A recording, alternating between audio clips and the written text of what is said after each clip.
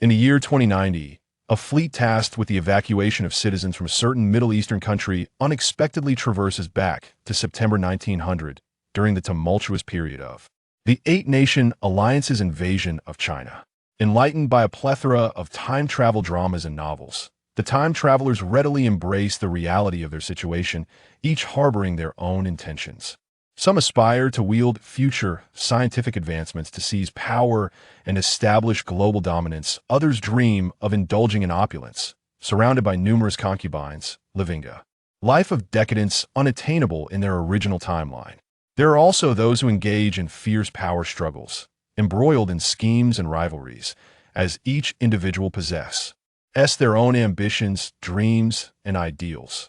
However, these time travelers are not confronting a backward, agrarian society, but rather a formidable modern power with significant mobilization, organizational capabilities, and considerable technological prowess. Even the coveted advantages once enjoyed by past travelers may not guarantee superiority. Thus, amid uncertainty and divergent aspirations, can these travelers, devoid of the protagonist's halo, realize their dreams in such a chaotic era? Chapter 1. The Evacuation Fleet. Beep. As the lights flickered back to life, Xia Bohai discerned that, like himself, the majority of individuals in the command room were either sprawled or seated on the floor. Although everyone had their designated positions, most preferred to stand when circumstances allowed.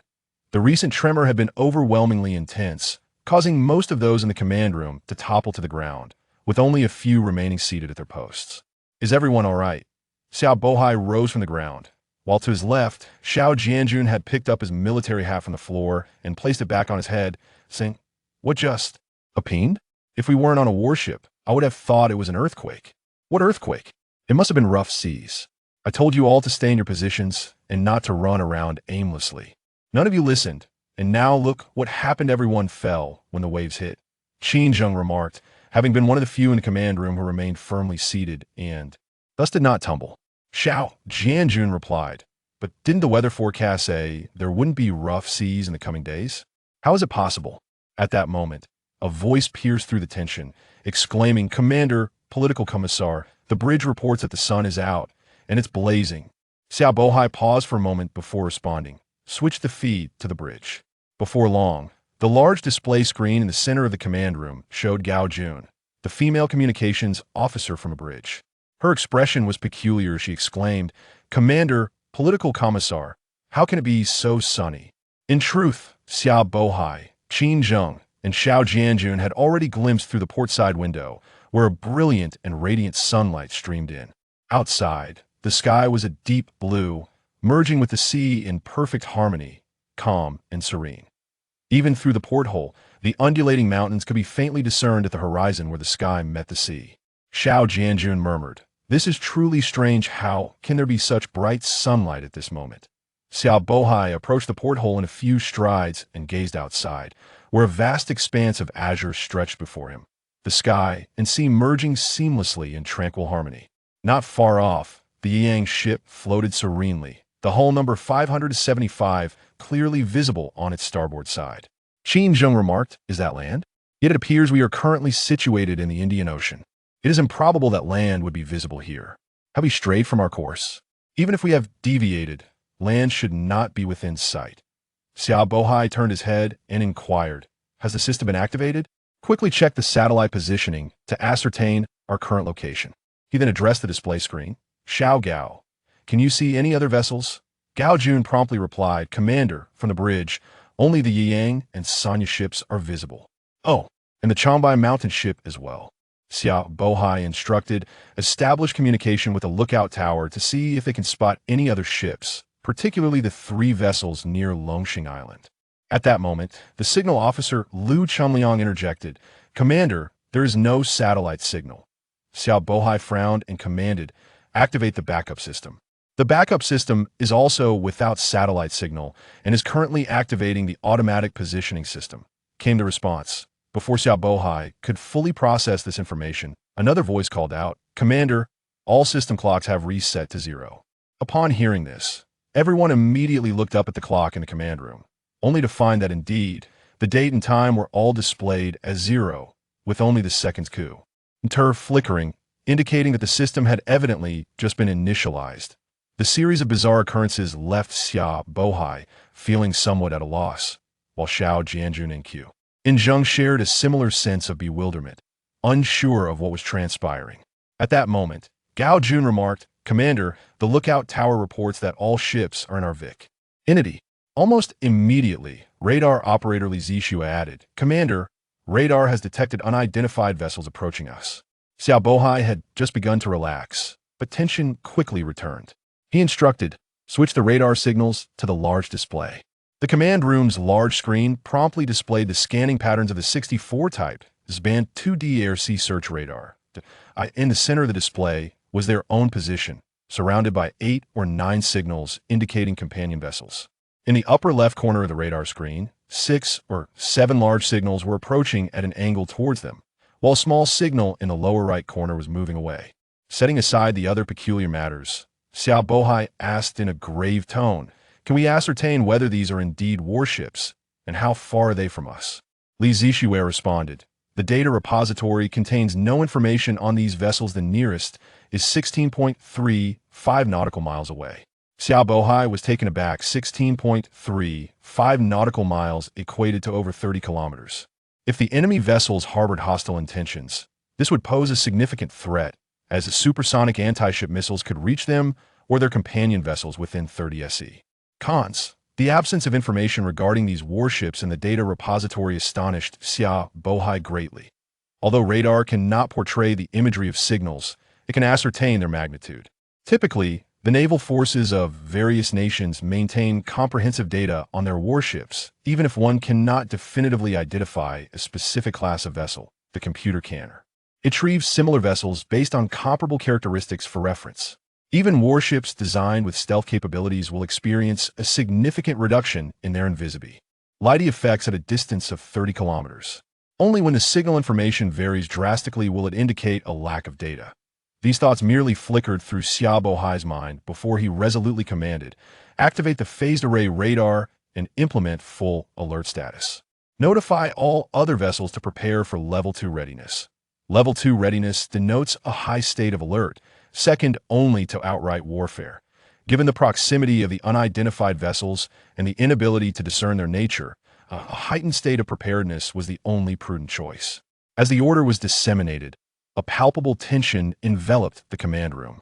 Each individual focused intently on their respective displays, swiftly engaging in their duties. The air was filled with a chorus of rapid keystrokes, and various primary displays illuminated, showcasing an array of data. At that moment, the signal operator Lu Chunliang announced, "Commander, the self-positioning system indicates our coordinates as 122, 316 degrees east and 38.657 degrees north." That on a primary display screen, their current location was revealed. However, an immediate gasp filled the command room. Xiao Jianjun widened his eyes and exclaimed, "How is this possible? We are in the Bohai Sea." Chapter 2. Traversing to the late Qing Dynasty. This is a fleet engaged in the evacuation of citizens. In the year 20, a rebellion erupted within a Middle Eastern nation, resulting in the insurgents seizing a substantial portion of the territory, leading to the collapse of national order and plunging the country into utter chaos. Numerous nations commenced the evacuation of their citizens, leaving a significant number of Chinese nationals stranded at the nation's ports. However, due to the occupation of airports by terrorists, evacuation by air was rendered impossible. The Chinese government promptly issued an order for the escort fleet comprising the guided missile destroyers Sanya, Huaihua, and Xiangyang, which were on a mission in the Persian Gulf, to hasten to the port to safeguard Chinese citizens. Concurrently, additional vessels were dispatched from the homeland: the destroyer Kunming, the frigate Yangyang, the dock landing ship Shangbeichen, and the comprehensive supply ship Taihu, forming an evacuation escort fleet. This fleet was tasked with protecting 3 large passenger ferries: Longxing Island, Yangqing Island, and Qinshan Island. Commander Xiao Bohai was appointed to lead the escort fleet, with Deputy Commander Xiao Jianjun and Political Commissar Qin Zheng accompanying him to carry out the evacuation mission. After departing from Guadalport, the fleet entered the Indian Ocean. Following a day of navigation, as dusk approached, the setting sun was abruptly obscured by a vast expanse of dark clouds, plunging the sky into an unexpected gloom.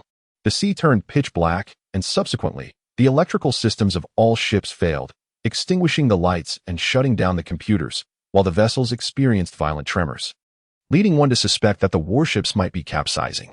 However, this unsettling situation did not persist for long. Shortly thereafter, calm was restored, power returned. Lights flickered back to life, and the ship's systems rebooted. Yet, a series of bizarre occurrences began to unfold. The evening was bright and sunny. Yet the fleet's position had inexplicably shifted from the Indian Ocean to the entrance of the Bohai Sea, where it encountered an unidentified target. Commander Xiao Bohai of the escort fleet found himself momentarily at a loss. Fortunately, the radar displayed several targets that remained stationary. Their trajectories suggested they were not heading toward the evacuation fleet, but merely veering close to it, particularly that small target, which had now drifted to the edge of the radar's scanning range. Nevertheless, Xiao Bohai remained cautious and did not lift the state of war alert. After conferring with Xiao Jianjun and Qin Zheng, he issued the order to deploy unmanned aerial vehicles for close reconnaissance of the opposing fleet and commanded all compartments to report their statuses, as well as all other vessels to provide updates. The Kunming ship was equipped with a Z-20 shipborne helicopter and two WZ-2000 shipborne reconnaissance drones. The drones would be launched with rocket assistance and descend via parachute. In light of the uncertainty surrounding the identity and intentions of the opposing vessels, deploying unmanned aerial vehicles for close reconnaissance was undoubtedly the wisest course of action. At that moment, Lu Chunyang spoke up, "Commander, the captain of the Shangbeian ship has requested to establish internal communication with the headquarters. Communication between ships can be categorized into two types. The first is public communication, which occurs directly through the command room, allowing all present to be privy to the conversation. The second is a private line of communication among the captains, reserved for matters that cannot be disclosed publicly." Following the issuance of a Level 2 combat readiness order by Captain Xiao Bohai, Captain Lu Kai of the Chabai Mountain vessel requested a private line of communication, indicating the presence of highly sensitive information. Xiao Bohai responded, "Very well, gather in the office. Lao Xiao, Lao Qin, accompany me to the office. Captain Shang, you will command here, as the flagship of the entire fleet." The Kunming vessel was initially designed to serve as the command flagship. Therefore, in addition to the captain's office, there exists a dedicated fleet command office on board. After Xiao Bohai and his companions exited the command room, the responsibility for commanding the ship naturally fell to Captain Shang Jifeng of the Kunming vessel. In fact, the fleet command office is located within the command room itself. Upon entering the office, Xiao Bohai picked up the telephone on the desk, pressed the answer button, and said, "This is Xiao Bohai. What is the matter?" "What? Say that again. Lu Kai, what time is it to be making such jokes?" "Yes, it has already been sent over." "Fine, I will discuss it further when I meet them. If it turns out to be a falsehood, I shall hold you accountable. That is all. Enhance the vigilance." Though Xiao Jianjun and Qin Zheng could not hear the contents of the conversation, they sensed something was amiss from Xiao Bohai's tone and demeanor. Consequently, once Xiao Bohai hung up the phone, Qin Zheng immediately inquired, "Lao Xia, what has transpired?" Xiao Bohai hesitated momentarily before stating, "Just now, Lu Kai mentioned over the phone that we have traversed back to the Qing Dynasty." "Traversed back to the Qing Dynasty?" Xiao Jianjun remarked. "What sort of nonsense is Lu Kai concocting?" Only then did Xiao Bohai elaborate. "They recently discovered a shipwreck on the sea, prompting Lu Kai to dispatch a team for rescue. As a result, several individuals were brought aboard, all clad in ancient attire and sporting braids. According to those rescued, it is indeed the Qing Dynasty, specifically the 26th year of Guangxu." Qin Zheng stroked his chin thoughtfully and responded, "The 26th year of Guangxu corresponds to 1900, which implies we have traveled back over a century to the late Qing period." Xiao Bohai affirmed, regardless of the authenticity, "Lu Kai has already sent the rescued individuals to the Kunming ship. The soldiers who brought them over are well versed in the circumstances, allowing us to verify the situation." Qin Zheng nodded in agreement, saying, "Very well. Let us await the arrival of the individuals for further clarification." Xiao Bohai continued, "It turns out the ship belongs to the ghostly fleet. What type of warship is it? Is it of the Jingguang class or the Chiyue class?" However, Shang Jinfeng's voice took on a peculiar tone as he replied, "Commander, neither. These warships appear rather unusual. I will send the images to the office. Once you see them, it will be clear."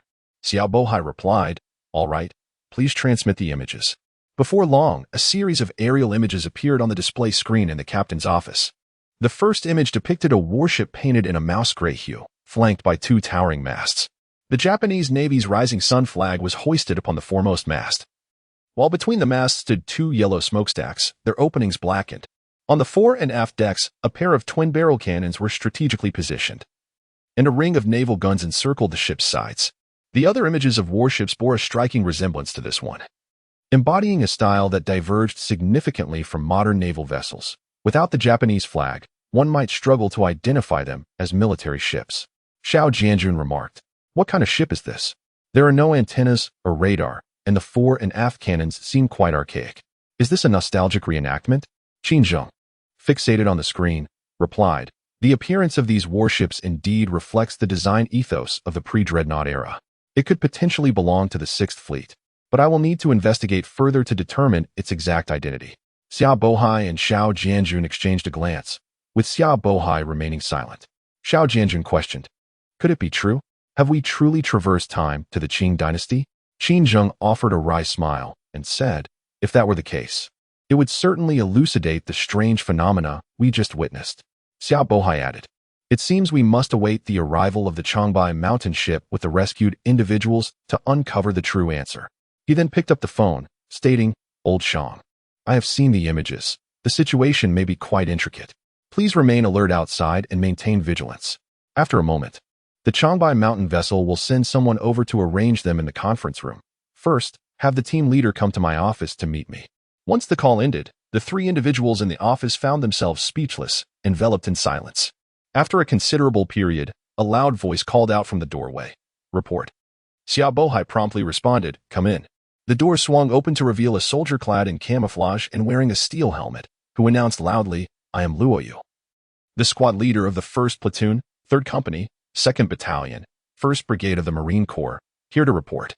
Chapter 3. The elite platoon leader Xia Bohai regarded Luoyu and remarked, "Isn't the platoon leader of the 1st Brigade, 2nd Battalion, 3rd Company, the esteemed Wang Rufeng?" Luoyu replied, "Report, Commander. Platoon leader Wang has already been reassigned to the company headquarters and is now our deputy company commander. I was previously a squad leader in the 1st Platoon and have just assumed the role of platoon leader prior to this mission." Qingjing chuckled, "Old Xia. Do you remember? He was the outstanding squad leader of the elite platoon who secured the highest individual score in last year's military competition. And now he must be the platoon leader of that elite unit." Xia Bohai then recalled and laughed, "Ah, the squad leader of the elite platoon. That sounds so familiar." It turns out that the 1st Brigade, 2nd Battalion, 3rd Company, 1st Platoon of the Marine Corps is quite renowned, having secured 1st place in the overall team standings for 3 consecutive years in the military competition. Furthermore, throughout the past years of escort missions, military exercises, peacekeeping, and rescue operations, they have consistently exhibited remarkable performance, earning numerous accolades and recognition as the illustrious elite platoon of the Marine Corps. Luoyu, now 23 years of age, has served in the military for 4 years and currently holds the rank of 2nd lieutenant. In last year's military competition, he distinguished himself as a squad leader, achieving the highest individual score and leading his platoon to victory, earning him the title of the elite squad leader of the Sharp Blade Platoon. Following the promotion of his former platoon leader, Wang Runfeng, to the position of deputy company commander, Luoyu assumed the role of platoon leader. Thus, even Xia Bohai has become somewhat familiar with him, while Qin Zheng, responsible for political work, remembers him even better. This time, the 3rd Company was initially assigned to accompany the ships Sanya, Huaihua, and Xiangyang on a mission in the Gulf of Aden. Upon receiving orders for the evacuation of citizens, they were the first to arrive at the designated location to protect Chinese nationals. As the 3rd Company is part of the Marine Corps, they bore the primary responsibility for land security. During the evacuation operation, they engaged in several small-scale conflicts with terrorist organizations, and the 1st Platoon performed exceptionally well, successfully repelling 2 attacks on the port, ensuring the safety of Chinese residents until the evacuation fleet arrived. Should the evacuation fleet return home safely, it would undoubtedly add another commendable achievement to their honor roll. Xia Bohai inquired, "Platoon leader Luo, was the person who fell into the water one of your men sent to rescue?" Luoyu nodded and replied, "Yes." Xia Bohai continued, "Please elaborate on the details." In truth, the entire process is not intricate. The recent incident involving the Changbai mountain ship mirrored that of the Kunming vessel, as the power system failed entirely, plunging the ship into darkness, shutting down computers, and causing a violent tremor throughout the hull. However, once normalcy was restored, Captain Lu Kai commanded the Marines to maintain vigilance throughout the ship. It was then that someone on the ship's railing spotted a capsized wooden vessel some miles away, with individuals in the water calling for help. In the distance, a mechanical ship was seen drifting away, its form barely discernible. Upon receiving the report, Lu Kai immediately ordered a rescue operation for the individuals in distress. Consequently, Luo Yu led a team of soldiers aboard 2 lifeboats to effectuate the rescue, successfully retrieving 7 individuals, 5 men and 2 women. Yet, upon their recovery, an unsettling realization dawned upon them, as the attire of the rescued, regardless of gender, was evidently not that of modern times. The 5 men, in particular, were bald at the forehead, sporting long braids, suggesting they belonged to the Qing Dynasty era. Initially, the soldiers were somewhat indifferent, assuming they were merely participants in a retro-themed event. Luo Yu promptly saluted and affirmed, yes, before exiting the office. After his departure, only 3 individuals remained within the office, shrouded in silence as they contemplated the implications of Luo Yu's earlier statements. The fleet commander, Xia Bohai, age 45, held the rank of senior colonel. Prior to this mission, he served as the deputy commander of the 2nd Escort Flotilla of the South China Sea Fleet. Should fortune favor him, he was poised for promotion to the rank of Major General this year. He faced 2 potential paths ahead: to assume command of the 2nd Escort Flotilla or to take the helm of the first domestically produced aircraft carrier. With the prospect of eventually commanding the aircraft carrier group, Political Commissar Qin Zheng, age 46, holds the rank of senior colonel and is stationed at the level of a division. Prior to this assignment, he served as the political commissar of the 5th Amphibious Brigade of the South China Sea Fleet. Following this mission, he may be transferred to a position within the political department of the South China Sea Fleet. The youngest among them, Deputy Commander Xiao Jianjun, is merely 42 years old and also holds the rank of senior colonel, having previously served as the Deputy Chief of Staff of the 4th Destroyer Brigade of the South China Sea Fleet, with a strong likelihood of being promoted to Chief of Staff. Although this trio was assembled on a temporary basis, they are not strangers to one another. In fact, they were classmates at the military academy. Qin Zheng and Xia Bohai graduated in the same year, while Xiao Jianjun was 3 years their junior. Nonetheless, they shared the same campus for a year, albeit without any significant interactions during that time. Their first collaboration occurred over 20 years ago aboard the frigate Xiangtan. At that time, Xiao Jianjun had just graduated from the military academy and was assigned to the Xiangtan as a communications officer, while Xia Bohai and Qin Zheng had already been serving on the vessel for 2 years and had both risen to the rank of team leader. Their time together on the ship lasted for more than 3 years, and their shared alma mater fostered a strong camaraderie among them. After a moment of silence, Xia Bohai broke the ice, inquiring, "What exactly is the Tianjin Machinery Bureau?" It turns out that during his time at the military academy, Qin Zheng majored in military history and cultivated a deep interest in modern Chinese history. He is currently engaged in writing a book on the subject, having amassed a wealth of information, which has rendered him quite knowledgeable about the Tianjin Machinery Bureau. With a sense of surprise, Xiao Jianjun remarked, "They were able to manufacture submarines back then? How impressive." Qin Zheng chuckled, remarking, "One must not underestimate the wisdom of the Chinese people." In the Tianjin History Museum, there exists a model of a submarine, completed in September 1880. Although it was merely a prototype for experimental purposes, it was quite remarkable in its own right. Regrettably, this submarine never saw official use nor further research, and thus faded into obscurity. Xia Bohai responded, "It seems that everything aligns perfectly. Could it be that we have indeed traversed back to the era of the Qing Dynasty, rather than merely the late Qing?" At this moment, Qin Zheng rose and said, "Let us refrain from jumping to conclusions. Allow me to speak with them first." Xia Bohai nodded in agreement, stating, "Only old Qin is capable of having such discussions. We shall await your findings." At the helicopter platform at the stern of the Kunming ship, 5 soldiers who had accompanied Luo Yu were waiting at the edge of the ship. Upon seeing Luo Yu emerge, they quickly gathered around him. Squad leader Lu Tai inquired, "Commander, what did the leader say? Did he ask them, have we truly traversed back to the Qing Dynasty?" Luo Yu shook his head, responding, "Not yet. The commander instructed us to remain here and await further orders, since they had been rescued from the sea by this group." The few who had been saved were aware of the unfolding events. In fact, a considerable number of people aboard the Chambai mountain ship had already heard the discussions, which were rife with speculation. Although Captain Lu Kai was cognizant of the rumors circulating throughout the ship, he felt uncertain about how to address the situation until he received new directives from the command post, and therefore chose to remain silent for the time being. Upon hearing that they must now wait, the others began to engage in conversation at the ship's railing. Lu Tai rolled his eyes and remarked, "Can we truly believe in these online novels?" Qin Tao replied, "Regardless of your beliefs, I, for one, hold faith in it. Furthermore, if we have indeed traversed time, consider this, with our fleet of exquisite warships." He emphasized the Kunming ship beneath his feet, stating, "In this era, it is akin to a star destroyer. What are battleships, dreadnoughts, or even the Bismarck and Yamato, if not mere tools to annihilate at will?" Lu Tai responded, "I recall that in online novels, it is typically an individual who travels through time. There has never been an entire fleet such as ours." Qin Tao, evidently familiar with certain web novels, countered, "Squad leader, you fail to grasp the current trend. Solitary time travel is no longer in vogue.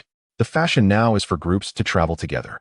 I remember a tale of hundreds who journeyed to the Qing Dynasty, developing together. There was even a tank regiment that traveled to the Qing Dynasty. Perhaps we might even encounter them here?" Wang Wenhao interjected, "A tank regiment? They cannot possibly match our numbers. We are indeed a fleet." Qin Tao replied, "You lack perspective. What is a fleet in comparison?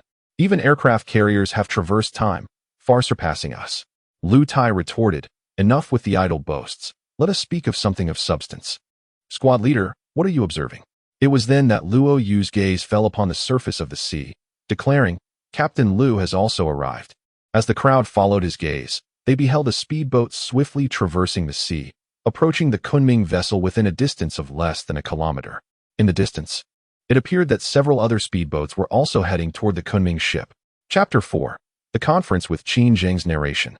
Two images were projected onto the screen, one captured by a drone showcasing the Changpan vessel, and the other a collection of images gathered by Qin Zheng. Although the angles of the photographs differed, it was evident to all present that the warships depicted were indeed the same.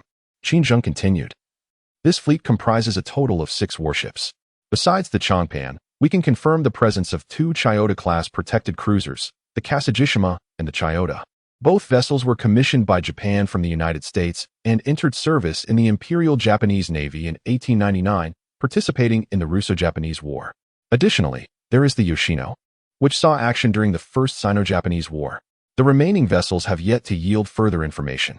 Upon concluding his presentation, a wave of discussion surged through the conference room. This urgent meeting was convened by Xia Bohai, Qin Zheng, and Xiao Jianjun, with attendees including Captain Shang Jinfeng of the Kunming, Captain Wang Hailong of the Yiyang, Captain Zhang Wei of the Sanya, Captain of the Huaihua, Captain of the Xiangyang, Captain Lu Kai of the Changbai Mountain, Captain Xie Tung of the Taihu, and Marine Corps Commander Chu Yaping, alongside 4 government officials: Wang Yunpeng from the State Council, Su Jichao from the Ministry of Foreign Affairs, Shang Qisong from the Ministry of National Security, and Councillor Li Sanjie from the Embassy. 15 individuals, the principal commanders tasked with the responsibility of the evacuation mission, gathered together. As Qin Zheng elucidated, the display screen continuously cycled through images of various figures. Captain Wang Hailong of the Yiyang vessel inquired, "Commander, Political Commissar, are you implying that we have truly traversed back to the Qing Dynasty?" Except for Shang Jinfeng and Lu Kai, the others had only just been informed of the fleet's extraordinary journey, struggling to grasp this astonishing reality. Consequently, Wang Hailong's tone was imbued with skepticism, a sentiment echoed by his companions who, after hearing his question, began to murmur among themselves in hushed tones. Xia Bohai remarked, "I understand that everyone harbors doubts and finds it challenging to accept this reality. Certainly, warships can be replicated. We have previously reconstructed the Dingyuan ship. Moreover, individuals can disguise themselves. However, one fact remains unaltered. We ought to be in the Indian Ocean, yet our current positioning system indicates we are at the Bohai Bay. A discrepancy that cannot be dismissed." Upon hearing Xia Bohai's words, the expressions of the others shifted as they began to regard the news with skepticism. Wang Hailong reiterated, "Commander, Political Commissar, it is not that I doubt you, but are you suggesting that we have genuinely crossed into the Qing Dynasty?" Qin Zheng responded, "Based on the information we currently possess, this appears to be true. Furthermore, confirming this fact should not prove difficult. We merely need to dispatch a drone to conduct reconnaissance above Tianjin. If the date is indeed September 1900, We should observe a considerable presence of the Eight-Nation Alliance's warships anchored at Daegu. Wang Hailong remarked, "What are we waiting for? Let us promptly dispatch a drone for reconnaissance." Xiao Bohai responded, "While sending a drone for reconnaissance is simple, we currently face two significant challenges. Firstly, the distance to Daegu mouth is approximately 300 kilometers, and the drone will require around half an hour to reach its destination. Furthermore, we find ourselves in an open expanse of sea, making us vulnerable to detection by passing vessels, which poses a considerable disadvantage. We must not forget that our fleet includes 3 passenger ferries carrying over 3,000 civilians. Therefore, it is imperative that we seek a concealed anchorage while we await the drone's findings." Lu Kai inquired, "On this vast sea, where can we find a concealed anchorage?" Xiao Jianjun replied, "I have conferred with the commander and the political commissar, and we believe that suitable anchorage can be found in the Miao Islands." The Miao Islands comprise a series of islands located at the confluence of the Bohai Sea and the Yellow Sea, lying between the Jiaodong Peninsula and the Liaodong Peninsula. This archipelago consists of 32 islands, creating a total of 99 bays, generally arranged from south to north, and can be divided into 3 parts. The southernmost section, facing Penglai across the sea, is the Miao Mountain Islands, which include the principal islands of Miao Island, Nanshan Island, Beishan Island, and the large and small Zhu Islands, alongside the large and small Heishan Islands. The central portion consists of Gaoshan Island and Taofan Island, while the northern end features the large and small Qin Islands, as well as the Nanshan and Beishan Islands, effectively guarding the entrance to the Bohai Sea. At this moment, a map of the Miao Islands is displayed on the screen. And Xiao Jianjun continued, "There are generally 3 navigable channels from the Yellow Sea into the Bohai Sea: the northern Bohai Strait, the central Baitaofan Waterway, and the southern Miao Island Strait. Thus, we can anchor in the waters between the islands of Deshaoqing and Nanbei Huangqing at the northern end of the Miao Island archipelago. This area is replete with numerous reefs, which can provide concealment for our fleet. Moreover, it is strategically located at the heart of the Bohai Strait, with both the Jiaodong Peninsula and the Liaodong Peninsula lying approximately 50 to 60 kilometers away, perfectly within the operational range of our maritime and aerial radar systems, allowing us to effectively monitor surface conditions. Additionally, despite the abundance of reefs in this region, we possess comprehensive nautical charts. While it is possible that our charts may differ somewhat from the current conditions, the Kunming, Yiyang, and Sanya vessels are equipped with underwater sonar detection systems, thereby ensuring the complete safety of our fleet." A brief silence enveloped the conference room. Those unfamiliar with history are not entirely oblivious to the Boxer Protocol. In modern Chinese history, more than 1,000 unequal treaties were signed, yet 3 stand out for their profound impact: the Nanjing Treaty, the Shimonoseki Treaty, and the Boxer Protocol. The Nanjing Treaty was the first unequal treaty signed by China, symbolizing the aggressive advance of Western powers and marking the opening of China's doors, leading the nation into a state of semi-feudalism and semi-colonialism. The Shimonoseki Treaty served as a watershed moment for Sino-Japanese relations. Prior to this, Japan had freed itself from Western colonialism and gradually emerged as a power in its own right, while China's path towards modernization was abruptly interrupted, depriving it of any chance for resurgence. The Boxer Protocol not only entailed the highest reparations but also reinforced imperialist control and plunder over China, signifying the complete degradation of the nation into a semi-colonial and semi-feudal society. At this moment, Xiao Bohai remarked, "If we have truly traversed to the year 1900, then we must certainly prevent the signing of the Boxer Protocol. I trust there will be no dissent on this matter." Wang Hailong was the first to respond, "I am in agreement. If we have indeed crossed into this era, then let us seize the opportunity to make a significant impact, not only by thwarting the signing of the Boxer Protocol, but also by expelling all imperialist forces to establish a new China in this timeline." Captain of the Huaihua warship interjected, "I do not oppose Old One's view, but what shall we do? While our fleet may be invincible on the seas of this era, we lack ammunition resupply and logistical support. More critically, our warships are devoid of wheels. How shall we disembark to confront the Eight-Nation Alliance?" Xiao Bohai replied, "The Chief of Staff has already devised a military plan. Let us discuss it together." As they awaited the arrival of the other ship captains, the 3 had already conferred and devised a comprehensive plan for the post-crossing scenario. Xiao Jianjun articulated his strategy. "My plan is to first seize Daegu port, as it serves as the landing point for the Eight-Nation Alliance's incursion into China. Presently, the warships and supply vessels of the alliance are anchored at Daegu port. Thus, by capturing it, We can sever their retreat and resupply routes, while also securing a landing site for ourselves. The second step involves recapturing Tianjin, which would provide us with a stable base of operations and essential supplies, including sufficient provisions. Moreover, we could potentially confiscate arms and ammunition from the Eight-Nation Alliance and enlist Chinese nationals to expand our forces. Subsequently, we can strategize our next moves based on the evolving circumstances. The commander of the Marine Corps, Chu Yaping, furrowed his brow and interjected, Chief of Staff. Both the seizure of Daegu Port and the recapture of Tianjin necessitate land combat. Particularly in the case of Tianjin, the Navy would be of little assistance. Our Marine Corps comprises merely over 1,000 personnel, and we are lacking in heavy weaponry. Do we truly possess adequate strength? Xiao Jianjun remarked. This point has been discussed with the commander and the political commissar. The total number of the Eight-Nation Alliance is not substantial. There are currently only over 30,000 troops, the majority of whom are engaged in the assault on Beijing. The forces remaining in Tianjin and Daegu are relatively few, approximately 7,000 to 8,000, and they lack heavy weaponry. Although our Marine Corps is not large in number, we possess a battalion of 2 armored vehicles, which in this era are undoubtedly the kings of land warfare. Additionally, we have more than a dozen shipborne helicopters available for aerial support, coupled with our highly advanced combat command system. Therefore, capturing Daegu and Tianjin is entirely feasible. The other captains, aware that the three had already reached a consensus, voiced no objections. At this moment, Xiao Bohai added, comrades Wang Yunpeng, Su Jichao, Shang Qisong, and Li Sanjia, to prevent panic among the evacuees. Let us keep this matter confidential regarding the 3 passenger ferries for the time being. We shall announce it only after we have secured Daegu, presenting it as a temporary anchorage to evade a maritime storm. You must work diligently to reassure everyone. Chapter 5.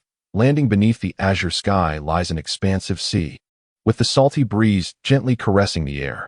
Amidst the undulating waves, 2 silver-gray warships, one large and one small, with elegant, elongated lines, cleave through the waters in a coordinated formation.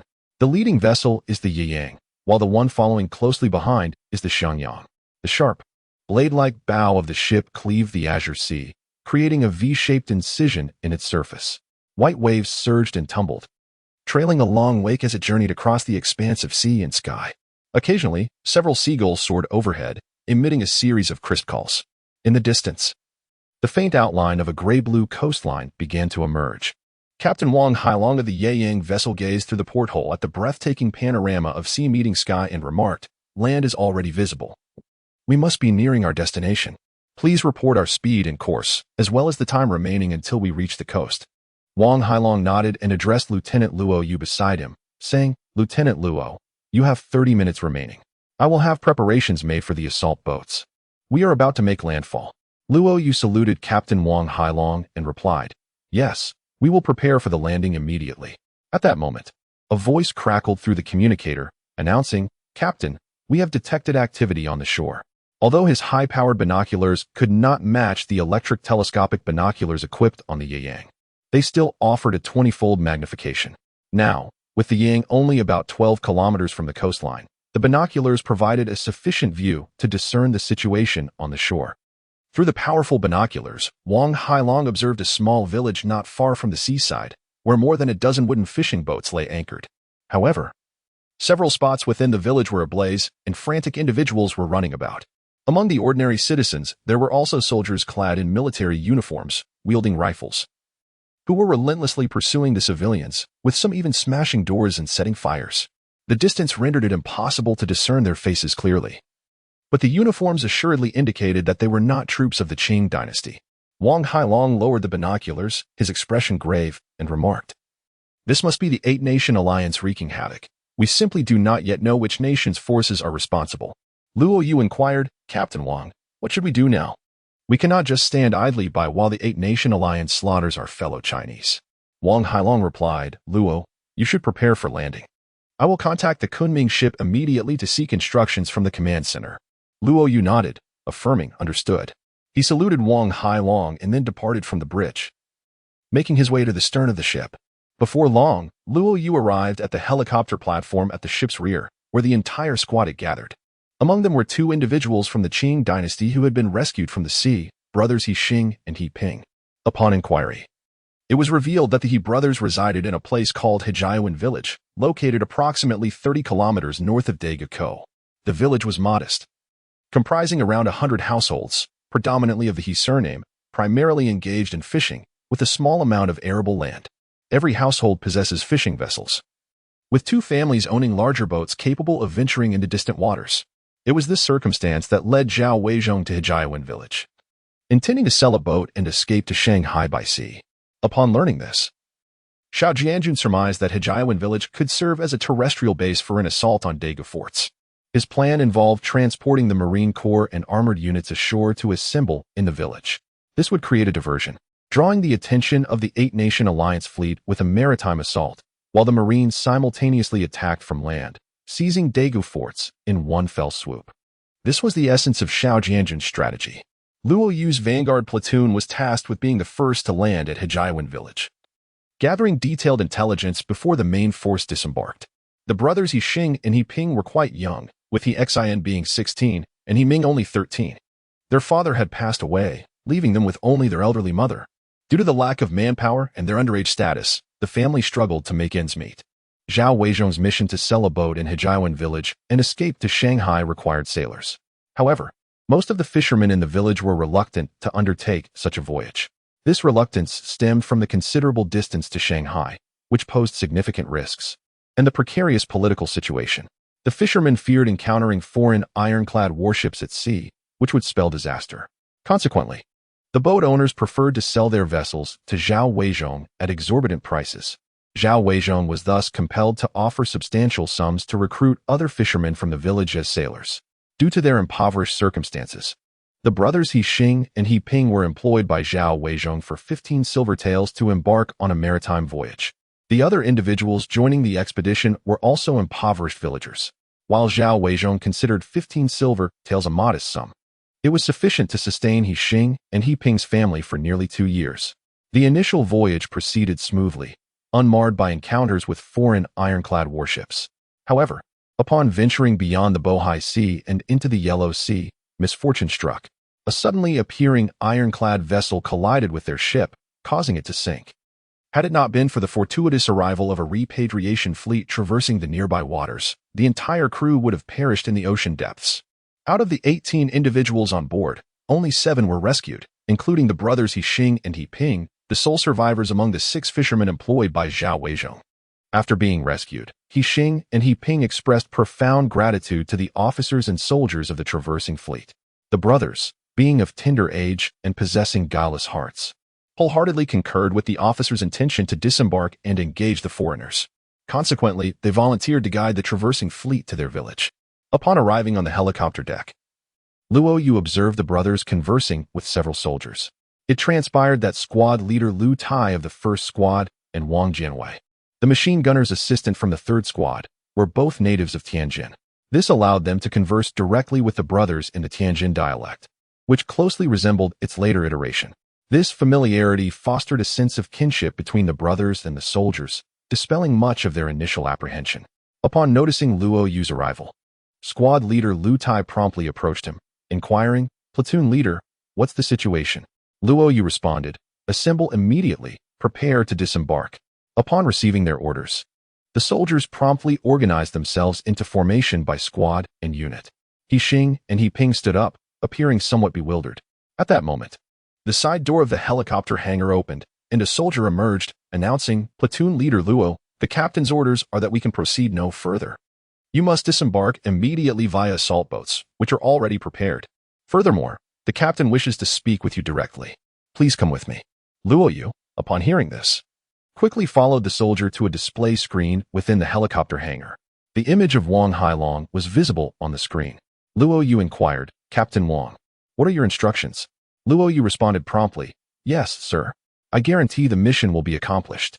The soldiers, upon hearing this, immediately marched in formation to the embarkation point for the assault boats. Luo Yu then approached the brothers, He Xing and He Ping, stating, "You two should accompany us ashore. However, do not guide us to land directly in front of your village. Instead, lead us to a location slightly removed from the village, so as not to be detected." He Xing asked timidly, "Sir, have the foreign devils arrived in our village?" Luo Yu replied, "It would appear so. He Ping, his face crestfallen, lamented, "My mother is still in the village. The foreign devils wouldn't harm my mother, would they? Sir, you must save my mother," Luo Yu stated. "There's no use in saying anything now. We'll discuss it once we're ashore. However, there may be danger upon landing, so you must obey our orders and not wander off. Do you understand?" Yixing quickly restrained his brother, replying, "Yes, sir. We'll follow your instructions." Luo Yu nodded in affirmation, stating, "Let's go." When Luo Yu arrived at the embarkation point for the assault boats with his two brothers, he found that the other soldiers had already boarded. The Marine Corps squad structure mirrors that of the Army, with each squad comprising 3 teams, each consisting of 9 soldiers. The entire squad is led by a single squad leader, while the assistant squad leader is concurrently the leader of one of the teams, resulting in a total of 28 personnel. With the addition of the He siblings, Yixing and He Ping, the total number swelled to 30. Thus, all 4 assault boats assigned to the Yang vessel were utilized. After Luo Yu, along with Yixing and He Ping, boarded the assault boats, all 4 vessels set off in unison, swiftly navigating towards the shore, guided by the He brothers. Chapter 6. The Ambush Plan Report to the Squad Leader. Based on our reconnaissance, the troops in the village appear to be Russian forces, numbering approximately 70 to 80 soldiers, primarily armed with rifles, and no heavy weaponry has been detected. Luo Yu nodded and addressed the 3 team leaders, Wang Tai, Li Lisin, and Zhang Jingjia. "If there are only 70 or 80 of them, we should be able to handle it. Immediately inform the Yang vessel, and ensure all teams are prepared for battle. Once the command is given, we will act without delay." Although Luo Yu's squad did not include specialized scouts, they were still capable of completing basic reconnaissance tasks. Upon landing, Luo Yu dispatched 3 soldiers to stealthily infiltrate the vicinity of the village to ascertain the enemy's identity, numbers, and armament, while the others congregated at the landing site, attentively listening to the He brothers as they discussed the village's geography and layout, preparing for the impending confrontation. Despite reconnaissance indicating the Russian force numbered approximately 70 to 80 men, nearly triple the platoon's strength, a modern military assessment, absent additional support, would deem engagement imprudent, even against a less technologically advanced adversary. In contemporary warfare, even irregular forces are typically equipped with AK-47 assault rifles, which, while possessing a generational gap compared to leading assault rifles such as the M16 series, FAMAS series, August series, and QBZ-95 series, still offer a degree of parity. However, in contrast to the weaponry of this era, the disparity is epical. Consequently, Luo Yu deemed the engagement viable. A Marine platoon's armament configuration consists of 2 identical sections. Each section is divided into 2 machine gun teams and a rocket launcher team, each comprising 3 individuals. The squad leader and deputy squad leader each command a machine gun team, accompanied by a designated machine gunner and assistant gunner. The squad leader and deputy squad leader are equipped with QBZ-95 assault rifles, augmented by grenade launchers and 4 to 6 grenades.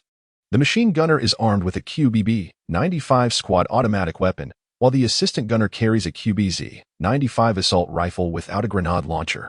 The rocket launcher team includes a rocket launcher operator, equipped with a Type 69 to 140 mm rocket launcher, and 2 assistants, each carrying a QBZ-95 assault rifle without a grenade launcher. The 3rd squad is also equipped with 2 machine gun teams, with personnel and weaponry configurations identical to those of the 1st and 2nd squads. However, an additional team is designated as the sniper unit, consisting of 1 sniper armed with the QBU-88-5 8mm sniper rifle, and 2 designated marksmen equipped with QBZ-95 assault rifles, without any auxiliary grenade launchers. The entire platoon comprises 28 individuals, collectively armed with 19 QBZ-95 assault rifles, 7 auxiliary grenade launchers, 6 QBB-95 squad machine guns, 2 40mm rocket launchers, and 1 QBU-88 sniper rifle. This arsenal is sufficient to counter light armored targets, particularly within a 500-meter range, where the firepower is undeniably formidable. As the communications officer relayed a report to the Yang vessel, Luo Yu convened with the 3 squad leaders to strategize against the Russian forces. Although they had yet to receive directives from the command, it was prudent to prepare in advance. Luo Yu certainly would not wait for orders from headquarters to formulate a plan. Squad leader Lu Tai spoke first. Platoon leader, I have just calculated that if we were in the year 1900, the predominant weaponry would consist of bolt-action rifles. with a maximum firing rate of approximately 15 rounds per minute, merely 1/7 of our capacity. Furthermore, the Russian forces lack heavy weaponry, creating a disparity in firepower that could range from 7 to 10 times, perhaps even more. Therefore, despite our numerical inferiority, we are fully capable of confronting this contingent of Russian troops. Li Lisin, the second squad leader, remarked, however, we may face some disadvantages in terms of range. The effective range of the Type 95 rifle is only 400 meters, whereas, to my knowledge, rifles of this era generally exceed 500 meters. Zhang Jingjie, the third squad leader, shook his head and replied, although the rifles of this era may have a longer range, once we exceed 200 meters, accuracy diminishes significantly.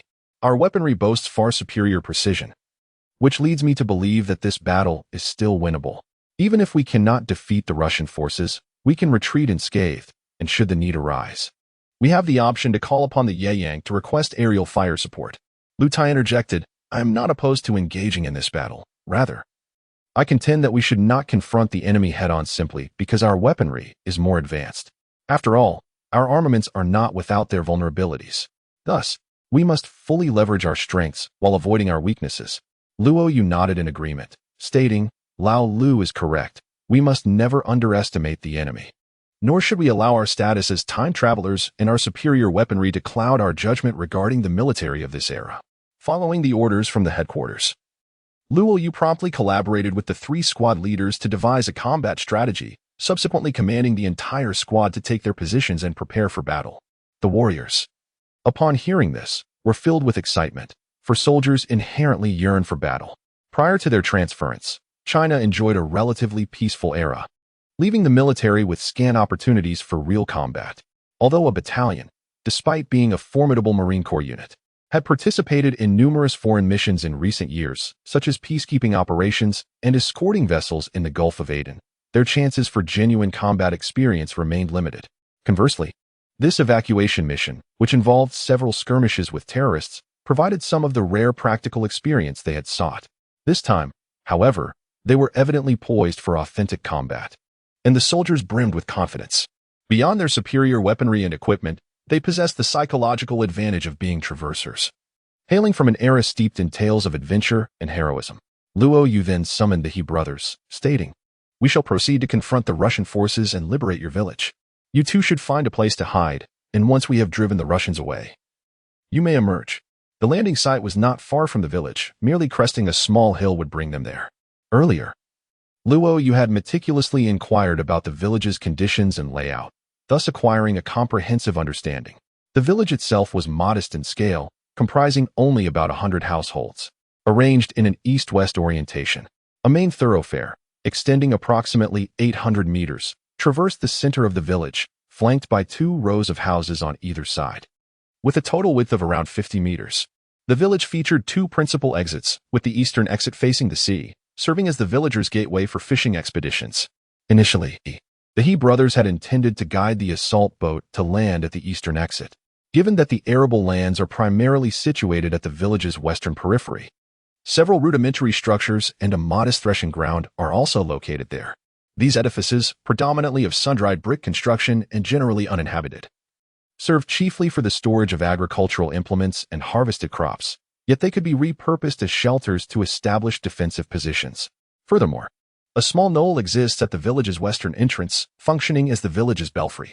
Despite its modest elevation of merely 4 to 5 meters, it affords a commanding vista of the entire village, rendering it an ideal locale for the deployment of a sniper's nest.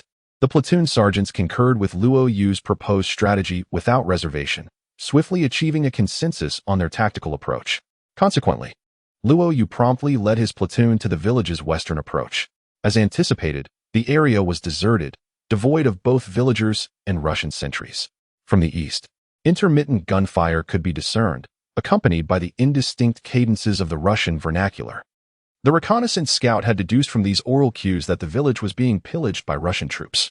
This complacency likely stemmed from the Russians' overconfidence, as they were engrossed in ransacking the village, never anticipating an assault. Indeed, were it not for the advent of this escort fleet traversing through time to this epoch, it is improbable that any military force would have assailed the Russian contingent. In accordance with the historical trajectory, The Eight-Nation Alliance had already breached Beijing, with the Empress Dowager and the Guangxu Emperor in flight. Concurrently, the southern mandarins adopted a policy of self-preservation, instituting the Southeast Mutual Protection, leaving the North China region of the Qing Empire essentially undefended. Instantly, Luoyu issued directives. The 1st and 2nd platoons were to immediately establish an ambush position, while the 3rd platoon sniper contingent was to prepare a sniping nest. He, himself, would lead the remaining 2 machine gun teams of the 3rd platoon into the village to draw the Russian forces. Despite the soldiers' limited practical experience, they had all undergone rigorous training. Wilderness combat, seeking cover, and setting up defensive positions were fundamental skills. Consequently, the soldiers promptly selected concealment, and the sniper squad swiftly ascended the earthen mound, arranging their sniping station. Chapter 7. Luring Tactics with the Ambush Site Prepared. Luoyu promptly led 6 soldiers along the main road into the village. Given the village's modest size, one could nearly discern its entirety from the entrance. At this juncture, over a dozen houses on either side of the entrance stood with their doors wide open. Along the main road lay 6 or 7 corpses, apparently villagers, amidst bloodstains and scattered grains and fabric scraps. From within the houses, sounds of weeping and shouting could be heard. However, affluent families also possessed their advantages, boasting not only larger households, but also tall courtyard walls and sturdy gates. Thus, upon the Russian troops' entry into the village, these families immediately secured their gates, reinforcing them with bars and barricading them with tables, chairs, cabinets, and benches, attempting to thwart the Russian advance. Simultaneously, they gathered all the adult males in their households, armed with picks, shovels, hoes, and other implements, ready to fight the Russian soldiers to the death upon their breach of the gates. Despite the gate and courtyard walls being incapable of genuinely impeding the Russian soldiers, they could still pose some minor obstacles. Given that the Russian army lacked artillery, they were compelled to either batter down the doors with their rifle butts or scale the walls using human ladders to gain entry. Consequently, albeit with some difficulty, they managed to breach the 2 residences. While the villagers possessed the will to fight the Russian soldiers, they were, after all, merely ordinary farmers and fishermen, and thus no match for the Russian soldiers, especially considering that the latter were armed with rifles. At that moment, the front door of one household was breached by the Russian troops, who stormed into the residence and began plundering the premises. Simultaneously, other Russian soldiers were divided into several groups, each attempting to break down the front doors of other households. Guided by Luoyu, 6 soldiers stealthily approached the village center, utilizing the houses as cover. Furthermore, the sniper team had already established a sniper position on the mound, which provided a commanding view of the entire village, enabling them to provide advance warning to Luoyu and his comrades. In short order, Luoyu and the other soldiers had stealthily approached within 100 meters of a group of Russian soldiers who were in the process of battering down a door. Not only could they clearly discern the Russian soldiers' movements and postures, but they could also distinctly hear the sound of rifle butt striking the door, the Russian soldiers' ferocious shouts, and the villagers' cries of anguish. However, at that moment, the Russian soldiers were solely focused on battering down the door and plundering, and remained entirely unaware that enemies had quietly approached their position. Luoyu, crouching low, took cover behind a meter-high earthen wall. He rested his rifle on the wall, glanced to his left and right, and observed that the other soldiers had each found cover behind large trees, low walls, wooden fences, stones, and so forth, and signaled to Luoyu that they were prepared. Acknowledging with a nod, Luoyu then shifted his gaze towards the Russian forces. He nestled his right cheek against the stock of his rifle, squinting one eye as he aligned the sights on a Russian soldier and subsequently squeezed the trigger. Despite not being a designated sniper, Luoyu had undergone rigorous military training. His triumph in the all-army competition was not a matter of chance. Marksmanship was a fundamental skill. At a distance of just over 100 meters, Luoyu's accuracy rivaled that of professional snipers. Bang! A Russian soldier, in the midst of hammering at the gate with his rifle butt, had a crimson flower bloom on his forehead. Without uttering a sound, he collapsed to the ground. Following Luoyu's initial shot, the other 6 soldiers also commenced firing, creating a dense barrage of gunfire. In actuality, this contingent of Russian troops was not composed of army soldiers, but rather naval personnel, specifically Marines from the Russian battleship Sissoy. During the Eight-Nation Alliance invasion of China, the landing occurred at Daegu Forts, with Tianjin serving as the base of operations for the advance towards Beijing. With the coalition warships anchored at Daegu Port, the Marines aboard often found themselves with little to do. Consequently, They would frequently disembark and pillage nearby villages, both as a means of passing time and supplementing their income. The officers of the various nations turned a blind eye to these activities, reasoning that the soldiers were entitled to some spoils after traveling such a great distance to fight in China, thereby maintaining morale. The conduct of the Russian soldiers stands out as particularly egregious amidst the actions of the various military forces. While soldiers from other nations came ashore primarily to pass the time, the Russians were driven by the intent to pillage and seize valuables. This was largely due to the rigid hierarchy within the Russian military, where only those of noble birth could attain officer status, relegating commoners and serfs to the ranks of ordinary soldiers. These soldiers were not only compensated poorly but were often subjected to harsh deductions by their superiors, forcing them to rely on plunder to sustain themselves and their families. Consequently, during this period among the great powers, the Russian army was marked by the most deplorable discipline and barbaric behavior. At this juncture, the Eight-Nation Alliance had occupied the Daga River mouth for nearly 3 months, and the surrounding villages had largely been ravaged by the foreign troops. Some villages had suffered catastrophic losses. The soldiers from other nations had little desire to venture far, while the Russian forces relentlessly sought new targets for looting. This relentless pursuit led them to venture over 30 kilometers, ultimately arriving at this village. Although modest in size, it represented a fresh opportunity for the Russians, who anticipated a lucrative haul. However, they were unprepared for the encounter with the advancing Chinese troops. The Russian soldiers took cover, listening to the incessant sounds of gunfire that struck the nearby earthen walls, tree trunks, and stones. A few Russian soldiers, inadequately concealed, were hit. One particularly anxious soldier, unable to withstand the pressure of remaining hidden, attempted to retaliate. Unfortunately, the moment he exposed himself, he was struck down by a bullet to the head, causing the others to shrink back in fear, paralyzed by the intensity of the onslaught. They were left astonished by the sheer number of enemies capable of unleashing such a concentrated barrage of fire. At that juncture, there remained approximately 8 or 9 Russian soldiers who were unable to raise their heads due to the relentless barrage. This number marginally exceeded that of Luo Yu and his comrades. However, the disparity in weaponry between the two factions was substantial. The Russian infantry employed bolt-action rifles, which necessitated manual extraction of the spent cartridge and subsequent re-aiming before a second shot could be fired, thereby significantly reducing their rate of fire. Under typical circumstances, the rate of fire for a bolt-action rifle averaged between 15 and 20 rounds per minute. Even under optimal conditions, it could only achieve a maximum of 38 rounds per minute.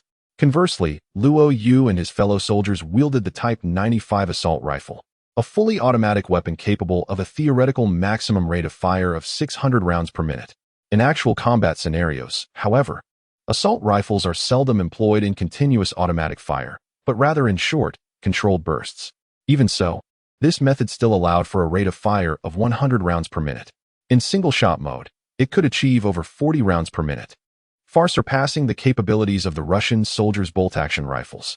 Moreover, Luo Yu's squad was equipped with 2 squad automatic weapons, enabling their 7-man team to effectively suppress the Russian forces, preventing them from even daring to expose themselves. Luo Yu, half-crouched behind the earthen wall, discharged his rifle in rapid succession. Within a minute, he had expended an entire magazine, resulting in the elimination of 2 Russian soldiers and the wounding of another.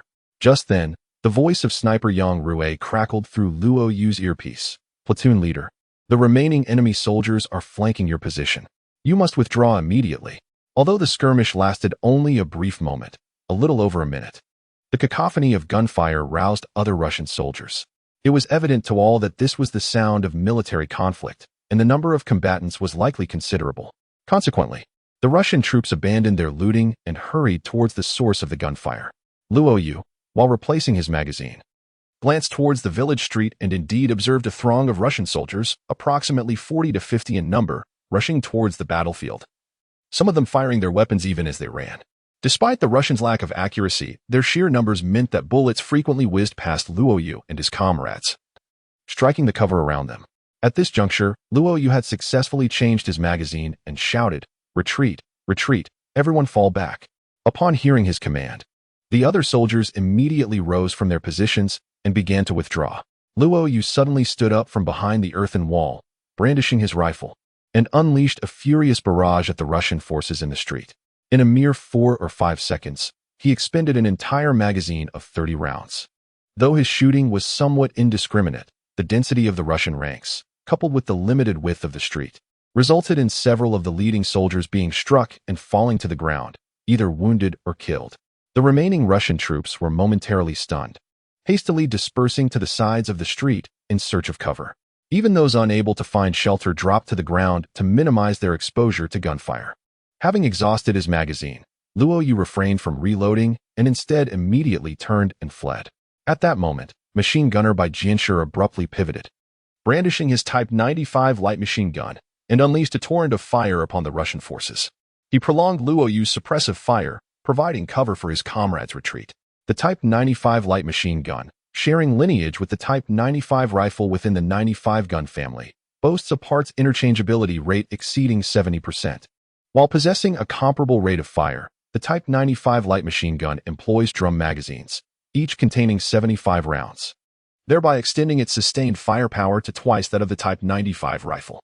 As Bai Jianshi emptied his drum magazine, another machine gunner, Qin Guoyu, promptly turned and opened fire. The Russian soldiers could only cower behind cover or remain prone on the ground, paralyzed by the incessant barrage of gunfire. By the time Qin Guoyu had depleted his drum magazine, Luo Yu and his men had already covered a distance of 400 to 500 meters, effectively escaping the Russians' range of fire. The tactic employed by Luo Yu and his soldiers during their retreat is known as hellfire. Originally conceived by the U.S. Special Forces and frequently utilized by patrol and reconnaissance teams. The fundamental strategy entails, upon encountering the enemy, the first member of the reconnaissance team to spot them immediately unleashes a full automatic burst of fire in their direction. Once the magazine is empty, they promptly disengage in the opposite direction. Simultaneously, the closest teammate also directs fire towards the enemy, expending their magazine before swiftly retreating. Subsequently, another nearby teammate repeats the process, alternating between firing and retreating in this manner. Before the enemy can recover from their initial shock, the team vanishes from sight. The soldier in the green beret described this tactic as follows. In the initial 30 seconds, it is as if divine providence graces the battlefield. No force on earth can withstand such firepower and shock. After 30 seconds, however, divine favor rests upon the side with greater numbers and firepower. Chapter 8.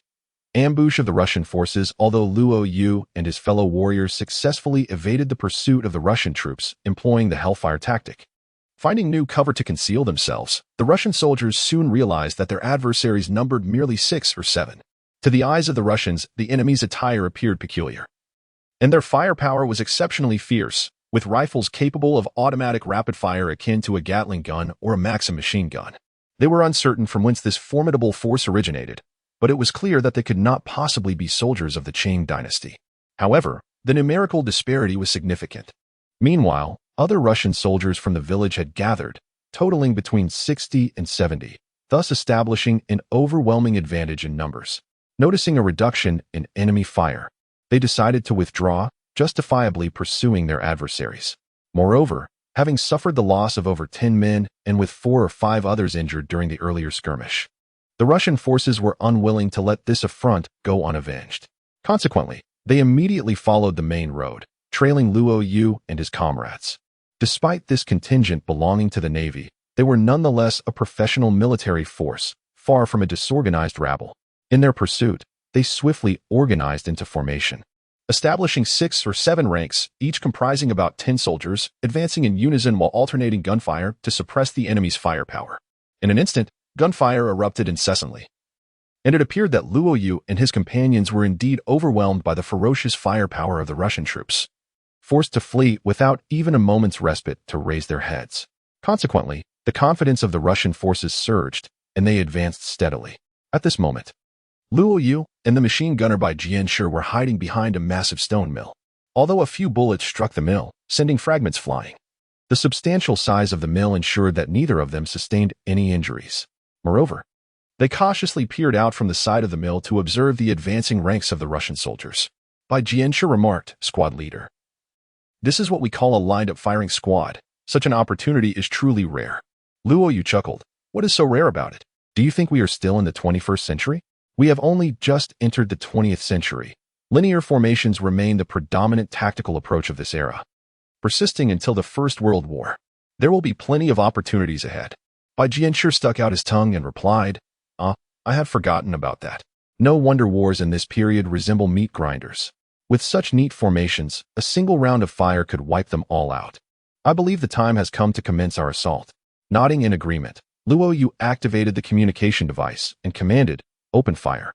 With that, he extended his rifle from the side of the mill and squeezed the trigger, unleashing a barrage against the Russian forces. Bai Jianshi set up his machine gun atop the mill, launching a fierce barrage as well. The other soldiers, who had long been positioned in ambush, also opened fire. And soon the crackle of gunfire from both flanks erupted like popcorn popping, thoroughly suppressing the Russian firepower. The Russian forces were utterly unprepared for the unexpected ambush set by the enemy. Since the Eight-Nation Alliance had landed at Daegu on June 17th and seized Tianjin on July 10th, their advance had been remarkably smooth. By this point, the main troops had already penetrated Beijing, and there seemed to be no resistance whatsoever in the Tianjin area.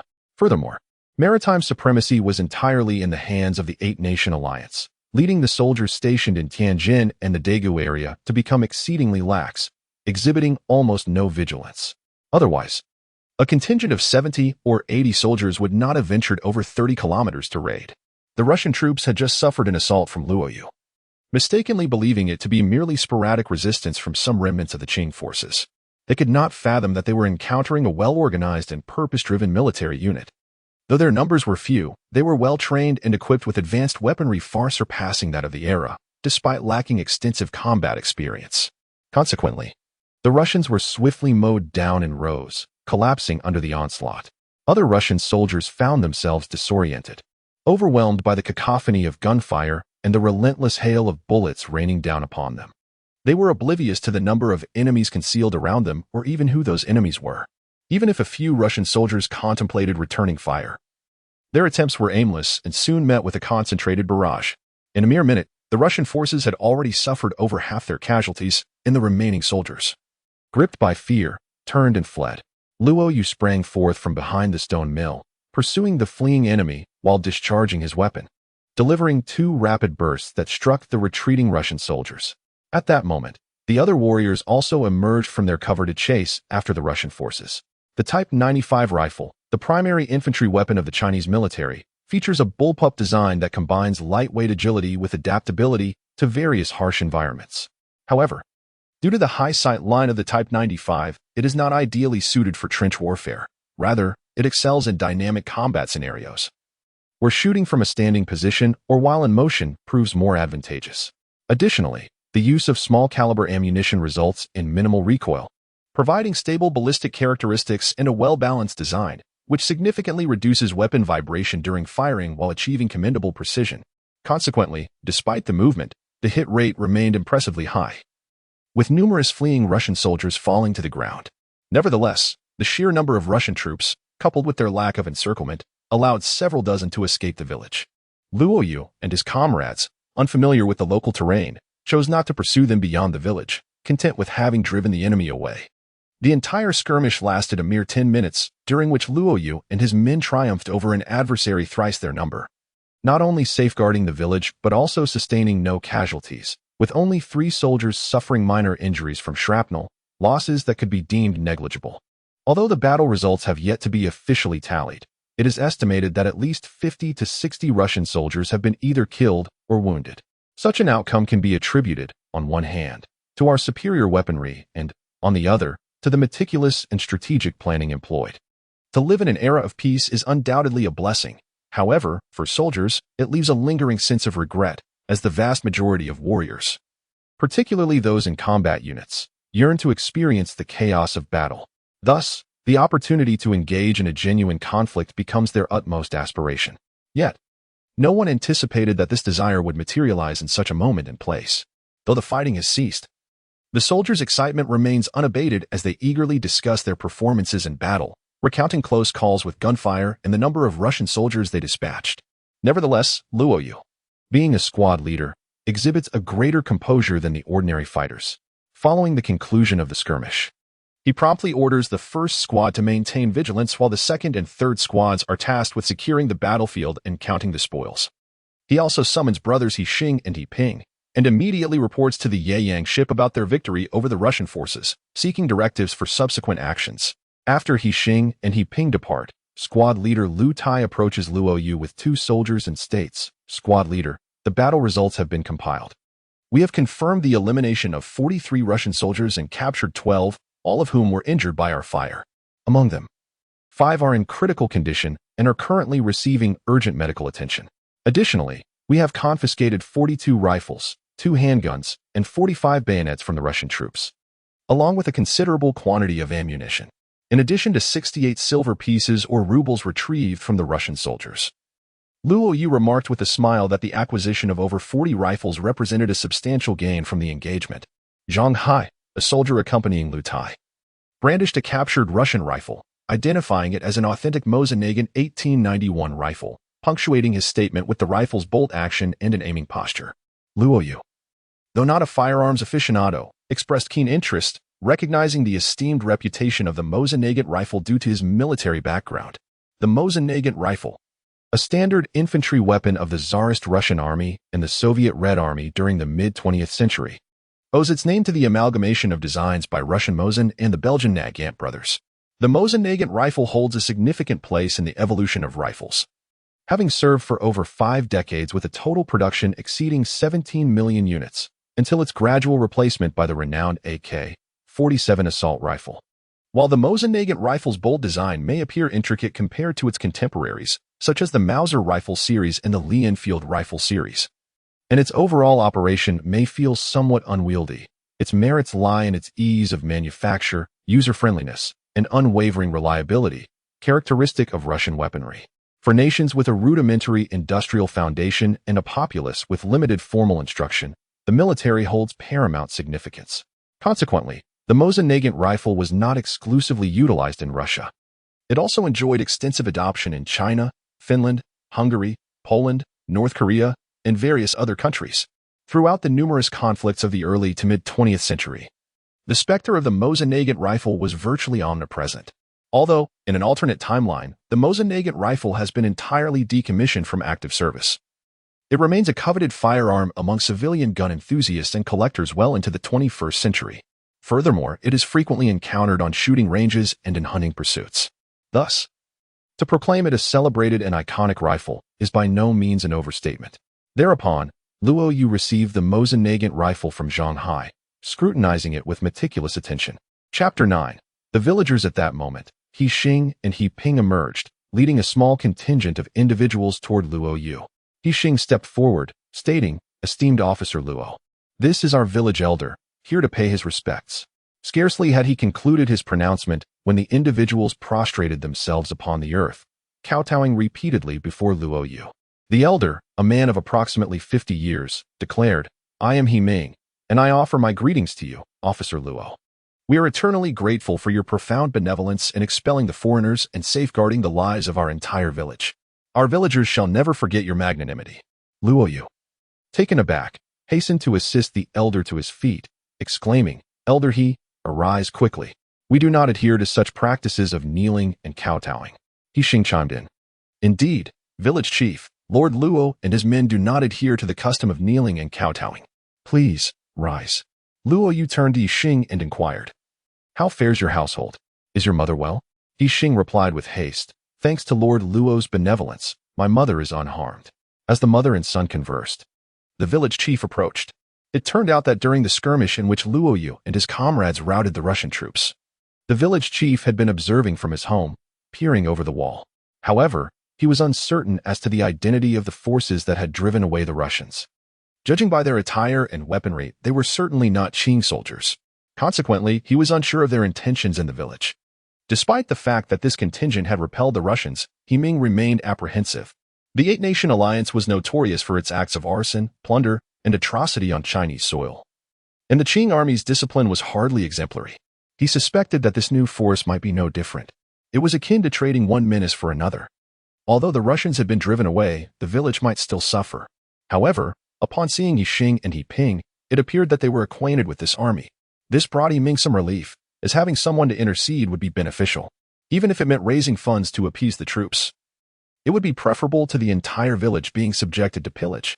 Of course, He Ming's concern stemmed not only from his responsibilities as village chief but also from the fact that his family was among the wealthiest in the village. If the village were to be plundered, his home would undoubtedly be the first target. Earlier, the Russians had nearly breached his front gate, and the consequences would have been dire. Thus, He Ming, accompanied by his son and several robust laborers, exited through the back door and made his way to the residence of He Xing and He Ping to inquire about the situation. The brothers, He Xing and He Ping, did not withhold any details and recounted their harrowing experience of maritime disaster and subsequent rescue by a fleet. However, after listening to their account, He Ming remained perplexed, unable to discern the origins of this military force. Despite their appearance suggesting they were indeed of Han ethnicity and the brothers' assertion that they spoke fluent Mandarin, some even conversing in Tianjin dialect, it was evident they were not imperial troops. The imperial army would not don such attire, nor exhibit such valor in vanquishing foreign adversaries. During their meeting, He Ming noted that Luo Yu's demeanor was notably cordial, lacking the arrogance typical of foreign or Qing forces, which afforded him a modicum of reassurance. Summoning his courage, he inquired, "Might I ask where you hail from, esteemed soldiers, and how many of you there are? Is there anything you require? Or do you intend to establish a garrison in our village? We would be glad to prepare accommodations for you." Upon hearing this, He Ming was taken aback and quickly replied, Yes, I shall pretend I did not ask. I shall pretend I did not ask." Observing He Ming's unease, Luo Yu reassured him, "There is no need for concern, Mr. He. Please convey to the villagers that they need not fear us. We harbor no intent to harm anyone." Indeed, Lu Tai remarked in the Tianjin dialect, "We are neither Russian soldiers nor Qing troops. We are awaiting orders from the headquarters and must remain in the village for a short while. Rest assured, we are disciplined and will not take even a single thread from the populace." Hearing the familiar accent naturally fostered a sense of closeness. However, He Ming hesitated to inquire about the nature of their orders. Instead, he offered, "If there is anything you gentlemen require, I have prepared a meal at my humble abode. Though it may lack fine wines and delicacies, it is offered with the utmost sincerity. Furthermore, I have arranged some modest gifts as a token of gratitude for rescuing our village." Luo Yu smiled gently and responded, "As we mentioned earlier, we are bound by discipline. We cannot accept your offerings or partake in meals at your home. We appreciate your kindness, but we cannot impose upon you." He Ming was genuinely perplexed. Luo Yu's demeanor suggested that he was not merely being polite but was genuinely declining his offerings. Could there truly be such an upright army in the world? He Ming had heard tales of Yu Fei's army during the Qing Dynasty, renowned for its strict discipline and impeccable conduct, but such stories seemed confined to folklore. In his experience, even armies that refrained from harassing the villagers would inevitably make demands for provisions or money, which was already considered a favorable outcome. Therefore, he couldn't help but exclaim, "How can that be? You drove away the foreign devils and saved our entire village. Surely you cannot refuse even a simple meal? Even if it is merely to invite the esteemed soldiers to rest at my humble abode for a while. It would ease our hearts to know that they are not enduring hunger." Lu Tai chuckled and replied, "Uncle He, truly there is no need for such courtesy.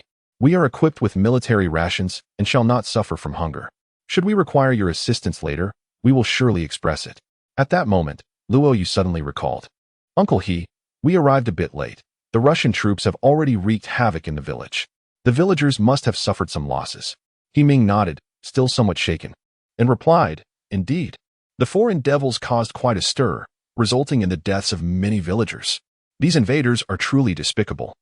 If it weren't for the soldiers who drove them away, our village would have faced dire calamity." Luo Yu then said, "Very well, Uncle He.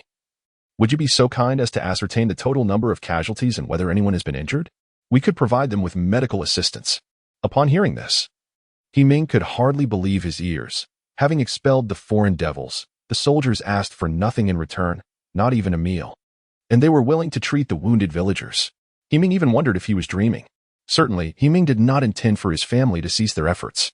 Although Luo Yu graciously declined He Ming's kind offer, He Ming remained resolute in his decision to prepare the meals with even greater abundance, intending to personally deliver them to the soldiers. After all, they had driven away the foreign invaders, saving the entire village and his own family in the process. It was entirely appropriate to treat them to a meal. At this moment, He Ming's intentions were sincere, devoid of any reluctance. Moreover, he harbored a small thought. Although the foreign devils had been repelled, who could guarantee they would not return? He Ming was somewhat aware of the events occurring outside the village. Tianjin had fallen under foreign control, and it was rumored that the invaders had advanced to Beijing, leaving the emperor and empress dowager in an uncertain location. Thus, if this group remained in the village, they would not need to fear a return of the foreign devils. This young man performed admirably, achieving an early victory by defeating over 40 foreign soldiers, marking a promising beginning for our journey into the year 1900. Indeed, while victory is significant, it is secondary. The scale of this battle, though modest, did not see Luo Yu recklessly relying on our superior weaponry to confront the enemy head-on. Instead, he thoughtfully devised a tactical plan before engaging, which is what I found most commendable. Although our weaponry in this era is undoubtedly the most advanced, we are significantly outnumbered, lacking sufficient manpower and devoid of logistical support. Ammunition and missiles are limited, with each shot representing a precious resource. Our naval vessels are in a similar predicament, struggling for maintenance and fuel, not to mention that ships of this age still rely on coal. Therefore, we must not blindly depend on our current arsenal. Rather, we must ground ourselves in the realities of this time. This battle has indeed allowed us to seize over 40 rifles, which exemplifies the operational strategy we ought to maintain, endeavoring to capture as many enemy weapons as possible for our own use, until we are capable of producing them independently. I concur with Old Xiao, weaponry has never been the principal factor in warfare. It is the individuals wielding the weapons who are paramount. Thus, we must fully harness human initiative and not rely solely on advanced arms. This has always been our Army's doctrine. And the tradition of appropriating enemy arms to bolster our own capabilities is a proud legacy that we must continue to uphold in this era. Would you not agree? Old Qing? You are all correct. However, there remains a crucial point, garnering the support of the people.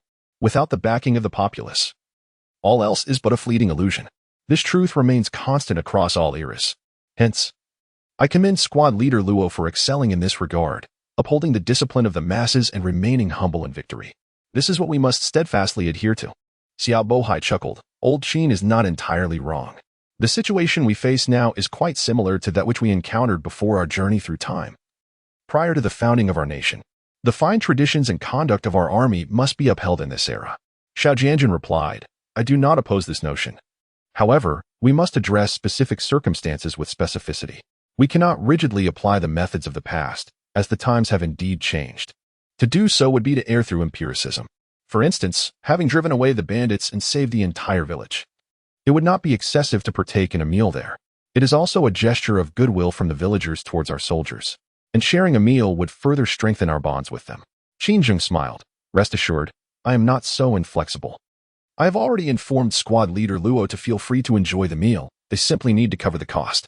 Xiao Bohai, somewhat puzzled, inquired, cover the cost?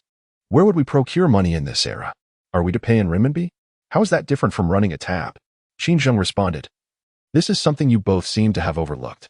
In addition to seizing some weapons in this battle, did we not also recover a considerable amount of silver and copper coins from the bandits? The funds for a few meals should suffice. The pressing question now is what our next step should be.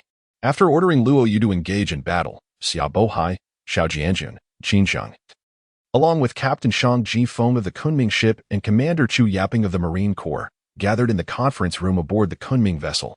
They established a video connection with Captain Zhang Wei of the Sanya ship, Captain of the Huaihua ship, Captain Lu Kai of the Chabai Mountain ship, and Captain Xietung of the Taihu ship, closely monitoring the situation on land. Upon learning that Luo Yu had successfully led his men to defeat the Russian forces and secure victory, a collective sigh of relief resonated among them. Despite each individual's confidence in the battle, given their absolute superiority in weaponry, and the availability of support from onboard helicopters should the ground troops falter, the outcome of this initial confrontation for the crossing fleet held significant implications for the morale and confidence of the entire army. Moreover, the lack of practical combat experience among all personnel contributed to an underlying tension. Xiao Bohai nodded and remarked, I believe this plan is feasible. However, currently, there is only a single platoon stationed at Hejiawan village. If Teguku intends to attack Hejiawan, the forces deployed will undoubtedly be substantial. Can a single platoon withstand that? Xiao Jianjun replied, then we shall reinforce them by dispatching a company to shore. That should suffice. Zhu Yaping remarked, a successful amphibious operation necessitates the presence of Marines. Currently, we only possess 2 battalions along with 1 company of Marines, which includes 2 artillery companies and 2 machine gun companies. With merely 7 assault companies at our disposal, our forces are already insufficient. Augmenting the strength at Hejiawan village would inevitably dilute our landing operations' efficacy. What if the Daga Mouth does not deploy troops to attack Hejiawan village? Xiaobujai responded, "That is quite manageable. Should the Dago refrain from sending forces to assault Hejiuan village, we can utilize the landing troops to launch an offensive against Dago itself, thereby effectively diverting their military resources. Thus, I propose not only to dispatch a single company but also to reinforce it with an artillery platoon and a machine gun platoon to enhance their long-range strike capabilities." Qin Zheng stated, according to Luo Yu's report, numerous villagers have sustained injuries, and among the captured Russian soldiers, there are also wounded individuals. Given that future tactical maneuvers are likely to incur further casualties, I recommend organizing a medical team to disembark. Xiao Jianjun nodded in agreement. That sounds excellent. However, our immediate priority is to ascertain the garrison situation at Dago, as well as the types of warships stationed there, to ensure we understand both our capabilities and those of the enemy. He then turned to Qin Zheng. "Old Qin, you have studied the history of this region. Are you well acquainted with the detailed circumstances?" Qin Zheng shook his head and remarked, "The Eight-Nation Alliance's invasion of China was predominantly a land-based conflict. However, each nation involved did deploy naval vessels to participate. Yet, due to the retreat of the Qing government's Beiyang fleet to Shanghai to avoid combat, actual naval battles never transpired. The most significant naval engagement was the skirmish between the Allied fleet and the Daegu fort, which involved 17 ships, all of which were small vessels under 1,000 tons. Subsequently, various countries continued to send ships to escort troops to China, albeit these were primarily second- and third-rate warships, mainly protective cruisers, with a limited number of capital armored cruisers and battleships. Some vessels would depart after delivering troops, while others remained anchored at Daegu, much like the Japanese fleet we observed this morning. Therefore, it is challenging to ascertain the total number of ships in the Allied fleet, and I cannot determine how many warships are currently stationed at Daegu." Zhu Yaping inquired, "Comrade political officer, wasn't the Beiyang fleet completely annihilated during the First Sino-Japanese War? How is it that there are still remnants of the Beiyang fleet at this time?" Xiao Bohai, upon hearing this, shook his head repeatedly and stated, "The main ships have decreased in size from 7,000 tons to 4,000 tons, indicating that the strength of the reconstituted Beiyang fleet is inferior to its former self." Xiao Jianjun added, "That is an unavoidable circumstance. The First Sino-Japanese War cost over 200 million taels of silver. After such a financial depletion, it is remarkable that we can maintain this level of naval capability. With only these 5 warships, it is indeed impossible to thwart the Eight-Nation Alliance." Qin Zheng nodded and remarked, "During the period of the Eight-Nation Alliance's invasion of China, Yi Zhuge led the main fleet of the Beiyang Navy southward to dock in Shanghai, subsequently participating in the Southeast Protection. However, at that time, 5 torpedo boats, Hai Long, Hai Qing, Hai Hua, Hai Shi, and Fei Ting, were undergoing maintenance at Daegu port.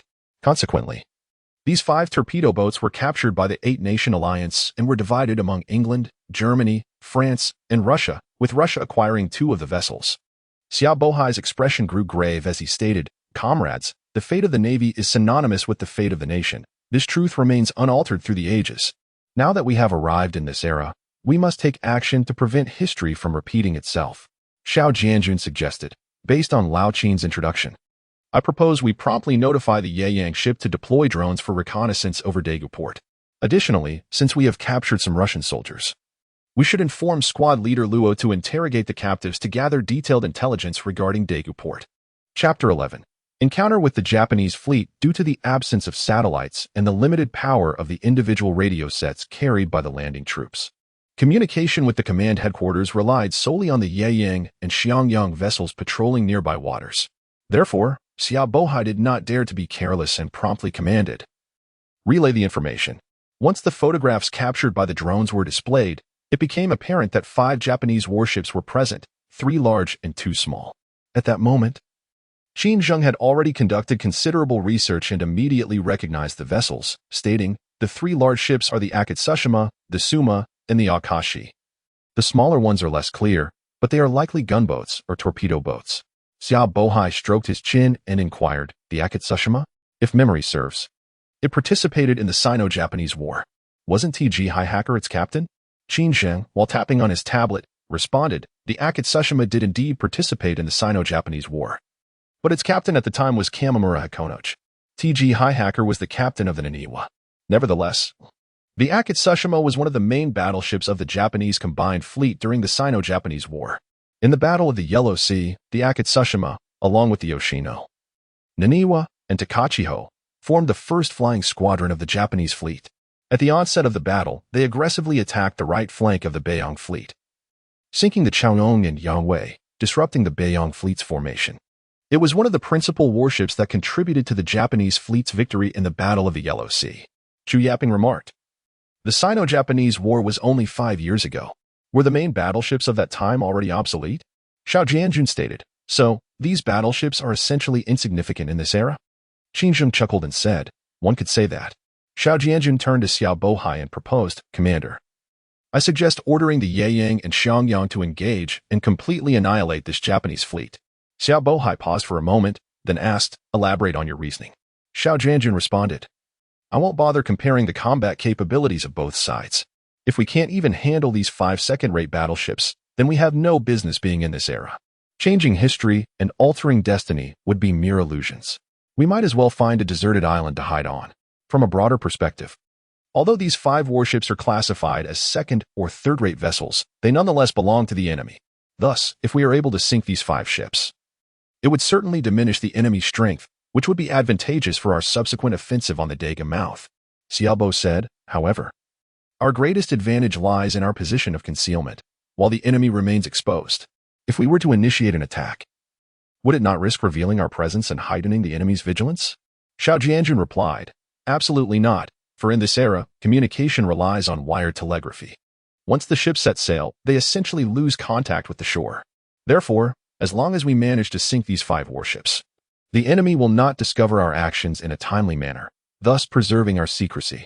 Furthermore, our naval forces and soldiers lack practical combat experience and a clear understanding of the naval capabilities of this era.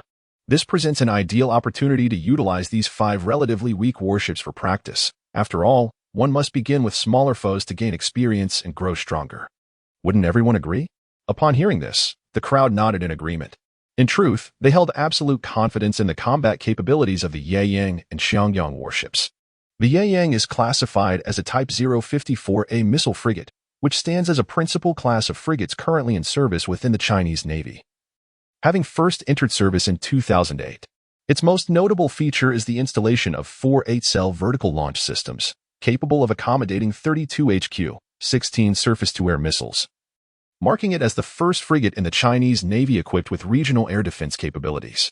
Beyond its air defense prowess, the Type 054A missile frigate also excels in anti-ship and anti-submarine warfare, boasting 2 quadruple launchers for YJ-83 anti-ship missiles and a towed sonar array at the stern.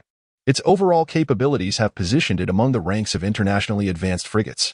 Prior to the fleet's passage, the Chinese Navy had constructed over 20 units of the Type 054A missile frigate, with the final count anticipated to reach around 25. The Xiangyang, on the other hand, is a Type 053H3 missile frigate, which served as the mainstay of the Chinese Navy prior to the induction of the Type 054A. It is also the first mass-produced frigate of the Chinese Navy post-1990s, with a total of 10 units constructed. Although the overall capabilities of the Type 053H3 are a tier below those of the Type 054A, its anti-ship capabilities are largely comparable, featuring 2 quadruple launchers for YJ-83 anti-ship missiles as well. Thus, deploying these 2 formidable missile frigates against a mere 5 substandard vessels is undoubtedly akin to using a sledgehammer to crack a nut, leaving no one concerned about the outcome of the confrontation. At this moment, Xiao Jianjun further stated, however, "I have 3 additional requirements regarding the Yeyang and Xiangyang vessels. Firstly, during engagements with enemy ships, we should avoid utilizing missiles for attacks whenever possible, opting instead for naval artillery. Missiles should only be employed in dire circumstances. Secondly, we must maintain a minimum engagement distance of no less than 7,000 meters, and under no circumstances should we engage within that range. Thirdly, we should strive to capture as many Japanese vessels and soldiers as possible." Xiao Jianjun continued to elucidate, "I am fully aware that a few missiles could effortlessly eliminate these Japanese warships. However, our stock of anti-ship missiles is limited. Each launch diminishes our arsenal. Although artillery shells also deplete our resources, we possess a far greater quantity, with each vessel carrying over 1,000 rounds, supplemented by the supply on the Taihu ship. Therefore, it is rather imprudent to expend missiles on these 2 or 3,000-ton vessels. I suggest reserving missile usage for battleships over 10,000 tons or large armored cruisers. In the case of these smaller vessels, naval artillery should suffice. While our artillery may not boast a large caliber, considering the technological and powder advancements, it is entirely adequate for dealing with 2 or 3,000-ton ships. I do not assert that missiles cannot be employed at all if our naval guns prove ineffective. Utilizing missiles would still be an option. Xia Bohai then inquired, what is the rationale behind maintaining an engagement distance of over 7,000 meters? Xiao Jianjun remarked. According to the information at my disposal, the engagement range of warships in this era hovers around 5,000 meters. It is not a matter of inadequate artillery range, but rather a consequence of outdated targeting technology. Beyond 5,000 meters, achieving artillery precision becomes exceedingly challenging. Thus, maintaining an engagement distance beyond 7,000 meters effectively positions our warships in a state of invincibility. It is crucial to recognize that our fire control systems are unparalleled in this era. At a distance of 7,000 meters, our naval guns can ensure a hit rate of approximately 70 to 80%, which is more than sufficient. Moreover, should circumstances necessitate missile deployment, 7,000 meters also represents the minimum launch distance for anti-ship missiles. The others listened intently, nodding in agreement. Modern warships are typically characterized by their thin armor and large payloads, with general armor thickness ranging from 50 to 70 millimeters, and critical areas seldom exceeding 100 millimeters. This stands in stark contrast to the heavy battleships of the past, which boasted armor thicknesses in the hundreds of millimeters. The rationale behind this shift is that contemporary warfare predominantly relies on missiles as the primary weapon. No amount of armor can withstand the strike of a heavy anti-ship missile. Consequently, the design philosophy of warships has shifted away from armor development, allowing for a greater allocation of weight towards missile systems. However, this does not imply that modern warships neglect defensive capabilities. Rather, the primary defensive strategy is to avoid taking hits rather than enduring them. The purpose of anti-air missiles is to intercept missiles launched by enemy vessels. Xia Bohai nodded and stated, very well. I will promptly issue orders to the Yiyang and Xiangyang ships to engage the Japanese fleet. Chapter 12. The naval assault. The order for the attack on the Japanese fleet was relayed to the vessels Yiyang and Xiangyang, igniting a wave of exhilaration among their crew members. In the bridge's command room, joyous cheers erupted, with some soldiers even tossing their caps into the air. Prior to this moment, China had largely experienced an era of peace, with scarcely any large-scale conflicts. Consequently, a formidable modern warship like the Yiyang had found itself deprived of practical combat opportunities. Although China had established a routine presence in the Gulf of Aden to combat piracy, the pirates posed minimal threat. Upon sighting naval vessels, they would typically retreat without engaging in battle. Conversely, the Marine Corps accompanying the fleet had managed to gain limited combat experience through missions involving hostage rescues and counterterrorism operations. During the recent evacuation efforts, the Marines had engaged in a few skirmishes with terrorist organizations after disembarking, while the powerful Yiyang remained anchored at port, idly awaiting orders. Earlier, Luo Yu had led his troops ashore, where they clashed decisively with Russian forces, resulting in over 40 enemy casualties. The news reached the Yiyang first, and although the crew celebrated, they were also filled with envy. Such opportunities for direct combat were long yearned for by every sailor aboard. They too wished to engage in battle like the disembarked troops. Now, with the prospect of confronting Japanese warships on the horizon, the excitement among the crews of both ships was palpable. Moreover, it was well known that the Chinese military never required mobilization for such endeavors. Captain Wang Hailong of the Yiyang warship slammed his fist on the bridge's console, exclaiming, "Let's go give the Japanese a beating. Everyone, brace yourselves and let those Japanese know our might. We must not only win this battle but win it decisively lest we be outshone by the Marines." Political Commissar Kai Ning cautioned, "Captain, let's not be careless. Remember, headquarters has ordered us to engage the enemy solely with naval guns, unless absolutely necessary. We are not to use anti-ship missiles. This will significantly diminish our advantage, and our combat effectiveness may even be inferior to that of the Xiangyang warship." Deputy Fleet Commander Chen Xiaojiang added, "Indeed, I can't fathom why headquarters would issue such an order. If we were to use missiles, we could simply remain stationary and eliminate the Japanese ships with direct missile launches." Wang Hailong responded, "All actions are to be carried out under command. Headquarters has its own considerations. We only have a limited number of missiles. Each launch depletes our arsenal. Using anti-ship missiles against these small vessels would be a waste. They are undoubtedly being reserved for larger ships. There will surely be opportunities in the future. Naval guns it is then. At least we can have a satisfying battle. Let's not complain." Kaining concurred, indeed, this battle is merely an appetizer. Now that we have transmigrated to this era, we will have no shortage of battles to fight. Let's test our naval guns first. Furthermore, headquarters has not explicitly forbidden the use of missiles, but it is prudent to conserve them if possible. Wang Hailong nodded, turning to the radar operations area, and inquired, where is the Japanese fleet located? How far are they from us? The radar observer, a female soldier named Lu Sidong, reported. Captain, the enemy vessels are located in the southwest direction, at a straight-line distance of 23.8 kilometers. According to naval protocol, when a fleet comprises 2 or more warships without a designated flagship or commanding officer, the senior captain by rank automatically assumes command. In instances of equal rank, seniority is considered. Captain Wang Hailong of the Yayang is a colonel, while the captain of the Xiangyang holds the rank of lieutenant colonel. Thus, during the temporary formation of the Yayang and Xiangyang, Captain Wang Hailong of the Yayang assumes command of the fleet. The two warships traced a graceful arc across the sea, one trailing the other, advancing towards the Japanese fleet. At this distance, provided visibility over the water is adequate, the vessels can typically be discerned by the naked eye, especially with the aid of binoculars. Consequently, the lookout on the Japanese warships had long since spotted the Yayang and Xiangyang, promptly reporting the sighting of unfamiliar vessels to Captain Iwaki of the Akitsushima. Although the Akitsushima was a distinguished vessel that contributed to Japan's victory in the First Sino-Japanese War, it had become somewhat obsolete due to the rapid advancements in naval technology. By 1898, it was classified by the Japanese Navy as a second-class cruiser, and Captain Iwaki had only recently assumed command prior to this mission. The participation of Japan in the Eight-Nation Alliance was marked by a substantial military presence, with the army comprising over 20,000 personnel, commanded by Lieutenant General Yamaguchi Motomi of the 5th Division.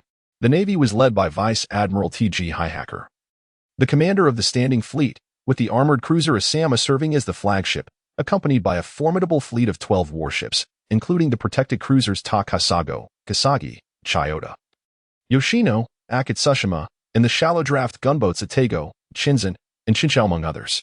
Although the Japanese fleet boasted the highest number of vessels among the Eight-Nation Alliance, it is noteworthy that aside from the Asama, most of the ships were second- and third-rate vessels. The shallow-draft gunboats Shinzen and Chinchou were originally captured from the Beiyang fleet during the First Sino-Japanese War, retaining their names and being integrated directly into the Japanese fleet. This was primarily due to the Qing Dynasty's naval power being exceedingly weak, rendering the deployment of main battleships unnecessary. The naval contingents from Britain, the United States, and Russia, though limited in number, each dispatched a battleship. By this time, the Eight-Nation Alliance had already breached Beijing, with Empress Dowager Cixi and Emperor Guangxu having fled the capital, leaving the Qing court devoid of any resistance. Consequently, the forces of the Eight-Nation Alliance believed their mission was accomplished, having achieved a comprehensive victory. The remaining task was merely to determine how to penalize the Qing court at the negotiation table and extract additional reparations. Thus, the principal warships of each nation began to depart from Daegu, leaving only a few smaller vessels anchored in the area.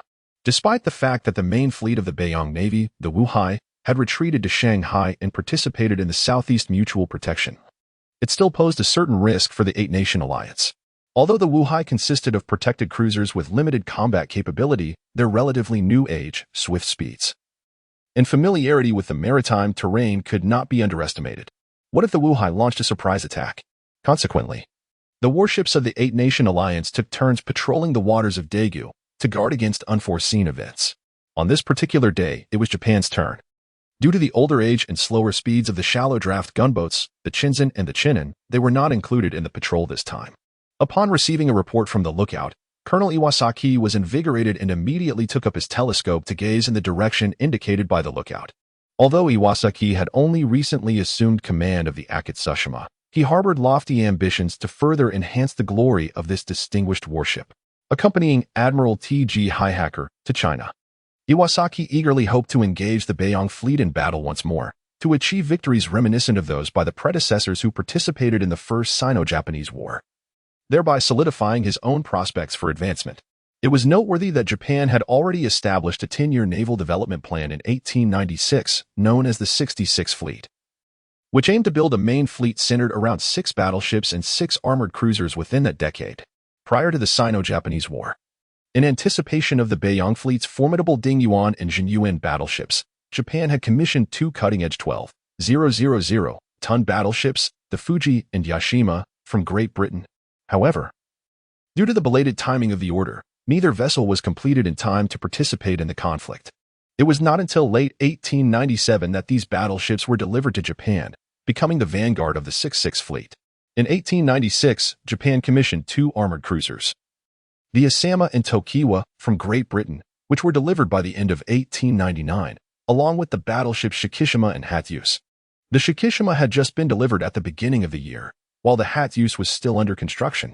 Additionally, Japan ordered one armored cruiser each, the Yakumo and Azuma, from Germany and France, respectively.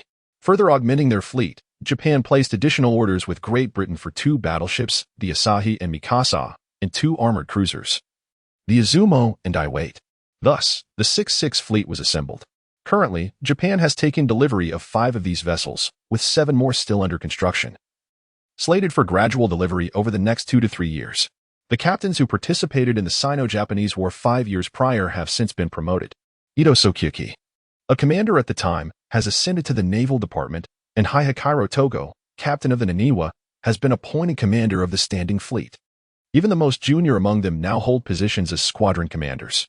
Consequently, the captains of the 6-6 fleet have been selected from those promoted subsequently. The remaining 7 capital warship captains would be chosen from the current ranks of second-class cruiser captains. Iwasaki Tatsudo naturally aspired to secure one of these coveted positions, as commanding a 10,000-ton warship was a vastly different experience from leading a 3,000-ton vessel. However, to vie for these 7 slots, one had to present substantial accomplishments, with battle records being the most persuasive evidence. Regrettably, since the fleet had sailed from Japan to Dagoku, they had not encountered a single Qing Dynasty warship. Upon arriving at Dagoku, they learned that the Beiyang fleet had already fled to Shanghai, much to Iwasaki's disappointment. Fortunately, before Togo Hayakiro departed, he appointed Iwasaki Tatsudo as the commander of the Japanese fleet stationed at Dagoku, which offered Iwasaki some consolation, as becoming a fleet commander, even of a temporary fleet, was no small feat. Chapter 13. Peculiar warships. What nation's warships are those? Why do they appear so bizarre, regardless of their origin or design? The Imperial Japanese Navy fears no vessel. Anyone who dares to provoke our Navy will pay the price. Very well, signal the other ships to prepare for battle. Aye, sir. Despite his bold pronouncements, Iwasaki Tatsudo's heart was equally filled with apprehension, as the appearance of the 2 distant warships was indeed exceedingly strange by the standards of the time. The ship's sides were low-slung, devoid of towering masts or bulky funnels, and the bridge was unusually low, a stark contrast to the naval vessels of that era. Currently, Tatsudo Iwasaki only perceived the frontal aspects of these 2 warships. A different vantage point, revealing their complete profiles, would likely amplify his astonishment. Each ship's flank exhibited a distinct chine line, flaring outwards from the waterline downwards and sloping inwards above, resembling a hexagonal cross-section. Iwasaki, while not a naval architect, possessed an astute understanding of ship design as a naval officer and cruiser captain. Despite the unfamiliar appearance of these vessels, he recognized a certain rationale in their design. The absence of tall superstructures lowered the ship's center of gravity, enhancing stability, albeit at the expense of reduced visibility. Furthermore, the surfaces of both warships were remarkably smooth and streamlined, particularly the larger one, where the hull seamlessly integrated with the deck structures, indicative of superior craftsmanship. While the design of the ship's form was subjective, the armament configuration puzzled Iwasaki. From his current perspective, he couldn't ascertain the precise dimensions of the warships, but he was certain that their displacement surpassed that of his Akatsushima. He estimated the smaller vessel to be in the range of 3,000 to 4,000 tons, while the larger one could potentially exceed 5,000 tons, possibly reaching 7,000 or 8,000 tons. It is commonly expected that a warship of such tonnage would be equipped with no fewer than 20 artillery pieces, with the main gun caliber starting at a minimum of 150 millimeters, and calibers of 200 millimeters being quite ordinary. Yet, the smaller vessel is equipped with merely a dual-barrel cannon at the bow, with a caliber of approximately 100 millimeters, or at most 120 millimeters. Astonishingly, the larger ship is armed with only a single gun of even smaller caliber, roughly around 70 to 80 millimeters.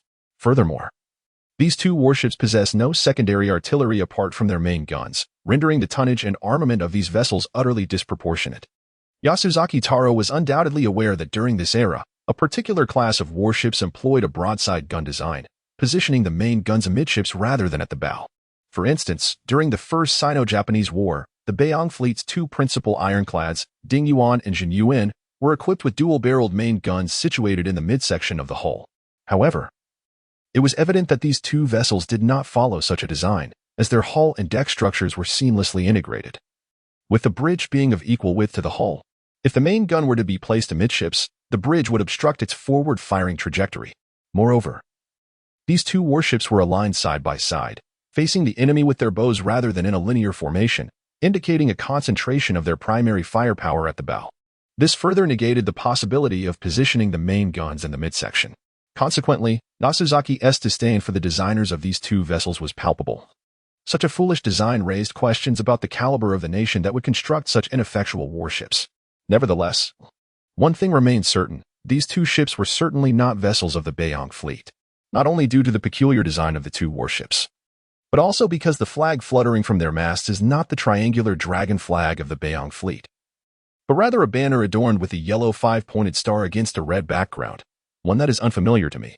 Of course, the ambiguity of their nationality is not particularly alarming. It is common practice within naval circles to conceal one's national identity, and the flag alone cannot be used as a definitive indicator of a warship's allegiance. However, the fact that the main cannons of these two vessels have had their coverings removed, with their muzzles directed towards my ship, speaks volumes. This is undeniably a hostile gesture. Yet, I am unperturbed, for although these warships appear substantial in tonnage, their armaments are rather lackluster, suggesting their combat capabilities are far from formidable. Therefore, with the strength of my own fleet, I am confident in our ability to vanquish them. Even should we encounter difficulties, retreat would be entirely feasible. At this moment, aboard the Akatsushima, the Japanese Marines are fully prepared for battle. All cannon coverings have been removed, and the gunners stand ready, with shells loaded into the artillery and additional rounds positioned nearby. However, we have yet to enter the effective range of our guns.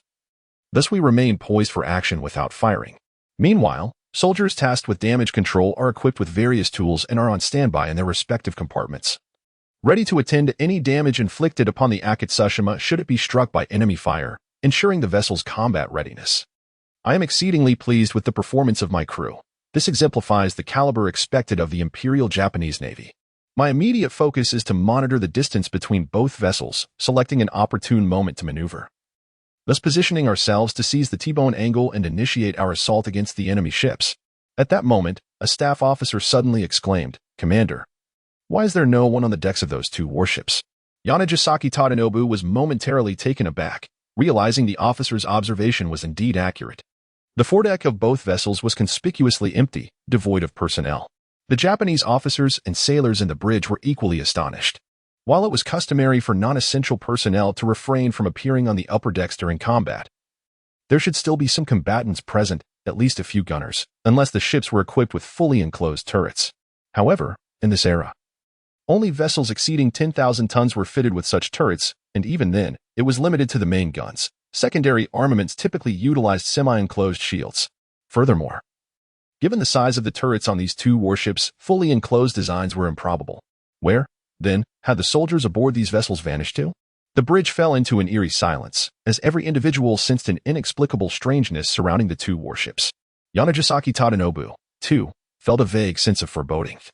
Yet he understood that as the captain, his every action would significantly impact the crew's morale, especially at this critical juncture. Thus, he resolutely stated, regardless of their intentions, "Let us respond with our artillery." Indeed, upon hearing his words, the spirits of the Japanese officers and sailors in the bridge were revitalized, and the peculiarities of the two warships were momentarily forgotten. "Captain, the Xiangyang warship reports that their naval gunfire control radar has locked onto the target and requests permission to open fire." Wang Hailong, holding a paper cup filled with freshly brewed green tea, chuckled. "That fellow is eager to seize the initiative, is he? But no. The inaugural shot must come from our Yeyang warship. Inform the Xiangyang warship that we will commence the firing, followed by them. Main gun crew, what is your status? Our initial barrage must not bring disgrace upon the Yeyang warship."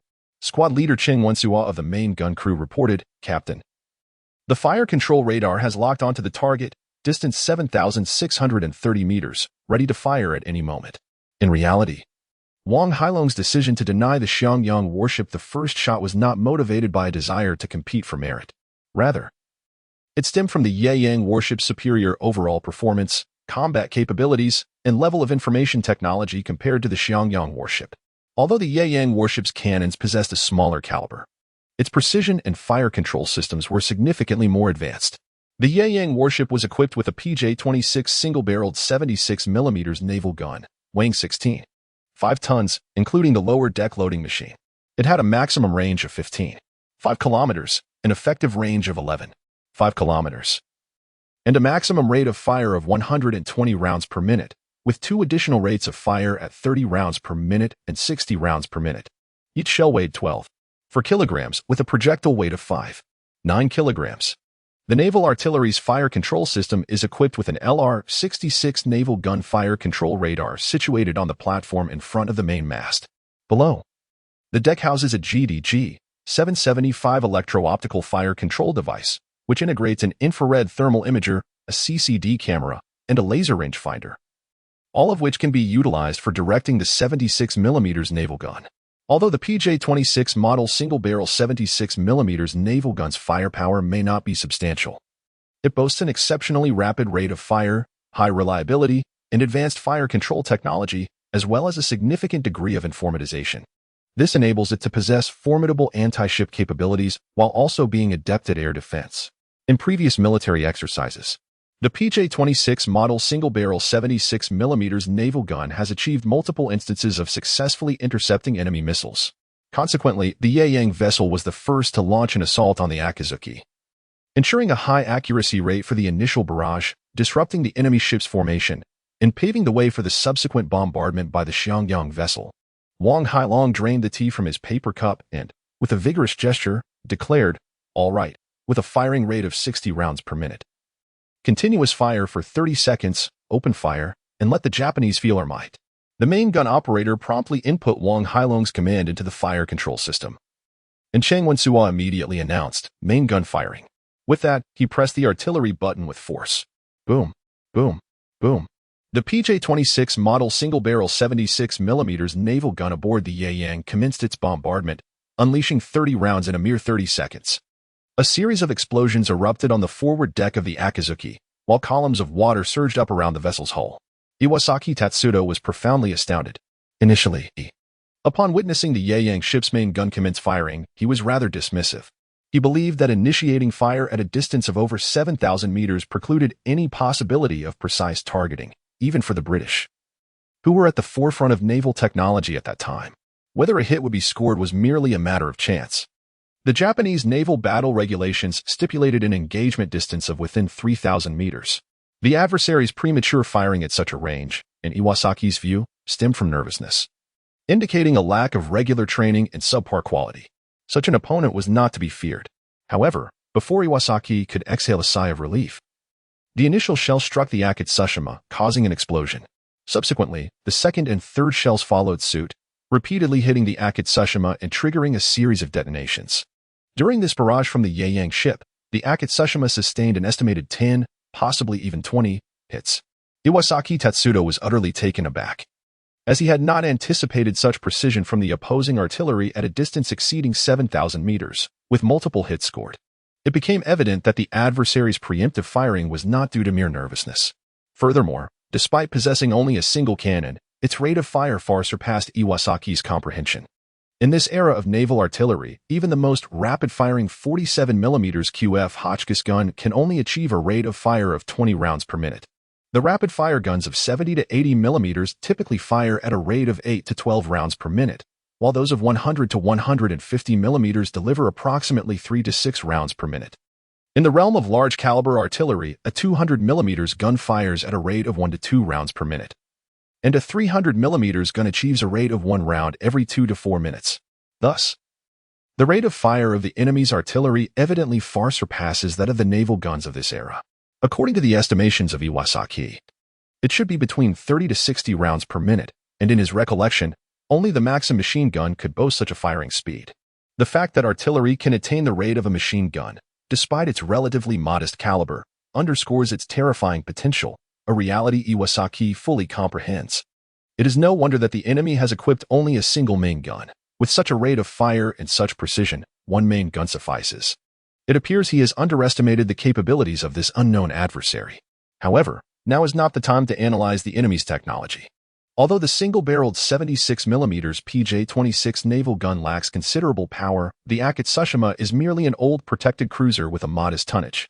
Being struck by a barrage of 10 to 20 hits, particularly concentrated at the bow, is indeed quite taxing. After the bombardment, the bow deck of the Akitsushima was left in disarray, with severed cables, shattered wooden planks, and scattered fragments of iron strewn about. Amidst the billowing smoke, several gunners lay lifeless on the spot, while fires blazed in multiple locations. The damage control personnel of the Japanese Navy, undeterred by the peril, rushed forward to assess losses and extinguish flames. They reported to the captain that 30 rounds had been fired, with 21 hitting their target for near misses, and only 5 failing to strike, resulting in an impressive hit rate of 83%.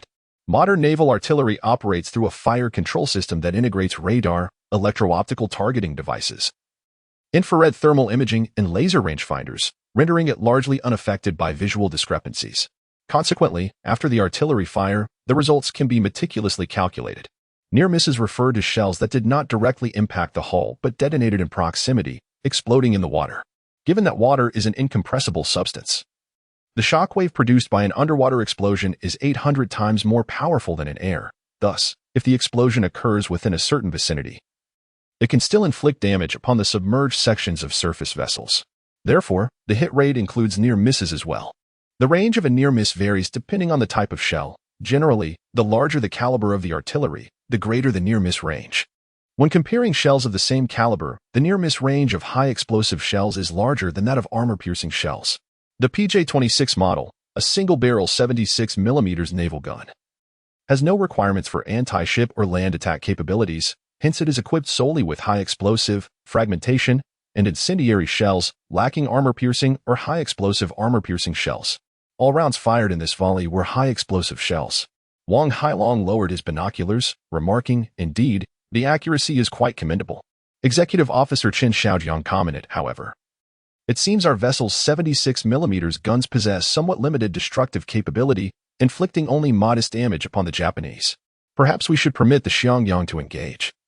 Their twin 100mm naval guns possess considerably greater potency. Should that prove insufficient, we may be compelled to request authorization from headquarters to deploy missiles." Wang Hailong assented with a nod, stating, "Relay to the Xiangyang that they are cleared to commence firing. Instruct them to unleash a relentless barrage until the Japanese cry for quarter." Despite enduring a fierce bombardment, the Akitsushima sustained no catastrophic damage. Its propulsion systems remained largely operational, and the hull integrity was uncompromised. This was attributable both to the finite destructive force of the Yaoyang's armaments and the head-on engagement profile. Generally, warships possess their most robust defenses on their forward aspects, specifically the gun mantlets and conning tower. While the Akitsushima was merely a protected cruiser, its mantlets and conning tower boasted 115mm of armor. Consequently, while shells impacted the forecastle deck, they failed to inflict substantial damage upon the mantlets or conning tower. The unfortunate gunners who perished were, in fact, victims of fragmentation propelled by the shell impacts. Nevertheless, Takashi Iwasaki could not remain passive in the face of assault. He was confronted with 2 options. The first was to immediately command the fleet to execute a lateral maneuver to seize the T-bone position, presenting the broadside to the enemy and entering combat mode. However, the distance between the two sides had exceeded 7,000 meters, far beyond the effective range of their ship's artillery. Even with full firepower, the shots would likely be aimless and indiscriminate. The second option was to continue advancing, thereby reducing the distance to within the effective range of the Japanese vessels, and then return fire. Yet, prior to that, the Akitsushima would have to endure the enemy's bombardment. With only 2 6-inch or 152mm cannons at the bow available for retaliation. Clearly, either choice posed significant disadvantages for the Japanese fleet. Just as Takashi Iwasaki hesitated, a soldier shouted, "Commander, the enemy ship has opened fire again." Before Iwasaki could react, a thunderous explosion erupted as 2 shells landed on the forward deck of the Akitsushima, detonating and hurling the Japanese soldiers engaged in rescue operations into the air. The force of the explosion was far more intense than the previous one, causing the Akitsushima to tremble violently. Several soldiers at the railing lost their footing and fell into the sea. Following this, the Akitsushima was struck repeatedly, resulting in further explosions. Iwasaki struggled to maintain his balance in the command room, grateful to have grasped the console to prevent himself from falling. Meanwhile, additional explosions occurred on the forward deck and in the surrounding waters, causing the ship's hull to shake violently.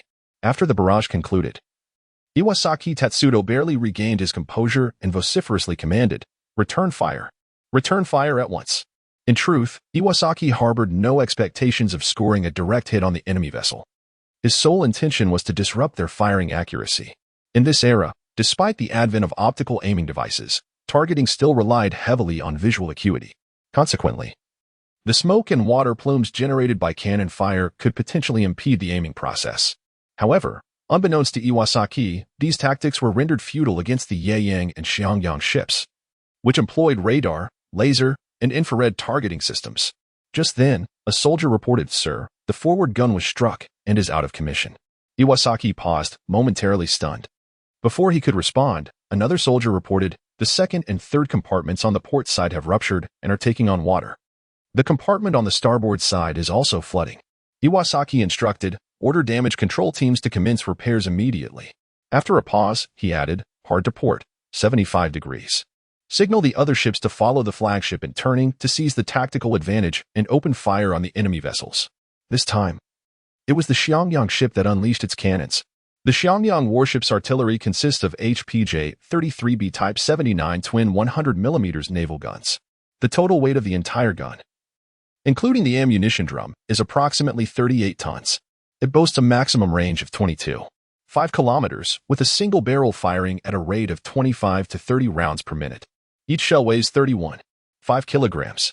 The fire control system is comprised of the 343G Type 100 gun-fire control radar and the JM-83H optoelectronic director, which includes a laser rangefinder, television tracker, and infrared thermal imaging tracker. It is also integrated into the ship's overall combat system network. While its rate of fire and accuracy may not match that of the Yaeyang warship, the Xiangyang warship's twin 100mm guns only manage to fire 20 rounds in 30 seconds. Its destructive power is considerably greater than that of a 76mm gun. The weight of the shells alone is nearly 3 times as much, coupled with the fact that it was a double-barreled salvo. The damage inflicted on the Akatsushima was far more significant than before. The captain of the Xiangyang warship lowered his binoculars and inquired, "Have the results of the shelling been tallied?"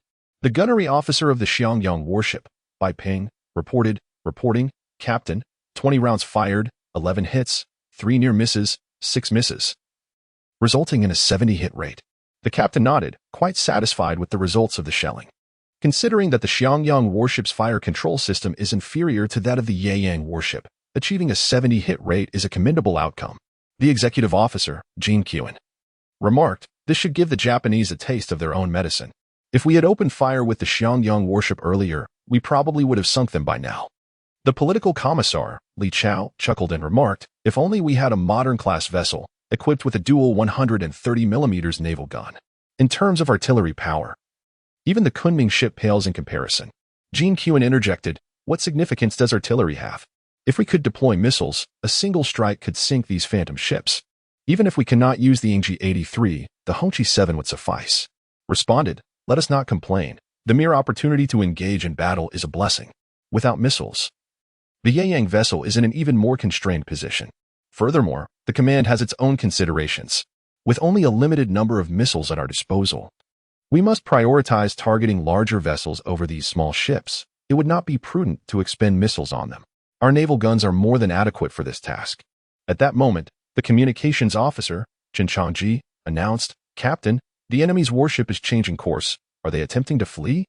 Chapter 15. The artillery duel lifted the binoculars for a closer inspection and indeed observed the Akiyashuza turning to port. However, shook his head and said, "This does not appear to be a retreat.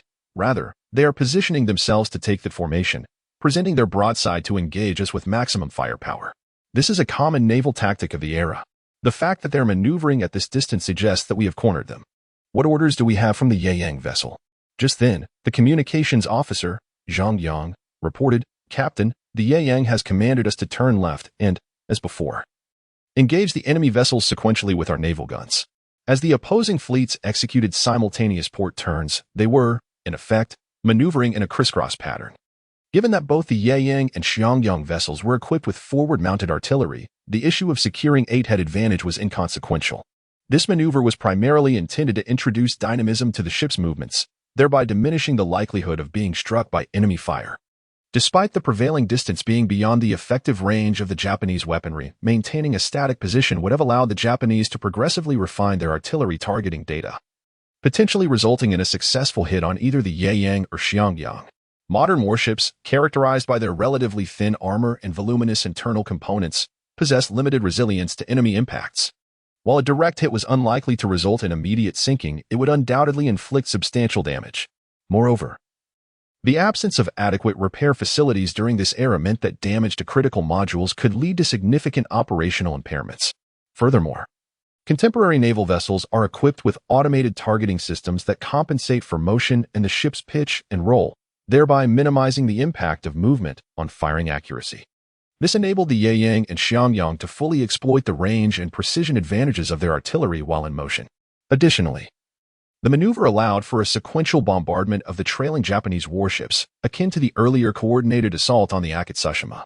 At this moment, Admiral Iwasaki Tatsuya commanded the Japanese fleet to change course and seize the T-bone position, a decision born out of necessity. He was acutely aware that the current distance was far beyond the effective range of Japanese warships. Even if they managed to turn first and occupy the T-bone position to unleash a concentrated broadside attack, it would amount to little more than aimless shelling. Should the Japanese vessels continue their advance and reach the stipulated firing range of 3,000 meters, it would take approximately 5 minutes to do so. Although 5 minutes is not a considerable duration in naval combat, older large-caliber artillery could only manage a single volley in that span. Given the enemy's recent display of rate and accuracy of fire, it was likely that before the Akatsushima could enter effective range, it would be sunk by the opposing forces. Thus, the only option was to alter course, ensuring that all friendly ships presented their broadsides to the enemy, maximizing their firepower. Admiral Iwasaki understood that at this distance, the accuracy of their fire would be almost negligible. However, the sheer volume of fire would undoubtedly surpass the 2 guns mounted at the bow of the Akatsushima. If fortune favored them, they might even land a few hits on the adversary, and even if they failed to do so, they could still create a degree of distraction, thereby diminishing the enemy's accuracy. Furthermore, after changing course, even if they could not defeat their opponent, it would facilitate a more strategic withdrawal from the battlefield. Particularly upon witnessing the 2 enemy warships pivoting in the opposite direction, Captain Iwasaki let out a sigh of relief. Grateful that the adversary had chosen not to align with his own course, otherwise, it would have indeed posed a significant challenge. At this moment, the Akatsushima had successfully completed its maneuver, and the lookout atop the mast reported the development, while the Akashi began its turn as well. Captain Iwasaki promptly issued the command to hoist the flag signaling freedom to fire, instructing the warships that had completed their turns to open fire on the Yaoyang and Xiangyang vessels. The primary armament of the Akatsushima consisted of a twin 152mm gun at both the bow and stern, flanked by 3 single 120mm guns on each side, as well as 4 47mm machine guns. This configuration allowed for a concentrated barrage of 4 152mm guns, 3 120mm guns, and 4 47mm machine guns on the broadside. The Suma and Akashi ships were scaled-down versions based on the Akatsushima, each having 1 less gun at both the bow and stern, now featuring a single 152mm gun. The 120mm gun remained unchanged, while the 47mm machine guns were augmented by 2 additional units on each side, enabling a broadside concentration of 2 152mm guns, 3 120mm guns, and 6 47mm machine guns. Additionally, the communication vessel Rita, displacing 650 tons, was equipped with 2 120mm guns and 4 47mm machine guns. The smallest among them, the shallow-draft gunboat Atago, though merely a 614-ton vessel, boasted an impressive armament of a single 210mm large-caliber gun and a 120mm gun. Such shallow-draft gunboats were indeed a prevalent class of ship in this era, characterized by the installation of large-caliber artillery typically found on major warships onto a smaller hull. However, the actual purpose of such vessels is not to engage in naval combat far from shore, but rather to serve as mobile artillery platforms in coastal waters. Compared to fixed coastal fortifications, shallow-draft gunboats are more cost-effective, mobile, and versatile, capable of operating in various waterways and lakes, thus rendering them more practical. In China at that time, these shallow-draft gunboats were vividly referred to as mosquito boats. This term did not imply that the vessels were small and weak, but rather that their size belied their formidable armament, much like a diminutive mosquito, which, despite its unassuming appearance, can deliver a painful sting. With the addition of these two small ships, the firepower of the Japanese fleet was formidable. During the Battle of Daga 5 years prior, the Imperial Japanese Navy had inflicted significant damage on the Beiyang fleet, which primarily relied on larger caliber guns, thanks to their many medium-caliber rapid-fire cannons. Consequently, as the Akashi and Suma turned, the Japanese fleet was capable of deploying one 210mm gun, 8 152mm guns, 11 120mm guns, and 20 47mm machine guns.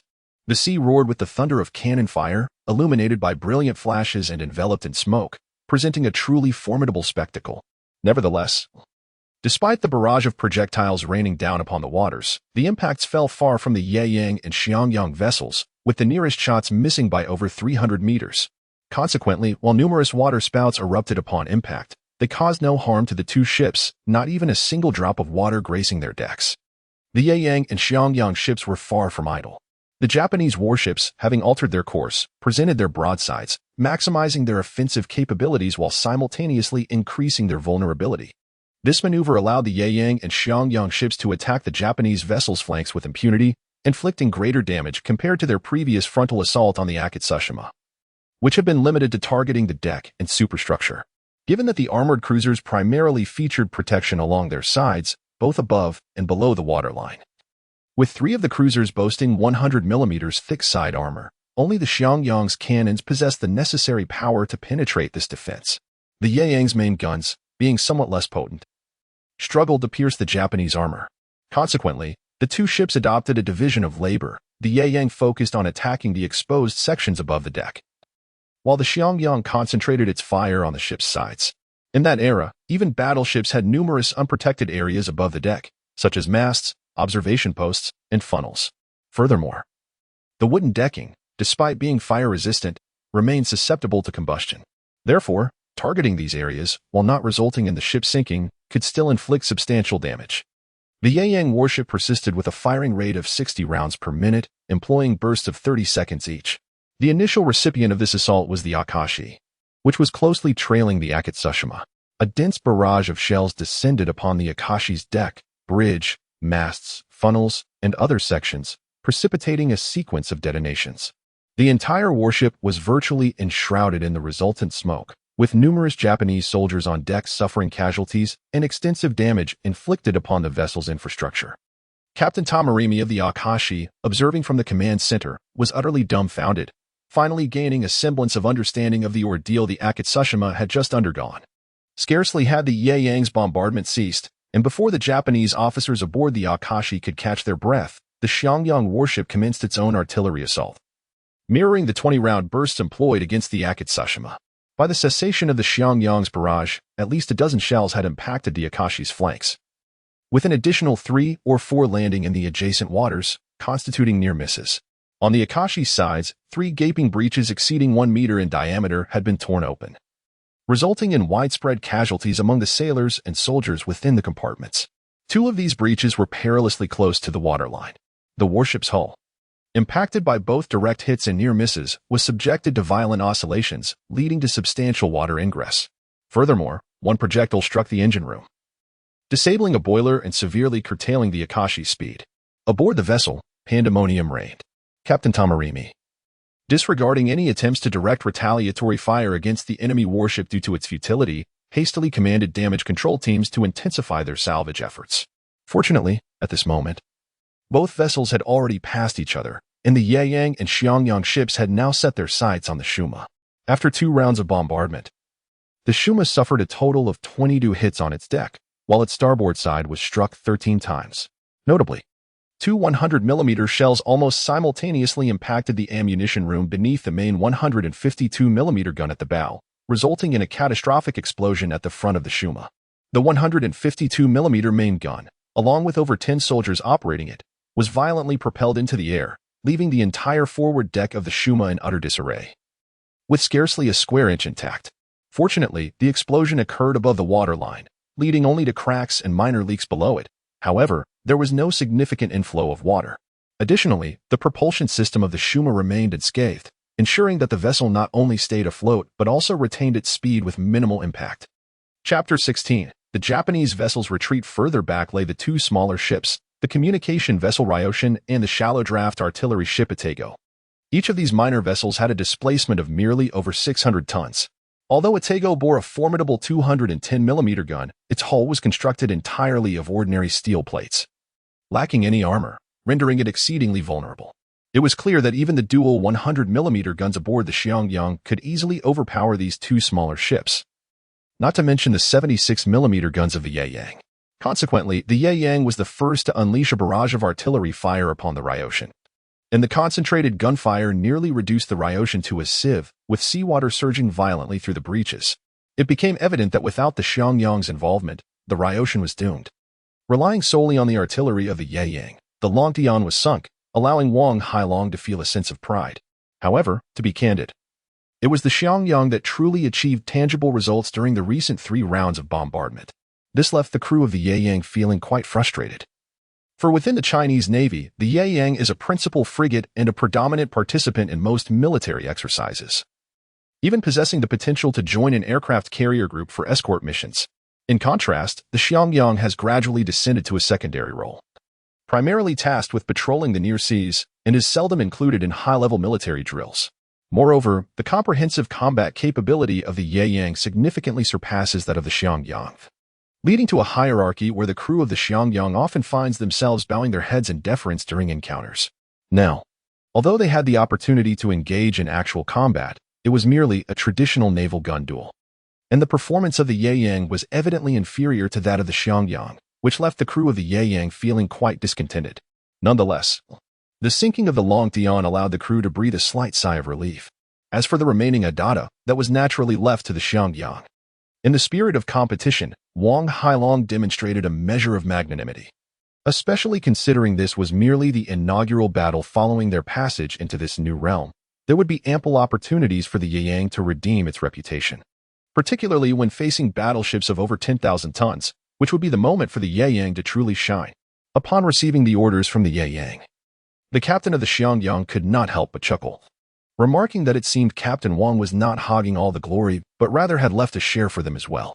Deputy Captain Jean Qin remarked, "Since Captain Wang has entrusted us with the Itago, we must not squander his goodwill. Let us put forth our utmost effort and see if we can sink the Itago with a few salvos." Political Commissar Li Chao, setting aside his binoculars, chuckled. "Sinking the Itago sounds rather peculiar to me. Before our journey through time, the only ship in the Chinese Navy that could contend with the Itago was the Kunming. And even when paired with the Yaeyang, we were no match for the Itago. Although, in this era, the Itago is merely a shallow draft gunboat with a displacement of only 615 tons and seemingly insignificant. In an alternate timeline of the 21st century, the Itago boasts considerable renown. It is a guided missile destroyer built upon the foundation of the Japanese Self-Defense Forces Kong class, incorporating the Aegis system from the American Arleigh Burke-class destroyers. Thus, it is referred to as Japan's Aegis destroyer and stands as one of the most advanced missile destroyers globally, simultaneously being a primary adversary of the Chinese Navy in Asia. Prior to the fleet's temporal shift, the only vessel capable of matching it within the Chinese Navy was the 052D class guided missile destroyer, known as the Chinese Divine Shield of the second generation, which serves as the flagship, the Kunming. Stated, it is a naval tradition to name new ships after old ones. In fact, in Japan's historical annals, there was indeed a warship named Itago, which was a heavy cruiser of the Imperial Japanese Navy during World War II, specifically the second ship of the Takao class. Moreover, prior to this, Japan had constructed a vessel named Itago, which was the third ship of the Amagi-class battlecruisers that Japan had planned to build post-World War I. However, due to the restrictions imposed by the Washington Naval Treaty, the ship was dismantled before its completion, thus making Itago the most frequently used name for a warship in Japan. Jean Qin chuckled, dismissing the significance of multiple Itago vessels, asserting that as long as they were not from their era, any other Itago could be vanquished in an instant, starting with this particular Itago. Amidst the banter among the group, the guns of the Xiangyang ship fired once more. This time, the ship's artillery employed a single-shot mode, unleashing a dual barrage. The first round of shells landed 10 meters away from the Atago's port side, creating two towering columns of water over 10 meters high. The subsequent barrage saw one shell striking the Atago's stern. At that moment, the Atago's 210mm main gun roared to life. However, its shell fell over 300 meters from the Xiangyang, generating a water column of similar height. Concurrently, as the Atago fired, the Xiangyang unleashed another volley. With both shells finding their mark on the Atago, one struck the bridge while the other hit the hull, resulting in severe damage and a noticeable list to the ship. Following this, the fourth barrage from the Xiangyang again struck the Atago, causing the vessel to tilt at a steep angle. Japanese sailors aboard the Atago leaped into the sea in a desperate bid for survival, resembling dumplings cast into boiling water. Despite the sinking of two smaller vessels, the remaining three cruisers, Akitsushima, Akashi, and Suma, managed to navigate past the Yeyang and Xiangyang, gradually increasing the distance between them. Although these three cruisers sustained varying degrees of damage, all were within tolerable limits. At this juncture, they were running at full throttle, heading in the opposite direction of the Yeyang and Xiangyang vessels, evidently intending to disengage from the battle. Despite harboring ambitions of achieving meritorious service, Iwasaki Tatsudo was, after all, a captain with a clear head. After the previous exchange of fire, Iwasaki Tatsudo realized that these two oddly shaped warships, while seemingly possessing weak firepower, had an extremely high rate of fire, long range, and ridiculously high accuracy. Therefore, there was simply no way to continue this battle. If he did not escape the battlefield while the two sides were separated, when would he? As for the sunken Tatsuda and Atago, he could only reluctantly abandon them. At the same time, Iwasaki Tatsudo was somewhat fortunate that these two warships were not equipped with many cannons. If there were a few more, his three cruisers would have been in danger during the previous battle. Having temporarily disengaged from the battlefield, Iwasaki Tatsudo breathed a slight sigh of relief. While the Japanese soldiers on the three cruisers were busy running around, seizing the time to repair the damaged warships. Although Akitsushima was the first to be hit, the damage to the hull was not significant. Although there was some water seepage, it was immediately controlled by the damage control soldiers. The damage to the Akashi and Suma was much more severe. The foredeck of the Suma was almost completely destroyed, but the power was not damaged. And the damage control soldiers blocked the water seepage in time, so there was nothing too serious. At this time, Iwasaki Tatsudo had some free time to think about the battle just now. Although the identity of the adversary remains unknown, the stance against Japan is unequivocally clear. It is evident that this opponent possesses advanced technology capable of enhancing the effective range and accuracy of artillery. The fact that only one single-barreled and one twin-barreled cannon have been installed on these two warships suggests that this technology may still be in its experimental stages. Currently, among the world's great powers, most nations maintain relatively cordial relations with Japan. Even if relations are not particularly favorable, they are not severely strained. Only Russia stands apart, as it has significant conflicting interests with Japan in northeast China and the Korean peninsula, leading to profound discord. Could it be that these two warships were constructed by Russia, which has developed advanced artillery technology? If this is indeed the case, it would pose a considerable disadvantage for Japan. At this moment, lookout Wang Zhenqing, stationed at the observation post, reported, "Captain, there are still some Japanese soldiers in the sea. What should we do? Should we rescue them?" It turns out that during the recent skirmish, the Ritan and Atago, although each displacing only over 600 tons, were manned by more than 100 soldiers apiece. While the majority of the crew perished with the sinking ships and many others fell victim to gunfire. Some soldiers managed to escape from the cabins and bravely jumped into the sea. Approximately 30 to 40 Japanese soldiers were now struggling in the water. Before Wang Hailong could respond, Political Commissar Kaining interjected, "Captain, I believe we should indeed go to the aid of these soldiers. Firstly, it is a matter of humanitarian spirit, and secondly, the command has issued orders to capture as many enemy soldiers as possible." Although the vast majority of contemporary Chinese individuals harbor unfavorable impressions of Japan, their education and ideological beliefs compel them to act with compassion rather than indifference in the face of suffering. For instance, Wang Hailong, despite frequently referring to Japanese soldiers derogatorily and exhibiting fervor at the prospect of engaging in battle with the Japanese fleet, did not hesitate to assist a Japanese soldier who had fallen overboard. He nodded and stated, "Very well, let us deploy 2 lifeboats to rescue him. We must continue our pursuit of those 3 Japanese warships, as our primary mission cannot be delayed." At this juncture, Deputy Captain Chen Xiaojiang interjected, "Captain, Political Commissar, I do not oppose the act of rescue, But I must caution our rescuers to exercise vigilance. Those cunning little devils may have tricks up their sleeves. While our intentions are noble, we must guard against the possibility of a Japanese soldier seizing the lifeboat to escape. Therefore, let us ensure that each boat is manned by additional personnel, equipped with ample weaponry, and that we send a soldier proficient in Japanese to convey to the Japanese the necessity of compliance. Should we detect any attempts at deception, we shall not hesitate to eliminate the threat immediately, showing no mercy. Chapter 17. Pursuit of the Japanese warships. The Navy is a branch of the military that engages extensively in foreign affairs, frequently undertaking exchanges, visits, and joint exercises, thus placing a high demand on language proficiency. Officers and sailors of the Chinese Navy are generally capable of conducting everyday conversations in English, with a significant number mastering 2 or even 3 foreign languages. Beyond English, Russian and Japanese are the most commonly spoken languages among personnel, as communication in English is typically sufficient in European nations. Prior to the crossing of the escort fleet, the Sino-Russian relationship was flourishing, characterized by close military exchanges and frequent joint military exercises. Consequently, numerous soldiers took up the study of the Russian language to facilitate better communication with the Russian military. In contrast, the study of Japanese stemmed from a sense of vigilance towards Japan, unlike the improving ties between China and Russia. The Sino-Japanese relations have reached a nadir since the establishment of diplomatic relations. Many of China's military actions have been predicated on Japan as a hypothetical target, and proficiency in Japanese enables a deeper understanding of the Japanese situation, thereby aiding in the prevention of potential provocations by Japan. Among the soldiers in the fleet, many were adept in the Japanese language. The Yayang vessel was equipped with 2 lifeboats and 8 inflatable boats, serving as rescue apparatus, with each lifeboat capable of accommodating a maximum of 25 individuals. Commander Wang Hailong ordered the deployment of the 2 lifeboats, each manned by 4 soldiers.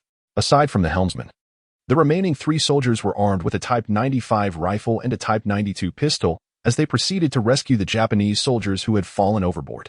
Meanwhile, the Yayang and Xiangyang vessels executed a sweeping 180-degree turn and, with full power, pursued the fleeing Akatsushima, Akashi, and Suma ships in their haste to escape.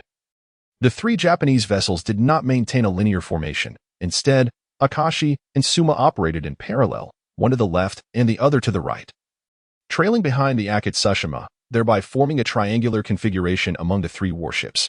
Aboard the Akitsumaru, Tatsudo Iwasaki received a report from the lookout, informing him that the Yayang and Xiangyang had completed their turn and were in pursuit.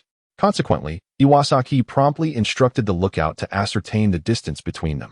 Shortly thereafter, the lookout reported, "Sir, the enemy vessels are approximately 2 kilometers away."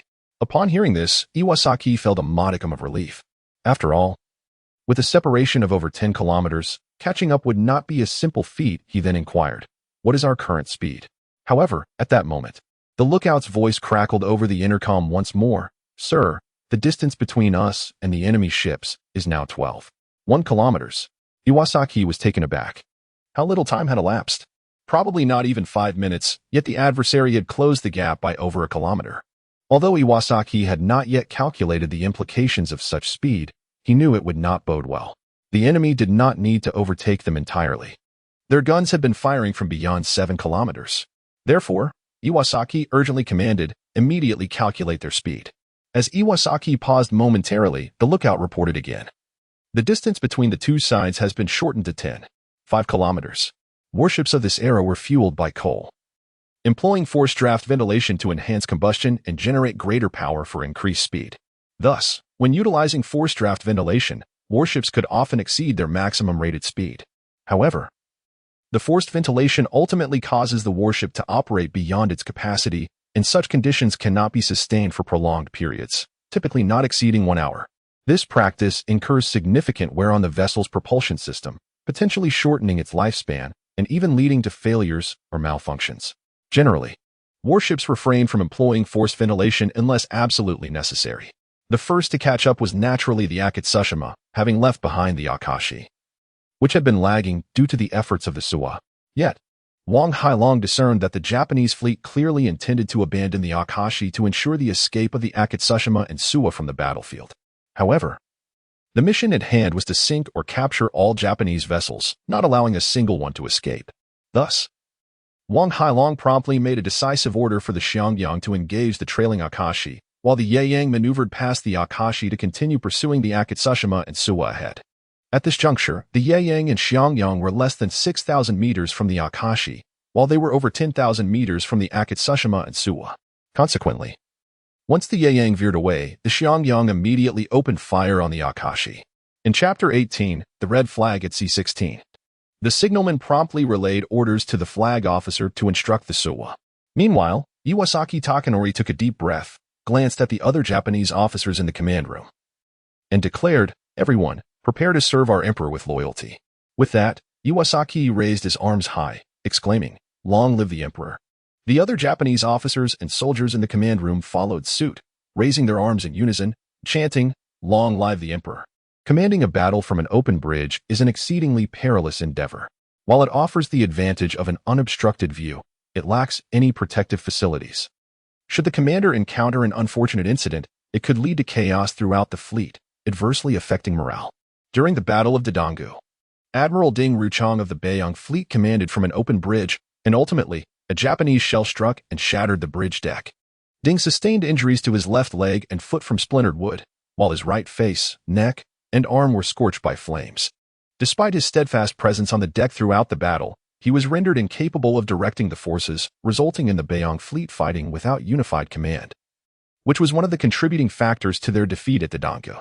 There exists an alternative narrative regarding Ding's injury, suggesting that it was due to the bridge's dilapidated state, which collapsed under the recoil of the cannon fire from the Dingyuan ship. Regardless of the version, both underscore the inherent dangers of commanding in an unprotected open bridge. Consequently, after the First Sino-Japanese War, navies worldwide mandated that commanders must direct battles from a command room.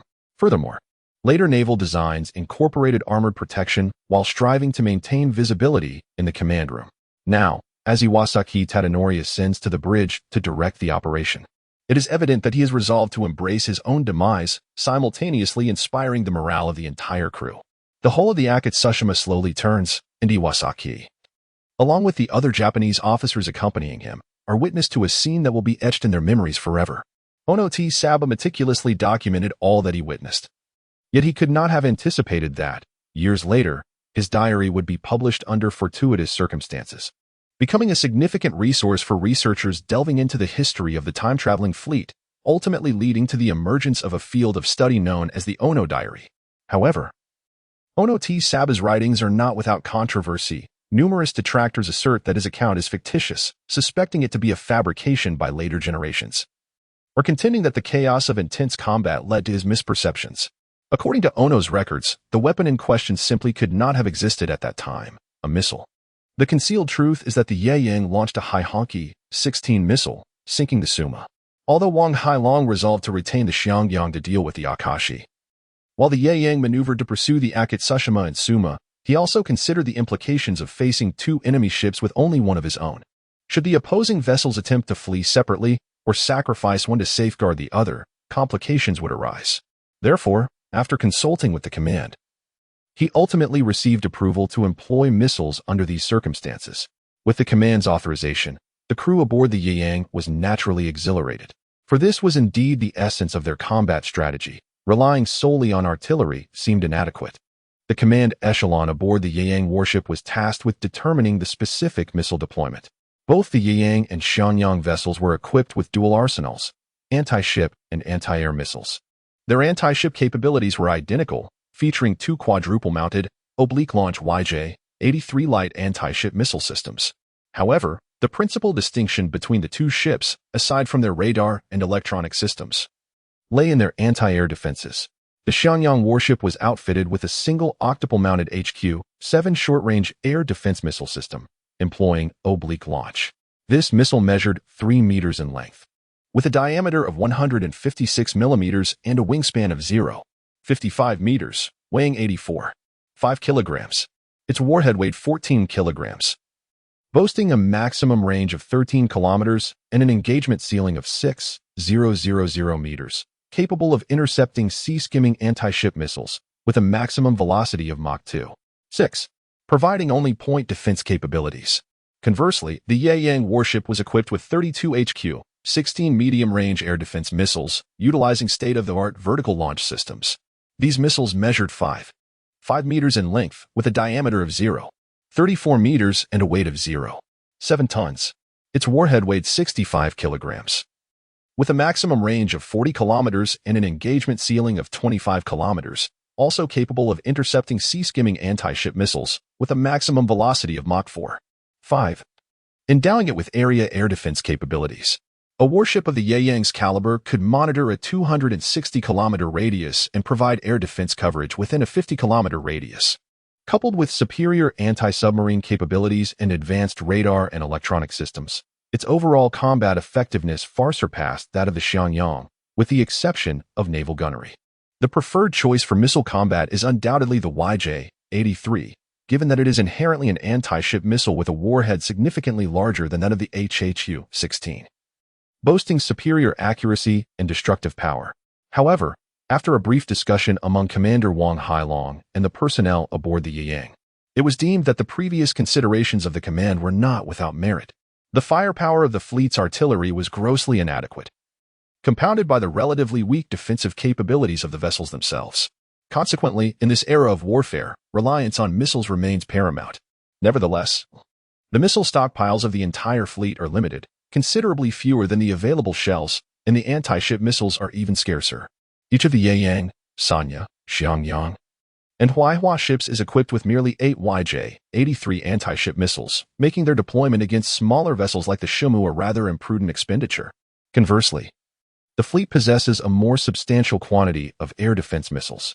For instance, the HHQ-16 is available in greater numbers, with the Yayang, Sanya, and Kunming ships each armed with 32 missiles. Thus, employing the HHU-16 proves to be a more prudent choice, reserving the YJ-83 for targets of greater value. Additionally, utilizing the HHU-16 carries a significant experimental aspect. Should these air defense missiles prove effective against the naval vessels of this era, the fleet's options would expand considerably, especially since the Kunming is also outfitted with 32 more potent HHU-9 long-range air defense missiles. Although the HHU-16 is primarily an air defense missile, it possesses the capability to intercept low-flying anti-ship missiles, thereby allowing it to engage surface targets that are not missile-based. In simpler terms, one could treat a naval vessel as a low-flying missile to be targeted effectively. Given the rudimentary electronic warfare and jamming capabilities of this era, employing the HQ-16 missile against the Suma was more than sufficient. Nevertheless, the command aboard the Yayang made contingency plans. A second HQ-16 would be launched if the first proved insufficient to sink the Suma, and should the HQ-16 miss its mark, the YJ-83 would be deployed. As anticipated, the HQ-16 missile traced a majestic arc across the sky, soaring over the Akatsushima and descending with unwavering precision upon the Suma. Chapter 19. Scuttled the HQ-16's warhead, laden with approximately 35 kilograms of explosives, possessed a destructive force akin to a 10-inch shell of this era, accounting for the disparity in gunpowder potency. However, unlike the shell's direct trajectory, the HQ-16 descended from above at a near-vertical angle. Its total mass of 700 kilograms, amplified by inertia, generated an impact far exceeding that of a 10-inch shell, instantaneously penetrating the Suma's deck. The ensuing cataclysmic explosion nearly cleaved the vessel in two. In the wake of the successful strike, jubilation erupted throughout the Yayang's compartments. Wang Hailong, doffing his cap, brandished it with vigor, exclaiming, "This is the true combat prowess of our Yayang. What skill is there in merely using naval guns? Had we fought like this from the start, our Yayang alone would have been enough to sink every last Japanese warship." After a pause, Wang Hailong further inquired, "Inquire about the circumstances on site and ascertain if he requires our assistance." At this juncture, Executive Officer Qin Shaojiang cheerfully interjected, "Captain, we still have the Akatsushima in our sights. Let us first dispatch the Akatsushima. Shall we employ the cannons or unleash another volley of missiles?" Wang Hailong chuckled and reassured, "Rest assured, I have not forgotten. However, to deal with the Akatsushima, there is no need for further assault. Let us first hail them and demand their surrender. We shall then observe the reaction of the Japanese." The vigorous sea breeze swiftly dispersed the lingering smoke. By this time, the deck of the Suma had descended to a position nearly flush with the sea surface, and the few Japanese soldiers who had managed to escape the vessel were desperately struggling in the water. Iwasaki Tatsudo stood on the bridge, his face ashen. The other Japanese officers and crew members on the bridge were similarly dumbfounded, as the scene they had just witnessed had been profoundly shocking. Although Iwasaki Tatsudo was not yet certain what weapon the adversary had employed, its power was undeniably formidable. More importantly, Iwasaki Tatsudo now understood why these warships were not heavily armed with cannons. They were equipped with such formidable weaponry. The fact that the adversary had refrained from using it until now suggested that they had been toying with them, like a cat with a mouse, and could sink the Akatsushima at any moment should they so desire. Just then, sounds emanated from the direction of the opposing warship, jolting the Japanese officers and crew from their stupor. Upon closer listening, they realized that the sounds were, in fact, in Japanese. On board the Akatsushima, the Japanese officers find themselves at an impasse. Continuing to resist will only lead to their demise, akin to the fate of the Sumire. The only path to salvation lies in laying down their arms and surrendering. Our policy is clear: to disarm without bloodshed and to treat captives humanely. Continued resistance leads only to a dead end. Although some phrases were unfamiliar, the underlying message was unmistakable. The Akatsushima must surrender. The exhortations from the Yang continued, incessantly echoing their demands. The atmosphere aboard the Akatsushima was tense, while on the Yang, a sense of ease prevailed as they advanced steadily towards their adversary, calling out their messages. In the command room, Wang Hailong turned to political commissar Kai Ning and remarked, "What words have you penned? They sound so familiar, akin to those used in films urging the nationalist forces to capitulate." It turned out that the earlier exhortations were indeed drafted by Kai Ning. Upon hearing Wang's comment, Kai Ning chuckled. "I had to resort to the most familiar phrases at a moment's notice. To be honest, I initially began with comrades of the National Army, but quickly realized the inappropriateness and struck it out." Wang Hailong replied, "It seems this is a genuine concern. We ought to prepare a repertoire of phrases specifically for encouraging surrender, as such situations will undoubtedly arise again." Just as they were engaged in light-hearted banter, the navigation officer, Jiang Shiwei, interjected, "Captain, the enemy's vessel is launching lifeboats. We are unsure of the circumstances." Wang Hailong, upon hearing this, hurriedly approached the porthole and gazed outside. Indeed, he observed that the deck of the Akatsushima was already crowded with Japanese soldiers who were in the process of lowering 3 lifeboats. One lifeboat had already been deployed into the sea, containing 2 Japanese soldiers, while several others were sliding down the ropes along the ship's side to board the vessel. A few soldiers even leaped directly into the water, swimming towards the lifeboat, resulting in a scene of utter chaos. It turned out that although Yamazaki had resolved to share the fate of the warship, there were 330 crew members aboard the Akatsushima, and not all Japanese soldiers were willing to embrace death. At that moment, Japan had not yet reached the point of national fervor. While they could chant slogans of loyalty to the emperor, when the time came to demonstrate that loyalty, many soldiers hesitated, as the fear of death is an intrinsic part of human nature. Additionally, the formidable impact of the Yang's launch of the Sea Red Flag 16 missile, which had sunk the Shuma, was a significant contributing factor.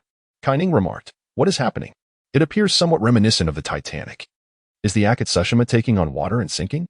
Is that why the Japanese on board are so eager to flee?" Wang Hailong paused for a moment, then quickly grasped the situation, saying, "These little devils are opting for self-destruction. Unable to defeat us, unable to escape, and unwilling to surrender. They have no choice but to scuttle their own ship." Kai Ning nodded, offering a wry smile, and replied, "This reflects the inherent cowardice of the Japanese. Thus, in our future dealings with them, we must remain cognizant of this trait and refrain from interpreting their actions through the lens of their historical characteristics prior to our time. Frankly, prior to our transmigration, despite the nationalistic fervor and revisionist rhetoric emanating from certain factions within Japan, such as the denial of wartime atrocities and the amendment of their constitution to permit collective self-defense, these were merely the vociferations of a minority. In reality, Japan, as a nation, was not entirely sovereign. As Mr. Ishihara aptly put it, and as Qin Shaozhong jested, Japan is a castrated nation. For 7 decades post-war, Japan has been under the dominion of the United States. In this era of prolonged peace, while the economy has flourished and the populace has enjoyed an elevated standard of living, the nation's martial spirit and drive for progress have been all but extinguished. The proliferation of anime, video games, and adult entertainment has transformed a significant portion of Japanese youth into reclusive internet addicts. Joining the self-defense forces is often perceived as a means to secure a lucrative job rather than a patriotic duty. Recall the Fukushima nuclear disaster? Even members of the self-defense forces refused to enter the contaminated zone for rescue operations, an occurrence almost unimaginable in other countries. Qin Xiaojun concurred, indeed. And following the reinterpretation of collective self-defense, numerous soldiers sought discharge to avoid potential future conflicts. Kai Ning added, moreover, Japan had already entered an era of demographic aging. Thus, it can be argued that Japan's national power was on the decline, and the longer the status quo persisted, the lesser the threat to China became. In this era, Japan has just completed the Meiji Restoration and is experiencing a period of national ascendance. 5 years prior, Japan secured victory in the First Sino-Japanese War, not only receiving a compensation of 230 million taels of silver, but also instilling a sense of inflated confidence among the Japanese populace. This marked the inception of Japanese militarism. According to historical progression, 5 years hence, Japan would embark on the Russo-Japanese War. Thus, although the Japan of these two eras differs vastly in national strength, economy, and technological advancement, the spirit and fervor of the Japanese people in this period cannot be compared to that of the past, particularly among Japanese soldiers. Their capacity for reckless actions is alarming, and this is the true Japan we must be vigilant against. Wang Hailong remarked, "No, this era is different. For we have arrived in this time, and we shall not allow these little devils to run amok any longer." After a pause, he continued, "The little devils may wreak havoc domestically as they wish, but it is utterly impossible for them to bully China as they did in the previous era. Moreover, everything they have previously devoured shall be regurgitated. The sinking of these Japanese warships today signifies the dawn of a new era. If we follow the course of history, these ships should not have been sunk today." Qin Xiaojun asked, "What shall we do with the Akatsushima? Should we let it sink itself? Or shall we fire a few more shots to claim it as our victory?" Chapter 20. Surrender. Wang Hailong was momentarily taken aback, scratching the back of his head before adjusting his military cap. "This fellow truly possesses remarkable fortune," he remarked, "to have captured an enemy vessel." It was well known within naval circles that there existed an unwritten code regarding enemy ships. Capturing them was deemed the highest achievement. Sinking them was considered moderate, while allowing them to escape was regarded as the least commendable outcome. This perspective held merit, as capturing an enemy ship not only weakened the adversary, but also bolstered one's own forces, yielding a dual benefit. However, with the advent of steam-powered artillery, the distances at which naval battles were fought had increased significantly, making the capture of enemy vessels increasingly challenging. In this context, the Yaeyang had exerted considerable effort, employing missiles to sink the Shuma and forcing the Akitakas to scuttle itself, resulting in a performance that could only be rated as mediocre. In contrast, the Xiangyang had successfully captured the Akashi, an achievement that warranted a higher commendation. The Xiangyang's main artillery had struck the Akashi's command center from a lateral rear angle, inflicting heavy casualties on the personnel within. Almost all members of the command staff, led by Captain Oda Morimasa, perished in the assault. Subsequently, the Xiangyang ceased its attack, maneuvering closer to the Akashi to demand its surrender, due to the near-total demise of the commanding personnel. The remaining mid-level officers convened and resolved to surrender to the Xiangyang ship. Although militarism had begun to surge in Japan at that time, it had not yet escalated to a state of nationwide fanaticism. A considerable number of officers and soldiers still preferred to avoid a feudal death. The current situation was clear. The Akashi had been abandoned like a pawn by the Akatsushima and the Suma. The captain and other commanders had perished in battle, and the remaining mid-level officers had no desire to meet the same fate. Naturally, the majority of the soldiers concurred with the decision to surrender, as survival was preferable to death. However, not all Japanese soldiers were averse to dying. A minority, thoroughly indoctrinated, remained fixated on the notion of glorious death, resolutely refusing to surrender. Some even sought to eliminate the officers advocating for capitulation, aiming to seize command of the Akashi and fight to the bitter end against the Xiangyang. Nevertheless, such obstinate individuals were in the minority. Ultimately, after a brief skirmish aboard the Akashi, the recalcitrant dissenters were subdued, and a white flag was hoisted. The cannons were covered with cloth, and the vessel ceased operations, signifying their surrender to the Xiangyang ship. Once it was confirmed that the Akashi had indeed surrendered, ordered 30 soldiers to board the Akashi via rubber dinghies to accept its capitulation. Meanwhile, the artillery was secured, leaving only a small contingent of 53 Japanese soldiers responsible for propulsion, navigation, and repairs. The remainder were transferred to the Xiangyang, with 20 warriors left behind to oversee the remaining Japanese personnel. At this moment, the Akatsushima had completely sunk into the depths of the ocean. The Japanese soldiers who managed to escape from the Akatsushima, under the threatening cannons of the Yiyang, were compelled to approach submissively, ultimately surrendering to the Yiyang. Simultaneously, they rescued over a dozen soldiers from the Sumida. Meanwhile, the lifeboats that had previously gone to assist the Nagata and Atago arrived to rendezvous with the Yiyang, collectively rescuing 31 Japanese soldiers. In total, this battle resulted in the sinking of 3 Japanese warships, the forced sinking of one, and the capture of another, alongside the apprehension of 403 Japanese soldiers. The breakdown of the captives includes 265 from the Akashi, 93 from the Akatsushima, 11 from the Sumida, 18 from the Nagata, and 13 from the Atago. The crew of the Akashi consisted of 310 individuals, since the entire ship surrendered. The vast majority of these Japanese soldiers survived, accounting for over 60% of all captives, with 212 being transferred to the Xiangyang.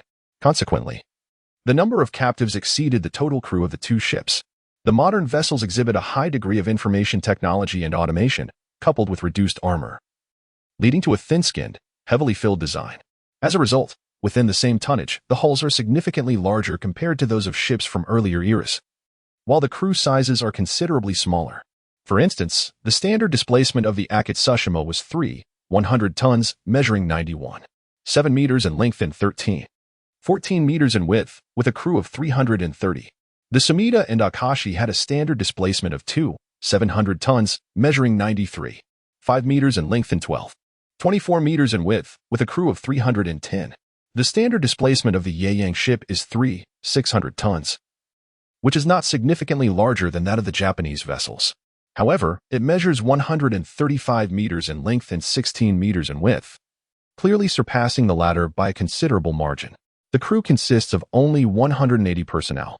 Conversely, the Xiangyang ship has a standard displacement of 250 tons, which is inferior to the Japanese ships, yet it stretches 115 meters in length and 14 meters in width, boasting a hull size greater than all 3 Japanese vessels, with a crew of merely 170.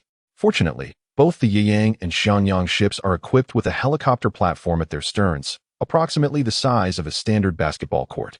Consequently, both vessels concentrated all captured personnel on the helicopter platform, facilitating their supervision and alleviating concerns regarding prisoners accessing the ship's compartments.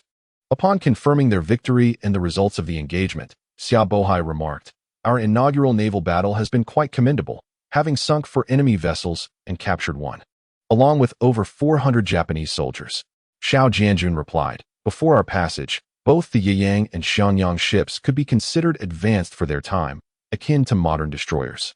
Engaging these few Japanese vessels was indeed more than sufficient. However, capturing over 400 prisoners should yield more intelligence regarding the situation at Daegaport. The information we currently possess is exceedingly scant. I hope these Japanese captives can provide us with more insights, allowing us to formulate a more targeted plan, thereby increasing our chances of successfully seizing Daegaport." It was revealed that while the naval battle was still underway, the command had already ordered the landing forces to interrogate the captured Russian soldiers to ascertain the defensive arrangements of the 8-nation alliance at Daegaport. Regrettably, the captured Russian soldiers held relatively low ranks, none even attaining the position of a lieutenant.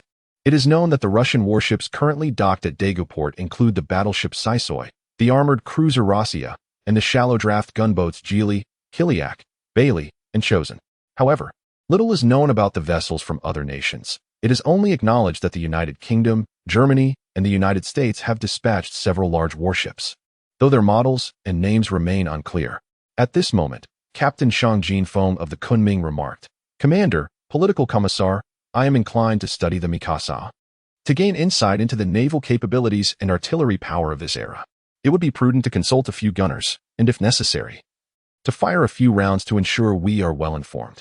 Shang Jinfeng chuckled, adding, "However, such measures may be unnecessary, as the armor of the Mikasa is not particularly formidable. Sinking her would likely yield little valuable data." Qin Zheng demurred, stating that it wasn't a matter of the warship's capacity. He clarified that while the vessels could accommodate ordinary individuals, such as those evacuated during the recent repatriation efforts, the current situation involved prisoners of war. None of the warships, including the Chaobai Mountain, were equipped with brigs, and overseeing over 400 captives would require a sizable contingent. He acknowledged that under normal circumstances, they could allocate personnel for this purpose. However, their imminent objective was the capture of Daegu Fort. This operation would necessitate the participation of all 5 warships, along with the Changbai Mountain, in a landing assault. Consequently, the Changbai Mountain's ability to supervise the prisoners would be significantly compromised. He emphasized the potential ramifications should the captives instigate a mutiny during the battle, stressing the need for preemptive measures. Xiao Bohai concurred, acknowledging the pertinence of Qing's concerns. He affirmed the paramount importance of securing Daegu Fort as a foothold, underscoring the necessity of ensuring the operation's flawless execution. He recognized the prisoners as a potential complication, posing a security risk regardless of the vessel on which they were held. He proposed temporarily marooning all the captives on an uninhabited nearby isle, precluding their escape. Once Daegu Fort was seized, they could then be transported to Daegu Fort for internment. Shang Jifeng interjected, questioning the feasibility of confining the prisoners to a deserted island. He noted the abundance of proximate isles within swimming distance, coupled with the prisoners' military background and adeptness at wilderness survival. He posited that they could potentially subsist on the island by fishing and hunting. Xiao Jianjun demurred. I believe this approach is viable. Even if some were to abscond, it would not be to our detriment. Chapter 21. Reinforcements Part 1. As the transdimensional fleet engaged in its inaugural naval battle, Hijiawan Village, their primary landing site, was similarly abuzz with activity. Approaching dusk that day, a deafening roar reverberated through the skies above Hijiawan Village, prompting the villagers, who had only just begun to recover from the Russian army's pillaging, to emerge from their homes and gaze upwards in bewilderment. The spectacle that greeted them left them dumbfounded, with many rendered weak-kneed and collapsing to the ground. 4 or 5 immense, bizarre objects had appeared in the sky, with large heads and tapering tails, resembling dragonflies in some respects. However, their wings did not flap vertically but rotated rapidly like windmills, generating a tremendous din and a gale-force wind that nearly knocked people off their feet. The villagers, who had never witnessed anything of the kind, were understandably terrified, with some even exclaiming that deities had descended from the heavens. Many prostrated themselves on the ground, kowtowing incessantly and invoking a chaotic mix of celestial beings and Buddhas. Fortunately, Luo Yu and his soldiers swiftly arrived on the scene. Luo Yu, raising his hands, proclaimed loudly, "Fellow villagers, do not be afraid. These are not deities descending. These are our helicopters, aircraft." He tentatively approached Luo Yu, inquiring, "Chief, is this contraption called a flying chicken? Is it a chicken that can fly?" Listening to this, Luo Yu broke out in a sweat and elucidated, "This is not a fowl, but a machine. A mechanical contrivance capable of flight. Do you comprehend? Similar to the steamship, which employs machinery to traverse the seas, the helicopter utilizes machinery to navigate the skies." Village Chief He Ming, having witnessed a modicum of the world's wonders, possessed some understanding of the concept of machinery. Thus, he inquired, "Commander, I have indeed heard of machinery, such as that fabricated by the Tianjin Machine Bureau. However, I have never encountered a machine capable of flight." Lu Tai interjected with disdain. "The machinery crafted by the Tianjin Machine Bureau is incomparable to our own. Even the foreigners cannot rival it. Have you ever heard of a foreign machine that can fly?" He Ming hastily responded, "Indeed, indeed. Commanders, you are all extraordinarily capable and omnipotent. The foreigners are naturally no match." At midday, did not the Russian devils flee with their tails between their legs after being routed by the commanders? Initially, He Xin and He Ping addressed the soldiers with the customary appellations of the era, such as military sirs and general sirs, which the soldiers did not particularly mind. However, upon arriving at Hijiawan Village, the villagers also adopted these terms. As they listened, some found it rather awkward. It is unclear which soldier introduced the villagers to the term commander, but it quickly spread throughout the village. Although Luo Yu found it amusing, considering his rank was far from the level of a commander, he did not correct them, as it sounded more agreeable than military sirs and general sirs. Upon learning that the command center intended to reinforce Hijiawan Village with additional troops, it was revealed that a suitable area for helicopter landing was required. Among the entire village, only the threshing ground to the west possessed the necessary conditions for helicopter operations. Consequently, Luo Yu summoned the village chief, He Ming, imploring him to organize the villagers to clear the threshing ground, thereby facilitating the helicopter's landing. At this moment, the villagers were filled with gratitude towards the soldiers. Although they were unaware of the soldiers' intentions for clearing the threshing ground, they were nonetheless eager to comply with any request from the soldiers. With a collective effort, The villagers diligently worked together, and in less than 2 hours, the threshing ground was left immaculate. Just then, the helicopter arrived overhead, hovering above Hijaiwan village. In fact, the area of the threshing ground was rather limited, measuring only around 20 meters in either direction, totaling approximately 5 to 600 square meters.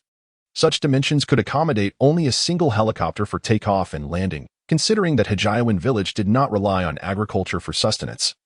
And with just over 100 households in the village, a vast threshing ground was unnecessary. The helicopter responsible for transporting the reinforcements had taken off from the Qing Mountain vessel. The imposing hull of the Qing Mountain allowed for an astonishing capacity. In addition to the dock, the armored vehicle storage compartment could simultaneously accommodate around 50 infantry fighting vehicles, main battle tanks, and the hangar could house 4 medium-sized helicopters, along with approximately 1 reinforced battalion of infantry personnel and their requisite weaponry. Moreover, the 071 class amphibious dock landing ship was equipped with medical rescue compartments and some additional living quarters. The medical rescue compartment boasted comprehensive battlefield medical facilities, capable of providing emergency surgeries and field medical assistance for the injured and sick aboard the vessel. Thus, it serves not only as an effective platform for amphibious landing operations during wartime, but also as a vital means of transportation and projection for participating in international joint overseas peacekeeping and humanitarian relief missions during peacetime. Upon receiving orders from the command, the reinforcements assembled on the Qing Mountain vessel, escorted by the Huaihua ship, proceeded to a maritime area approximately 10 kilometers from Hijaiwan village. Subsequently, the Z-8F helicopters, embarked on the Qing Mountain, transported the reinforcements and equipment ashore. The Z-8F is the latest improved version of the Z-8 medium helicopter, which was developed in the 1990s based on the French Super Freeland helicopter. The enhancements focus on an improved lift system, replacing the metal rotor and tail rotor with advanced composite material counterparts, upgrading to higher performance engines, and modernizing onboard electronic equipment.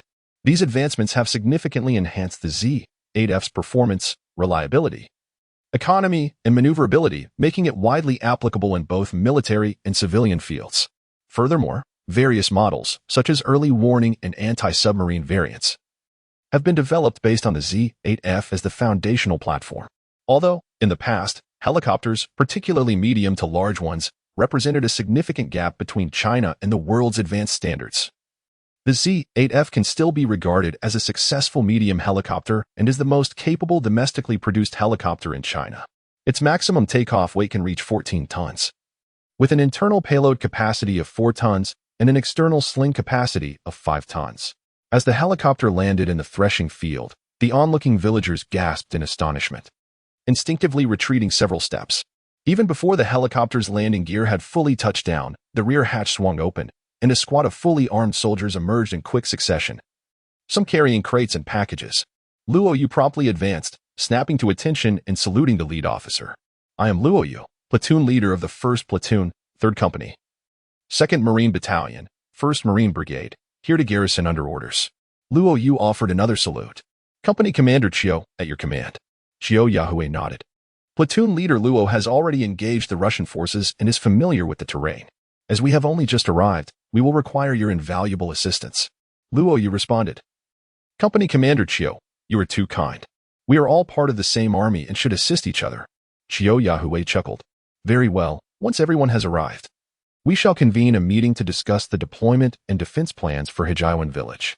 The initial helicopter carried a limited number of soldiers, primarily the company headquarters and equipment, along with a medical team and supplies.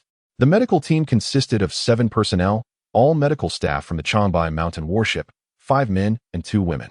Despite their small number, they brought a substantial amount of equipment, including standard medical instruments, medications, 2 rudimentary surgical beds, and a small freezer, effectively establishing a miniature field hospital. The dispatched reinforcements are entrusted with a mission of paramount importance. Should the 8-nation alliance troops stationed at Daegu initiate an assault on Hijaiwan village, the landing forces will establish a defensive foothold there, thereby impeding the alliance's military strength. Conversely, if the alliance refrains from attacking, the landing forces will advance upon Daegu port, collaborating with the main contingent to launch a 2-pronged assault from the rear of Daegu port. Consequently, medical support is indispensable. Moreover, the Trans-Temporal Fleet possesses an abundance of resources, enabling it to furnish the troops with ample logistical support. Chapter 22, Reinforcements, Part 2. Given the substantial quantity of medical equipment, the 7 medical personnel alone were manifestly incapable of transporting it all, while the company headquarters soldiers had already assisted in unloading a considerable portion. A significant remainder remained aboard the helicopters. The last female medical corpsman was observed laboriously dragging a crate, nearly half her height, from the helicopter ramp. As she dragged it towards the cabin door, a wheel became lodged in the doorway crevice. Despite several attempts, she was unable to dislodge the crate. Upon witnessing this, Luo Yu strode onto the ramp and offered, "Allow me." He grasped the crate's handles, lifted it with a surge of strength, and carried it down the ramp. He then inquired, "Where shall I place it?" The female soldier surveyed the surroundings and gestured, "Over there," for the time being. The medical supplies unloaded from the helicopters were temporarily concentrated in a corner of the threshing ground. She then added, "This crate is quite heavy. Allow me to assist you." Luo Yu demurred, "No need. I can manage it alone." With determination, he lifted the box, hoisting it onto his shoulder, and proceeded to walk to the designated location for medical supplies, where he finally set the box down. The female medic followed closely behind him and offered her assistance as he placed the box down. Just as they finished arranging the box, a male medical officer rushed over, exclaiming, "Comrade Xiao, it has been stated that this box is excessively heavy, requiring at least 2 individuals to move it. You were supposed to wait for us to assist you on the plane. Why did you attempt it alone? What if you injured yourself?" Luo Yu replied, "Director Lu, there's no need for formality." The female soldier added, "Indeed, Sergeant Luo, we truly appreciate your help." The medical personnel assigned to this evacuation mission were primarily selected from field hospitals, thus each held a military rank, including the young female soldier, who was a private. Just as Luo Yu was about to respond, Qiu Yahui arrived, saying, "Sergeant Luo, so you are here." He then turned to Lu Mingyu, stating, "Director Lu, please hold on for a moment. We currently lack sufficient personnel. Once the next helicopter lands, I will send someone to assist you in setting up the tents and establishing the field hospital. I have matters to discuss with Sergeant Luo, so I must take my leave." Lu Mingyu quickly replied, "Captain Qiu, please attend to your duties." At that moment, all the supplies from the helicopter had been successfully unloaded. And as the villagers looked on in awe, the helicopter ascended slowly, rising back into the sky before heading towards the seaside, allowing the landing zone to be cleared for the subsequent helicopter. Luo Yu inquired, "Qiu, how many personnel have arrived this time? And is there a medical detachment accompanying us?" Qiu Yahui affirmed with a nod. "In addition to our company, we have a machine gun platoon and a mortar platoon, including your platoon. That makes a total of 6 platoons. Furthermore, the headquarters has allocated 2 warrior armored vehicles and a Harbin Z-9C helicopter." Luo Yu was taken aback by this revelation, as he had not anticipated such a substantial deployment. For this evacuation and escort operation, China had dispatched 2 Marine Corps battalions, in addition to the naval vessels. The Chinese Marine Corps is organized into brigades, which are further divided into battalions. A Marine battalion comprises 3 infantry companies, a machine gun company, and a mortar company. These companies mirror the infantry company structure, with 3 platoons each. Each platoon consists of 3 squads, equipped with a QJZ-89-12, 7mm heavy machine gun, and a PP-89 100mm mortar. However, the machine gun and mortar squads consist of 8 personnel, rather than 9. By this calculation, the landing force numbers over 170 individuals, given that the entire fleet's marine detachment is only slightly over 1,000. This deployment represents approximately 1/6 of their total strength, a significant commitment. Coupled with the 2 warrior armored vehicles and the Z-9C helicopter, it is evident that the headquarters places considerable importance on the Hijiawan village operation. However, upon hearing Qiu Yahui's description of the headquarters objectives for the landing force, Luo Yu realized the true weight of the assignment entrusted to this small detachment of fewer than 200 soldiers. Although Luo Yu and his companions belonged to different units, they were part of the same Marine Corps, spending years training and competing together and executing missions side by side. Consequently, they were familiar with one another, with some having formed strong friendships with Luo Yu. Thus, their reunion was marked by excitement and camaraderie, as they eagerly engaged in conversation, especially with the anticipation of fighting alongside each other once more. Suspended beneath the 2 helicopters was a 4-wheeled armored vehicle. Before the helicopters had even landed, Lu Tai gazed skyward with eyes gleaming with enthusiasm and exclaimed, "This must be the Mengsher vehicle. How wonderful it would be to take it for a spin." The full name of the Mengshi vehicle is Dongfeng Mengshi. It is produced by Dongfeng Motor Corporation's subsidiary, Dongfeng Off-Road Vehicle Company, primarily designed for military purposes. This off-road cargo vehicle bears a striking resemblance to the American Hummer, yet it surpasses the latter in performance. The vehicle is available in two main series, long nose and short nose, along with 8 principal models including single and double cab soft and hard tops, fastback soft and hard tops, boxy hard tops, and high hard tops. Notably, the single cab soft top model features a removable canopy and side windows, and its front windshield can be folded down to accommodate light and heavy machine guns. The interior of the soft and hard top variants includes a platform and footrest, with the option to install a heavy machine gun or grenade launcher on the top. The rear compartment is equipped with a missile launch platform, forming a lightweight, highly mobile wheeled combat system. Having undergone rigorous testing in extreme environments such as mountains, deserts, severe cold, and intense heat, this vehicle demonstrates exceptional mobility, outstanding battlefield adaptability, and commendable safety features, making it suitable for operations across all terrains and in all weather conditions. Before the fleet's crossing, the Hummer vehicle became the predominant light tactical vehicle equipped by the Chinese military. In the Grand Parade commemorating the 70th anniversary of the victory in the War of Resistance, each formation was led by 2 Hummer vehicles. Following this aerial deployment, 2 small helicopters astonishingly trailed behind. One was the Z-9C shipborne helicopter configured for the Huaihua vessel, while the other appeared more diminutive, resembling a large-scale aerial model.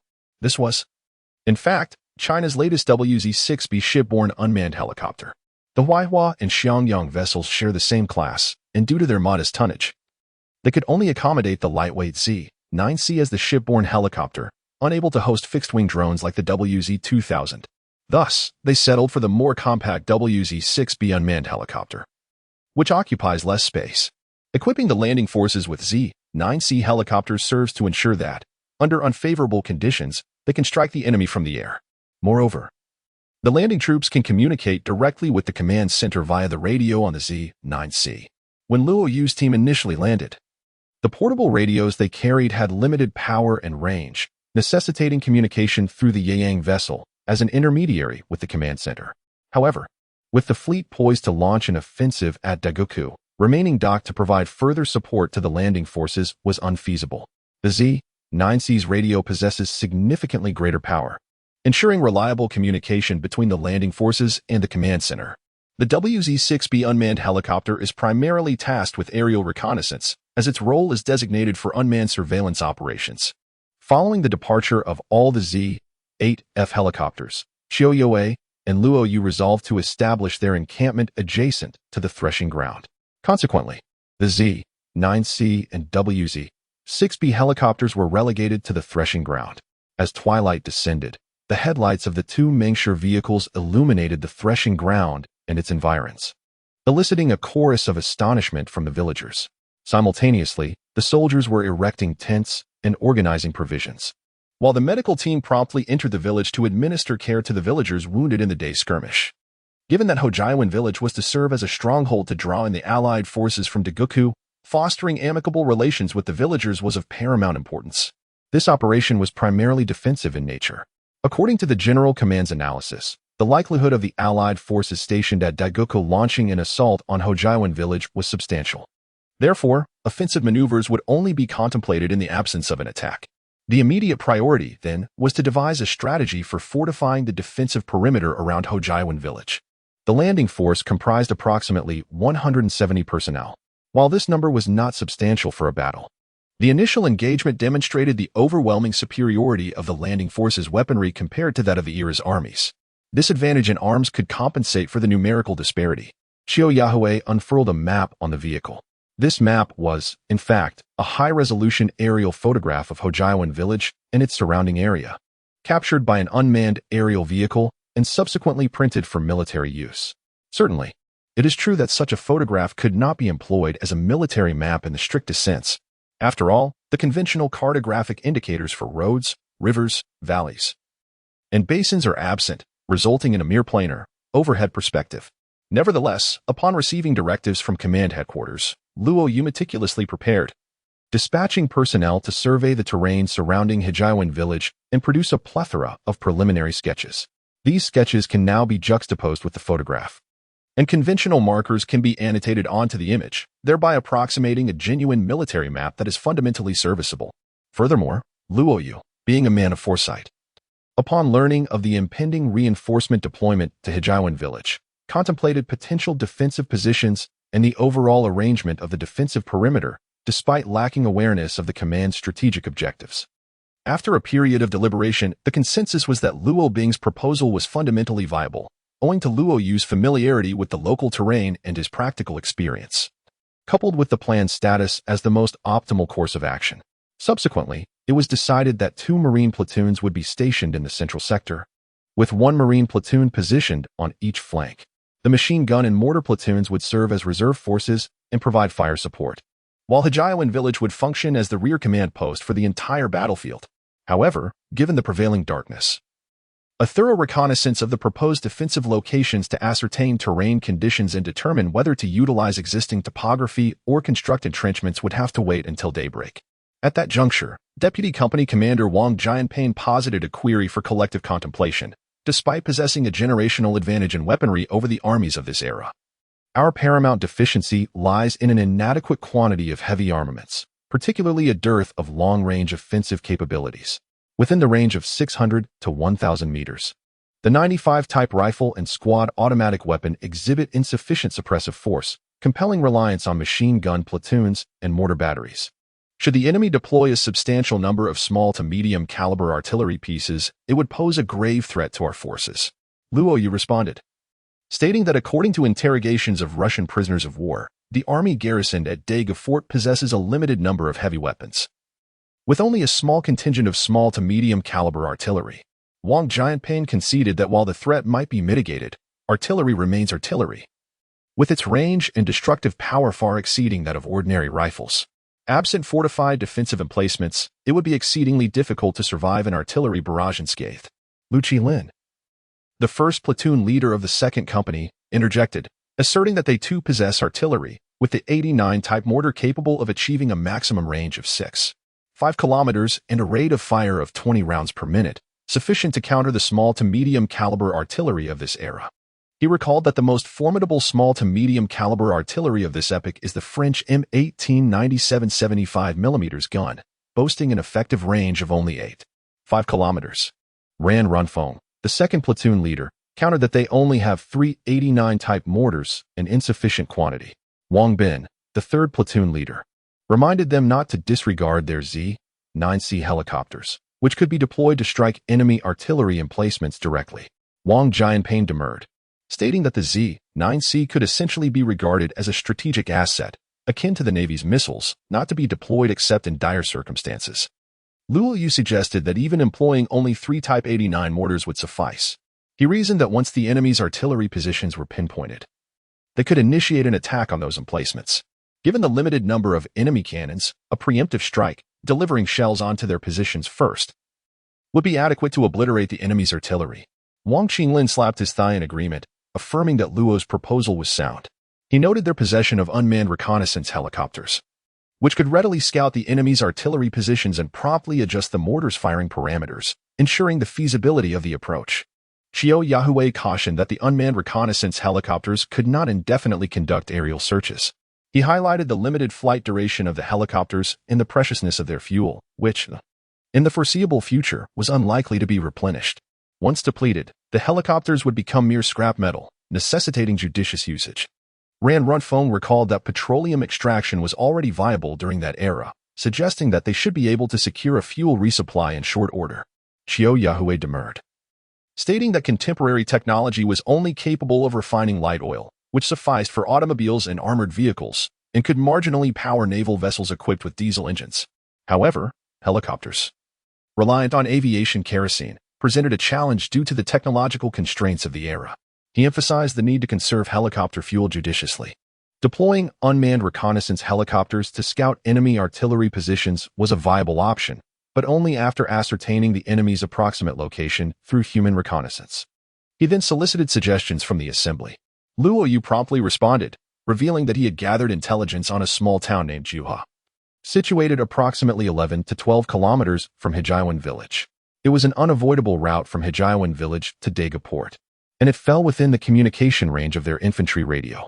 Given their possession of the Mengshi vehicle, Luo Yu proposed dispatching it with a squad of soldiers to conceal themselves near Juha town. The soldiers could be divided into 3 teams, thereby effectively monitoring an area spanning approximately 10 kilometers. This would enable them to promptly detect any enemy forces advancing towards Hijiawan village. Subsequently, they could deploy unmanned reconnaissance helicopters to monitor the enemy in real time, assess their troop strength and armaments, and facilitate the temporary command's ability to formulate targeted arrangements. Qiu Yahui nodded in approval, commending Luo Yu's diligence in gathering such detailed information. He then opened the floor for further discussion. Inquiring about the assembly's opinions on Luo Yu's proposal, Wang Jianping expressed his endorsement, affirming the feasibility of Luo Yu's plan.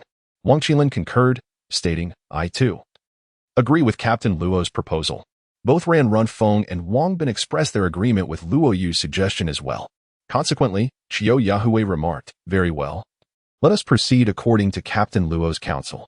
Captain Luo, I entrust you with the task of monitoring the enemy's movements. You may select the personnel, and I shall provide you with an additional Hummer." Luo Yu promptly responded, "Understood. We shall ensure the completion of the task."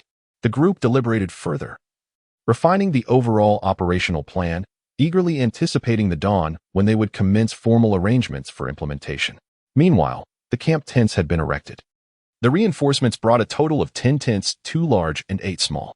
The larger tents covered approximately 16 to 17 square meters, while the smaller ones occupied around 10 square meters each.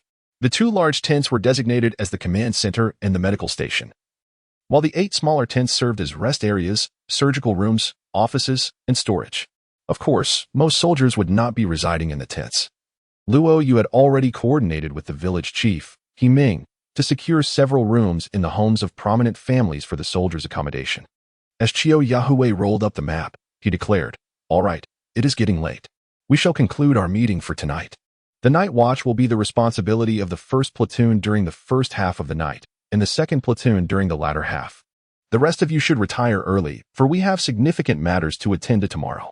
Having dismounted from the armored vehicles, the assembly was preparing to retire to their respective quarters when a soldier hastily approached. "Reporting, Company Commander," he announced. "2 Russian prisoners of war have absconded and taken a medic hostage. Our soldiers have them cornered, but we are at an impasse." Qiu Yahui, taken aback, promptly responded, "Lead the way. We shall investigate together." The others, having overheard the exchange, promptly followed Qiu Yahui towards the village. Chapter 24. Hostage Situation. As the group entered the village, Medical Director Lu Mingyu hurried towards them, his countenance etched with anxiety. Upon seeing Qiu Yahui leading the company headquarters and platoon leaders, Lu Mingyu, as if encountering a savior, immediately greeted them. "Company Commander Qiu, you must devise a solution. 2 Russian prisoners have taken little Zhou hostage. You must find a way to rescue little Zhou, and her safety must be guaranteed." Qiu Yahui replied, "Director Lu, remain calm. We will exert our utmost effort. Let us first assess the situation." Lu Mingyu, his emotions heightened, retorted, "Exerting your utmost effort is insufficient. Little Zhou must not come to harm, and you will be held accountable for this incident. How did the prisoners escape in the first place? This matter must be investigated." Qiu Yahui frowned, stating, "Director Lu, this is not the time to assign blame. Nor should you be so agitated. Let us first examine the situation." Having heard this, Lu Mingyu managed to compose himself somewhat, stating, "Very well. I shall observe how you resolve this matter. Should anything untoward befall Xiaoxiu, none of you shall escape culpability." Qiu Yahui, disregarding him, promptly led the others to the location of the incident, with Lu Mingyu following behind after a moment's contemplation. The female medic's military cap had been dislodged, revealing a face etched with terror, indicating her profound anxiety. Luo Yu recognized her as the same soldier he had assisted in carrying boxes earlier. At that moment, Luo Yu felt a tug at his sleeve. Turning, he saw Lu Tai at his side, who murmured, "Platoon leader." Following Lu Tai's gaze, Luo Yu observed Yang Rue.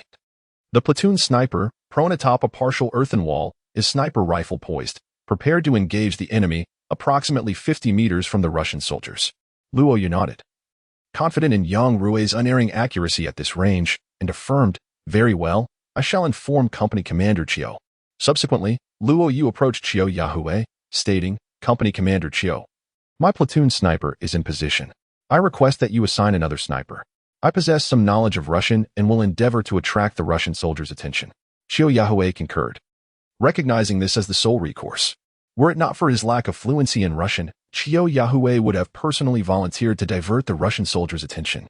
Thus, Xiao Yahweh responded, "Platoon leader Luo, exercise caution. I shall arrange for a sniper forthwith."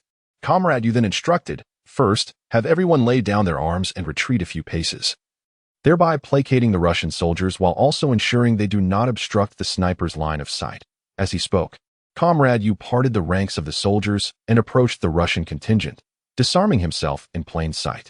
In Russian, he proclaimed, "Do not harm anyone. Let us parley. Whatever your demands, they can be discussed. If you inflict harm, neither of you shall survive." At Xiao Yahweh's signal, the other soldiers lowered their rifle muzzles, ceasing to aim at the Russians, and stepped back.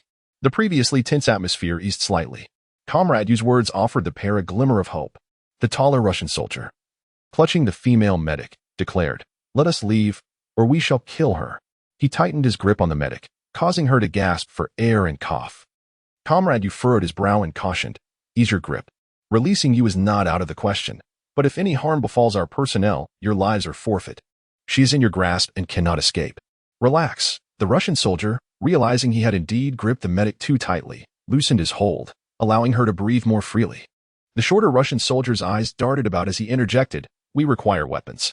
Provide us with 2 rifles." Seeing that the 2 Russian soldiers had stabilized somewhat, Comrade Yu felt a measure of relief. "Very well," he responded. "I shall fetch you the rifles. But heed my warning. Do not harm our people." Xiao Yahweh cast a piercing glance at him and remarked, "What if we release the Russian soldiers, yet they refuse to liberate our people? What then? Or if they acquire firearms and pose a threat to Nurse Show, what shall we do?"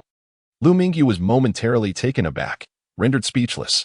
Xiao Yahweh, dismissing him, turned to Luo Yu and said, "Squad leader Luo, I have already arranged for the snipers.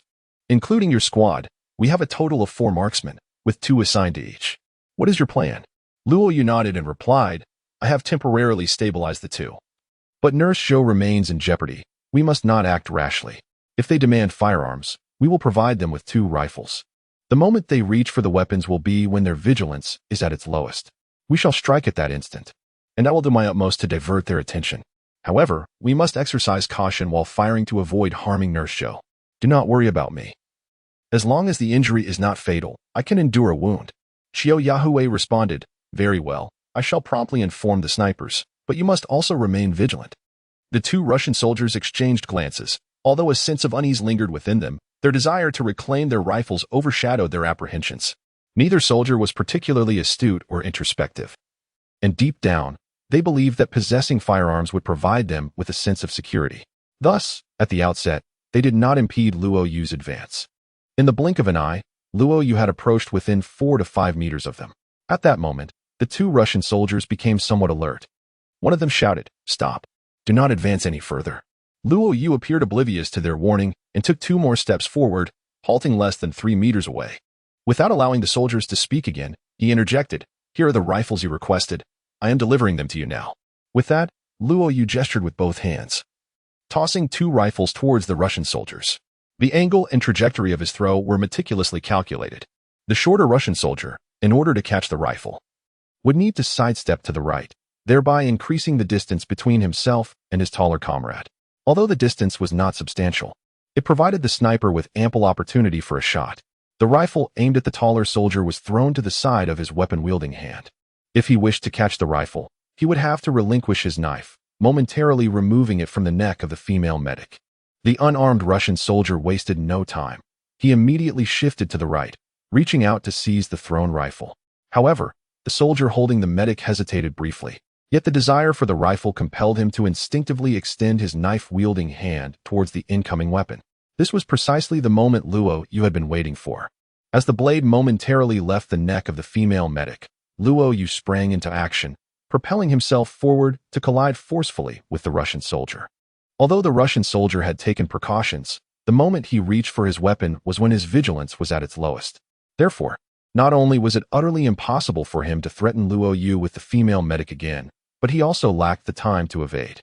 He was instantly collided with by Luo Yu, who followed through with a powerful elbow strike to the Russian's right cheek. The soldier let out a cry of agony. Stumbling backward several steps, and the hand that had been constricting the medic's neck involuntarily released its grip. Anticipating this outcome, Luo Yu swiftly seized the female medic, cradling her in his arms as they both tumbled to the ground, rolling several times. This entire sequence unfolded in the blink of an eye. Just then, a series of gunshots rang out. It was the positioned sniper seizing the opportunity to fire, striking both Russian soldiers twice, causing them to collapse instantly. Chapter 25. The issue of responsibility. Upon eliminating the Russian soldiers, others hurriedly rushed toward the fallen Luo Yu and the female medic. At that moment, Luo Yu had pinned the medic beneath him, completely shielding her with his body. The group hastily assisted in lifting them up, with Qiu Yahui and others naturally prioritizing their concern for Luo Yu. Meanwhile, Lu Mingyu grasped the female medic's arm, scrutinizing her intently, asking repeatedly, "Xiao Zhou, are you all right? Are you injured?" Others paid little attention to the female medic's tears, which were merely a natural response after experiencing shock. Individuals often burst into tears once they feel secure again, serving as an emotional release that ultimately aids in calming their spirits. Qiu Yahui gently patted Luo Yu's shoulder and remarked, "Well done, squad leader Luo." It was only then that he noticed blood trickling from Luo Yu's right shoulder and immediately inquired, "What happened? Are you injured?" Luo Yu offered a faint smile and replied, "It's nothing. I just scraped it on the ground earlier. Not a big deal. What became of those 2 Russian soldiers?" At that moment, someone approached and reported, "Company commander. Squad leader Luo, the 2 Russians have been killed." Qiu Yahui nodded and said, "If they are dead, then so be it. It hasn't caused any significant trouble." Just as Luo Yu was about to speak, Lu Mingyu rushed over and exclaimed, "Company Commander Qiu, this matter cannot be brushed aside. How can it be considered inconsequential? Did you not see how frightened Xiao Zhou was? How did the captives escape while taking hostages? This indicates a gross dereliction of duty and a complete lack of responsibility among the guards. It also highlights serious issues with our unit's discipline. We must hold those accountable and deal with this matter rigorously. We cannot show leniency." Upon hearing this, Lu Mingyu's emotions surged again as he raised his voice. "Company Commander Qiu, with such a significant incident occurring, how can we not pursue accountability? How do you manage the military? With your style of leadership, how can we meet the military commission's requirements of being able to fight and win battles?" Qiu Yahui, feeling a bit agitated, remarked, "Director Lu, managing the military is my responsibility. Whether we can fight and win will be proven on the battlefield. It is not merely a matter of words. I am the highest commander here, and thus I declare that there will be no further investigation." Lu Mingyu retorted, "Captain Qiu, you are abusing your authority, seeking personal gain through power, and deliberately shielding those responsible." Qiu Yahui replied firmly, "I will never protect the guilty. However, the pressing concern at this moment is to fulfill the combat mission assigned by the headquarters. Other matters can be addressed later. Once the battle concludes, I will naturally report to the headquarters." Lu Mingyu, incensed, said, "Fine, if you choose not to pursue this. I shall report to the headquarters myself and see what Commander Xia and Political Commissar Qin have to say." Qiu Yahui sighed, "Do as you wish. If there is nothing else, let us conclude this discussion. You may report to whomever you desire." Lu Mingyu, his eyes blazing with anger, declared, "Just you wait," and turned to rush towards the helicopter to contact the commander. At that moment, the female medic had ceased her weeping and said, "Director Lu, let it go. It is quite late. Let us not disturb the headquarters any further." Lu Mingyu paused, taken aback. "Xiao Zhou, this simply won't do. Such a significant incident has occurred. And you." Before he could finish, the female medic interjected, "Director Lu, Battalion Commander Qiu is right. We are in a time of war. And now is not the time for recriminations. Moreover, I bear some responsibility for what happened. It's not entirely the soldiers' fault. In any event, the matter has been resolved, and I am unharmed. Besides, it's quite late, and the fleet must have retired for the night. Please refrain from reporting this to headquarters." Watching Lu Mingyu's departing figure, Qiu Yahui scoffed, "Insignificant person. Doesn't he realize the exigency of the moment? I hold him in utter contempt." At that moment, the female medic approached Qiu Yahui and said softly, "Battalion Commander Qiu, Director Lu was merely agitated. Please don't take it to heart." Qiu Yahui held a favorable impression of the female medic. Had it not been for her intervention, Lu Mingyu would have been intractable. Had Lu Mingyu reported to headquarters, Qiu Yahui, though unconcerned, would have faced considerable inconvenience. Thus, this outcome was optimal. Furthermore, out of consideration for the young woman, he replied courteously, "It's nothing. I certainly won't hold it against him. Nurse Zhou, in truth, it is our fault for failing to secure the prisoners adequately, causing you alarm. Were you frightened? The female medic smiled. It's quite all right. I sustained no injuries. I should be thanking you for saving me. Xiao Yahweh responded. There's no need to thank me. Platoon leader Luo was the one who rescued you. Extend your gratitude to him. The female medic then turned to Luo Yu and said, Platoon leader Luo, I really must express my gratitude for your assistance earlier. Her gaze settled upon Luo Yu's right shoulder as she continued, Platoon leader Luo, you've been wounded. Please come to the infirmary, and I'll administer a small bandage. By the firelight, Luo Yu could now discern that the medic, surnamed Zhou, was quite young. Likely in her early 20s, with delicate features and a rather charming appearance. He shook his hand and replied, There's no need. This minor injury doesn't warrant bandaging. I can manage it myself. Nurse Zhou responded, That simply won't do. If everyone were to treat their own injuries, what purpose would our medical team serve? As Luo Yu was about to speak further, Qiao Yahweh clapped him on the back and said, Go and get it bandaged. There might be a major battle tomorrow, and we can't afford to be careless with even minor injuries. Therefore, the wound must be attended to. Seeing that Qiao Yahweh had spoken thus, Luo Yu couldn't decline any further and had no choice but to follow Nurse Zhou to the infirmary. Watching their departing figures, Qiao Yahweh chuckled and remarked, It seems this young fellow is about to encounter some romantic fortune. It's a pity I don't understand Russian, otherwise I would have been the one to step forward and play the hero, and this lad wouldn't have had a chance. Upon hearing this, the others couldn't help but laugh. Qiao Yahweh turned and glared at them, saying, What are you laughing at? Find out how those 2 Russians escaped. And make sure to keep a close watch on all the other Russian soldiers. If any more Russians escape, I'll skin you alive. The 2 Russian soldiers managed to escape, partly due to their fortunate circumstances and partly owing to the inexperience of the guards. In the village, there were no designated cells, nor even secret chambers like cellars. Thus, the captured soldiers were confined to the firewood shed of He Ming's home. However, even He Ming's dwelling was only marginally adequate, as the shed was not spacious enough to accommodate all the captives, compelling these 2 Russian soldiers to be held at another residence. Given that there were only 2 of them, and they had consistently behaved rather submissively, the guards were not overly vigilant, especially since they were short-staffed and focused primarily on the larger group of captives at He Ming's place. Consequently, the 2 soldiers managed to sever their restraints and seized an opportunity to escape, taking a small knife along with them. In truth, even upon fleeing the house, they could not evade capture within the village, for their conspicuous presence made them easy targets, and there were few places to conceal themselves. Their discovery was merely a matter of time. However, fate intervened when a nurse named Zhou arrived at that household to attend to the captives. The 2 soldiers, in a desperate act, took Nurse Zhou hostage, which escalated the situation into a crisis. Upon grasping the general situation, Qiao Yahweh chose not to assign blame to the guards, but remained vigilant. He promptly summoned He Ming for a discussion, leading to a decision to reinforce the firewood shed where the captives were held. He Ming was also tasked with gathering over 20 strong young villagers to take turns guarding the prisoners, ensuring that not a single soul, not even a fly, could escape. All right, squad leader Luo, stretch your arms and see how it feels. Check if the bandage has loosened, suggested the nurse. Luo Yu extended his arms and performed a couple of bending motions, expressing his satisfaction. It feels good. The bandaging is excellent. Thank you, Nurse Zhou. The female medic revealed a sweet smile as she tidied up the medical instruments, replying, What are you thanking me for? This is simply our duty as medics. And you were injured while saving me. Luo Yu remarked, This was indeed our oversight that allowed the captive to escape. The female medic chuckled. That incident is in the past. Why dwell on it? I am fine now, aren't I? Rising to his feet, Luo Yu said, All right. I must take my leave now. Nurse Zhou, please rest. She nodded and replied, Squad leader Luo, you should also get some rest. After a brief pause, she added, If there is fighting, please be cautious. Luo Yu responded with a grateful, Thank you. After saying this, he departed from the medical tent. However, once outside, he realized he had forgotten to inquire about the nurse's name. He only knew her surname was Zhou. He resolved to ask her name the next time they met.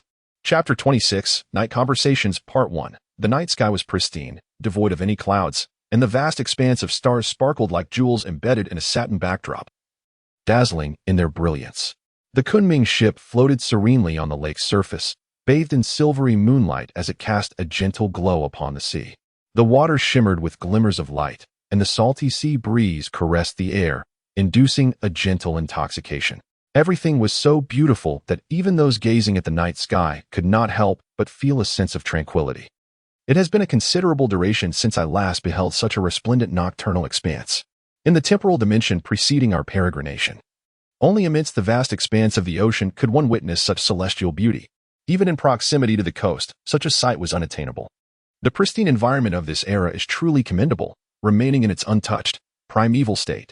Xiao Bohai inhaled deeply from his cigarette, leaning against the railing, seemingly enraptured by the picturesque firmament. Indeed, even now, I am still beset by a sense of surrealism, as if upon awakening tomorrow, everything shall revert to normalcy. And this entire sojourn through time shall have been but a figment of my imagination. Xiao Jianjun also partook of his cigarette, his countenance directed towards the ocean, one hand resting upon the railing, as he gazed upon the nocturnal seascape. Throughout the day, the nerves of both men had been taut. Given the momentous nature of the events that had transpired, it was simply untenable for them to relinquish their vigilance. Only now were they able to find some respite. Consequently, they had convened upon the helicopter deck at the stern of the Kunming vessel to leisurely stroll and clear their minds, so as to be in optimal condition to confront the trials that lay ahead on the morrow. At approximately 7 o'clock p.m., the Yeyang and Xiangyang vessels, having emerged triumphant from the fleet's inaugural naval engagement following their temporal displacement, returned to rejoin the fleet. This engagement could be regarded as the Chinese Navy's first large-scale naval conflict since the 1988 Johnson-South Reef skirmish, albeit advanced by 88 years in the annals of time. Subsequently, Xiao Bohai, Qin Zheng, and Xiao Jianjun convened a nocturnal assembly of the other vessel commanders to receive a comprehensive report from Commander Wang Hailong of the Yeyang vessel and commander of the Xiangyang vessel pertaining to the battle, and to glean insights from the experiences and shortcomings of the engagement. At the meeting, Wang Hailong appeared exceedingly exhilarated, eloquently recounting the details of the battle, which sparked immense interest among the other captains. After all, none of the captains had ever experienced true naval warfare. Thus they looked upon Wang Hailong with a profound sense of admiration and envy. Some even lamented their own inaction during the day, pondering why they had not seized the opportunity to volunteer. Otherwise, it could have been they who sat here basking in glory. Of course, there were those who were filled with hope for the future in this tumultuous era, recognizing that there would be ample conflicts to come. In this light, traversing to this epoch seemed to be a fortuitous outcome.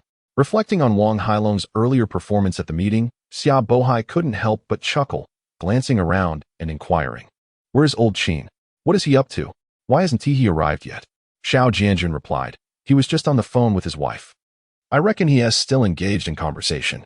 His fortune was indeed commendable, as he at least had his wife and children accompanying him through this transition, which was a far better situation than ours. It turned out that Qin Zheng's wife was a seasoned military doctor, holding a doctorate in medicine with the rank of major. During this evacuation operation, she was one of the leaders of the medical team. Additionally, Qin Zheng's daughter was a student at the Military Medical University, having graduated just last year, and was assigned as a nurse to a field hospital within the South China Sea Fleet. This was, of course, facilitated by Qin Zheng's connections, allowing him to care for his daughter closely. Initially, they had intended to fight side by side as a family of 3, but unexpectedly, they all traversed to this era together. Nevertheless, compared to others, Qin Zheng was undoubtedly quite fortunate. The camaraderie between Xiao Bohai, Qin Zheng, and Xiao Jianjun was such that their families were well acquainted. Upon hearing Xiao Jianjun mention Qin Zheng's wife, Xiao Bohai was stirred by thoughts of his own wife and son from another space-time.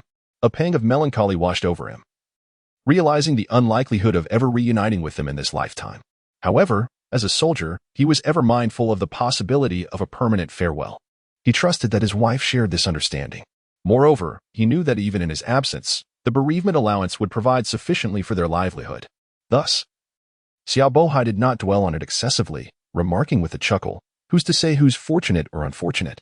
Isn't there a saying that the luckiest life is one where you get promoted, get rich, and lose your wife?" According to the conventions of transmigration novels, anyone who transmigrates can expect promotion and wealth in short order. Now, it seems, even the wife doesn't need to die. Xiao Jianjun responded with a hearty laugh. "Do you really believe what's written in transmigration novels?" Just then, Qin Zheng emerged from the helicopter hangar's rear door. Upon seeing the two men, he inquired, "What's the cause for such merriment? Do either of you have a cigarette? I've already finished the pack I brought. Spare me one." Xiao Jianjun retrieved a cigarette from his pocket and handed it to Qin Zheng, saying, "Here you go. but I only have 3 packs left. Each one is precious. Qing accepted the cigarette, replying, "Don't worry, I brought plenty this time. There are a few cartons where I am staying. I'll give you one tomorrow. If we ration them, they should last a few months. Xia, would you like one?" With that, he lit the cigarette. Xia Bohai chuckled. Old Qin has indeed made ample preparations. I still have one more left. I'll ask you for it after I finish. Have you spoken with sister-in-law? Would you like to visit her on the Chaobai mountain ship? Qing exhaled a puff of smoke and shook his head. That won't be necessary. There will be plenty of opportunities to meet in the future. However, old Xiao, she has relayed some concerning information to me that I believe warrants our attention. Xiao Bohai paused. Old Qin, what is the situation? Qing took another drag of his cigarette before responding on the Chaobai mountain ship. Many medical personnel are aware of our crossing and their emotions are quite unstable. It is challenging to select a medical team to go ashore this afternoon. Although the medical staff have undergone battlefield training, they are not combat personnel. Moreover, there are a significant number of female medical staff whose resilience and fortitude cannot match that of combatants. Xiao Bohai immediately inquired, "What about Xiaoying? Is she all right?" Qing smiled gently. Xiaoying is managing well, especially since both Aping and I are by her side. That's why we decided to send her out for this landing. Xiao Jianjun expressed his surprise. That sounds exceedingly dangerous. Qing shook his head. Firstly, amidst the chaos, there are simply no other personnel available for deployment. Secondly, is it any less perilous to send someone else? We have crossed into a time of war, and there is no safe haven.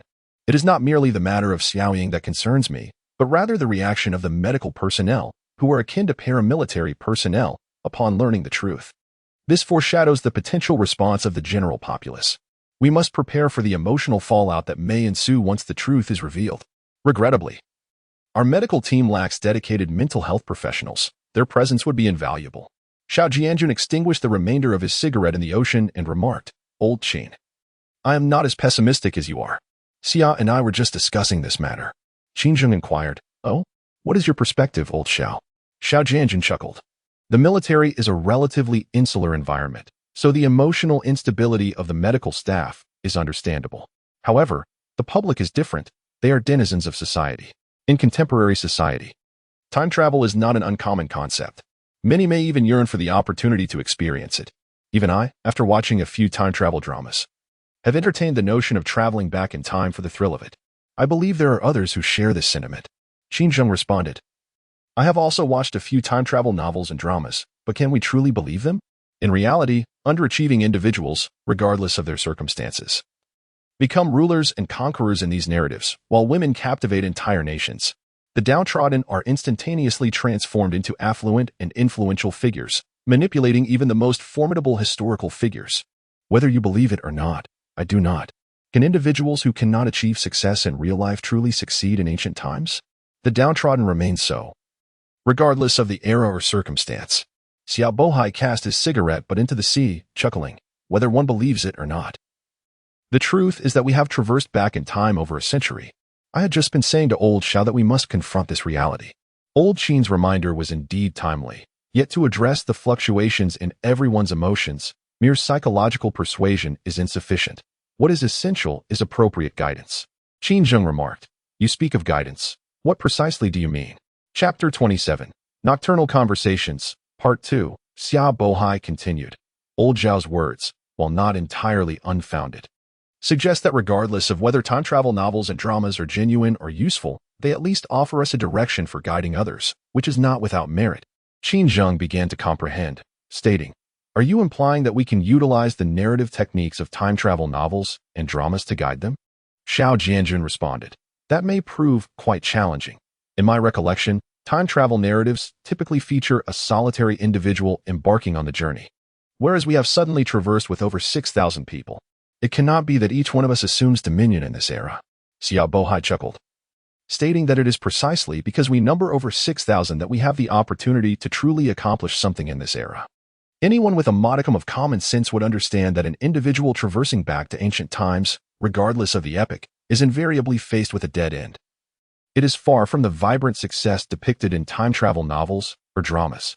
As a collective, while not every individual can ascend to the throne, their prospects are undoubtedly greater than they would be in the former timeline.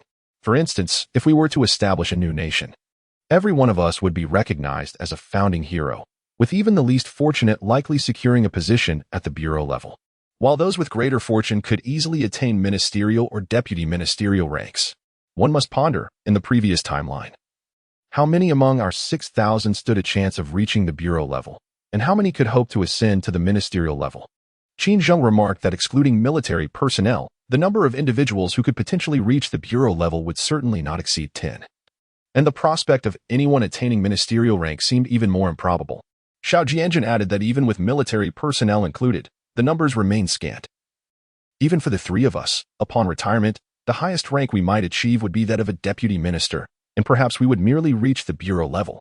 Prior to our journey through time, both Xiao Bohai and Qin Zheng held the rank of deputy division, equivalent to a bureau-level administrative position, while Xiao Jianjun held the rank of colonel, akin to a deputy bureau or full department level in administration. Considering their ages and positions, it is reasonable to conclude that ascending to the rank of general in the future would pose no significant challenge, effectively placing them at the ministerial level. Indeed, it is quite common for military personnel transitioning to civilian life to be placed in positions 1 or half a grade lower, thus resulting in deputy ministerial or bureau-level appointments upon retirement. Qin Zheng acquiesced, stating, given the prevalence of time travel novels and television dramas, coupled with our numbers, establishing a new nation in this era is entirely feasible. Furthermore, incentivizing action through self-interest is undoubtedly the most effective approach. However, this necessitates our prompt disembarkation and the swift establishment of our administrative organizational structure. We must erect the framework first, ensuring that everyone has a purpose and remains occupied. By providing individuals with aspirational goals, the emotional stability of the majority will be secured. Even if some individuals struggle to adapt initially, they will constitute a minority and will not engender significant repercussions. Xiao Bohai concurred, adding, precisely, that is my line of thought. However, Lao Qin's perspective is also valid. We must expedite our landing. Perpetually drifting at sea is untenable. Lao Xiao, you must promptly devise a plan. Xiao Jianjun responded, very well. I shall compile the necessary information this evening and present a plan for the assault and landing at Daga Port by tomorrow morning without fail. Xiao Jianjun continued. I have contemplated this matter. Our true strength currently lies at sea. With the present capabilities of our fleet, we can decisively defeat the main naval forces of any nation. As imperialist powers must approach China by sea to launch an offensive, we can effectively thwart their aggression by annihilating their fleets. Moreover, the great powers remain oblivious to our inability to sustain prolonged combat.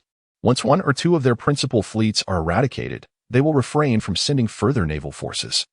When necessary, we can blockade the maritime routes, leveraging this opportunity to coerce negotiations with imperialist nations, seeking a ceasefire on equitable terms, thus securing time for our development. Qin Zheng shook his head and remarked, not all imperialist nations must launch maritime offensives against China. Russia and Japan share a border with us, possessing territorial adjacency. Thus they can readily assault China from the land. Therefore, it is not certain that imperialists will easily agree to a truce with us. Xiao Bohai countered. Isn't Japan and China separated by the sea? There is no land connection. Qin Zheng responded, I refer to Korea, which has essentially become a protectorate of Japan. Consequently, Japan effectively shares a territorial border with China. Furthermore, Russia and Japan are 2 nations harboring territorial ambitions towards China. Xiao Bohai remained silent for a moment before inquiring. What about domestic affairs? What are our internal considerations? Qin Zheng elaborated. It pertains to establishing our base of operations. Where shall we choose to set up our stronghold? We must deliberate on the organization, institutions, systems, development plans, and how to arrange our over 6,000 personnel, ensuring that each individual is utilized according to their talents. Additionally, we must determine how to manage our relationship with the Qing government. Some matters must be resolved promptly, while others, although not immediately pressing, should at least be outlined to prevent chaos upon our landing. Xiao Bohai took another puff of his cigarette and remarked, Old Qin makes a valid point. We have overly focused on military considerations, neglecting matters beyond the realm of warfare. It is essential to recognize that military actions have always served political purposes. Therefore, our military endeavors cannot be divorced from politics. Xiao Jianjun responded, however, when it comes to warfare, we are quite adept. Yet, in terms of politics, we may not possess the necessary acumen, and when it comes to governance and administration, we are even more out of our depth. Xiao Bohai nodded in agreement. acknowledging that the military's non-interference in politics is a fundamental political principle for any nation in modern society. Despite his aspiration to enhance his strategic vision, he had never ventured deeply into politics prior to this transformation, and now, as he faced the prospect of embarking on a political career, he felt a profound uncertainty. Governance seemed even more daunting. Qing stated, "First and foremost, we must engage in learning. From this day forth, we are no longer merely soldiers. We are dedicated to studying politics and statecraft, aspiring to become statesmen. However, at this juncture, we cannot tackle the current situation alone. We must consolidate all our resources and ensure that everyone is utilized to their fullest potential." Xiao Bohai looked at Qing and said, "Are you suggesting that we involve our colleagues from the State Council and the Ministry of Foreign Affairs?" Qing nodded and gazed at Xiao Bohai, saying, "Indeed. In this evacuation operation, they are also participants. Now that we have traversed to this era together, it is essential not only to have their involvement but also to include them in the decision-making process. We must unite as a cohesive entity to confront the challenges of this time." Xiao Jianjun glanced at Xiao Bohai and then at Qing, feeling a twinge of anxiety. Although the State Council and the Ministry of Foreign Affairs had dispatched several personnel for this evacuation, the military remained the primary force. The State Council and the Ministry were merely responsible for assisting with external affairs, sending only a single bureau-level official to lead. Naturally, in this era, the military would take precedence. Qing's suggestion to allow personnel from the State Council and the Ministry of Foreign Affairs to participate in military decision-making implied a sharing of military authority with them. However, given the current situation, the expertise of those from the State Council and the Ministry was indeed necessary, as they were seasoned politicians with experience in governance. In contrast to Xiao Bohai and Qing, Xiao Jianjun's qualifications were somewhat inferior, leaving him to heed their decisions. After a considerable pause, Xiao Bohai finally nodded and said, "Old Qing, I concur with your opinion. In this era, we must come together. They are our comrades and should be involved in the decision-making." Qing also nodded, responding, "Old Xia, you have certainly not disappointed me." Chapter 28, Deploying Troops. At approximately 10 o'clock in the forenoon of the subsequent day, the Provisional Command Post for the Landing Forces, situated in Hijaiwan Village, received intelligence from reconnaissance personnel. The report indicated the detection of a contingent from the Eight-Nation Alliance, originating from Daegu Fort, numbering approximately 800 to 1,000 soldiers. This force included a complement of cavalry and a modest artillery detachment, advancing towards Hijaiwan Village. With an estimated time of arrival around noon, the scouts would maintain vigilant surveillance of the enemy's movements and ascertain their precise numbers and armaments. While an assault from the Daegu Fort garrison was anticipated, the celerity of their advance somewhat confounded the Provisional Command. The distance from Daegu Fort was some 25 to 26 kilometers, a considerable journey by the standards of the era. Moreover, given the recent defeat of the Russian forces, the command had surmised that the enemy might not arrive until the following day. At daybreak, Qiu Yahue, accompanied by the company staff and platoon leaders, inspected the terrain suggested by Luoyu for establishing defensive positions. While the location met with general approval, the natural features suitable for entrenchment were limited, necessitating the excavation of trenches and the construction of artificial fortifications. Although the undertaking was not excessively arduous, its completion before the enemy's projected arrival was deemed unattainable. Consequently, Qiu Yahue convened an impromptu council to deliberate on a course of action. Following a concise deliberation, the command promulgated several resolutions. Firstly, to promptly apprise the headquarters, ensuring their acute awareness of the enemy's maneuvers. Secondly, to immediately mobilize the villagers, enlisting their aid in the excavation of trenches and the construction of fortifications, thereby expediting the progress of the undertaking. Thirdly, to deploy unmanned helicopters for the assiduous surveillance of the enemy's advances, ascertaining their numerical strength and armament with utmost haste, and to dispatch a small detachment to harass the coalition forces en route, impeding their advancement and securing additional time for our troops. With the contingency of employing Z-9C helicopters for aerial assaults on the coalition forces if exigent circumstances dictate. The final point, as proposed by Luoyu, posited that within the landing force, there existed 4 combat platoons, each possessing a sniper capable of engaging targets at a range of approximately 800 meters. In addition to 3 QJS-89 heavy machine guns with an effective range exceeding 1,500 meters. Furthermore, 2 Mengsure vehicles would serve as mobile platforms, coordinated with aerial guidance from unmanned helicopters. Each Mengsure vehicle, inclusive of the driver, could accommodate 8 personnel, given the necessity of a spotter for each sniper and machine gunner. A single mixture vehicle could transport 2 sniper teams and 1 machine gun team, along with a commander. Ammunition for the machine guns could be transported within the vehicle, facilitating synergistic engagement between snipers and machine gunners, enabling them to strike enemy forces at extended ranges and effectuate swift tactical relocations, while not entirely precluding the enemy's advance. Impeding their momentum would prove feasible. Luo Yu's proposition garnered unanimous assent, and Xiao Yahui forthwith designated Luo Yu to assume responsibility for orchestrating the mission to delay the enemy's progression, given that among the present landing force, only Luo Yu's platoon possesses practical combat experience, having engaged with terrorist factions in the Middle East and, more recently, having been embroiled in a tangible conflict with Russian forces. Their involvement is crucial for the impending mission where hands-on experience is paramount. The remaining 3 combat platoons will each dispatch a sniper cell to participate, while the machine gun platoon will contribute 2 machine gun teams. The warrior vehicles are equipped with weapon mounts on their roofs, capable of accommodating heavy machine guns and grenade launchers, allowing the Type 89 heavy machine gun to be mounted for firing. Luo Yu's platoon will not participate in full force. Apart from deploying their sniper cell, Luo Yu himself and squad leader Lu Tai will assume command of 2 separate detachments. The history of the Tsardom of Russia, spanning approximately 6 centuries, although often associated with irrationality and expansionism, was not without its defeats. While they were not immune to setbacks, it was the Slavs' valor, martial spirit, and tenacity that earned them the moniker of a warrior nation. However, rarely had they suffered such an ignominious defeat, bereft of knowledge regarding the enemy's identity or strength. Despite the prevalence of Maxim machine guns in various armies during this era, their substantial weight, intricate design, and significant recoil surpassed the capabilities of bolt-action rifles of the time. Truly portable light machine guns operable by a single individual would not emerge until a decade later. Consequently, the notion of rifles capable of continuous machine gun-like fire is merely a deception for those unversed in military matters. Colonel Volkov, naturally skeptical, would dismiss such claims, attributing them to the Russian soldiers' ineptitude in fabricating excuses for their failures.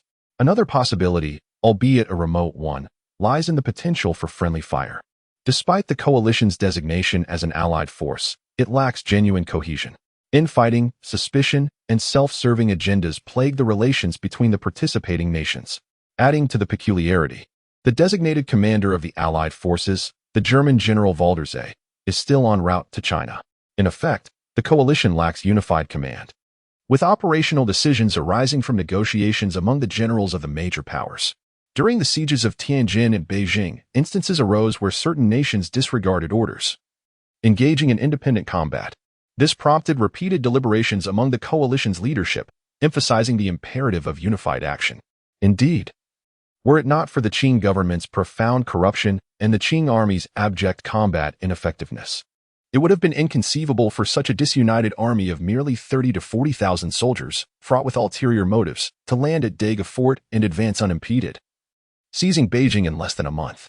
Among the Allied forces, the discord between Russia and the Anglo-American-Japanese trio is particularly pronounced. Hence, it is not far-fetched to suggest that there may be those who seek to undermine Russia covertly.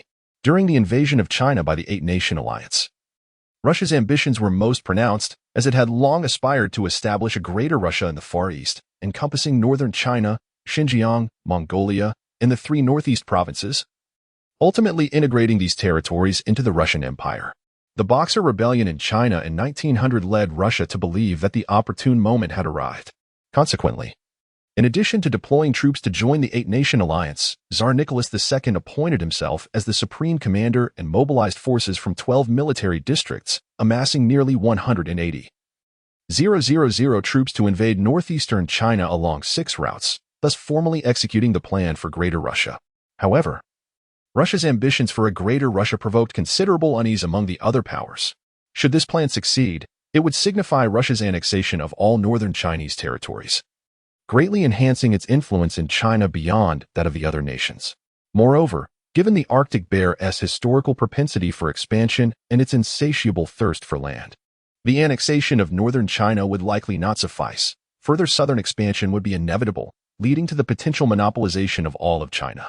This would not only jeopardize the significant interests of Britain and the United States in China, but also create a colossal entity spanning 2 continents and exceeding 30 million square kilometers, fundamentally altering the global landscape. Consequently, both Britain and the United States would naturally strive to thwart Russia's ambitions. At present, the United States, among the great powers, can only be regarded as a latecomer.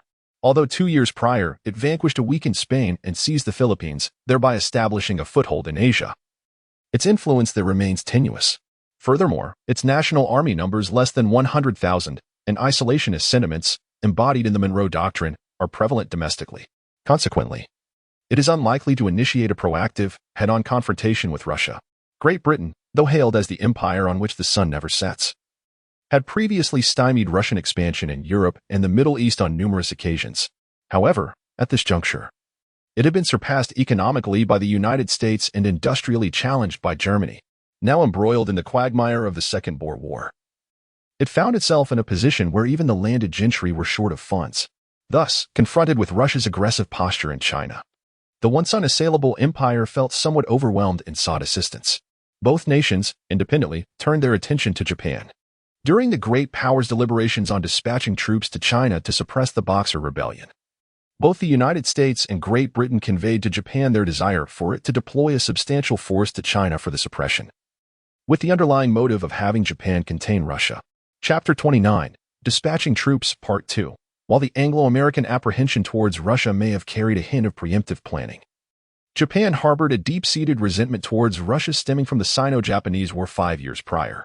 Following the Sino-Japanese War, the Qing government and Japan concluded the Treaty of Shimonoseki, which not only stipulated a reparation of 200 million taels of silver, but also ceded the Liaodong Peninsula and Taiwan to Japan.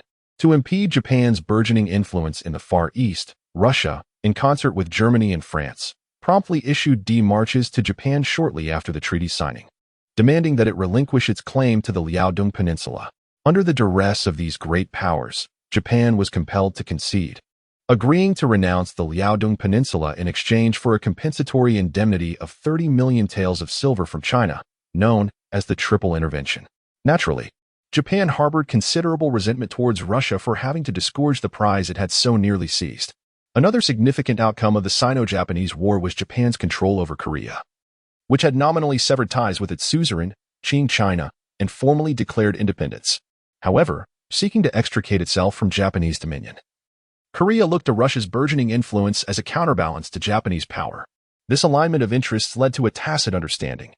As Russia extended its reach into northeast China and encroached upon Korea, a region Japan considered its exclusive sphere of influence, Japan, having only partially completed its ambitious 6-6 fleet program, recognized its inability to single-handedly confront Russia and sought external support.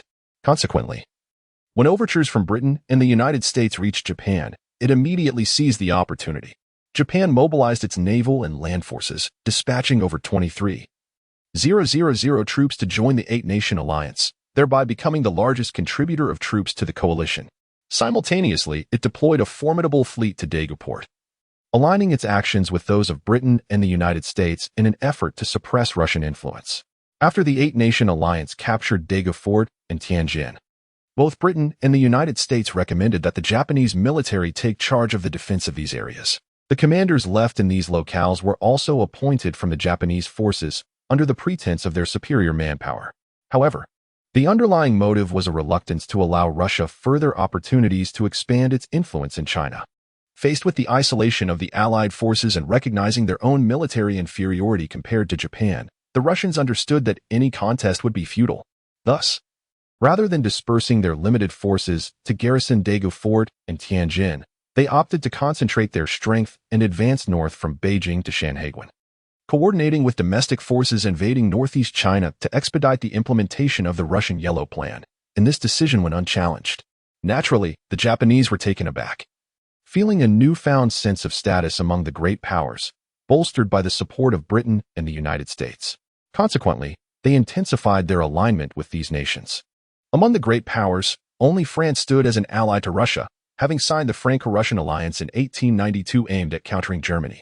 However, the foundation of this alliance was to contain Germany within Europe, and France was understandably averse to Russia diverting its resources to the Far East, which would diminish the pressure on Germany. Following the proposal of the Russian Yellow Plan, skepticism arose within France regarding the motives behind the Franco-Russian alliance, with concerns that France might unwittingly be sacrificing its own interests in Europe while allowing Russia to expand its reach in the Far East. Hence, France was naturally opposed to the success of the Yellow Plan. However, France, being an ally of Russia, finds it impractical to overtly interfere with Russia's affairs. The concerted efforts of Britain, America, and Japan to suppress Russia play into France's hands. Thus, France typically feigns ignorance towards their actions against Russia, only offering a few insipid remarks in Russia's defense when the stakes are low, fulfilling its obligations as an ally. Conversely, Germany's objectives starkly contrast with those of France. The signing of the Franco-Russian alliance has left Germany caught in a vice between France and Russia, placing it in a strategically precarious position. Consequently, Germany strives to undermine the Franco-Russian alliance while simultaneously attempting to divert Russia's attention eastward to alleviate its own pressures. Additionally, Germany, having emerged as a latecomer on the global stage, finds that the majority of colonial territories have already been claimed by established imperial powers, leaving it to scavenge what remains. As the largest prize among global colonies, China naturally beckons Germany for a share. In 1897, under the pretext of missionary murders, Germany dispatched troops to seize Jiaozhou Bay, establishing a foothold in China with aspirations to expand its influence in Shandong. However, at that time, various powers held sway in China, and even in Shandong. Competition existed between Britain and Germany. Shortly after Germany's occupation of Jiaozhou Bay, Britain forced the Qing government to lease Weihai, making Germany's expansion in China increasingly arduous. Should Russia be pushed to the forefront and embroiled in conflict with other powers, Germany could adeptly maneuver to benefit from the ensuing chaos. Thus, Germany has consistently offered verbal support for Russia's expansion in northern China, capitalizing on the Boxer Rebellion and the assassination of German Minister Kettler. Germany secured the commanding position in the Eight-Nation Alliance. Kaiser Wilhelm II appointed Waldersee as commander, dispatching a formidable force of 12 warships, 7 auxiliary vessels, and 20,000 soldiers, including 7,000 combat troops, to China on August 19. Ostensibly, this was to punish China, but in reality, it was an attempt to exploit the situation for Germany's gain. However, by this time, the alliance had already seized Beijing 4 days prior, rendering the German forces' arrival somewhat inconsequential. Germany, of course, desired a chaotic China, believing that only by muddying the waters could they fish for opportunities. However, aligning with Russia against Britain, the United States, and Japan was out of the question. Better the friend should die than I, they thought, preferring to profit from the other's conflicts. As for Italy and Austria-Hungary, the other two nations in the alliance, they were merely supporting players, content with the scraps left by their larger counterparts. Indeed, their military presence in the alliance was akin to a ceremonial guard, with only a few dozen soldiers each and negligible combat capabilities. In terms of naval power, both countries contributed only a single warship each to maintain appearances. Colonel Volkov, although not a politician, was perceptive enough to sense the subtle tensions within the Eight-Nation Alliance. Despite their reputation for barbarism, the Russians were not devoid of intelligence. After a period of deliberation, Colonel Volkov resolved not to act independently. Instead, he chose to report the matter to the Allied forces command stationed at Daegu, requesting that the command organize troops to eliminate the Qing army. After all, the upper echelons of the Allied forces had repeatedly emphasized that the armies of all nations must follow commands and maintain a unified approach. Furthermore, Russia had been relatively isolated within the Allied forces. The United Kingdom, the United States, and Japan were almost entirely aligned in their stance against Russia, and the support from Russia's ally, France, was also limited. Germany was even less reliable, while deploying a few dozen soldiers for looting would be inconsequential. Mobilizing an army of 300 men would be far too significant, inevitably drawing criticism from the UK, the US, and Japan. Although the Russian people were not afraid of confrontation with the UK, the US, and Japan, it was better to avoid it if possible. After all, Russia's current goal was to realize the Yellow Russia Plan, and it was in its best interest to maintain good relations with other countries. In addition, Volkov also considered that if this attack was carried out by a certain country within the Allied forces, then the Russian army should not act alone. Requesting the command to send troops would also serve as a test to see if the Allied forces were truly about to turn against Russia. The Japanese officer stationed at Daegu was named Otsuyuki, with the rank of colonel. Although he served as the commander of the Eight-Nation Alliance stationed at Daegu, Colonel Otsuyuki was well aware that, Apart from the Japanese army, he could not actually command anyone. Therefore, Otsuyuki turned a blind eye to the sailors on the warships of various countries looting in the surrounding areas. As long as it was not too excessive, Otsuyuki basically did not interfere. Having assimilated Colonel Volkov's exposition, Colonel Otsuyuki harbored a sense of disdain for the Russians.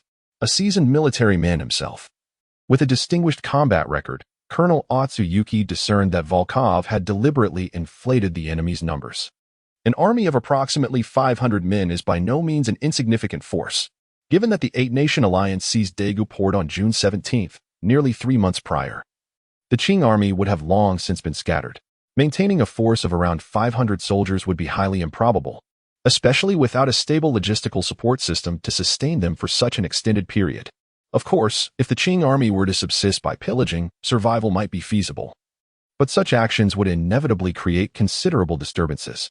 Under the watchful eyes of the Allied forces, it is unlikely that such activities would go entirely unnoticed.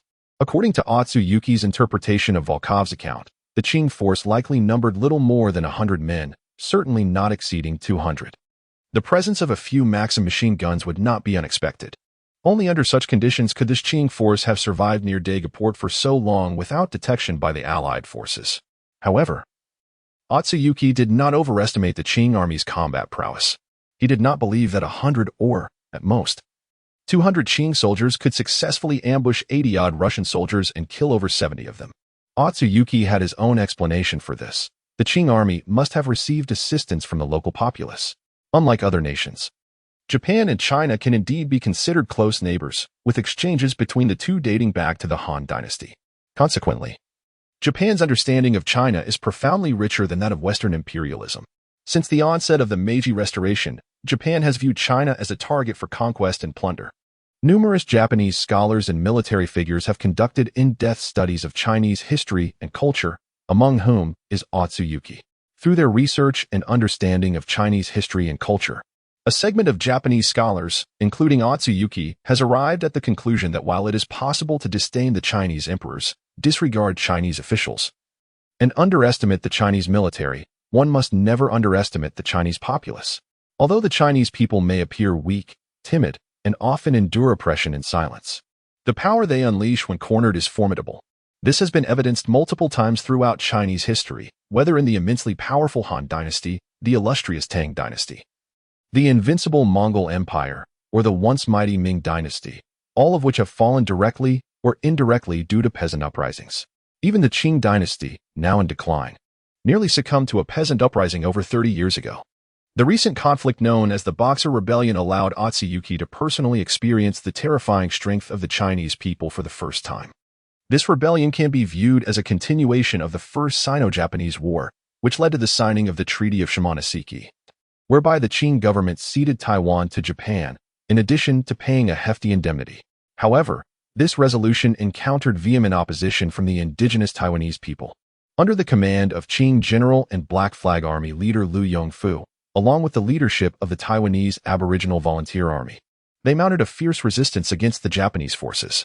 This conflict, occurring in the year following the First Sino-Japanese War, is historically known as the Boshin War, while the Japanese refer to it as the Taiwan Expedition.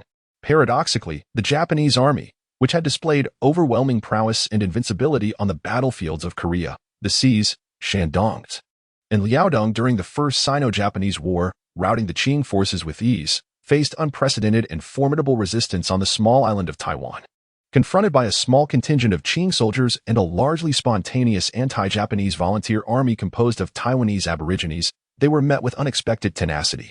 Over the course of nearly 6 months, Japan deployed 2 major divisions, the Kono Division and the 2nd Division, totaling approximately 37,000 troops, over 7,000 horses, and nearly 100,000 military laborers and logistical support personnel. They suffered approximately 14,000 fatalities and over 26,000 wounded, including the commander of the Kono Division, Lieutenant General Prince Katashirakawa Yoshihisa of the Imperial family, and Major General Yamanobu Nobushige, commander of the 2nd Brigade. Both the number of casualties and the high-ranking officers killed far exceeded those of the First Sino-Japanese War. Note 1. At the time of the Boshin War, Colonel Otsuyuki held the rank of lieutenant. Initially, There was an assumption that after easily defeating tens of thousands of regular Qing troops and annihilating the formidable Beiyang fleet in the Korean and Chinese theaters, subduing the small native population on Taiwan would be a simple task. The campaign to conquer Taiwan was perceived as nothing more than a leisurely military excursion. However, upon arriving in Taiwan, Otsuyuki realized the gravity of his misconception. Along the path of the advancing Japanese army lay dense jungles and a labyrinth of rivers and ditches, from which farmers would suddenly emerge in varying numbers. Their attire was a chaotic medley of colors, lacking any semblance of military formation. The weapons they wielded were equally diverse, ranging from modern bolt-action rifles to antiquated flintlock guns, as well as improvised shotguns, crude machetes, spears, and an assortment of oddly shaped farming tools. At times, they would unleash a few shots from concealed positions or employ primitive bows and arrows, throwing spears or darts, before charging in a cacophony of battle cries. Despite the relentless barrage of bullets from the Japanese forces, young farmers continued to fall in droves, yet their numbers were inexhaustible, almost every few paces. The Japanese were compelled to form battle lines to mount a defense. The 6 months of warfare left an indelible impression on Otsuyuki. Even after the conclusion of the conflict, he remained perplexed, for prior to the onset of this battlefield, the Qing government had entirely abandoned Taiwan, issuing strict orders to provincial governors to refrain from any form of support for the Taiwanese military and civilians. Thus, without the backing of a central government, the resistance of the indigenous Taiwanese was a struggle doomed to failure. Yet, what compelled the Chinese populace to march forward, seemingly to their deaths? Conversely, why did the Chinese military, officials, and government appear so utterly ineffectual? If the Qing forces had fought with such desperation during the First Sino-Japanese War, could Japan have truly emerged victorious?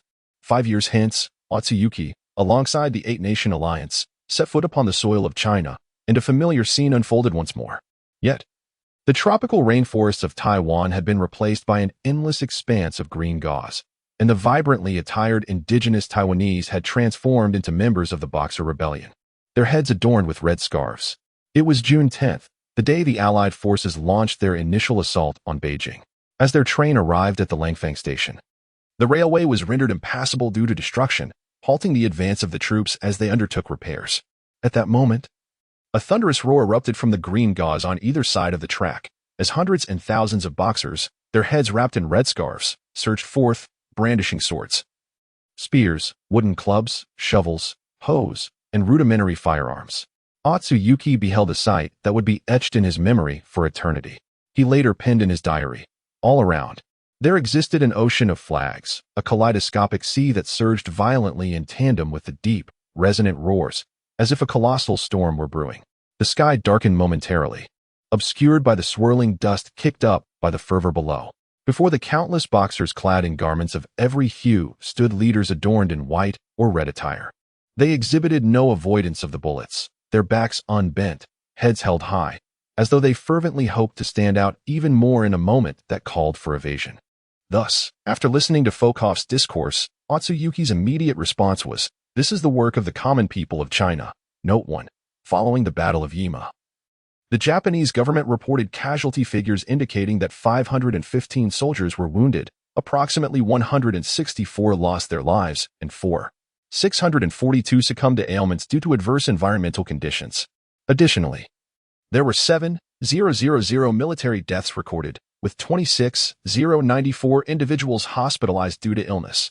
However, these numbers appear implausible, as the ratio of combat fatalities to disease-related deaths is excessively disproportionate, and the number of fatalities does not align with the duration of the conflict. Nevertheless, it is evident that Japan's losses in the Yima War were greater than those experienced in the First Sino-Japanese War. Prince Katashirokawa Yoshihisa, April 1, 1847 to November 5, 1895, a member of the Japanese imperial family and the ninth son of Prince Fushimi Sadanika, was adopted by Emperor Keimei. Born in Kyoto, he studied in Prussia and served as a lieutenant general in the Imperial Guard. According to official Japanese documents, after the capture of Tainan, Prince Katashirokawa Yoshihisa contracted malaria and returned to Tokyo on November 4th, where he passed away at his residence the following day. Subsequently, Japanese officials erected a commemorative monument at Nyopu Mountain, the site of his death. Unlike other memorials, this one not only inscribed the full title of Prince Katashirokawa, but also featured a lengthy inscription on the reverse, concluding with the poignant phrase, "Dismount and gaze. One shall surely witness the desolation of the land." The monument's design resembles that of a grave. In the years that followed, individuals such as Prince Katashirakawa's wife, Princess Shimazu Tomiko, and their eldest son, Prince Takeda Takanabu, visited Nyo-Pu Mountain multiple times to pay their respects.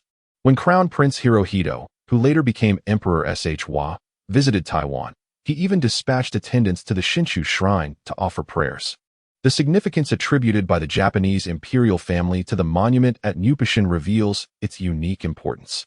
Furthermore, at that time, reports circulated throughout Taiwan that Prince Katashirawa Yoshihisa had fallen victim to the local insurrectionists in various locations such as Shinshu, Miaoli, Daijia, Zhonghua, Yunlin, Dalian, Yizhu, Yanshui, Jieli, and Shanhua. In Chapter 31, The Assault, Part 1, Otsuyuki expressed his concerns that if the Qing army were left unchecked, they could potentially mobilize a large number of civilians to unite against the Eight-Nation Alliance at Daegu, leading to dire consequences. After all, Daegu was currently garrisoned by merely 500 Japanese troops, while other nations had only docked their warships there without deploying any ground forces. The strategic significance of Daegu as a retreat for the Allied forces could not be overstated. It was imperative to maintain control. Consequently, Otsuyuki resolved to swiftly extinguish this resistance to prevent its escalation. He ordered the convening of naval commanders from various nations at the command post for a meeting. Shortly thereafter, the naval commanders assembled.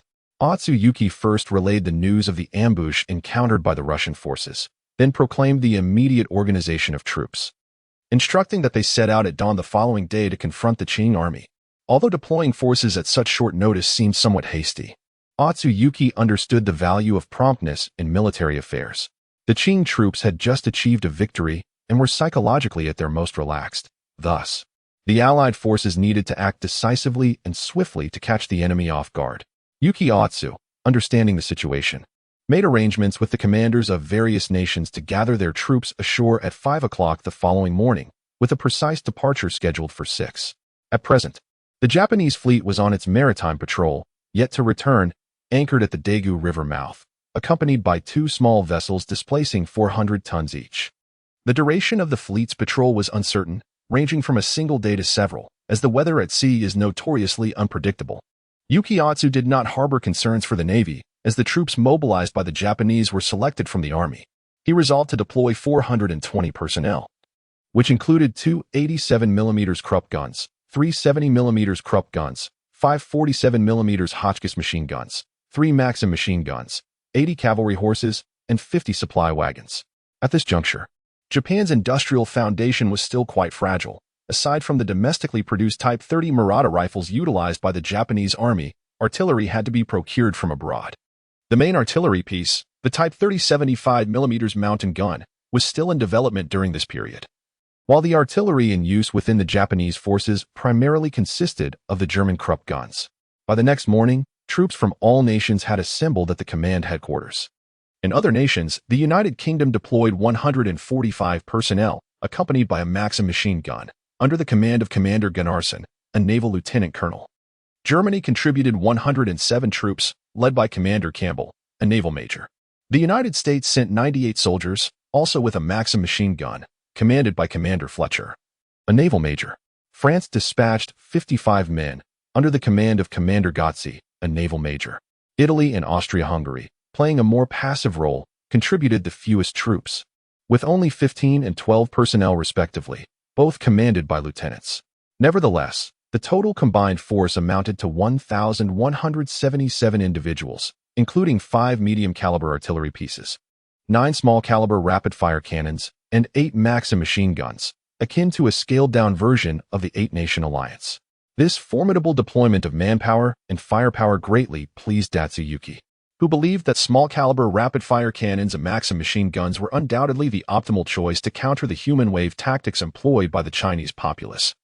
As for the Qing army, Otsuyuki largely disregarded them, based on his experiences from this campaign in China. He was confident that even in the face of 10,000 Qing troops, victory was assured. To this end, Otsuyuki convened the commanders of the Eight-Nation Alliance to elucidate his tactical plan. The ambush against the Russian forces had occurred around noon the previous day. and it was unlikely that they would anticipate a renewed assault from the alliance just a day later. Datsuyuki intended to march swiftly for half a day, aiming to reach Hijiawan village around noon, a time typically reserved for lunch. If the enemy forces had not yet departed from their ambush, they would likely be engaged in their meal, their vigilance considerably diminished. This would present a prime opportunity for the alliance to launch a surprise attack, catching the enemy off guard. The commanders of the various nations were primarily naval officers, unfamiliar with land warfare and inherently disdainful of the Qing army. Consequently, they did not place much emphasis on tactics and thus raised no objections to Otsuwaiki's strategic plan. Otsuwaiki then commanded the entire army to commence their march immediately. The forces of the 8 nations, organized into 8 divisions according to their respective countries, advanced towards Hijiawan, with the Japanese and American troops leading the vanguard, the Russian army bringing up the rear, the British and French armies forming the left flank, and the German, Austrian, and Italian armies forming the right flank. Simultaneously, Otsuwaiki cautioned the commanders of each nation to maintain heightened vigilance along the way, in order to guard against attacks from Chinese soldiers and civilians. During the rest periods, the Allied forces remained divided according to their respective countries, each occupying a distinct area within Kamigawa, clearly demarcated. However, each nation deployed patrolling sentries, not only to defend against enemy forces, but also to guard against their allies. After a half-hour of rest, during which the soldiers consumed some rations, Otsuwaiki deemed it time to order the Allied forces to resume their advance. But at that moment, a burst of gunfire erupted from the front. Otsuwaiki was taken aback. The gunfire originated from the left, precisely in the direction where the British and French armies were stationed. Could it be that they had been attacked by Qing soldiers and civilians? Otsuwaiki did not dare to delay. He ordered the armies of each nation to reinforce their defenses and prepare for battle, while he led a small squad towards the encampment of the British and French armies. England and France, perennial adversaries with a rivalry stretching back to the 100 Years' War of the 14th and 15th centuries, have in recent years found common ground. The ascendance of Germany, with its assertive posture on both land and sea, has instilled in both nations a sense of considerable pressure. Consequently, they have set aside their historical animosity and begun to collaborate in order to counter Germany's rise. Over the past few years, England and France have grown closer, stopping short of a formal alliance, yet maintaining a close rapport. Though their armies are stationed separately, they are situated in close proximity, bearing the semblance of allied forces. Upon arriving at the encampments of the English and French armies, one observed soldiers taking cover behind buildings, trees, stones, vehicles, and other forms of concealment, each with weapon raised in a state of high alert, as if facing an imminent threat. However, no enemy assault was visible in the vicinity. Only 2 or 3 lifeless bodies lying in the open. Though the circumstances remained unclear, the scene prompted Otsuwaiki to exercise caution, ordering his Japanese soldiers to seek cover and instructing them to locate the commanding officers of the English and French forces. Shortly thereafter, Lieutenant Colonel Gunnarsson of the English Army and Major Ghazi of the French Army arrived at Otsuwaiki's side, where they recounted the events that had transpired. The English and French armies had been resting in the southeast of Kamikawa town, having deployed sentries and patrols. Soldiers were eating and drinking, in a state of relaxation, when suddenly 2 English soldiers on guard duty collapsed. Upon closer inspection, it was discovered that both had been killed by headshots. The other British soldiers were understandably alarmed, immediately ceasing their meal and raising their rifles, scanning the surroundings for the enemy, even startling the nearby French troops. However, the vast expanse yielded no sign of any presence, and no gunfire had been distinctly heard, leaving them uncertain of the enemy's location, just as the British and French soldiers were in a state of bewilderment. Further blows followed in quick succession. Several more British and French soldiers were either fatally shot or wounded. This time, however, the soldiers were more alert, and many distinctly heard the faint sound of gunfire, indicating that the enemy was firing from a considerable distance.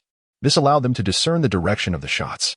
Consequently, the British and French soldiers raised their rifles and unleashed a volley of shots in the direction from which the gunfire originated, which was the gunfire that Otsuwaiki had heard earlier. After a period of indiscriminate firing, there was no response.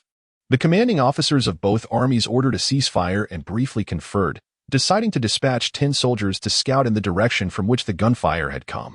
It was just as these soldiers were departing that Otsuwaiki arrived at the encampment of the British and French forces. Having listened to their account, Otsuwaiki was quite astonished.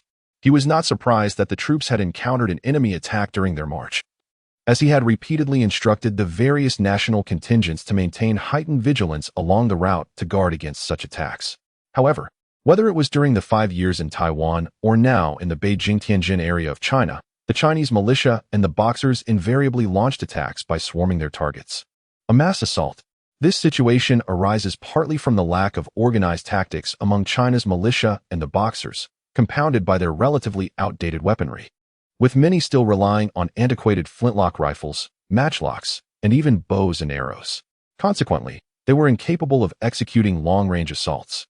However, maintaining composure and stability during an attack, combined with superior firepower, generally enabled them to withstand assaults.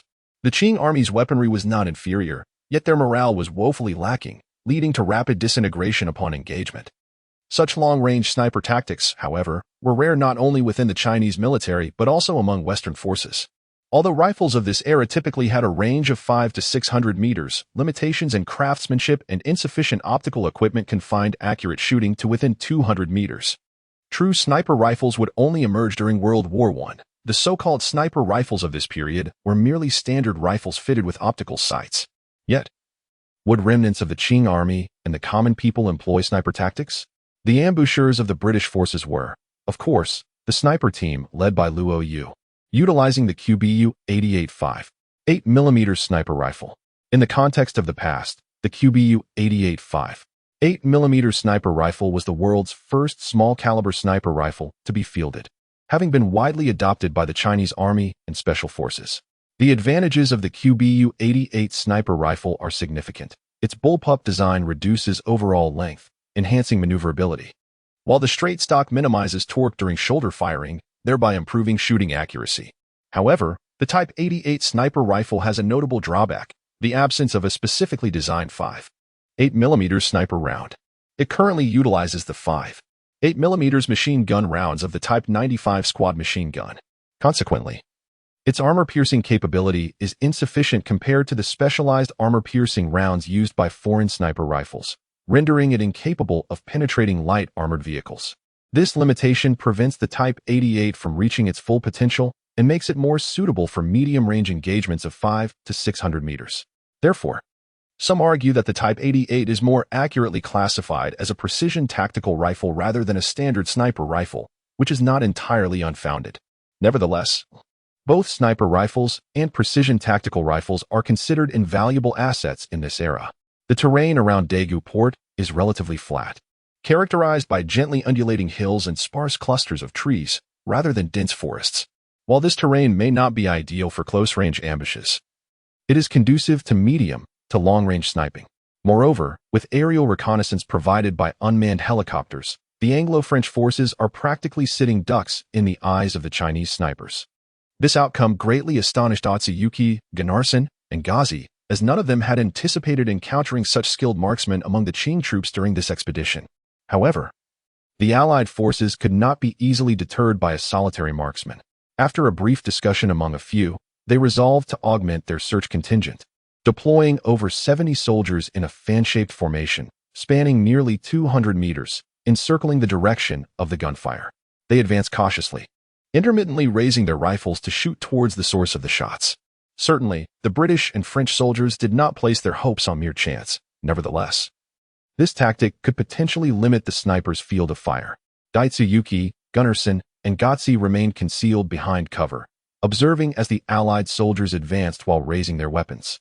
After traversing approximately 200 meters, a sudden series of rapid gunfire erupted from the right front, markedly more pronounced than the earlier sniper shots. Instantly, the British and French soldiers on the right collapsed, while others, upon hearing the gunfire, hastily dropped to the ground, paralyzed with fear. Daitsuyuki was taken aback. The sound suggested a Maxim machine gun or a similar automatic weapon. Could it be that the enemy had stealthily positioned a machine gun near the Allied camp without their knowledge? Gunnarsson promptly ordered the soldiers to set up 2 British Maxim machine guns and unleash a fierce barrage towards the direction from which the shots had originated. The Japanese army had historically placed great emphasis on bayonet training, aside from the unique samurai spirit inherent in Japanese culture. The scarcity of domestic resources and the inability to afford ammunition were significant contributing factors. witnessing the British and French squandering ammunition on a target of unknown provenance. Otsuwaiki harbored a sense of displeasure. It appeared that Japan had a considerable distance to traverse before achieving ascendancy. The two Maxim machine guns discharged over 1,000 rounds in a sustained barrage lasting more than 2 minutes. Yet, as the breeze dissipated the acrid smoke, the desolate expanse revealed naught but shattered stones and splintered trees, the detritus of the relentless fusillade. Faint cries of wounded soldiers, however, pierced the air. Perhaps the valor of the Anglo-French soldiers had indeed moved the heavens, for they advanced nearly 200 meters without incident, their spirits buoyed, their pace quickened, and their resolve fortified. The trio of observers were inwardly astounded by the sheer destructive power of the rifles employed, and questioned whether their true adversaries were indeed the Qing army. An ominous premonition took root in Otsuwaiki's mind, even prompting thoughts of retreat. Based on interrogations of captured Japanese soldiers and corroborated by historical records, it has been ascertained that the 8-nation alliance fleet currently berthed at the Daegu forts comprises 21 vessels, 6 Russian, 4 British, 3 German, 2 each from France and the United States, and 1 each from Italy and Austria-Hungary. Although the Japanese fleet has been annihilated, the Xinzhong and Jindong gunboats, captured from the Beiyang fleet during the Sino-Japanese War, remain stationed at Daegu. The fleet comprises a battleship, 3 armored cruisers, 5 protected cruisers, and 12 shallow draft gunboats, in addition to a total of 26 logistical and supply vessels from various nations. Once the clerk aboard the Kunming ship concluded his remarks, a hum of discussions immediately filled the conference room. Wang Hailong remarked, 20 warships, in sheer numbers, that amounts to 4 times the strength of the Japanese fleet. Furthermore, with an additional battleship and 3 armored cruisers, our capabilities vastly surpass theirs. Another participant added, indeed, if it comes down to naval artillery, the Xiangyang and Huaihua ships may prove ineffective. I wonder how the armaments of the Kunming ship measure up? The news of the 8-nation alliance's troops advancing towards Hejiayuan village reached the Kunming ship, prompting Xia Bohai, Qin Zheng, and Xiao Jianjun to convene the captains of all ships aboard the Kunming for a discussion on the offensive against Daegu. They also extended invitations to 4 officials: Wang Yunpeng from the State Council, Su Jichao from the Ministry of Foreign Affairs, Shang Qisong from the Ministry of National Security, and Li Sanjia, a counselor from the embassy, to participate in this military conference. As the discussions in the meeting room began to subside, the clerk continued. The remaining 4 vessels, namely the Geely, Korean, Beaver, and Kiliak, are all shallow draft gunboats, each with a displacement of approximately 1,000 tons. The German vessels, the Hansa and the Hertha, are both protected cruisers. Although they belong to the Victoria Louise class, their dimensions and tonnage differ. The Hansa measures 110, 6 meters in length, 17, 4 meters in width, with a draft of 7, 3 meters and a displacement of 700 tons. In contrast, the Hertha shares the same length and width but has a draft of 6 meters and a displacement of 800 tons. However, both ships are armed with identical weaponry, including 2 210mm single-mounted guns, 8 150mm single-mounted guns, 10 88mm single-mounted guns, and 10 37mm quick-firing guns. Additionally, there is the Iltius, a shallow draft gunboat, with a displacement of approximately 1,000 tons. The American Newark protected cruiser has unspecified dimensions, but a standard displacement of 7,000 tons. Its armament consists of 2 203mm single-mounted guns, 6 158mm single-mounted guns, and 10 47mm quick-firing guns. The Challenger, a light gunboat, also has a displacement of around 1,000 tons. The Italian protected cruiser EBA and the Austro-Hungarian shallow draft gunboat Zana have unspecified data. Captain Zhang Vida of the Sanya remarked that the displacement of the Sisoi is 10 for 100 tons, while the Russian has a displacement of 130 tons. It raises the question of why the displacement of cruisers exceeds that of battleships. Captain of the Huaihua also noted that protected cruisers like the Hansa and Newark have displacements reaching 6,000 to 7,000 tons, whereas the Orlando-class armored cruisers are only slightly above 5,000 tons. Is it possible that protected cruisers are larger than armored cruisers? Qin Zheng articulated that this phenomenon was quite commonplace in that era, stemming from the chronological order of naval vessel construction. Both armored cruisers and protected cruisers were evolving towards larger dimensions. Consequently, battleships launched earlier were smaller than armored cruisers launched later, and similarly, Protected cruisers surpassed armored cruisers in size. Wang Hailong commented that while it was understandable for armored cruisers to be built larger, given their potential role as capital ships in naval engagements, the construction of protected cruisers reaching 6,000 to 7,000 tons seemed unnecessary. He argued that their limited survivability rendered them unsuitable for contesting naval supremacy or engaging in decisive battles, making such a large displacement wasteful. 5,000 tons would suffice. Shang Jinfeng, the captain of the Kunming warship, demurred, stating that the utility of warships varied among nations and could not be generalized. He cited the British Empire's extensive overseas colonies, which necessitated a large number of protected cruisers for their defense. Furthermore, the requirement for prolonged overseas patrols justified larger protected cruisers with enhanced seaworthiness and endurance, aligning with British needs, given that the majority of the attendees were naval captains. Discussions about warships, even antiquated ones from over a century ago, invariably piqued their interest, leading to protracted debates. Fortunately, Xiao Bohai maintained composure and interjected, emphasizing that the type of warship to be built was not the immediate concern. The focus, he stressed, should be on devising strategies to neutralize these enemy vessels. Turning to glance at once more, I said, "Comrade Winaway, please continue." Nodded and proceeded. Furthermore, through the analysis of artillery technology and the potency of gunpowder in this era via computer simulation, excluding the factor of muzzle velocity, the artillery of our fleet can be multiplied by a corresponding coefficient to roughly equate to the caliber of artillery in this time period. The 76mm naval guns of the Yeyang and Sanya vessels possess a coefficient of 1.5 to 1.6, which approximately corresponds to 110 to 120mm caliber artillery of this era. The 100mm naval guns of the Huaihua and Xiangyang vessels have a coefficient of 1.75 to 1.85, equivalent to 175 to 185mm caliber artillery, while the 130mm naval guns of the Kunming vessel carry a coefficient of 2.0 to 2.2, equating to 260 to 285mm caliber artillery. After a brief pause, added, "These coefficients should only serve as a reference within a certain range and cannot be considered absolute. Calibers such as 110, 175, and 285 do not exist in reality. Moreover, the power of artillery is not solely dependent on caliber and gunpowder, but is also influenced by the length-to-caliber ratio. The calibers we have calculated are based on a length-to-caliber ratio of 45. This ratio refers to the relationship between the length of the gun barrel and its caliber. Theoretically, under identical projectile conditions, as the length-to-caliber ratio increases, the power of the fired projectile also increases. However, in practical terms, due to limitations imposed by materials and manufacturing processes, the length-to-caliber ratio cannot be infinitely enlarged. In this era, the caliber-to-length ratio of artillery generally ranges between 35 and 45.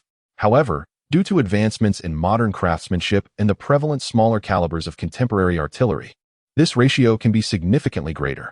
The 76mm naval guns aboard the Yeyang and Sanya vessels exhibit a remarkable caliber-to-length ratio of 56, while the 100mm naval guns on the Huaihua and Xiangyang ships achieve a ratio of 62. Astonishingly, the 130mm naval gun on the Kunming vessel reaches an extraordinary ratio of 70. Such a substantial caliber-to-length ratio is exceedingly rare even in today's society, nearing the very limits of what is achievable in artillery design. Prior to the transition, the Kunming vessel was equipped with the latest HPJ-38 model single-barrel 130mm naval gun developed by the Chinese Navy. This gun boasts a caliber-to-length ratio of 70, a total weight of 50 tons, and a height of 2.5 to 3 meters at the firing line.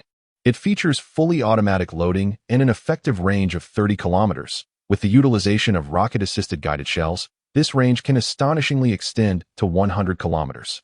The firing rate is approximately 40 rounds per minute, and it is capable of employing various munitions such as high-explosive shells, armor-piercing projectiles, and guided missiles.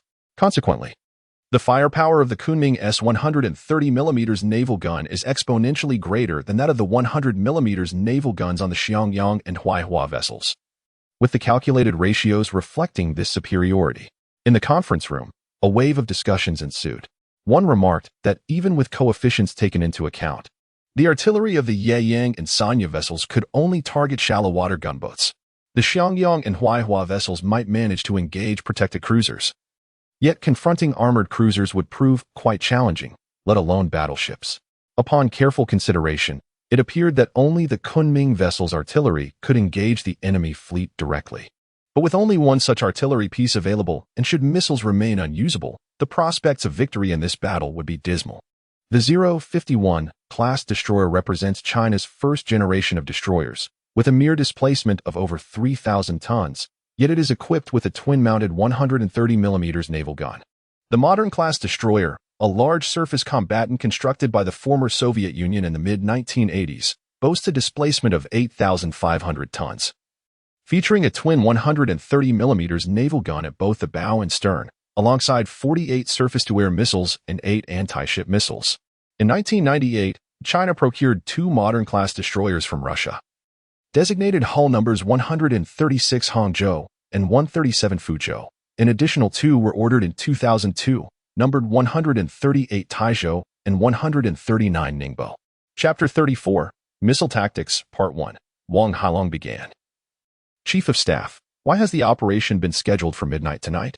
It is barely past 11 in the morning, and we must wait another 12 to 13 hours. If we were to set out now, according to the command's operational plan, we could conclude the battle by 5 or 6 in the afternoon, and perhaps even have time to dine ashore. Xiao Jianjun remarked that the decision to engage in combat during the night was predicated on 3 primary considerations. Firstly, the passengers aboard the 3 ferries remained oblivious to the fact that we had already crossed over. Only the military was aware of this reality. Should our 6 warships depart simultaneously, it would undoubtedly incite unrest among those aboard the ferries. However, by the stroke of midnight, the majority would be fast asleep. And even those who were still awake would likely be ensconced in their cabins, engrossed in games or films, thereby minimizing the likelihood of anyone noticing the movements of our fleet. Unbeknownst to them, we could conclude our operations seamlessly, and by morning, the 3 ferries could proceed directly to the Daegu Cove for docking, allowing us to formally announce the fact of our crossing. Secondly, in this era, both the Army and Navy exhibit significantly limited capabilities for night operations. Although optical technology has seen some advancement, the reliance on visual aiming for rifles and artillery persists. In contrast, our fleet boasts an array of sophisticated radar and infrared equipment, endowing us with the capacity for all-weather combat. For us, there exists little distinction between nighttime and daytime engagements. Furthermore, the soldiers of the Marine Corps are equipped with night vision devices, rendering the battlefield effectively transparent in darkness. This not only facilitates our path to an effortless victory, but also serves to severely curtail the combat efficacy of our adversaries, while minimizing our own losses. Before the journey through time, Xiao Bohai aspired to be a strategist, while Xiao Jianjun excelled as a tactical expert, particularly adept at utilizing existing weaponry for various operational objectives. Consequently, overnight, he devised a battle plan to assault Daegu Cove, taking into account the technological conditions of the current era as well as the strengths and weaknesses of the time-traveling fleet. In Xiao Jianjun's view, the fleet's greatest advantage did not lie in its possession of advanced weapons such as missiles and helicopters, but rather in its asymmetric warfare capabilities, including radar, infrared systems, and night vision devices. After all, the supply of missiles is finite, and helicopters are limited by aviation fuel, rendering their operational efficiency suboptimal. In contrast, equipment like radar, infrared systems, and night vision devices tend to have a much longer operational lifespan and are less likely to attract the attention of major powers. Furthermore, as the military expands in the future, these devices will continue to play a crucial role. After hearing Xiao Jianjun's explanation, the fleet commanders expressed no dissent. At that moment, the commander of the Marine Corps, Chu Yaping, remarked, "Chief of Staff, the battle plan you just mentioned primarily encompasses naval tactics. Yet there appears to be a lack of detailed tactical plans for the amphibious assault. I am uncertain what considerations the command has regarding this operation." Xiao Jianjun nodded in acknowledgement and replied, "Commander Chu, your question is indeed pertinent. To be candid, I do not yet possess a comprehensive plan for the amphibious assault. We shall deliberate further on this matter shortly, and this also constitutes the 4th reason for opting for a nocturnal operation. We require additional time to formulate the landing strategy. Although the Chinese Navy has consistently prioritized amphibious operations, its principal objective has been the hypothetical capture of Taiwan. This focus has primarily centered on nearshore island landings supported by land-based infrastructure. The amphibious weaponry developed reflects this orientation. long-range amphibious operations, independent of land support, have remained a significant deficiency within the Chinese Navy. Prior to the fleet's temporal displacement, only 3 Type 071 amphibious transport docks were suitable for such operations. Currently, the Chinese Navy lacks an immediate requirement for long-range amphibious capabilities. The construction of Type 071 vessels primarily serves to maintain a degree of long-range force projection capacity. Nevertheless, the landing at Daegu Port represents a long-range amphibious operation devoid of land-based support. Despite the comparatively rudimentary coastal defenses of this era, vigilance remains paramount. Commander Zhang Wei of the Sanya warship inquired, Chief of Staff, what are the headquarters' considerations regarding missile deployment in this engagement? Xiao Jianjun affirmed. Technical analysis suggests that the HQ-16 surface-to-air missile will be largely ineffective against vessels such as the Sisoi and the Rasha, which displace over 10,000 tons. We must employ the HQ-9 and YJ-83 missiles. Furthermore, this engagement will serve as an opportunity to gather comprehensive data on missile strikes against naval vessels of this era, informing future combat strategies. At that moment, Wang Hailong interjected, Commander, Chief of Staff, I have some preliminary ideas regarding missile deployment that I would like to discuss. Xiao Bohai nodded, proceed. Wang Hailong not only orchestrated the maiden naval engagement of the transdimensional fleet, but also employed missile strikes against enemy vessels. Consequently, his insights warrant meticulous consideration. Wang Hailong asserted, the HQ-16 is, at best, suitable for engaging vessels displacing no more than 5,000 tons. To effectively target the Sisoi and the Rasha, we must deploy the HQ-9 and the YJ-83. However, their specific application requires discernment. The YJ-83, being an anti-ship missile, employs a sea-skimming trajectory and is equipped with a semi-armor-piercing warhead. Conversely, the Sisoi, a battleship, boasts formidable lateral armor, ranging from 300 to 400 millimeters at its thickest points. While it utilizes forged composite armor rather than surface-hardened cemented steel, its defensive capabilities remain significant. I surmise that the YJ-83 would struggle to breach the Sisoi's armor. Therefore, I propose employing the YJ-83 against the Rasha, given its classification as an armored cruiser and its comparatively thinner armor plating. Shang Jinfeng, the captain of the Kunming warship, inquired, then what of the Sisoi? Shall we engage it with the HQ-9? However, the HQ-9 is primarily an anti-aircraft missile, and its warhead is smaller than that of the YJ-83. Furthermore, it lacks an armor-piercing capability, while the YJ-83 at least possesses a semi-armor-piercing warhead. If the YJ-83 is deemed ineffective against the Sisoi, how can the HQ-9 fare any better? Wang Hailong nodded, explaining, precisely because the HQ-9 is a surface-to-air missile. We can employ a top-attack approach, striking from above to target the Sisoi's most vulnerable deck armor. While the warhead of the HQ-9 is somewhat smaller than that of the YJ-83, the difference isn't substantial. Even if the warhead isn't armor-piercing and fails to penetrate the deck, a detonation on the deck would still inflict considerable damage to the Sisoi. In yesterday's engagement, our Yaeyang warship utilized the HQ-16 in a similar top-attack manner, sinking the Suma with a single shot. After a pause, Wang Hailong continued, furthermore, against large, 10,000-ton warships, a single missile, whether an HQ-9 or a YJ-83, is insufficient for a sinking. Only the YJ-18 or DH-10, deployed on the Kunming, possess the requisite power. However, given that the YJ-18 and DH-10 are our most potent missiles, and we only have 8 of each, it's best to conserve them. When using the HQ-9 or YJ-83, it's advisable to allocate 3 missiles of each type. To gather comprehensive strike data, it would be prudent to test each missile type. I propose preparing 2 HQ-9s and 1 YJ-83 for the Sisoi, and conversely, 2 YJ-83s and 1 HQ-9 for the Russian. These are my considered recommendations. Chapter 35, Missile Tactics, Part 2. Xiao Jianjun nodded in satisfaction and remarked, Captain Wang's suggestion is indeed commendable. Although our technology is significantly ahead of its time, it does not imply that we can secure victory without effort. We possess missiles, yet we must refrain from indiscriminate launches. It is essential to engage our intellect and carefully consider the enemy's characteristics. Only through such diligence can we make the most prudent tactical decisions and implement targeted strategic deployments. Captain Wang has provided an exemplary model for us all in this regard. The 83 anti-ship missile is currently the most widely deployed general-purpose anti-ship missile within the Chinese Navy. It can be launched from air, vessels, land, and submarines, and is now equipped on the majority of the Navy's surface warships, including older models like the Xiangyang and Huaihua.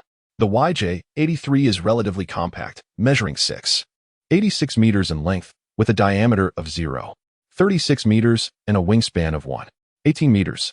It has a launch weight of 895 kilograms and a warhead weight of 200 kilograms, utilizing a miniature turbojet engine.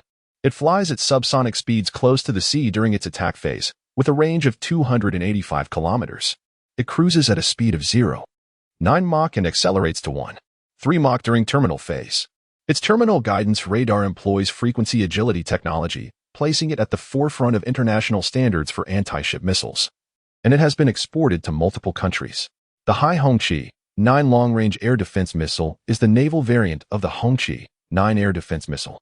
It is a product of China, developed based on the Russian S-300 system, and represents a significant advancement in long-range air defense capabilities, boasting an extensive kill zone and formidable resistance to jamming and saturation attacks from multiple targets, with performance greatly surpassing that of the S-300.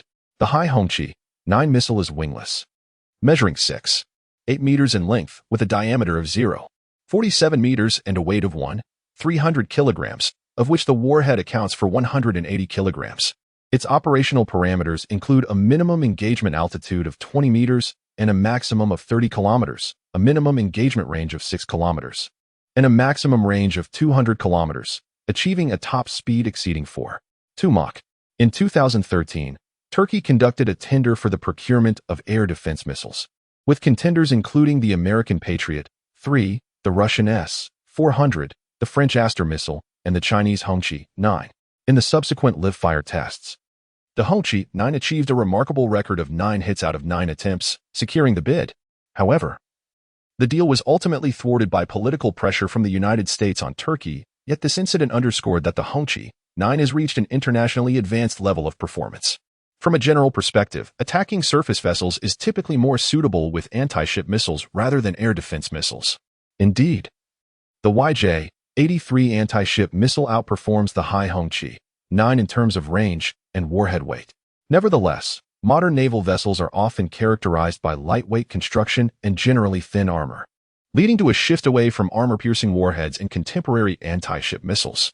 Instead, these missiles now predominantly employ semi-armor-piercing and high-explosive warheads, which are sufficiently effective in penetrating the hulls of enemy ships. In this era, the prevailing trend favors heavily armed battleships, with battleships commonly outfitted with substantial lateral armor to enhance their resilience against assaults.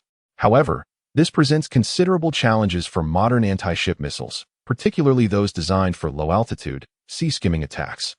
While it cannot be asserted that anti-ship missiles are entirely ineffective, their combat efficacy pales in comparison to that of surface-to-air missiles employing a saturation strike approach. After all, the deck armor represents the most vulnerable point of a battleship, typically measuring only 50 to 60 millimeters in thickness and seldom exceeding 100 millimeters. Furthermore, even if the deck armor is not penetrated, explosions can still occur on the upper deck, inflicting significant damage to the vessel. Thus, it is imperative to adapt to the realities of this era to maximize the effectiveness of various weaponry. After a brief pause, Xiao Jianjun continued, "It is thus decided. Our missile count is limited, and the deployment of missiles must be meticulously coordinated. Each missile must fully realize its intended purpose. Consequently, during combat, the timing and type of missile employed must adhere to the directives from the Kunming vessel. No ship is permitted to make independent decisions. Moreover, the Xiangyang and Huaihua vessels must launch the YJ-83 missiles under the guidance of the Kunming vessel. It is noteworthy that the Xiangyang and Huaihua vessels, having been commissioned earlier, possess relatively outdated electronic systems, radar equipment, and levels of information technology. Whereas the Kunming vessel stands as the most technologically advanced surface combatant in the Chinese Navy prior to its transition. The Kunming ship belongs to the 052D class guided missile destroyer, an upgraded version of the 052C class guided missile destroyer, which is renowned as the Chinese Shield. It is equipped with a more advanced large-scale phased array radar and a versatile vertical launch system, along with a more compatible data link. Consequently, Its overall combat capabilities significantly surpass those of the 052C class destroyer, earning it the designation of the second generation of the Chinese shield. Its comprehensive combat abilities are on par with the United States' Arleigh Burke II-class destroyer, the United Kingdom's Type 45 destroyer, France's Horizon-class destroyer, and Japan's Atago-class destroyer, representing a significant advancement in China's military-industrial capabilities. Due to the Kunming ship's robust data link and command system, it can directly guide the missile launches of the Xiangyang and Huaihua ships, effectively compensating for their radar limitations and enhancing missile accuracy. Currently, the missile armament of the fleet includes the Yeyang and Sanya ships, each equipped with 8 YJ-83 anti-ship missiles and 32 HQ-16 medium-range air defense missiles. The Xiangyang and Huaihua ships, each fitted with 8 YJ-83 anti-ship missiles and 8 HQ-7 short-range air defense missiles. The Kunming ship is outfitted with a total of 64 vertical launch system cells, with 4 octagonal launchers positioned behind the bow's naval gun and 4 more in front of the helicopter hangar at the stern. It is compatible with various air defense, anti-ship, cruise, land attack, and anti-submarine missiles, and is capable of hot and cold launch configurations, as well as the advanced one-pit, 4 missile launch technology. Depending on the operational requirements, various missile configurations can be employed. Consequently, the Kunming-class vessel is equipped with a greater number and more advanced types of missiles compared to other naval ships. However, the 052D class guided missile destroyer primarily serves as an air defense platform while also accommodating multiple functionalities. Generally, the first 32 vertical launch cells are entirely fitted with HQ-9 long-range surface-to-air missiles, while the latter 32 cells are distributed as follows. The first group of 8 cells contains 4 missiles each, totaling 32 HQ-16 medium-range surface-to-air missiles, which, alongside the HQ-9 and the HQ-10 short-range surface-to-air missiles situated in the helicopter hangar, establish a comprehensive 3-tiered air defense system. The third group of 8 cells houses the Donghai 10 cruise missiles, known as Changjian 10 in its land-based variant, which are often referred to as China's version of the Tomahawk, measuring approximately 6.5 meters in length with a diameter of 0.52 meters and a launch weight of around 1.8 tons. The missile carries a warhead weighing 580 kilograms, achieving a speed of Mach 1.4 and a range of 500 kilometers. During the 2015 military parade commemorating the 70th anniversary of the victory of the Chinese People's Anti-Japanese War and the World Anti-Fascist War, 16 Donghai 10 cruise missile launchers were showcased as part of the conventional missile third formation. The fourth group of 8 cells is equipped with 4 missiles each, totaling 32 Changjiang 5 anti-submarine missiles. This missile configuration allows for a balanced operational capability encompassing air defense, anti-ship operations, land attack, and anti-submarine warfare. For the recent evacuation mission, the Kunming-class vessel employed this specific configuration. At this moment, Xiao Jianjun declared, the operational plan for the assault on Daegu River has been finalized. Now, let us discuss the matters at hand. Following the departure of the 6 warships, the responsibility for safeguarding the 3 passenger ferries will rest with the Taihu vessel. Furthermore, the medical personnel from the Chambai Mountain will also be transferred to the Taihu tonight. However, it is important to note that the Taihu is not a combat ship, and this task is far from simple. Therefore, all officers and soldiers aboard the Taihu are to remain vigilant and refrain from rest tonight, ensuring they are in a state of readiness for immediate action.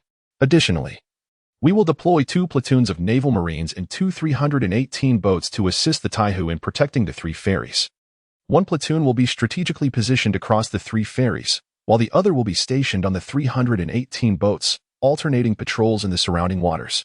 Captain Xie Tung of the Taihu promptly responded, "Rest assured, Command, we shall fulfill our mission." Nevertheless, it must be acknowledged that the Taihu is merely a supply ship. Lacking robust weaponry, it is equipped with only 4 dual-mounted 37mm naval guns and does not feature any offensive radar, limiting its capacity to engage in combat to lower-intensity scenarios. The Navy primarily opted for the 318 boats due to their compactness, agility, lightweight design, high speed, and shallow draft, making them suitable for coastal patrols while providing a degree of self-defense capability, precisely what is required for this evacuation mission. Hence, 2 318 boats were borrowed from the Coast Guard and transported aboard the Chambai Mountain. However, it is worth noting that the 318 boats are merely patrol vessels. with weaponry even less formidable than that of the Taihu. They are equipped only with a dual-mounted 14.5mm machine gun on the foredeck and 2 high-pressure water cannons, lacking even conventional artillery. According to the classifications of the Chinese military, only weapons with a caliber exceeding 20mm can be referred to as artillery. It can be said that relying on the Taihu ship and the 2 318 vessels to safeguard the 3 passenger ferries is indeed somewhat precarious. However, this predicament is unavoidable, as we currently possess only a limited number of warships, each one representing an indispensable force in battle. The absence of even a single ship would significantly diminish the fleet's overall strength. Fortunately, the duration of this risk is confined to just one night, and at present, the fleet's anchorage appears relatively secure. Therefore, this gamble is worth taking. Once we have successfully seized the Daguku after tonight, subsequent matters will become considerably more manageable. In Chapter 36, titled The Circle of Life, Part 1, Xiao Bohai turned to Wang Yunpeng, an official from the State Council, and said, "Director Wang, I kindly ask you and your esteemed colleagues to exert yourselves this evening, assisting our soldiers in stabilizing the personnel aboard the ships, allowing our troops to engage in combat without concern.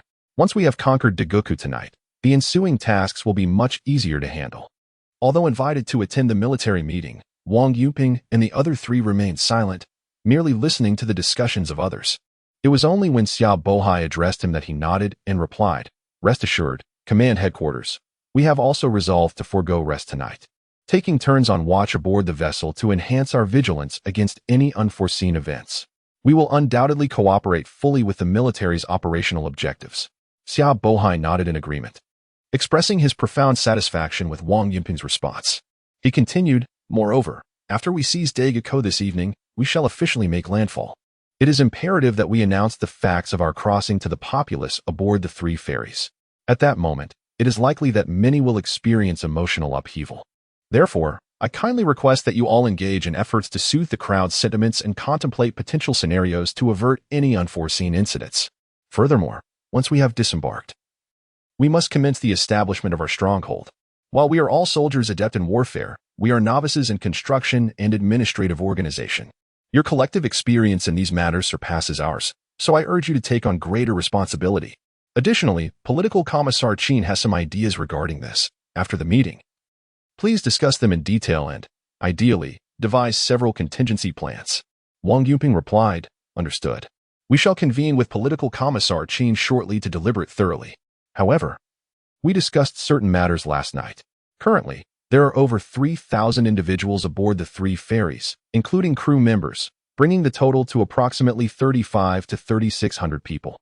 While we number only a little over 10, once we officially announce our crossing, it will be quite challenging to pacify the emotions of the crowd with merely our small group. Perhaps we could confide in a select few today, allowing them to mentally prepare so that after the official announcement, they can assist us in calming the sentiments of the broader populace. I wonder if this approach is feasible." Qin Zheng remarked, "Director Wang, your suggestion is commendable. We have indeed overlooked certain considerations. In principle, it is feasible. However, we must carefully deliberate on the candidates for prior notification. They must be reliable, trustworthy, and capable of safeguarding this secret until our announcement. Of course, we can discuss the specific candidates in further detail shortly." Wang Yunpeng promptly replied, "Indeed, Comrade Political Commissar, your considerations are astute. We shall certainly devise a viable plan." Approximately 2 hours later, Xiao Jianjun and Chu Yaping drafted a landing operation plan. The naval fleet was accompanied by 2 marine battalions and a separate marine company, specifically the company to which Luo Yu's platoon belonged. At that moment, 2 platoons remained, designated to assist the Taihu ship in protecting 3 roll-on roll-off ferries. Additionally, there was a tank battalion. Daguku serves as a coastal defense stronghold, primarily comprising a port and a battery. The fleet is responsible for the port. Thus, the landing force's objective is the Daguku battery. Given that Daguku is the maritime gateway to Beijing, its geographical significance cannot be overstated. During the Second Opium War, the British and French Allied forces landed at Daguku and advanced directly to Beijing. Consequently, following the self-strengthening movement, the Qing government reinforced Daguku's defenses, establishing a defensive system consisting of 4 batteries arranged in a T-shape along both banks of the Haihe River. This system was equipped with German Krupp artillery, Armstrong guns, and various domestically manufactured artillery pieces totaling over 170, supported by a standing garrison of more than 3,000 troops. Upon disembarking at Daegu Fort, the Eight-Nation Alliance encountered vehement resistance, enduring a fierce engagement between the fortifications and their fleet that spanned over 6 hours. The alliance eventually circumvented the defenses, landing on the periphery of Daegu and seizing control of the stronghold. Consequently, the artillery within the forts became spoils of war. Smaller cannons were dismantled and repurposed for the advance on Tianjin and Beijing, while the larger caliber guns remained in situ. Given their limited manpower, the alliance, garrisoning Daegu with a mere 500 Japanese soldiers, chose not to fortify the captured batteries. Instead, they opted to station only token forces at each fort, relying on the formidable presence of over 20 warships from various nations anchored in Daegu harbor for defense. Notwithstanding the alliance's strategy, the transdimensional fleet recognized the imperative to secure the 4 Daegu forts. Aware that Daegu had committed troops to an assault on Hijaiwan village, thereby reducing the garrison, Xiao Jianjun and Chu Yaping resolved to deploy 4 Z-8F helicopters. Each helicopter would transport a platoon and a mortar squad for an aerial assault on each of the 4 forts. Concurrently, the Changbai mountain vessel would dispatch 2 Type 726 air cushion landing craft, each carrying 2 companies and a mortar platoon, to provide support via an amphibious landing. Furthermore, 2 amphibious armored companies would be deployed directly from the Changbai mountain vessel to further augment the operation, thus establishing a coordinated air and sea assault. Once the forts were captured, a platoon would be left to garrison each, while the remaining forces would converge to assault the Daegu headquarters, coordinated with the amphibious armored companies. To ensure the complete occupation of Daegu, Xiao Bohai was quite satisfied with the landing operation plan, as it could fully leverage the advantages of the fleet. Meanwhile, Wang Yuping and his colleagues boarded the speedboat, making their way to the Longxing Island passenger ferry. However, the non-military personnel involved in the evacuation were of relatively low rank. Wang Yunpeng held a bureau-level position, while Su Jichao was a deputy bureau-level official, and the other 2 officials were at the division level, with staff members being either section level or clerks. The embassy of their nation was classified as a bureau-level embassy, thus the administrative rank of Councillor Li Sanjia was deputy bureau-level, and Second Secretary Yi Yanfu was deputy division-level. Given that this evacuation was predominantly military-led, there were not many diplomatic matters to attend to, which the embassy could manage effectively. The highest commander of the fleet, Xiao Bohai, held the rank of colonel, equivalent to a deputy position in administrative terms.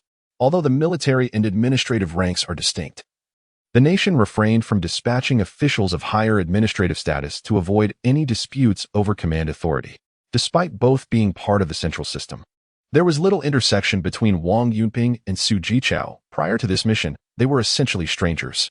For officials of their bureau-level ranks, they might have been considered significant in local governance, but within the central administration, provincial and ministerial-level officials were abundant, making bureau-level personnel relatively common. And as they belonged to different departments, familiarity was unlikely. Furthermore, after this mission, they would each pursue their own paths, rendering the likelihood of future reunions exceedingly slim. However, this journey through time has drawn the 2 closer together, as it is anticipated that they will soon collaborate in their professional endeavors.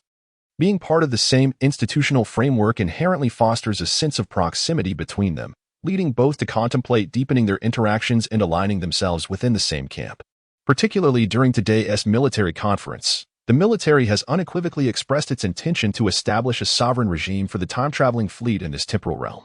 The existence of a regime implies forthcoming political actions, thereby creating opportunities for administrative officials to rise to prominence. Nevertheless, both individuals are acutely aware that where there are people, there exists a complex social fabric. Within that fabric, larger circles contain smaller ones, although they may only be considered mid-level officials prior to their temporal displacement. Both had their own social circles. In fact, without such networks, it would have been impossible for them to ascend to their current positions. Despite possessing the capabilities befitting their ranks, political engagement, in a sense, revolves around these social circles, abilities, and opportunities, a truth that holds regardless of geographical or political contexts, be it democratic or authoritarian. Yet, following this temporal sojourn, all of that will cease to exist. In Chapter 37, Social Circles, Part 2, Su Jichao reflected for a moment before stating, I should be assigned to an overseas embassy as a counselor or secretary.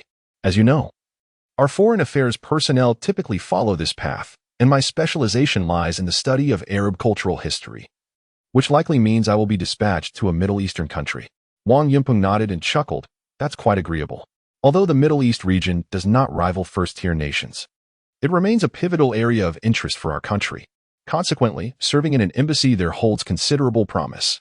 He elaborated, ambassadors are generally classified into 5 tiers.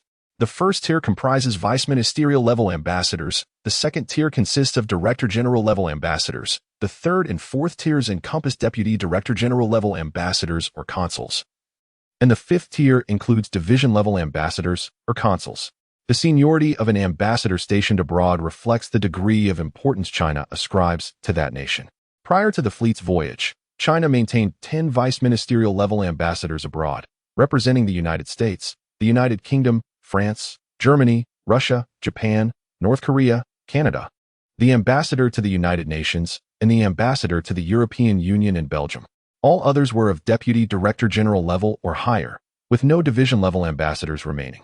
Generally speaking, diplomatic personnel serving in vice-ministerial-level embassies abroad have a significantly greater chance of promotion compared to those in other embassies. Several Chinese foreign ministers have previously served as ambassadors to these nations and regions.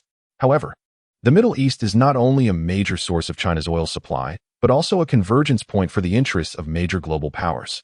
Therefore, ambassadors stationed in Middle Eastern countries are also of paramount importance. Diplomatic personnel serving in these regions have considerable prospects for advancement and may be reassigned to vice-ministerial-level embassies in the future. Nevertheless, the scope for promotion among diplomatic personnel is generally limited, with the highest echelon typically being the Minister of Foreign Affairs. The likelihood of entering the Politburo and becoming a member of the Politburo or a state councillor is not particularly high, contingent upon opportune moments. As for ascending to the highest echelons of power, such aspirations are best left unconsidered. Su Jichao smiled and remarked, having already traversed to this era, the question of future prospects holds little significance. What about you? Although Wang Yuping's words were articulated with simplicity, Su Jichao, being a person entrenched within the system, immediately grasped the implications. Oil is a strategic resource, intricately linked to the lifeblood of the national economy, and the oil sector constitutes a crucial department of the state. Numerous national officials, and even leaders, have emerged from this domain. However, not all individuals who have transitioned from the oil sector are destined for illustrious futures.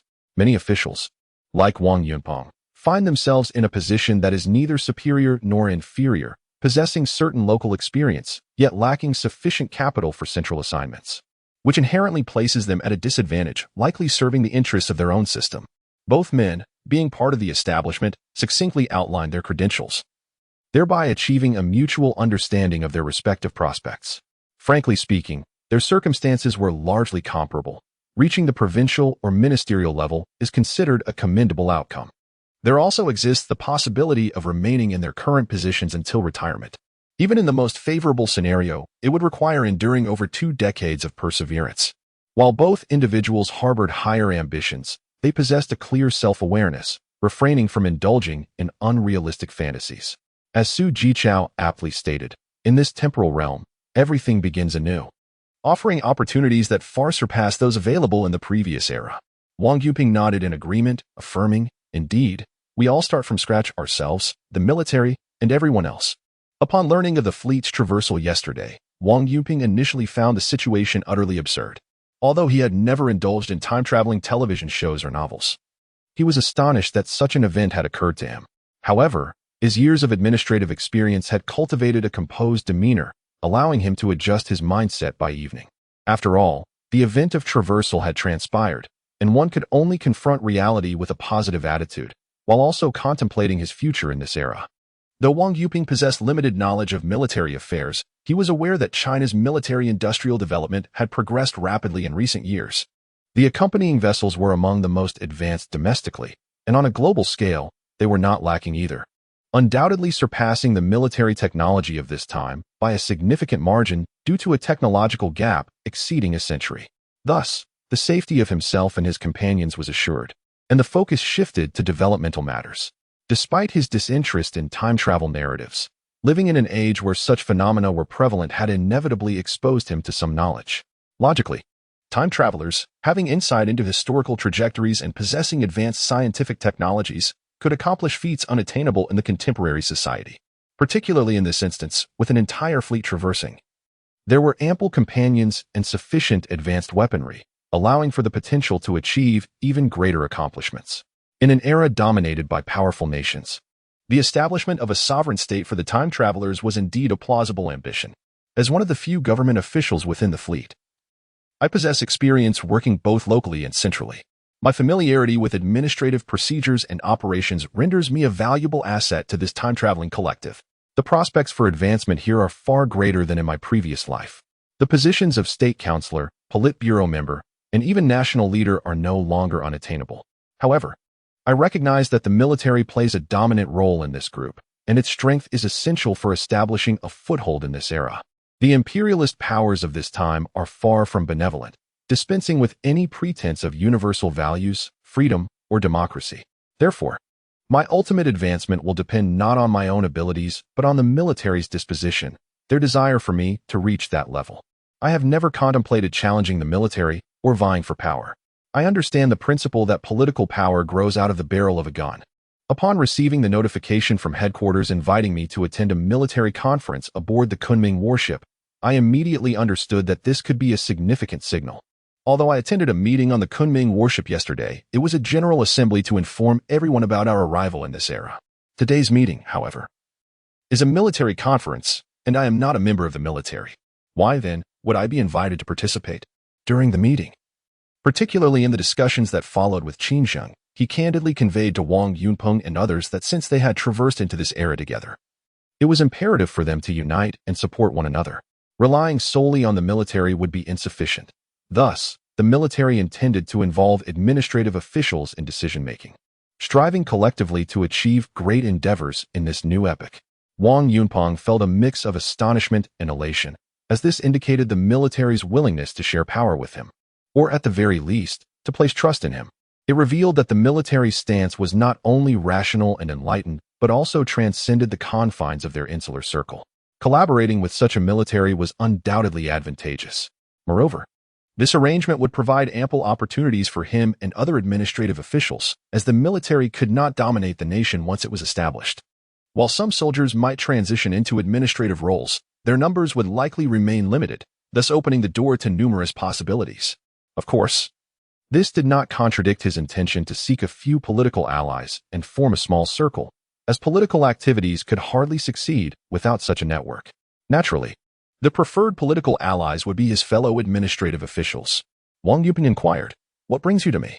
He nodded, fully aware that although only a day had passed since their arrival in this new realm, there was an undeniable sense of instability among the personnel aboard the three ferries. Despite the command center's pretense of sheltering from the storm, with all satellite signals and wireless networks severed and attributed to the tempest, they had managed to maintain a semblance of order among the evacuees. However, such deceit could not fool the crew of the three ferries. Not merely because the captain and crew dispatched for this evacuation mission were seasoned navigators, well aware that storms could not obstruct satellite signals. Moreover, these three ferries were equipped with the nation's most advanced technology, featuring sophisticated weather detection radar and automatic positioning systems, which confirmed the absence of storms in the vicinity, as well as the current coordinates of the fleet. Consequently, doubts arose regarding the military's claims. Just yesterday, Captain Jiang Duyun of the Longxing Island had approached Wang Yuping, only to be brushed off under the pretext of military confidentiality. Today, Jiang Duyun returned to seek Wang Yuping once more, evidently with new suspicions. Li Sachin acknowledged and promptly turned to head to the captain's quarters. Chapter 38. The coalition offensive. The Eight-Nation Alliance arrived near the Hijiawan village position around 3:30 in the afternoon, over 3 hours later than Colonel Dazan Yushu had anticipated. The delay was naturally due to attacks encountered en route. Aside from the initial ambush at Juha town, the advancing forces faced successive assaults. Even before the battle had formally commenced, they had already suffered the loss of more than 50 soldiers. While this did not amount to crippling casualties, it was nonetheless significant and dealt a considerable blow to the morale of the coalition, especially given that they had yet to discern any trace of the enemy. Time and again, Colonel Dazan Yushu contemplated retreat, yet ultimately dismissed the notion, for having come this far, withdrawal was simply not an option. Nevertheless, Otsuyuki discarded his underestimation of this enigmatic adversary. Regardless of whether this army was Qing or not, he could not afford to be imprudent. Consequently, the Allied forces halted their advance approximately 4,000 meters from the landing troops' position. Subsequently, Otsuyuki ventured into a nearby copse to observe the enemy's entrenchments. Fortunately, telescopes were no longer rarities in this era, which facilitated his reconnaissance. In reality, the landing force's defensive line was not extensive, stretching laterally for only about 100 meters. According to conventional wisdom, the garrison defending this position should number around 100 soldiers, including the flanking positions and reserve forces. The total strength would likely not exceed 200 to 300 men. Furthermore, there appeared to be a dearth of artillery, although the entrenchments seemed reasonably well constructed. Breaching such a position should not pose an insurmountable challenge for the Allied forces, given their numerical superiority. However, the ambushes encountered along the way had instilled in Otsuyuki a premonition of impending adversity. The elusive nature of the enemy's attacks compelled him to exercise caution. Therefore, after scrutinizing the enemy's position, Otsuyuki immediately convened a meeting with the commanders of the various nations, recommending that they refrain from launching an assault on the enemy's position that day. Instead, he proposed that they first establish their own defensive positions and commence the attack on the following day. However, Waikitsu's proposition was met with opposition from Mozgovoy, a Russian naval lieutenant commander. It turned out that during the advance, the Russian forces were responsible for guarding the rear. Although the Allied forces encountered several attacks, the Russian troops suffered no losses and did not directly experience the terror of the landing force's snipers. On the contrary, they felt that the armies of other nations were incompetent and believed that if it were the Russian army, they would not be so passive. Russia has always regarded itself as a warrior nation, and among the armies of other countries, only the German army could gain the respect of the Russians. Although Britain is known as the empire on which the sun never sets, it is only a maritime power. As for the army, even the British themselves are embarrassed to mention it.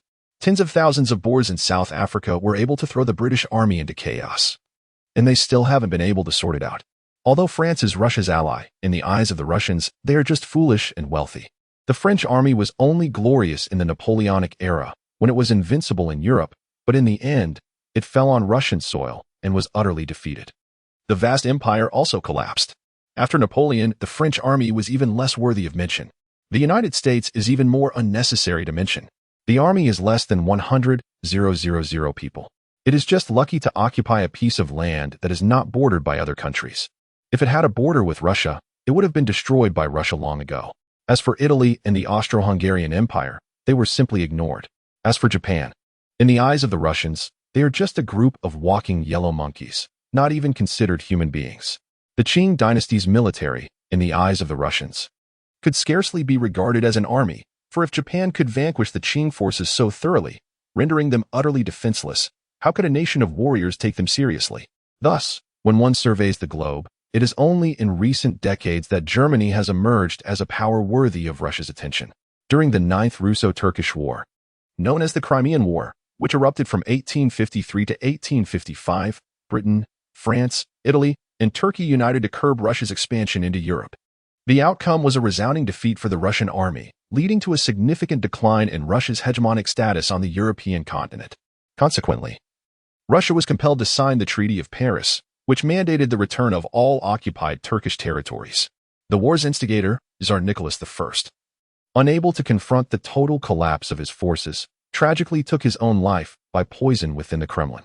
The defeat in the Crimean War further exacerbated domestic crises in Russia, compelling the succeeding imperial government to undertake serfdom reforms, thus accelerating the nation's transition towards capitalism and establishing a foundation for modern industry. Observing the relatively small numbers of enemy troops, Colonel Moscow believed that a mere charge, or even the mere alignment of the Russian ranks, would suffice to breach the Qing defenses. Therefore, Colonel Moscow remarked, "Your Excellency, did you not state last night that speed is of the essence in warfare? Why, then, do we stand before the enemy without launching an attack? If this is the case, why did we rise so early this morning to depart from Daegu, when we might have lingered longer in slumber?" Daitsukiyuki endured with patience and remarked, "Colonel, my original plan was to launch a sudden and swift attack, catching the enemy off guard. However, it has become evident that our adversaries were well prepared. They have not only set ambushes along our route to impede our advance, but have also established fortified positions. Therefore, we must not underestimate our opponent. I propose that we first secure our own defensive lines before devising a strategy to breach theirs. This way, we can both advance and retreat strategically. Before Dai Tsukiyuki could finish his thought, he was interrupted by Mozgov's boisterous laughter. Establishing our defensive lines is utterly futile. Do we really need to exercise such caution against a mere band of yellow-skinned monkeys? You may fear the enemy, but we Russian warriors fear no foe. If you are unwilling to initiate the assault, then let us Russians take the initiative and turn the tide of battle. Just watch. Dai Tsukiyuki's expression shifted. He was acutely aware that the term yellow-skinned monkeys could refer not only to the Chinese, but also to the Japanese. Mozgov's use of this phrase in his presence, although ostensibly directed at the Qing forces, nonetheless struck a nerve with Dai Tsukiyuki. It underscored the reality that, in the eyes of the Russians, Japan was not regarded as an equal ally. Nevertheless, Otsuyuki, a man of considerable composure, harbored resentment within, yet maintained an impassive facade. With a mere nod, he remarked, "Indeed, your forces possess commendable valor. Since the lieutenant colonel holds such unwavering confidence in vanquishing the enemy, allow us to witness the prowess of the Russian warriors." Having scrutinized the enemy's position, Otsuyuki possessed a certain assurance. Observing their formidable array, he surmised that the adversaries would not be easily subdued.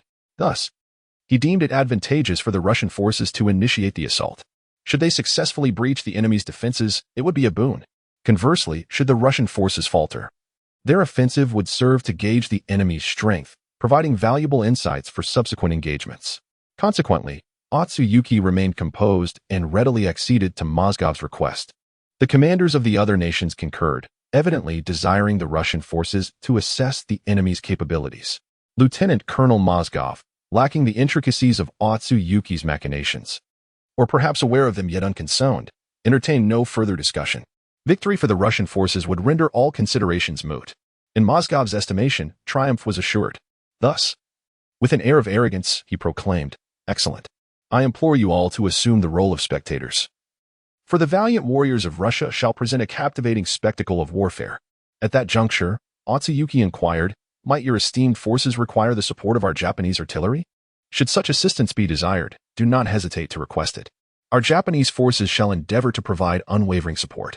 Mozgov cast a glance at Otsuyuki and remarked, "I appreciate the kind intentions of the colonel, yet our Russian forces require no assistance. However, once we successfully breach the enemy's defenses, we would be delighted to hear the applause of your esteemed troops." Chapter 39. Firepower. Despite being aware that the coalition forces numbered over 1,000, Qiu Yahui remained unperturbed. As the landing troops possessed a significant technological advantage in weaponry and had already established their positions. The primary concern, however, lay in the coalition's artillery, particularly the presence of several large-caliber guns, 5 of which posed a considerable threat to the landing forces. Thus, Qiu Yahui's main task from the rear was to closely monitor the movements of the coalition's artillery. The moment they began to set up their gun emplacements, he would promptly order the mortar platoon to strike first, aiming to neutralize the coalition's artillery and mitigate the threat they posed to the landing troops. At that moment, the eight-nation alliance remained blissfully unaware that a pair of vigilant eyes was meticulously observing their every move from above.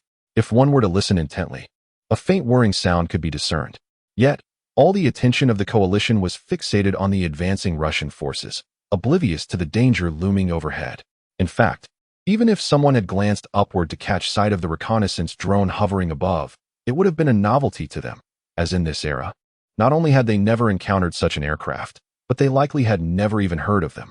Furthermore, the reconnaissance drone was relatively small. Flying at an altitude of approximately 1,500 meters from the ground, it appeared merely as a tiny speck.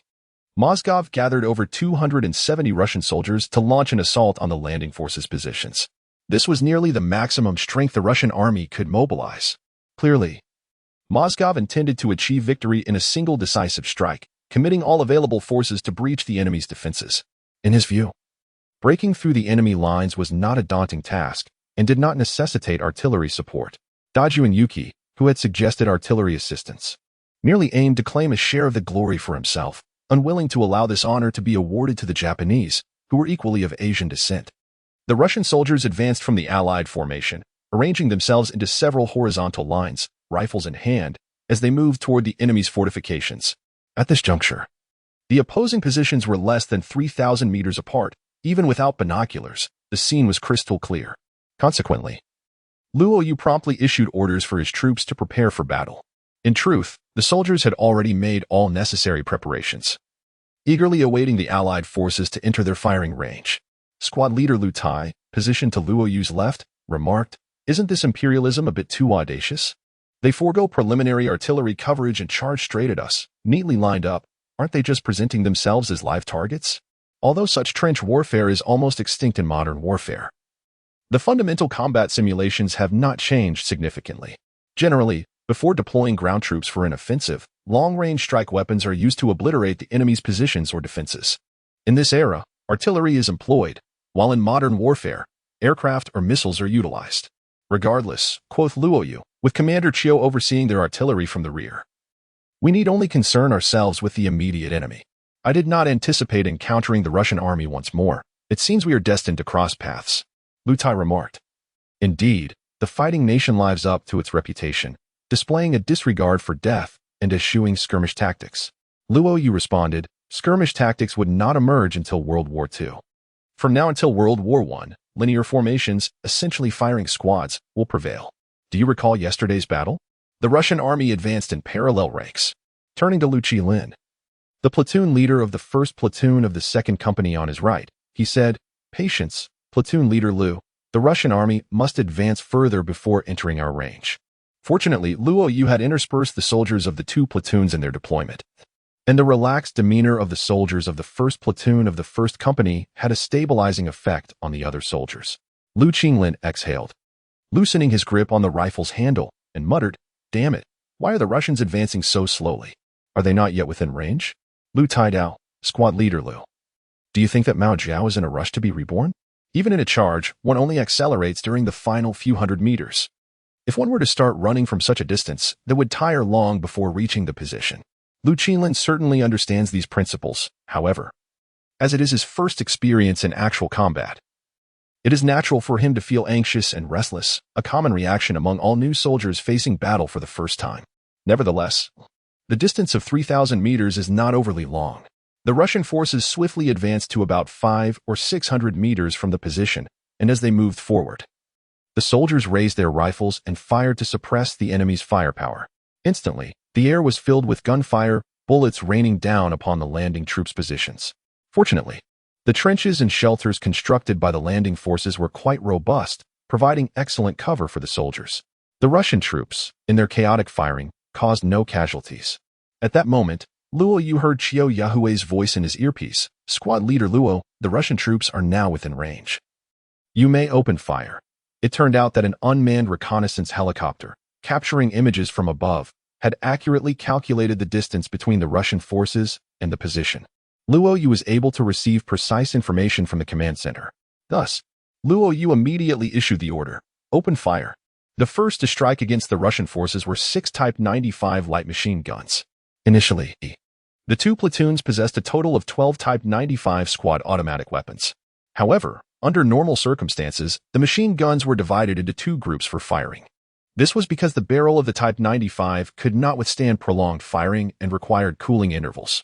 Additionally, the Type 95 utilized drum magazines, each holding only 75 rounds, which could be quickly expended, necessitating frequent magazine changes.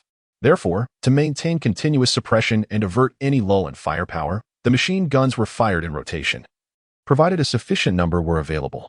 Nevertheless, within a battlefield perimeter of approximately 100 meters, the combined effect of 6 machine guns firing simultaneously was formidable. It is worth noting that the Allied forces possessed only 8 Maxim machine guns in total.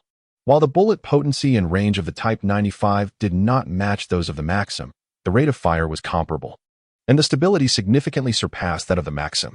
Consequently, despite comprising only 2 platoons, they were capable of defending a position spanning approximately 100 meters. Under the concentrated barrage of projectiles, the vanguard of Russian soldiers swiftly succumbed, with scores of men struck by bullets, either wounded or killed, in a matter of moments. Although the rear ranks of Russian soldiers promptly filled the gaps, the remaining soldiers in the position also opened fire, despite employing single-shot rifles. They augmented the already intense firepower with the addition of over 30 rifles. The resulting cacophony of gunfire resembled the popping of beans, as bullets rained down upon the Russian forces like a dense shower. The Russian soldiers were encountering such intense and concentrated firepower for the first time, resulting in numerous casualties. The more astute among them quickly took cover, while those who were slower to react continued to advance, meeting an unfortunate fate. Even those who managed to evade the initial barrage found no respite, as the relentless onslaught from the landing force made it impossible to escape. From the moment the landing force opened fire, they immediately suppressed the Russian soldiers' advance. Within mere minutes, the Russians were pinned down, forced to seek refuge behind rocks and trees. Only a handful had the opportunity to return fire, but their sporadic shots were no match for the landing force's overwhelming firepower. Any attempt to advance was met with a fierce response, compelling the remaining soldiers to remain concealed. Two snipers within the landing force's position seized this opportunity to excel. Any Russian soldier who dared to expose themselves was met with swift retribution, and even those lying prone were not safe. Consequently, the Russian ranks continued to suffer losses. The Allied commanders observing from the rear exchanged bewildered glances, as none had anticipated such formidable enemy firepower. Seasoned veterans themselves, they recognized the sheer density of gunfire, indicating a force far larger than a mere 100 or 200 men. They estimated at least 400 to 500, perhaps even more, with 6 or 7 machine guns. Or possibly even more. Could it be that a heavily armed Qing army was concealed near Dagofort? Could this truly be the army of the Qing Dynasty? Simultaneously, many were privately relieved that the Russians had taken the initiative, testing the strength of the opposition. Had it been their own forces, this single offensive would have resulted in grievous losses. Nevertheless, Su Weiqi prioritized the overall situation. This was also due to Japan's current limited national power, which made it an aspiring rather than established imperialist nation, and thus it was wary of provoking an old imperial power like Russia. Furthermore, the Russians were, for the moment, allies, united against a common foe. Significant Russian casualties would not serve the interests of the Allied forces. Moreover, through this offensive, Su Weiqi had gained a fundamental understanding of the enemy's capabilities. Frankly, despite not underestimating the opposition, the sheer intensity of their firepower far exceeded his expectations. Consequently, it was even more imperative for the Allied forces to unite to confront this formidable adversary. The attacking Russian troops were already on the verge of collapse when the order to retreat arrived, which they gratefully obeyed, immediately withdrawing. However, the retreat required them to emerge from behind cover, resulting in further casualties as many Russian soldiers were struck by enemy fire. After the Russians had completely withdrawn, a tally of the losses revealed 73 fatalities and 56 wounded, representing a loss of nearly half their forces. The entire engagement had lasted less than 20 minutes. This was not only due to the overwhelming firepower of the landing forces but also to the Russians' underestimation of the enemy, as evidenced by their failure to deploy suppressive fire. There was no artillery support, nor even machine gun suppression. The losses suffered by the Russian army left Dazuyuki profoundly astonished. Initially, he intended to construct his defensive fortifications first, resting for a night before launching an offensive. This strategy would allow for a retreating option, even in the face of an unfavorable attack.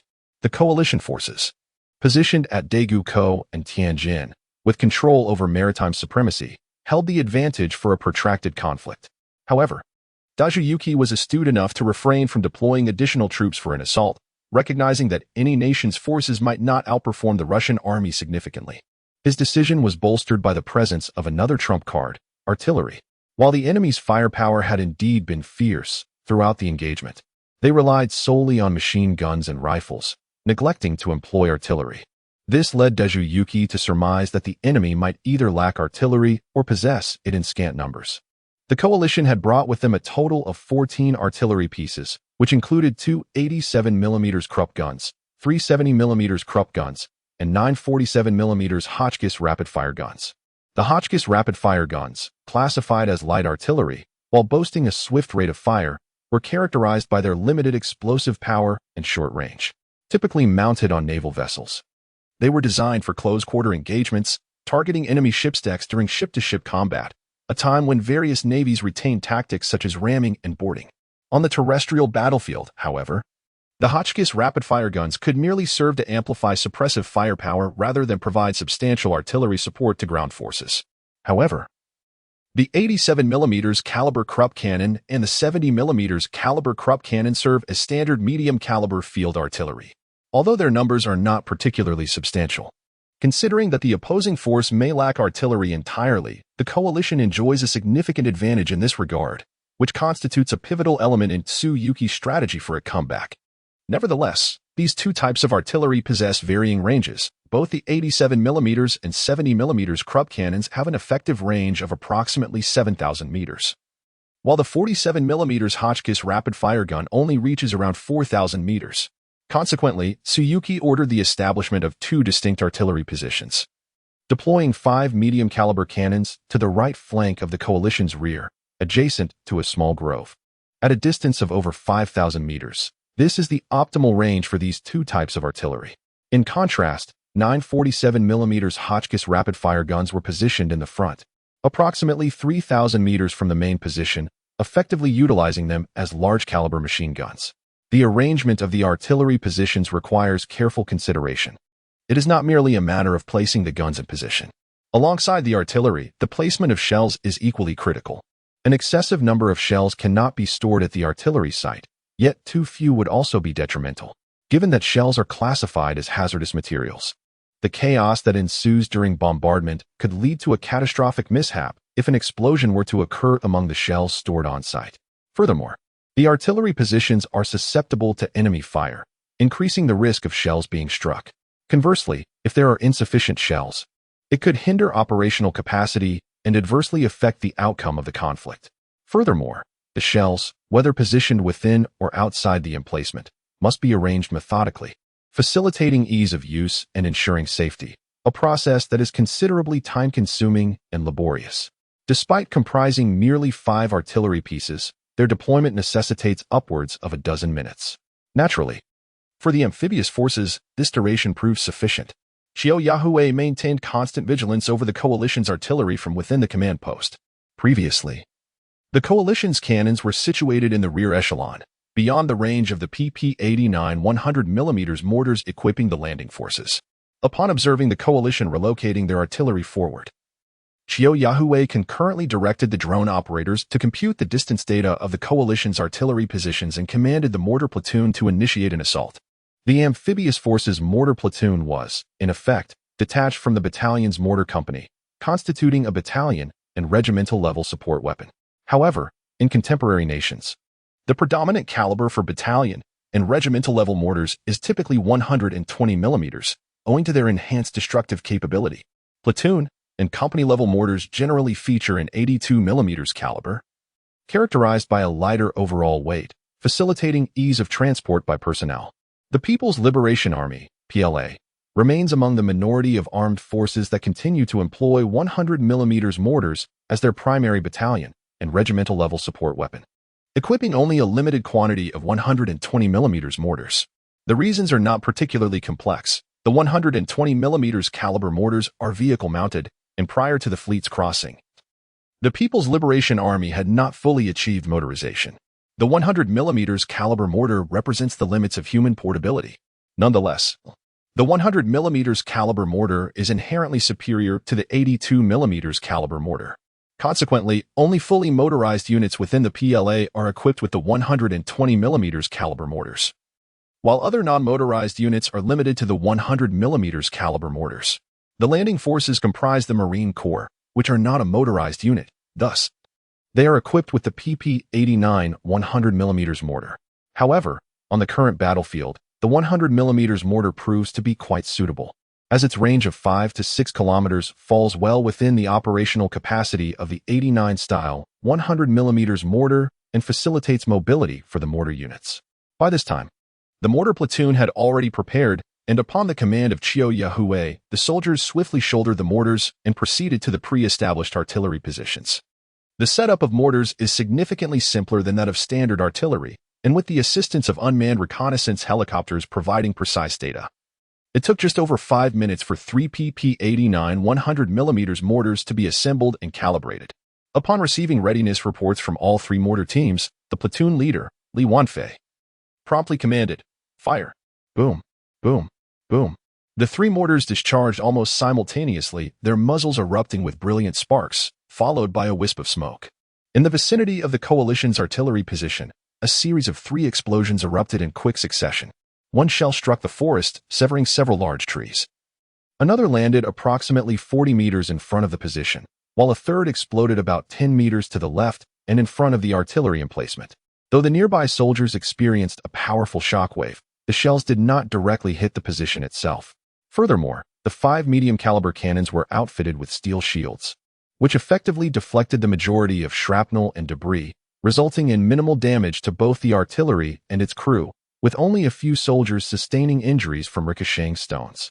These 5 cannons were operated by the Japanese army, and consequently, the entire artillery position was manned by Japanese soldiers. However, the garrison at Daegu-ko was rather modest, comprising only 500 troops without a dedicated artillery unit. Even the artillery commander, Yuki Otsu, held dual responsibilities. Nevertheless, Yuki Otsu had specialized in artillery during military academy training and had also studied the subject in Germany, thus he was not an amateur in the field. Although the Japanese forces suffered no significant casualties, the bombardment left Yuki Otsu greatly astonished. He had not anticipated that the enemy possessed artillery capable of striking so near their position. Yet, he was perplexed by the fact that their artillery setup was relatively concealed, rendering it seemingly impossible for the enemy to visually target them. This raised the question of whether the 3 shells landing so close was mere coincidence, or if the enemy had deliberately aimed their fire. If it were coincidence, the likelihood of 3 shells landing in proximity to their position seemed exceedingly improbable. Conversely, if the enemy had indeed targeted them with intent, how had they managed to aim with such precision? Could it be that the enemy possessed an extraordinary ability to perceive from afar? Considering the myriad of inexplicable occurrences encountered during this expedition, these contemplations merely flickered through Otsu Yusuke's consciousness for a fleeting moment, perhaps a dozen seconds. In that instant, the second wave of the landing force's assault commenced with greater precision. 2 shells landed approximately 10 meters from the emplacement, while another struck the right flank of the artillery battery with unerring accuracy. The tremendous concussive force of the detonations hurled several Japanese soldiers into the air, and a Krupp 87mm cannon was toppled onto its side. Fortunately, Otsu Yusuke was far enough from the blast to avoid injury, and his quick reflexes allowed him to take cover behind a gun carriage. Before he could fully conceal himself, more shells rained down upon the battery, triggering a series of explosions. Mortars, being howitzers, employ high-angle trajectories, resulting in a more parabolic flight path and, consequently, less accuracy than cannons that fire with flat or low trajectories. However, the landing force utilized mortars manufactured with contemporary technology, and unmanned aerial reconnaissance helicopters provided precise targeting data, enabling real-time adjustments to ensure accuracy. Consequently, within merely 2 or 3 volleys, the landing force's mortar platoon established precise firing parameters, and the rate of fire noticeably increased. Due to the manual loading and breech-loading nature of mortars, their maximum firing rate is approximately 20 rounds per minute. However, considering the myriad of distractions present on the battlefield, the actual firing rate is more realistically between 12 to 16 rounds per minute. After more than a minute of sustained fire, 3 mortars unleashed over 50 shells upon the coalition's artillery positions. Data monitored by drones indicated that approximately 30 shells accurately struck the coalition's artillery site, with an additional 10 landing in the vicinity. Notably, 1 shell struck an ammunition box, triggering a significant explosion among the coalition's munitions. The coalition's artillery was not fully prepared, leaving them defenseless against the barrage from the landing forces, and for over a minute, they did not return fire. Consequently, following this assault, the entire artillery position was engulfed in flames and explosions, resulting in almost total destruction of 5 artillery pieces along with numerous gunners. Fortunately, Daijin Yushu exhibited remarkable presence of mind and evacuated the artillery position just in time, thereby escaping the inferno. With drones providing comprehensive situational awareness, the command center of the landing forces observed the devastation of the coalition's artillery. In response, Chiyo Yahue promptly ordered the mortar platoon to relocate and redirect their fire towards the coalition's rapid-fire artillery. Despite the brief span of merely 2 or 3 minutes it took from the commencement of the landing force's initial barrage to the obliteration of the Allied artillery emplacements, the deployment of the 47mm Hotchkiss rapid-firing guns was less cumbersome than that of their larger-caliber counterparts. Consequently, the 8 Allied 47mm Hotchkiss guns were primed for action. Su Waiki having escaped the larger artillery battery, promptly issued the command to initiate firing. While the Hotchkiss guns possessed a high rate of fire, their smaller projectiles and limited range rendered their explosive force significantly less potent than that of medium and large-caliber artillery. Frankly, they posed a minimal threat to the landing force's position. However, Su Weiki was in no position to be fastidious. The Hotchkiss guns, regardless of their limited destructive capability, were superior to rifles and machine guns. The imperative was to mount a defense, and these 8 Hotchkiss guns were the only reliable option. Moreover, their sheer number and rapid rate of fire held the potential to achieve some measure of impact. Both sides unleashed their ordnance almost simultaneously. The collective discharge of the 8 Hotchkiss guns was indeed impressive, as their projectiles rained down upon the landing force's position in rapid succession. However, the defensive fortifications erected by the landing force prior to the commencement of hostilities proved invaluable, providing substantial protection to the soldiers. Furthermore, the limited explosive force of the Hotchkiss shells resulted in minimal casualties. The landing force's mortars promptly retaliated. The distribution of the Hakkai's rapid-fire artillery is relatively extensive, compelling the mortar platoon to engage in precision strikes one by one, with 3 mortars firing simultaneously in succession for 2 or 3 rounds. They managed to neutralize one of the Hakkai's rapid-fire guns. Subsequently, they targeted each artillery piece individually, and within just a few minutes, 4 out of the 8 Hakkai's artillery pieces of the Allied forces had been silenced. At this juncture, it became evident to all that relying solely on the Hakkai's rapid-fire guns would be utterly inadequate to contend with the opposing artillery. However, the Allied forces remained unaware of the exact type of artillery employed by their adversaries, as the landing troops utilized smokeless powder, preventing the Allies from discerning the enemy's artillery positions amidst the smoke. Furthermore, the trajectory of mortars is markedly different from that of conventional artillery, rendering it impossible to trace back to locate the enemy's guns. Even if they were to identify the landing force's artillery positions, the Allies were impotent, as they lacked long-range strike capabilities. While Otsuyuki was beset with questions, how could the enemy possess such formidable firepower and fierce artillery? Capabilities that were undeniably beyond those of the Qing army? If not the Qing forces, then what army were they facing, and why were they in opposition to the Allies? Yet, Otsuyuki understood that this was not the time for contemplation. The large-caliber artillery had all been rendered inoperative, and with 4 of the 8 Hakkai's destroyed. Should the fighting continue, the remaining 4 would surely be lost as well. Although the Hakkai's were of limited utility, having some was better than having none. Thus, Otsuyuki was compelled to issue a retreat order for the entire army, prioritizing withdrawal first and deliberating on future strategies to confront the enemy at a later time. Relying solely on the forces at Daega Fort is untenable. If necessary, a rescue operation mirroring that of Tianjin could be initiated. Tianjin hosts over 5,000 Japanese soldiers, fortified by more than 20 artillery pieces, which should suffice to engage this unidentified enemy force. Following Ojima Weiki's command, the other Allied commanders voiced no dissent. Even had Ojima Weiki not ordered a retreat, such a suggestion would have inevitably arisen, as it was evident to all that the present adversary, regardless of whether they were Qing soldiers, was beyond the capacity of this miniature 8-nation alliance to confront.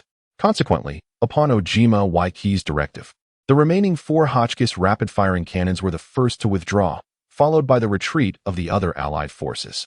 Although the initial plan for the landing party was primarily defensive, the enemy's retreat naturally warranted a vigorous pursuit, an opportunity not to be missed. Thus, Chiu Yehue promptly issued orders for the mortar fire to extend its range, targeting the rear of the Allied forces, and commanded the troops from each position to surge forth in pursuit.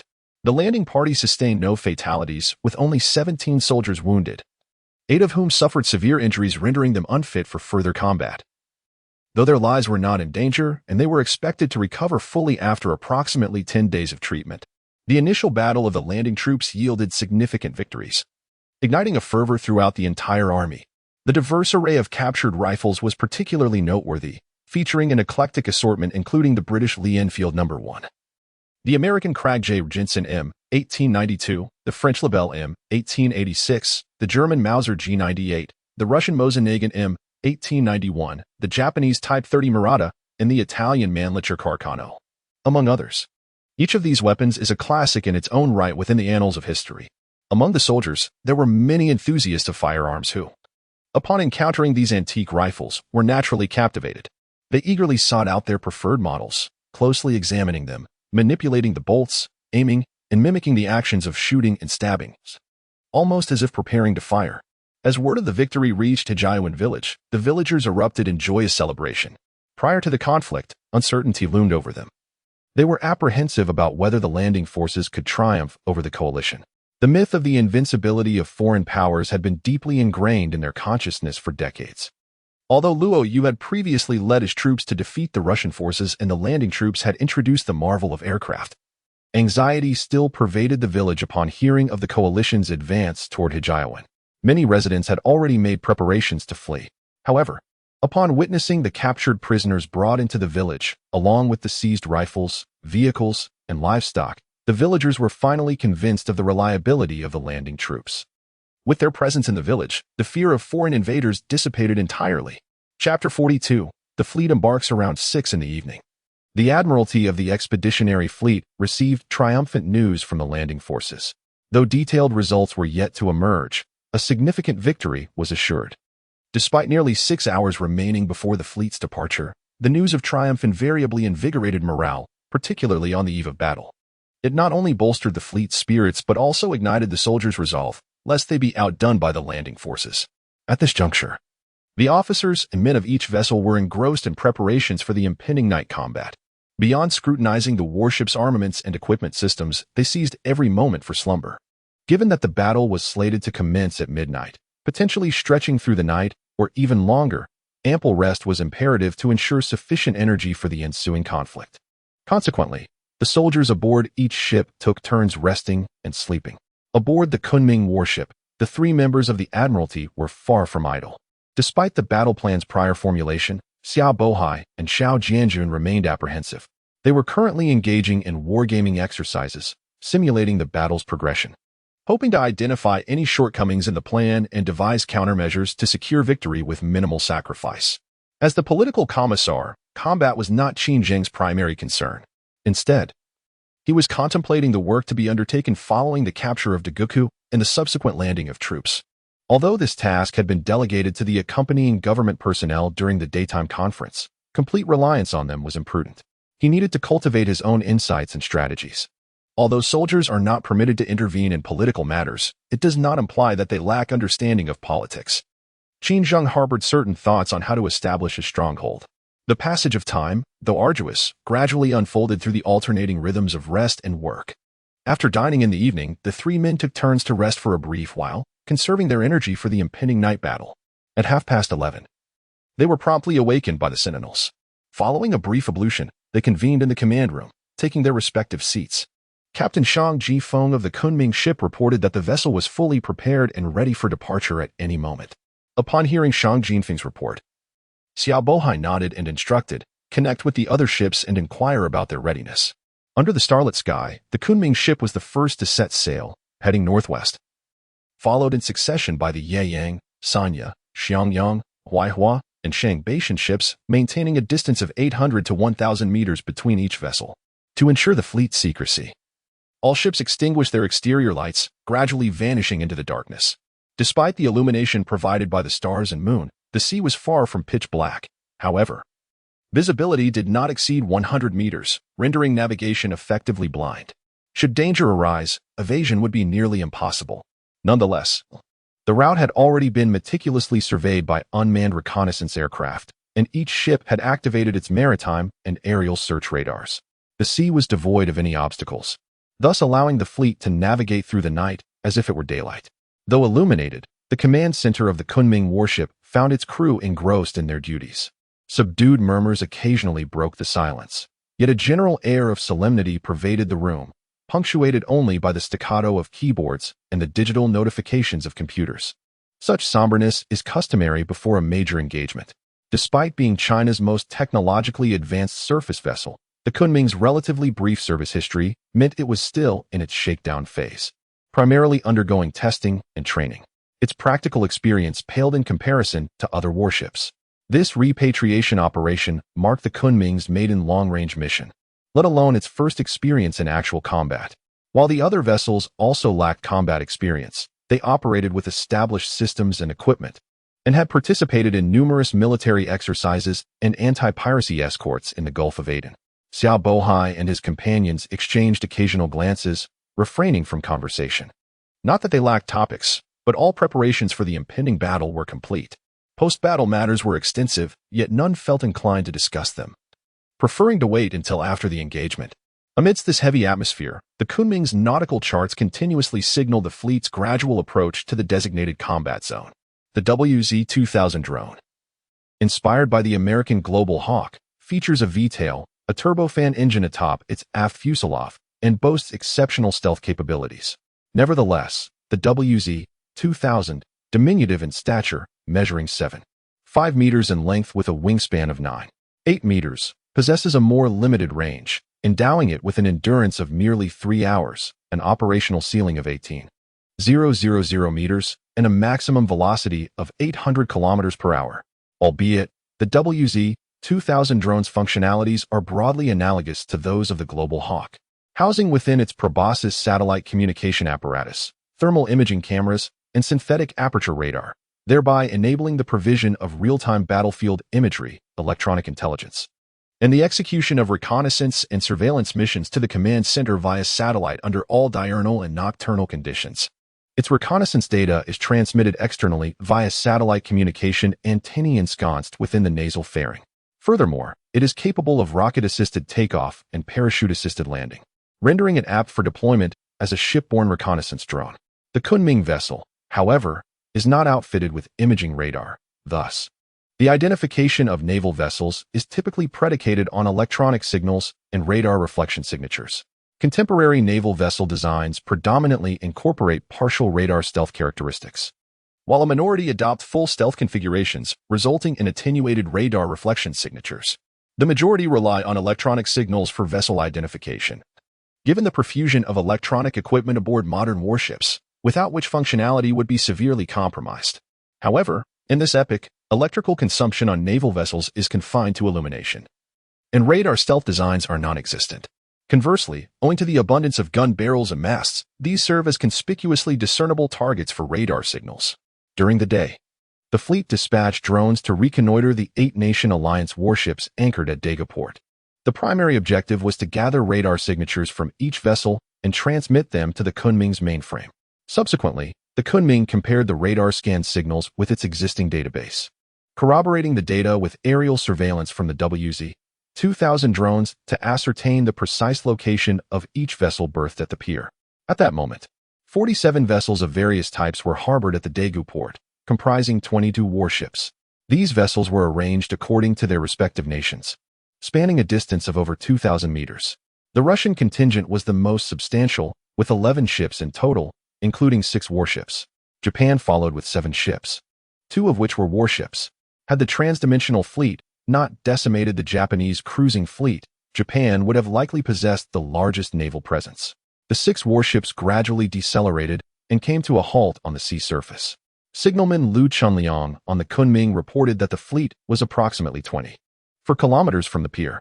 Shang Jinfeng stated, "Commander, Political Commissar, Chief of Staff, the High Honki, 9 missiles are primed, targeting the Sisoi Veliki battleship and the Rurik armored cruiser. We await the headquarters command to launch at any moment." As he spoke, a display screen in the command center magnified the 2 primary targets of the transdimensional fleet in this engagement, the Russian battleship Sisoi Veliki and the armored cruiser Rurik. These 2 colossal, 10,000-ton warships were serenely moored on the sea, resembling 2 immense leviathans. Xiao Bohai nodded in affirmation and authorized the launch. Chapter 43, Missile Strike. Shang Jinfeng commanded, Hydraulic Division, take heed. Launch HQ, 9 missiles. Targets, the battleship Sisoi Veliki and the armored cruiser Russia, with all launch parameters pre-configured. Upon hearing Shang Jinfeng's order, squad leader Zhang Qingbing of the missile unit intoned, target, battleship Sisoi Veliki, launch HQ, 9 missile. Target, armored cruiser Russia, launch HQ, 9 missile. On the foredeck of the Kunming, behind the main cannon, the lid of a vertical launch system slowly opened. With a resounding whoosh, a substantial missile, accompanied by a plume of smoke, ejected from its canister, ascending over 10 meters. The immense recoil caused even the Kunming's imposing hull to shudder momentarily. Immediately following, a burst of orange flame erupted from the missile's tail, trailing thick smoke as it accelerated skyward. The Kunming's vertical launch system employs a combined cold and hot launch architecture, with the HQ-9 utilizing cold launch technology. Cold launch entails the generation of thrust within the launch canister to eject the missile, which then ignites mid-air, propelling its flight. This method is characteristic of Soviet, Russian missile systems. Conversely, hot launch involves ignition within the canister, with the missile relying on its own thrust for ejection, a method favored by American missiles. These two technologies each possess inherent strengths and weaknesses. Cold launch systems offer enhanced safety due to the absence of flames within the launch container. However, the subsequent ignition of the missile mid-air presents considerable control challenges. Conversely, hot launch systems exhibit the opposite characteristics. China, demonstrating versatility, employs both methodologies. The Haihonki-9 utilizes cold launch technology, while the Haihonki-16 adopts hot launch technology. On the whole, while the eight-nation alliance's fleet cannot be accused of utter negligence, their vigilance has undeniably waned. With their ground forces having seized Beijing, the Qing Dynasty's capital, and the Empress Dowager and Emperor having fled, the Qing's Beiyang fleet sought refuge in Shanghai, joining the Southeast Mutual Protection Pact. Consequently, they pose virtually no threat to the Allied forces. The war's outcome seems predetermined, leaving only the negotiations to be settled. These negotiations, however, will not involve the Qing Dynasty, which lacks any leverage to bargain with the Allies and must accede to their demands. The only remaining question is how much each nation will gain, contingent upon the abilities of their respective politicians. Given these circumstances, a degree of relaxation within the Allied fleet is understandable. Nevertheless, the fleet has not entirely abandoned its guard, maintaining a contingent of soldiers on duty to address foreseeable contingencies. However, the unforeseen circumstances they are about to encounter are beyond their comprehension. The first to detect the anomaly was Sergeant Shalamov, a night-duty soldier aboard the battleship Sissoy Veliki. Originally, Shalamov was assigned to the first half of the night watch. Estimating that his shift was nearing its end, he grew anxious as his replacement had yet to arrive. He gazed up at the night sky, attempting to discern the approximate time. Just then, a star in the inky firmament suddenly began to gleam, its brilliance intensifying and becoming increasingly conspicuous, resembling a shooting star. Various cultures across the globe harbor legends of meteors, and Sergeant Shalamov was piqued by this celestial display, momentarily forgetting about the changing of the guard as he fixed his gaze upon the heavens. However, before long, Shalamov discerned that something was amiss. For the celestial object was growing larger, seemingly descending towards the Sissoa. As the distance diminished, Shalamov was able to ascertain that it was certainly not a meteor. Yet, he was unable to identify the object, only harboring an instinctive sense of foreboding. Though he considered reporting the anomaly, he hesitated after taking a few steps, wondering how to convey the matter when he could not even identify the object. As Shalamov wavered, he looked up once more and realized that it was an elongated, cylindrical object with a conical head, its tail emitting a stream of orange flames, plummeting towards the Sissoa at an almost perpendicular angle. Before Shalamov could utter a cry, the slender cylinder crashed onto the deck of the Sissoa, less than 20 meters from his position. A deafening boom echoed as the deck ruptured. With half of the cylinder embedded within, Shalamov felt a tremor beneath his feet, and immediately a massive and dazzling burst of sparks erupted before his eyes. A tremendous force followed, propelling him involuntarily into the air, over the ship's railing, and headfirst into the frigid sea. The deafening explosion reverberated throughout the entire dock, and the immense blaze illuminated the vicinity of the Sissoy to a radius of nearly a kilometer. On nearby vessels, watchmen and crew members flocked to the railings, gazing towards the Sissoy, while two warships sounded their sirens, and slumbering personnel were roused from their sleep. However, the majority of the warships did not issue an alert, for the simple reason that only the sound of an explosion had been heard, but no cannon fire. While an explosion had occurred on the Sissoy, it was not necessarily an enemy attack. It could very well have been the result of a work-related error by the Sissoy's crew, causing an explosion in the ammunition hold, an occurrence that was all too common at sea and nothing out of the ordinary. Therefore, it was only natural to observe the situation more closely first. At that moment, some keen-eyed individuals had already discerned a cylindrical object with a conical tip and a long trail of flames emanating from its tail, descending rapidly from the sky. Its target this time being the armored cruiser Russia, moored approximately 20 meters from the Sissoy. This, of course, was the second HQ-9 missile launched from the Kunming. the first having already struck the Sisoi. Upon observing the sea-based Hongqi-9 missiles, the soldiers and crew members engaged in animated discussions, pointing and speculating about the unfamiliar object.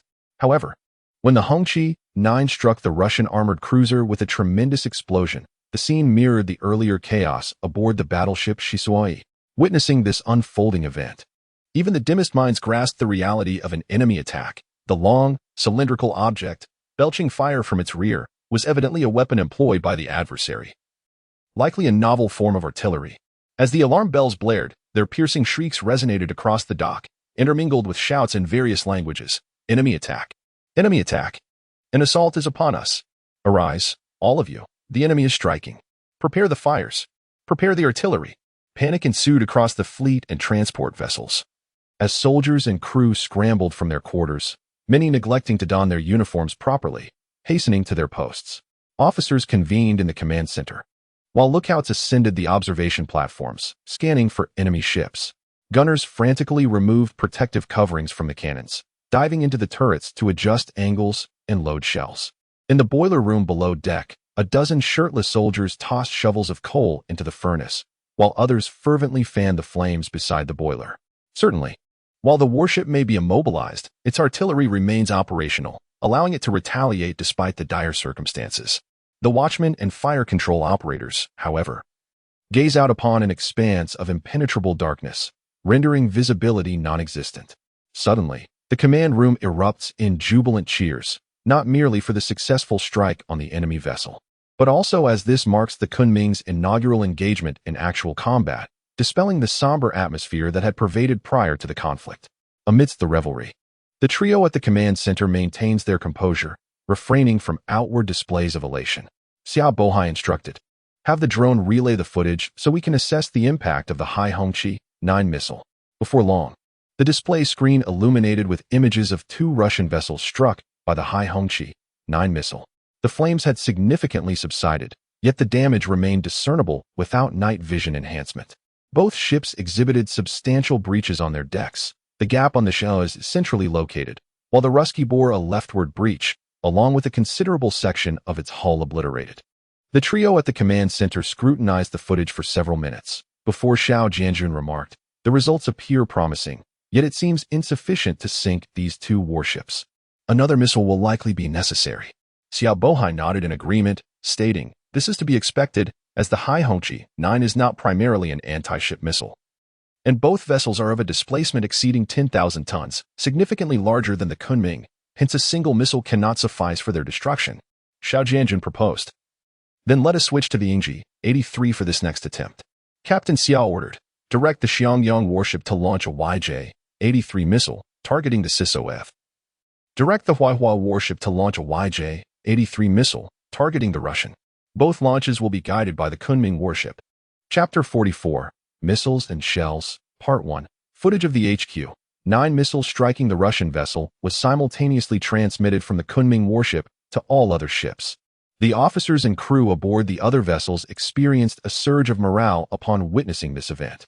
However, the fact that both missiles had been launched from the Kunming warship left the officers and crew of the other ships eager for their turn to unleash their own ordnance. The Xianyang warship was the first to receive orders from headquarters.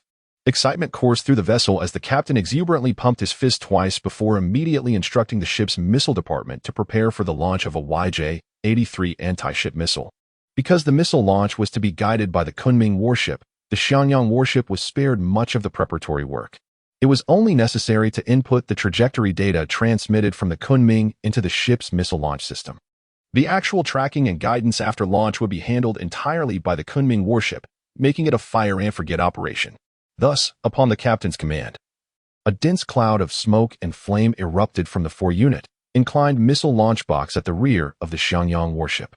A YJ-83 anti-ship missile emerged from its container and sped forward, skimming the surface of the sea before disappearing into the darkness. Subsequently, the Kunming warship guided the Huaihua warship in launching another YJ-83 anti-ship missile.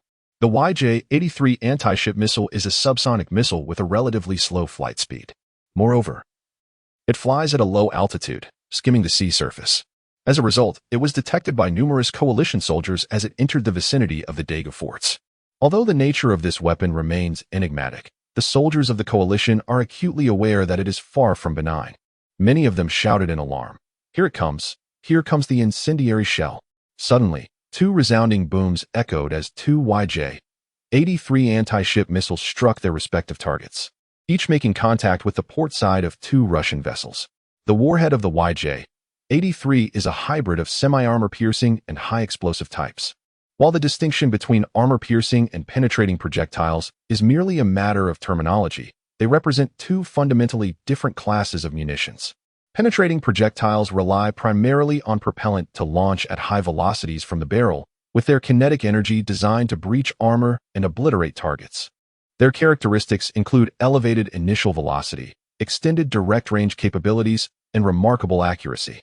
Conversely, the term semi-armor-piercing refers to hollow-charge armor-piercing projectiles, which feature a cavity at the front of the projectile and are filled with a high-powered explosive at the rear. This explosive is shaped like a hollow funnel and encased in a robust, dense copper or similar material liner. Upon detonation, it generates a high-velocity metal jet that erodes the target's armor, exhibiting an exceptionally high specific energy.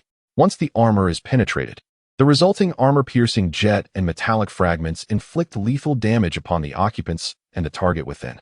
The semi-armor-piercing and high-explosive warhead ingeniously combines the advantages of both types, penetrating the armored target with the armor-piercing component before detonating the high-explosive charge inside the armor. Another launch of the YJ-83 anti-ship missile successfully struck the side of the Sisoi. Yet the formidable 400mm waterline armor provided exceptional protection. The armor-piercing warhead failed to penetrate the thick plating, although the subsequent massive explosion eventually breached the remaining armor layer. The missile did not penetrate deep into the hull, thus significantly diminishing the explosive force's impact. Meanwhile, the soldiers and crew aboard the two Russian vessels immediately commenced emergency repairs, fervently attempting to seal leaks and pump out water in hopes of salvaging the warship. Qing remarked, "Do not underestimate battleships such as the Bismarck, Yamato, and Iowa. Even the armor of dreadnoughts would likely withstand the YJ-83. It is essential to remember that contemporary armor is merely forged armor, and in a few years, we will transition to high-strength armor treated with surface carbonizing." Xia Bohaido added, "The dreadnoughts will not be available for another 5 or 6 years, and as for the Bismarck, Yamato, and Iowa, we are looking at a wait of 4 to 50 years. By then, we may very well be capable of constructing new Kunming-class ships. For now, it is prudent to focus on the battle at hand." Qing continued, "The Sisoi has endured 2 missile strikes. Even if it does not sink, it is left with only a fraction of its life and likely minimal combat capability. We should consider the possibility of capturing the Sisoi. Acquiring a battleship of this caliber could prove significantly advantageous for us." Xiao Jianjun remarked, "Although the Shisuai has sustained severe damage, there are currently no signs of it sinking, and its artillery remains unscathed. The Shisuai is equipped with 305mm caliber guns. Any of our vessels that endures a hit from such artillery would likely be left in a dire state. Therefore, we must not let our guard down." Xia Bohai nodded in agreement, stating, "Indeed, even 10 Shisuis would not equate to the losses we would incur from any of our current ships. Therefore, we must ensure the destruction of the Shisuai to safeguard our fleet. As for capturing the Shisuai, I believe there are alternative methods. We can first sink the Shisuai and then salvage it for repairs. This approach is not limited to the Shisuai, it applies to other vessels as well. Presently, all ships are docked, and the water is not particularly deep, making the salvage operation manageable. While it may be a bit troublesome, it is indeed the most prudent course of action." Xiao Jianjun replied, "That is a feasible approach. Let us launch another Sea Red Flag 9 missile." The third Sea Red Flag 9 missile descended from the sky, striking the area in front of the main gun of the Shisuai battleship. The missile penetrated the deck and detonated, causing a catastrophic explosion within the ammunition magazine beneath the turret, leading to a massive blast in the Shisuai's compartments. The rear main gun was violently propelled into the air, ultimately plunging into the sea, and the entire aft deck was left utterly devastated. Despite the fact that the hull of the Sisoi was not breached by the explosion, multiple sections of the side armor plating had been fractured, leading to water seepage.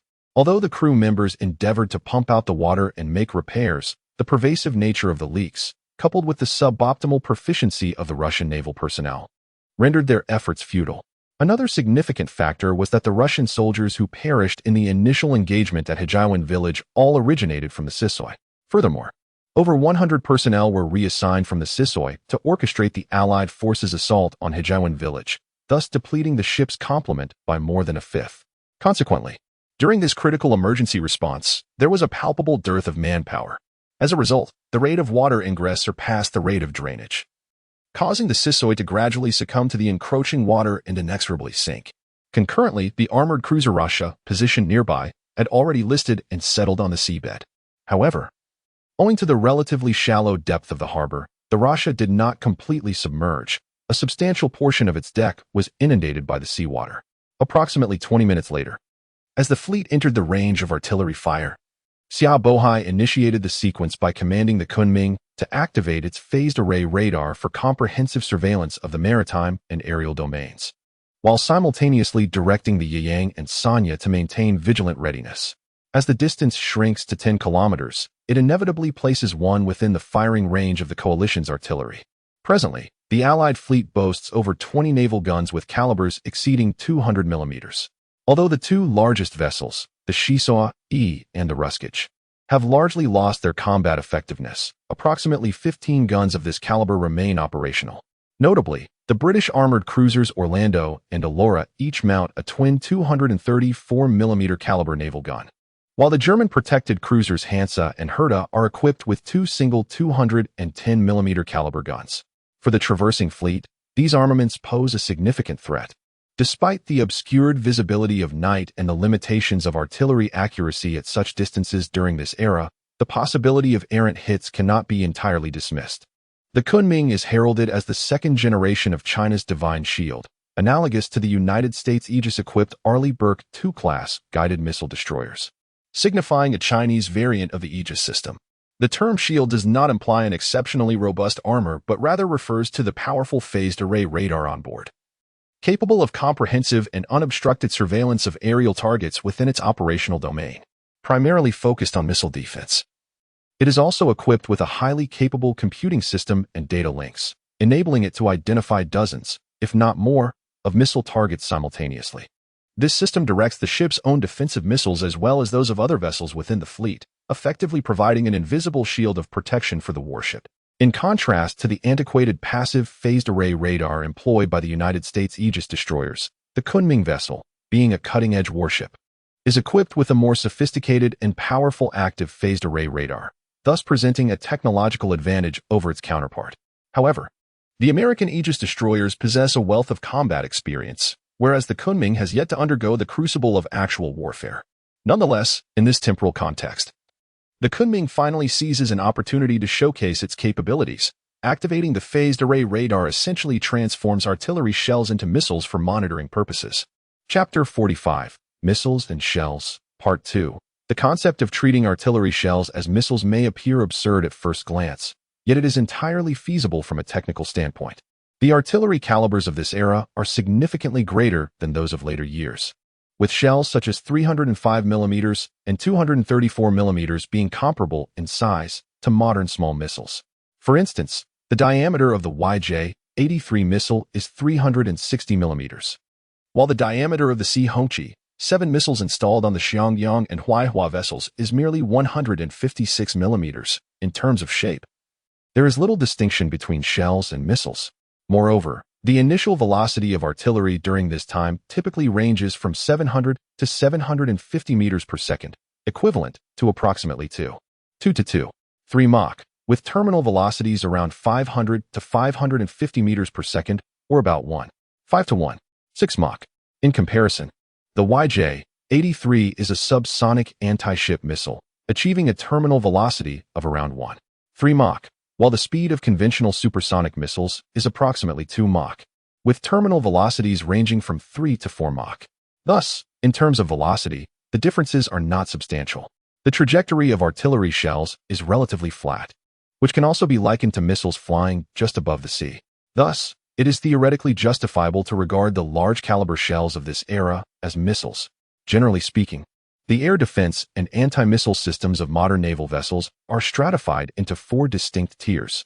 With the Kunming ship serving as a quintessential example, the first tier encompasses long-range air defense, extending from 40 to 150 kilometers, or even farther, achieved by the HQ-9 system, which is expected to intercept approximately 50 to 60% of incoming missiles. The second tier pertains to medium-range air defense, covering a distance of 20 to 40 kilometers, executed by the HQ-16 system, which is tasked with intercepting an additional 50 to 60% of the remaining missiles.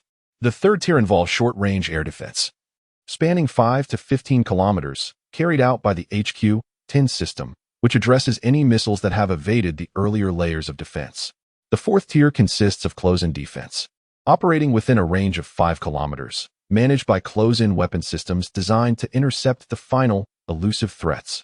When it comes to intercepting artillery shells at approximately 10 kilometers, the first two tiers of air defense and anti-missile systems are evidently inadequate, necessitating reliance on the latter two tiers, with a primary focus on close-in defense. Each vessel within the fleet is equipped with rapid-firing close-in weapon systems to provide a dense barrage for intercepting missiles at close range. The Kunming ship is armed with an HPJ-7 model 30mm 7-barrel air defense gun, abbreviated as the 730 close-in weapon system, boasting a firing rate of 200 to 800 rounds per minute, with a missile engagement range of 500 meters, and an aircraft engagement range of 500 meters. The Yayang and Sanya vessels are equipped solely with the HQ-16 medium-range air defense missile system, lacking both long-range and close-in defense missile capabilities. Consequently, they are furnished with the more formidable HPJ-11 11-barreled 30mm naval gun, capable of simultaneously locking onto over 40 targets and achieving a maximum firing rate of 11,000 rounds per minute. Complemented by radar, optical, and infrared tracking systems, and under sophisticated software control, these guns can autonomously engage incoming threats, forming the last line of defense for the vessels. Within the transiting fleet, they serve as the mainstay of close-range defense. The Xiangyang and Huaihua vessels, owing to their greater age and relatively antiquated weaponry, are equipped with the HQ-7 short-range air defense missile system and 4 twin-mounted 76 F-37mm 63 caliber rapid-fire guns, each capable of firing 800 rounds per minute. While these guns are not as advanced as those on the Kunming, Yayang, and Sanya vessels, they still offer considerable close-in defense capabilities. Furthermore, even the Changbai Mountain vessel is outfitted with 4 AK-6 36-barreled 30mm anti-aircraft guns. Collectively, these 6 vessels, coupled with the Kunming vessel's phased array radar surveillance, provide a remarkably robust close-in defense capability for the entire transiting fleet.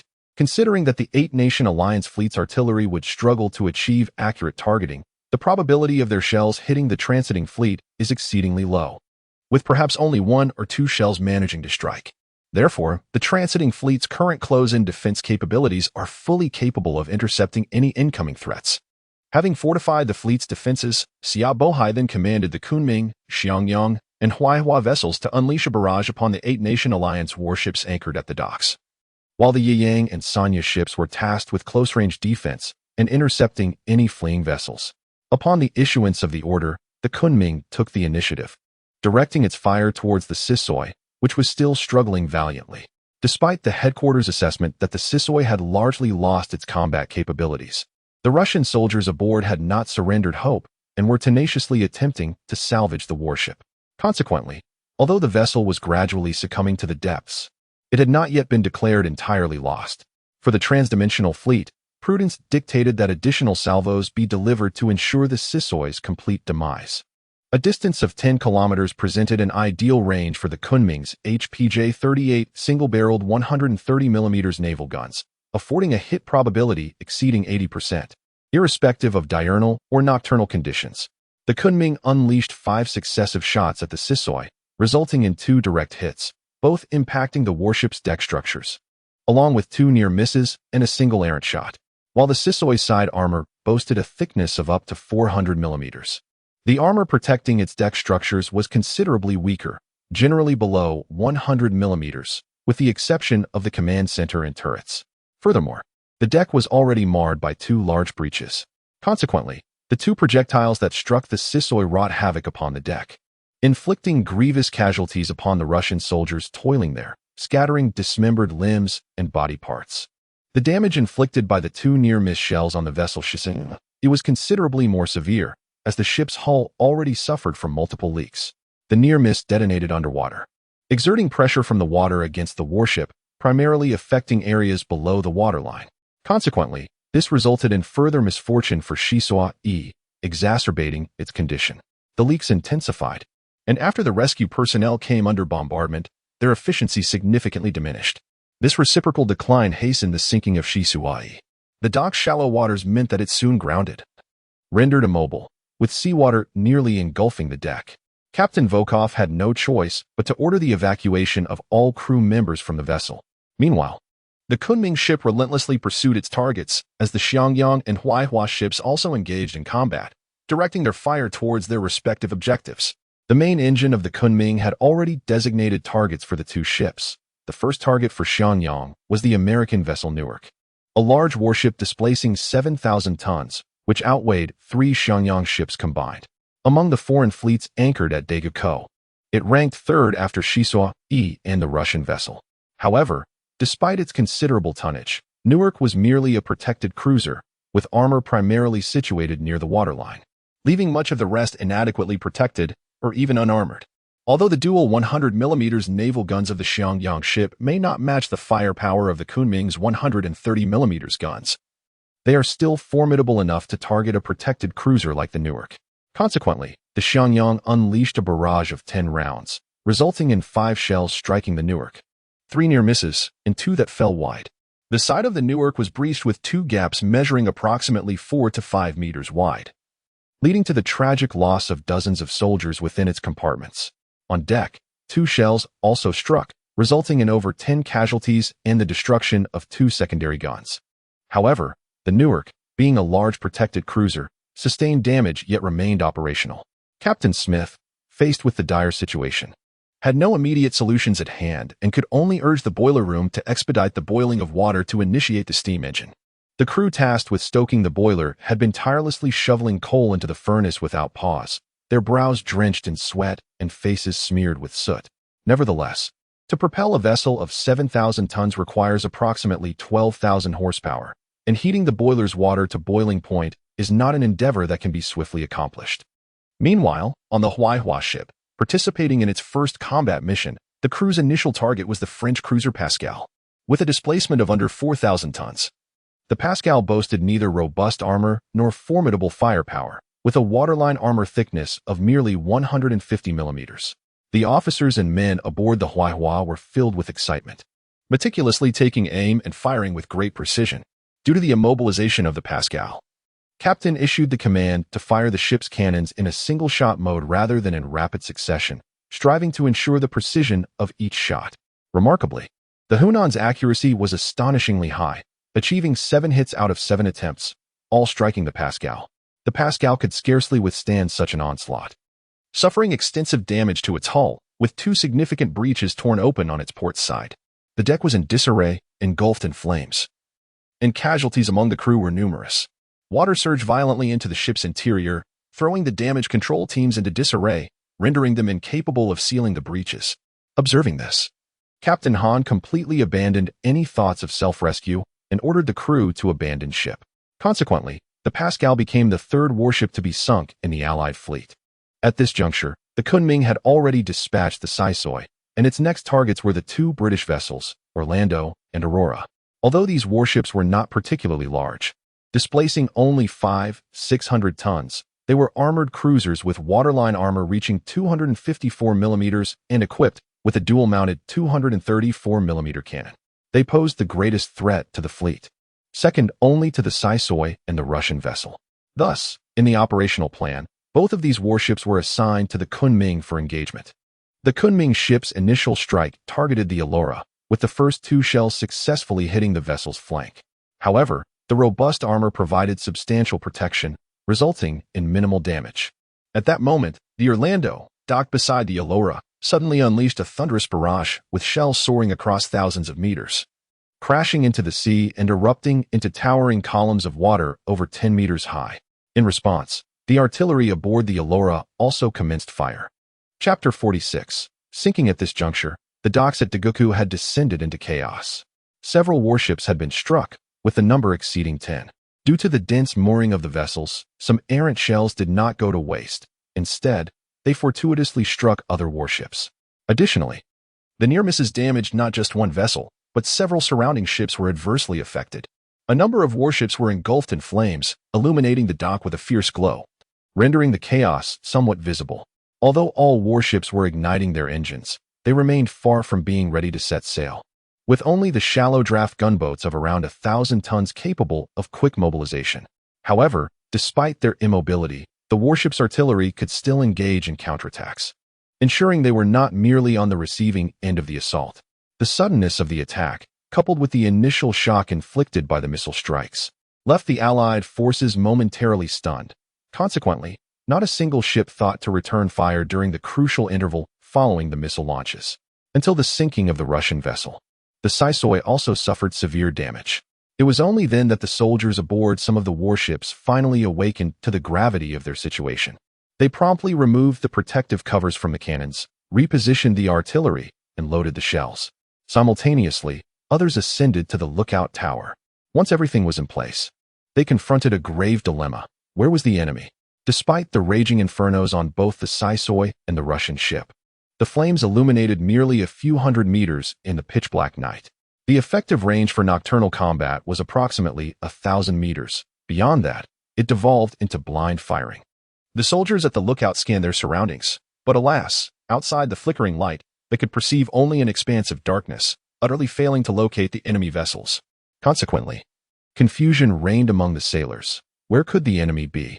Shortly thereafter, the traversing fleet commenced its bombardment. With shells cascading toward the coalition fleet, some ships were struck, while others fell harmlessly into the sea. However, the firing of the cannons produced brilliant flashes of light, inadvertently illuminating the targets for the coalition fleet. Indeed, whether through cold or hot launch, missile firing generates a glow, but at that moment, the traversing fleet was positioned too far away for the coalition to discern. When engaging in bombardment, the need for proximity allowed fleeting glimpses of faint light to penetrate the darkness.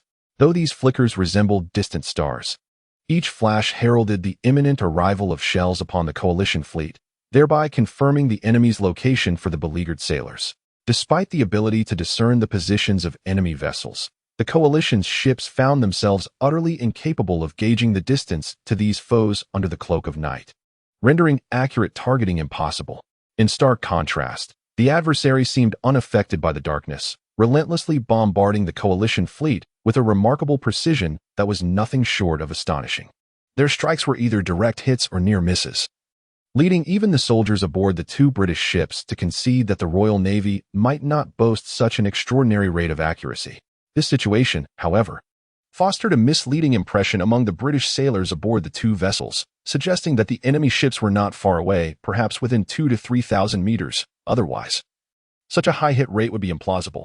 In reality, even the Royal Navy would struggle to achieve an 80% accuracy rate at a distance of 3,000 meters. Once the distance to the enemy vessels was assessed, the two British ships promptly repositioned their artillery to target the direction of the assaults and opened fire in retaliation. Observing the two British ships engage, the remaining undamaged vessels in the fleet could not remain passive. Although lacking the extensive naval combat experience of the British, they aimed their guns at the flickering lights of the enemy and fired indiscriminately, leaving the outcome to fate.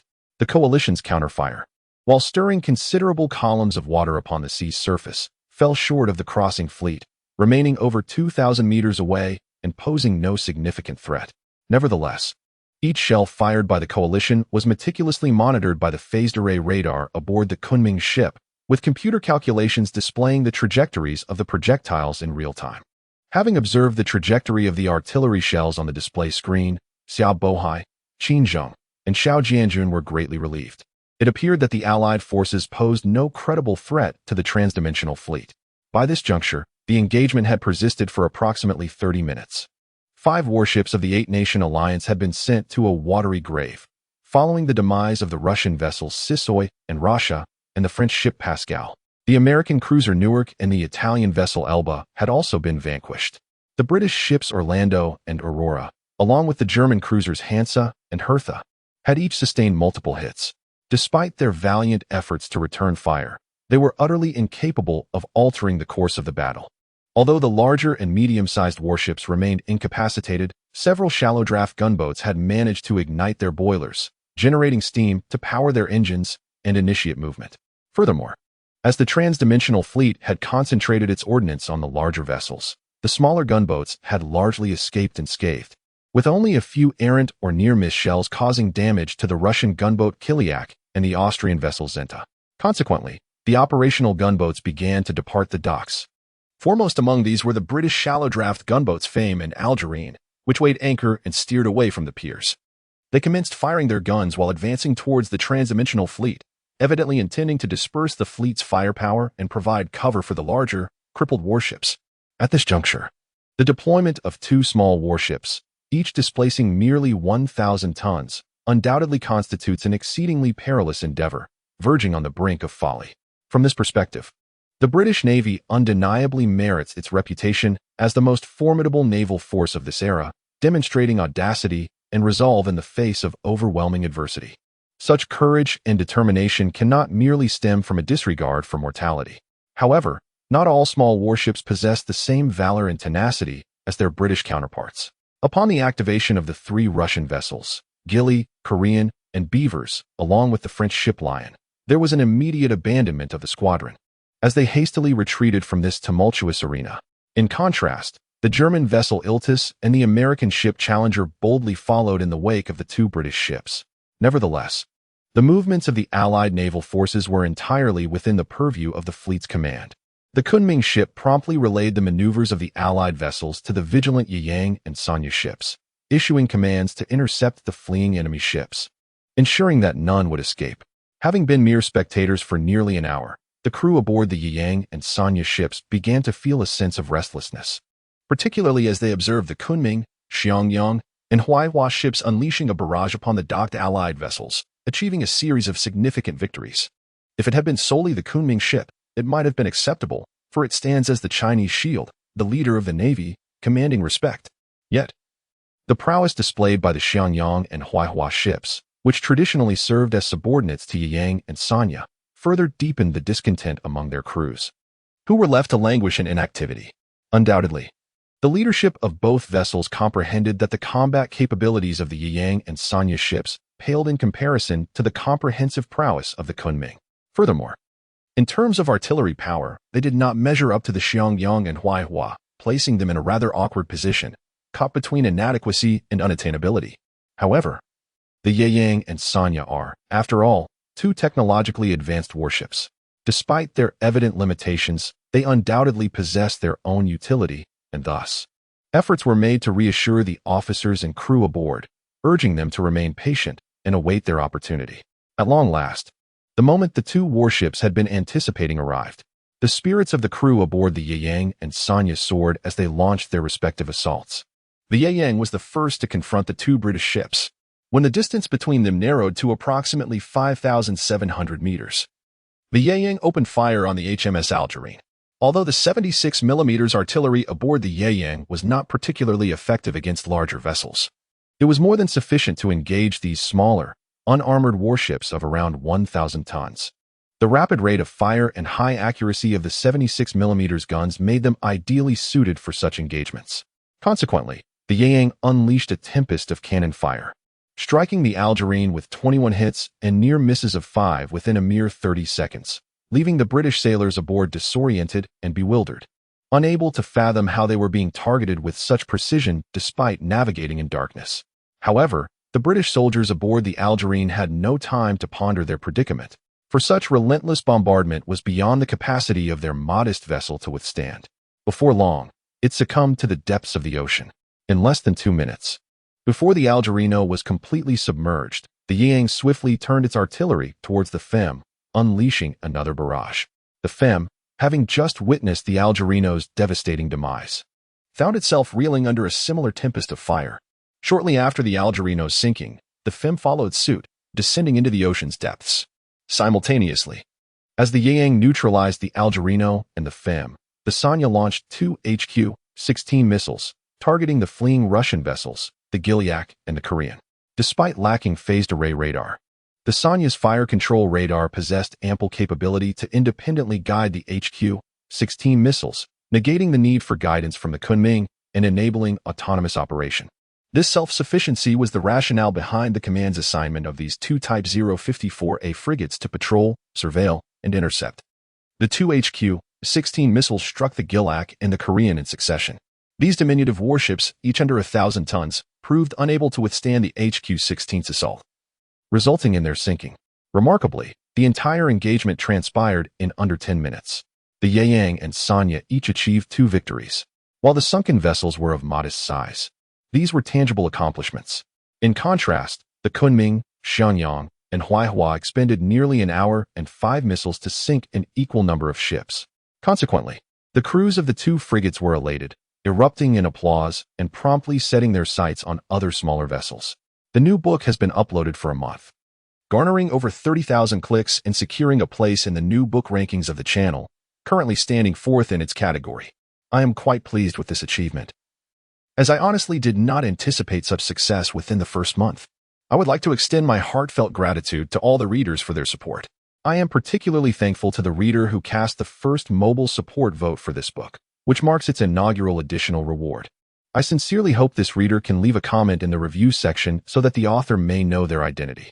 In comparison to my previous works, the updates for this book are somewhat slower, typically occurring once a day. This is primarily due to the book's complex structure, which requires considerable time for thoughtful composition and extensive research. Additionally, I strive to select my words with care. Furthermore, I have recently changed jobs, which restricts my writing time to the evenings. I'm not one of those writers who can produce prose at lightning speed, a skill I greatly admire but cannot emulate. I kindly ask for the understanding of my readers in this regard. I will, however, endeavor to refine the content and language, aspiring to craft beautiful prose. Chapter 47. The Landing Operation, Part 1. Although the command center is situated aboard the Kunming ship, the trio in charge has been attentively monitoring the entire battlefield. By this point, the combat has persisted for over an hour. Docked at the pier, only 4 warships remain steadfast, the British vessels Orlando and Allura, and the German ships Hansa and Herta. All other medium and large warships have been sunk, alongside several supply ships that have also met the same fate. Although the 4 remaining warships are operational, each has sustained damage, impeding their speed. Initially capable of returning fire, their main guns are largely non-functional, relegating them to secondary armament. The escaping smaller vessels are under effective interception by the Yayang and Sanya ships, with 4 already sunk. The remaining vessels have little chance of escape. The overall situation on the battlefield is essentially decided, and concluding the battle is only a matter of time. Therefore, commencing the landing operation can begin. Xiao Bohai immediately ordered the Changbai mountain ship to initiate the landing. Preparations were already complete on the Changbai mountain ship. On the helicopter deck at the rear, 2 Z-8F helicopters had been moved from the hangar. The air crews had inspected them, refueled them, and armed them. The pilots were in position, ready for immediate takeoff. The fully equipped Marine Corps soldiers designated for the aerial assault were in the helicopter hangar, awaiting departure. In the well deck of the Changbai mountain ship, 2 Type 726 air cushion landing craft were loaded with soldiers, followed by 12 ZBD-05 amphibious fighting vehicles, awaiting the order from headquarters to launch a combined sea and air landing operation. While landing operations had been rehearsed extensively in domestic training and exercises, no simulation could replace actual combat. Having traversed through time, the Marine Corps soldiers were finally about to engage in their first real landing operation. The soldiers were excited, expectant, and, understandably, somewhat nervous. However, after waiting for over an hour aboard the Changbai mountain ship, particularly amidst the thunderous cannon fire outside, the soldiers began to feel somewhat restless, engaging in hushed murmurs. Upon receiving the command from the headquarters, the troops were instantly revitalized. Colonel Zhu Yaping, the commanding officer of the Marine Corps assigned to this evacuation mission, promptly issued orders for the Marines to embark and execute an airdrop to seize the Daegu-ko artillery fort. Consequently, 2 Marine platoons and 2 mortar squads lined up and swiftly exited the helicopter hangar, making their way toward the 2 Z-8F helicopters stationed on the flight deck. Boarding in succession, the entire process took less than 5 minutes, demonstrating the efficacy of their training. The 2 Z-8F helicopters then sealed their rear doors, their rotors whirring to life, before ascending from the deck and soaring into the sky, transporting the soldiers toward the Daegu-ko artillery fort. Meanwhile, aboard the Changbai mountain ship, as the two Z-8F helicopters took flight, the aviation department personnel quickly opened the helicopter hangar, maneuvering a trailer to pull out two additional Z-8F helicopters, positioning them at the takeoff point to prepare for the next batch of airborne Marines. Amidst the bustling activity on the deck of the Changbai mountain ship at the stern, the doors of the dock chamber swung open, allowing seawater to flood in as two 726 class air cushion landing craft began to activate, gradually emerging from the chamber and accelerating toward Daegu-ko. Following closely behind, 12 ZBD-05 amphibious combat vehicles also entered the water in succession, continuing the advance. There are 4 fortifications at Daegu Mouth, symmetrically positioned on either side of the Haihe River's estuary, forming a square layout. Each fort is manned by 20 Japanese soldiers. At this moment, the sea is resounding with the thunder of cannon fire, and the dock is ablaze with brilliant flashes of light. Visible to the vigilant soldiers guarding the fortifications, particularly those stationed near the dock, who observe the unfolding chaos with stark clarity as the dock lies under their protective watch. Before their eyes, a warship moored at the dock is subjected to a fierce bombardment from an unknown enemy, while its attempts to retaliate appear feeble. The Japanese soldiers, tasked with defending the fort, feel a palpable sense of urgency. Despite Japan's historical enmity with Russia within the Eight-Nation Alliance, they find themselves allied in this circumstance. Witnessing the assault on their comrades' vessels, they cannot revel in the misfortune, especially as Japanese ships are also anchored at the dock. However, despite the presence of numerous cannons atop the fortifications, there are no artillerymen among the Japanese troops. No one is trained to fire the guns. The Eight-Nation Alliance has firmly established naval supremacy over the Bohai Sea, eliminating any maritime threat. The notion of utilizing the fort's artillery to safeguard the dock has never crossed their minds, leaving the soldiers to merely stand guard over the cannons, rendered utterly powerless. At that moment, a peculiar sound suddenly fills the air, resembling a series of sharp, rhythmic notes. The Japanese soldiers stationed at the fort feel a gust of wind swirling above them, prompting some of the more bewildered among them to wonder aloud about the sudden change in weather. Is a storm approaching? However, there were also some nimble-minded Japanese soldiers who looked up at the sky, where an oddly shaped object emerged against the night, approaching the artillery position. The darkness made it impossible to discern what it truly was, yet many soldiers pointed and speculated.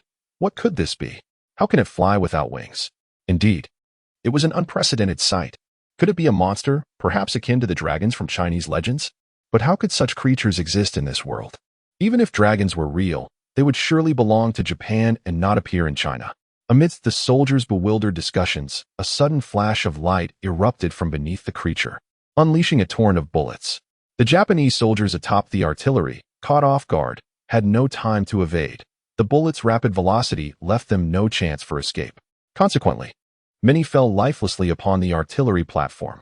Although the Z-8F helicopter aboard the Changbai mountain was primarily a transport model, equipping it with a couple of machine guns for ground attack or to support land operations posed no challenge.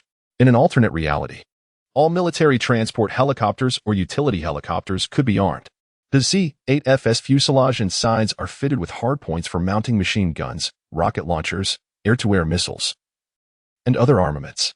Prior to departure, ground personnel affixed a CS-LM-12 six-barreled Gatling gun to the underbelly of the Z-8F helicopter, purposed as a weapon to support ground forces in combat. The CS-LM-12, also known as the Chinese Vulcan, is a type of six-barreled rotary machine gun manufactured by China Chongqing Jianxi Industry Group, analogous to the American M134 Vulcan Gatling gun. It utilizes 7.62mm rounds and employs an electric motor, consuming less than or equal to 2.3 kilowatts, to drive the rotation of the gun barrels for firing. The maximum rate of fire is 6,000 rounds per minute, with a common rate of 2,500 rounds per minute and a maximum range of 1,500 meters. Chinese military enthusiasts are no strangers to the American M134 Vulcan Gatling gun, largely due to the heroic performances of Governor Schwarzenegger on screen. In his cinematic portrayals, Schwarzenegger has wielded the Vulcan, unleashing torrents of metallic projectiles, vanquishing various villainous characters, thus becoming an enduring, iconic figure. However, in reality, the six-barreled rotary machine gun is not a man-portable weapon. The M134 Gatling gun alone has an empty weight of 26 kilograms. Moreover, due to the extremely high rate of fire of this type of multi-barrel machine gun, the consumption of ammunition is astonishing. Therefore, a dedicated ammunition box is required, typically containing around 10,000 rounds. Additionally, it requires electrical power, necessitating a dedicated power supply. With all these miscellaneous accessories combined, the total weight is approximately 200 kilograms, rendering it impossible for a single person to handle. Furthermore, the formidable recoil generated by the six-barreled machine gun's metallic torrent is simply beyond human endurance. Unless you are a mechanical warrior from the future, portrayed by Governor Schur, it is advisable to utilize the conventional six-barreled machine guns mounted on armored vehicles or helicopters. In the 1990s, China commenced the manufacturing of multi-barreled rapid-fire weaponry, and upon entering the 21st century, significant advancements were made in this domain. The 730 close-in weapon system aboard the Kunming, the 1130 gun on the Yang and Sanya, as well as the CS-LM-12 six-barrel machine gun currently mounted on the G-8F, serve as exemplars of this progress. With merely 20 Japanese soldiers, who had never encountered such a metallic barrage, they were swiftly reduced to mere sieves. After neutralizing the guards at the coastal artillery, the G-8F hovered above the fortification, then opened its rear doors, allowing the airborne troops within to deploy ropes. The soldiers promptly seized the ropes and descended to the ground, rapidly securing pivotal points of the fort. The entire operation took less than 10 minutes.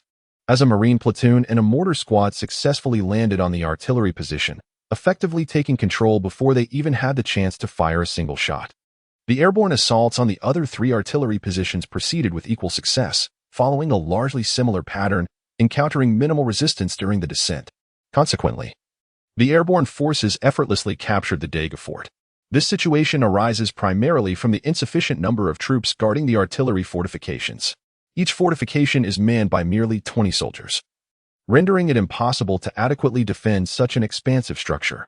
Often, a single barrage from helicopters results in the near total annihilation of the defending soldiers. Even if one or two manage to escape, they find no sanctuary once the airborne troops land on the fortifications. These airborne soldiers are equipped with night vision devices, rendering the battlefield under the cloak of darkness almost entirely transparent to them.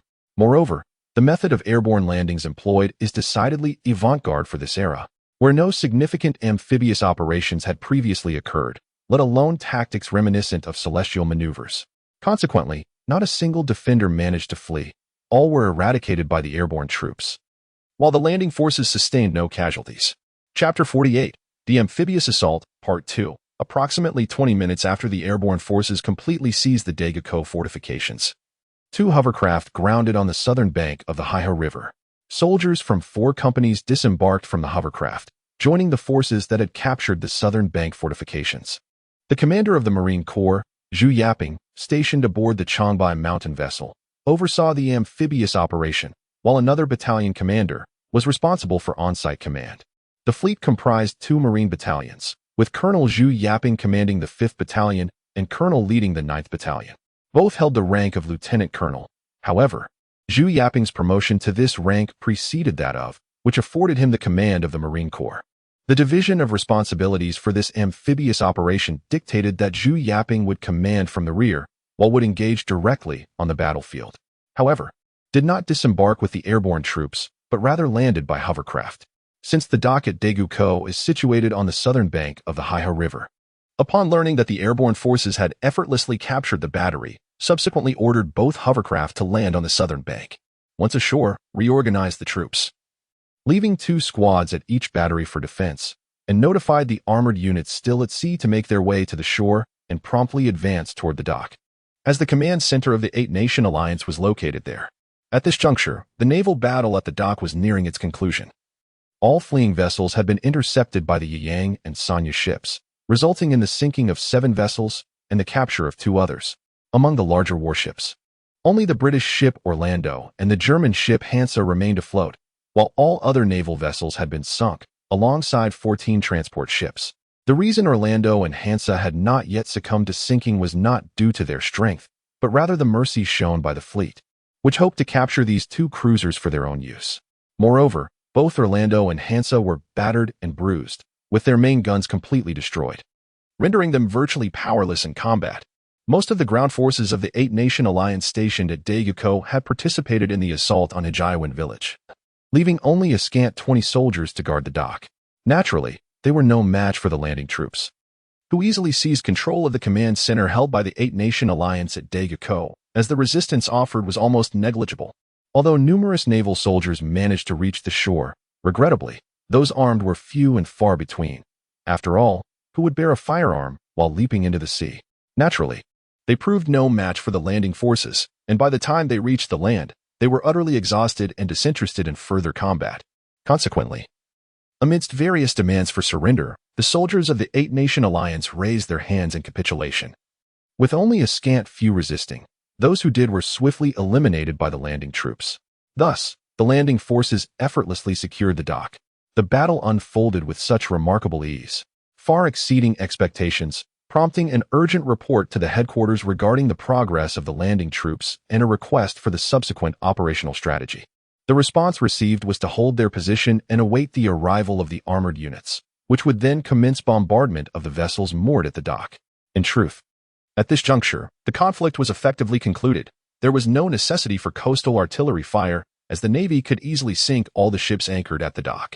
However, the crossing fleet had no intention of destroying every vessel, as that would merely waste munitions. Moreover, they aspired to capture the remaining ships for their own use. Even if these vessels were predominantly transport ships, they held significant value for the crossing fleet. Should the military have no need for them, they could always be repurposed for civilian use in the future. Therefore, the headquarters hoped to exert pressure on the remaining ships through coastal bombardment, compelling them to surrender. Currently, the only ground artillery the headquarters could rely upon was effectively the armored units of the crossing fleet. This crossing fleet included an armored battalion, albeit with only 2 armored companies and 2 maintenance platoons.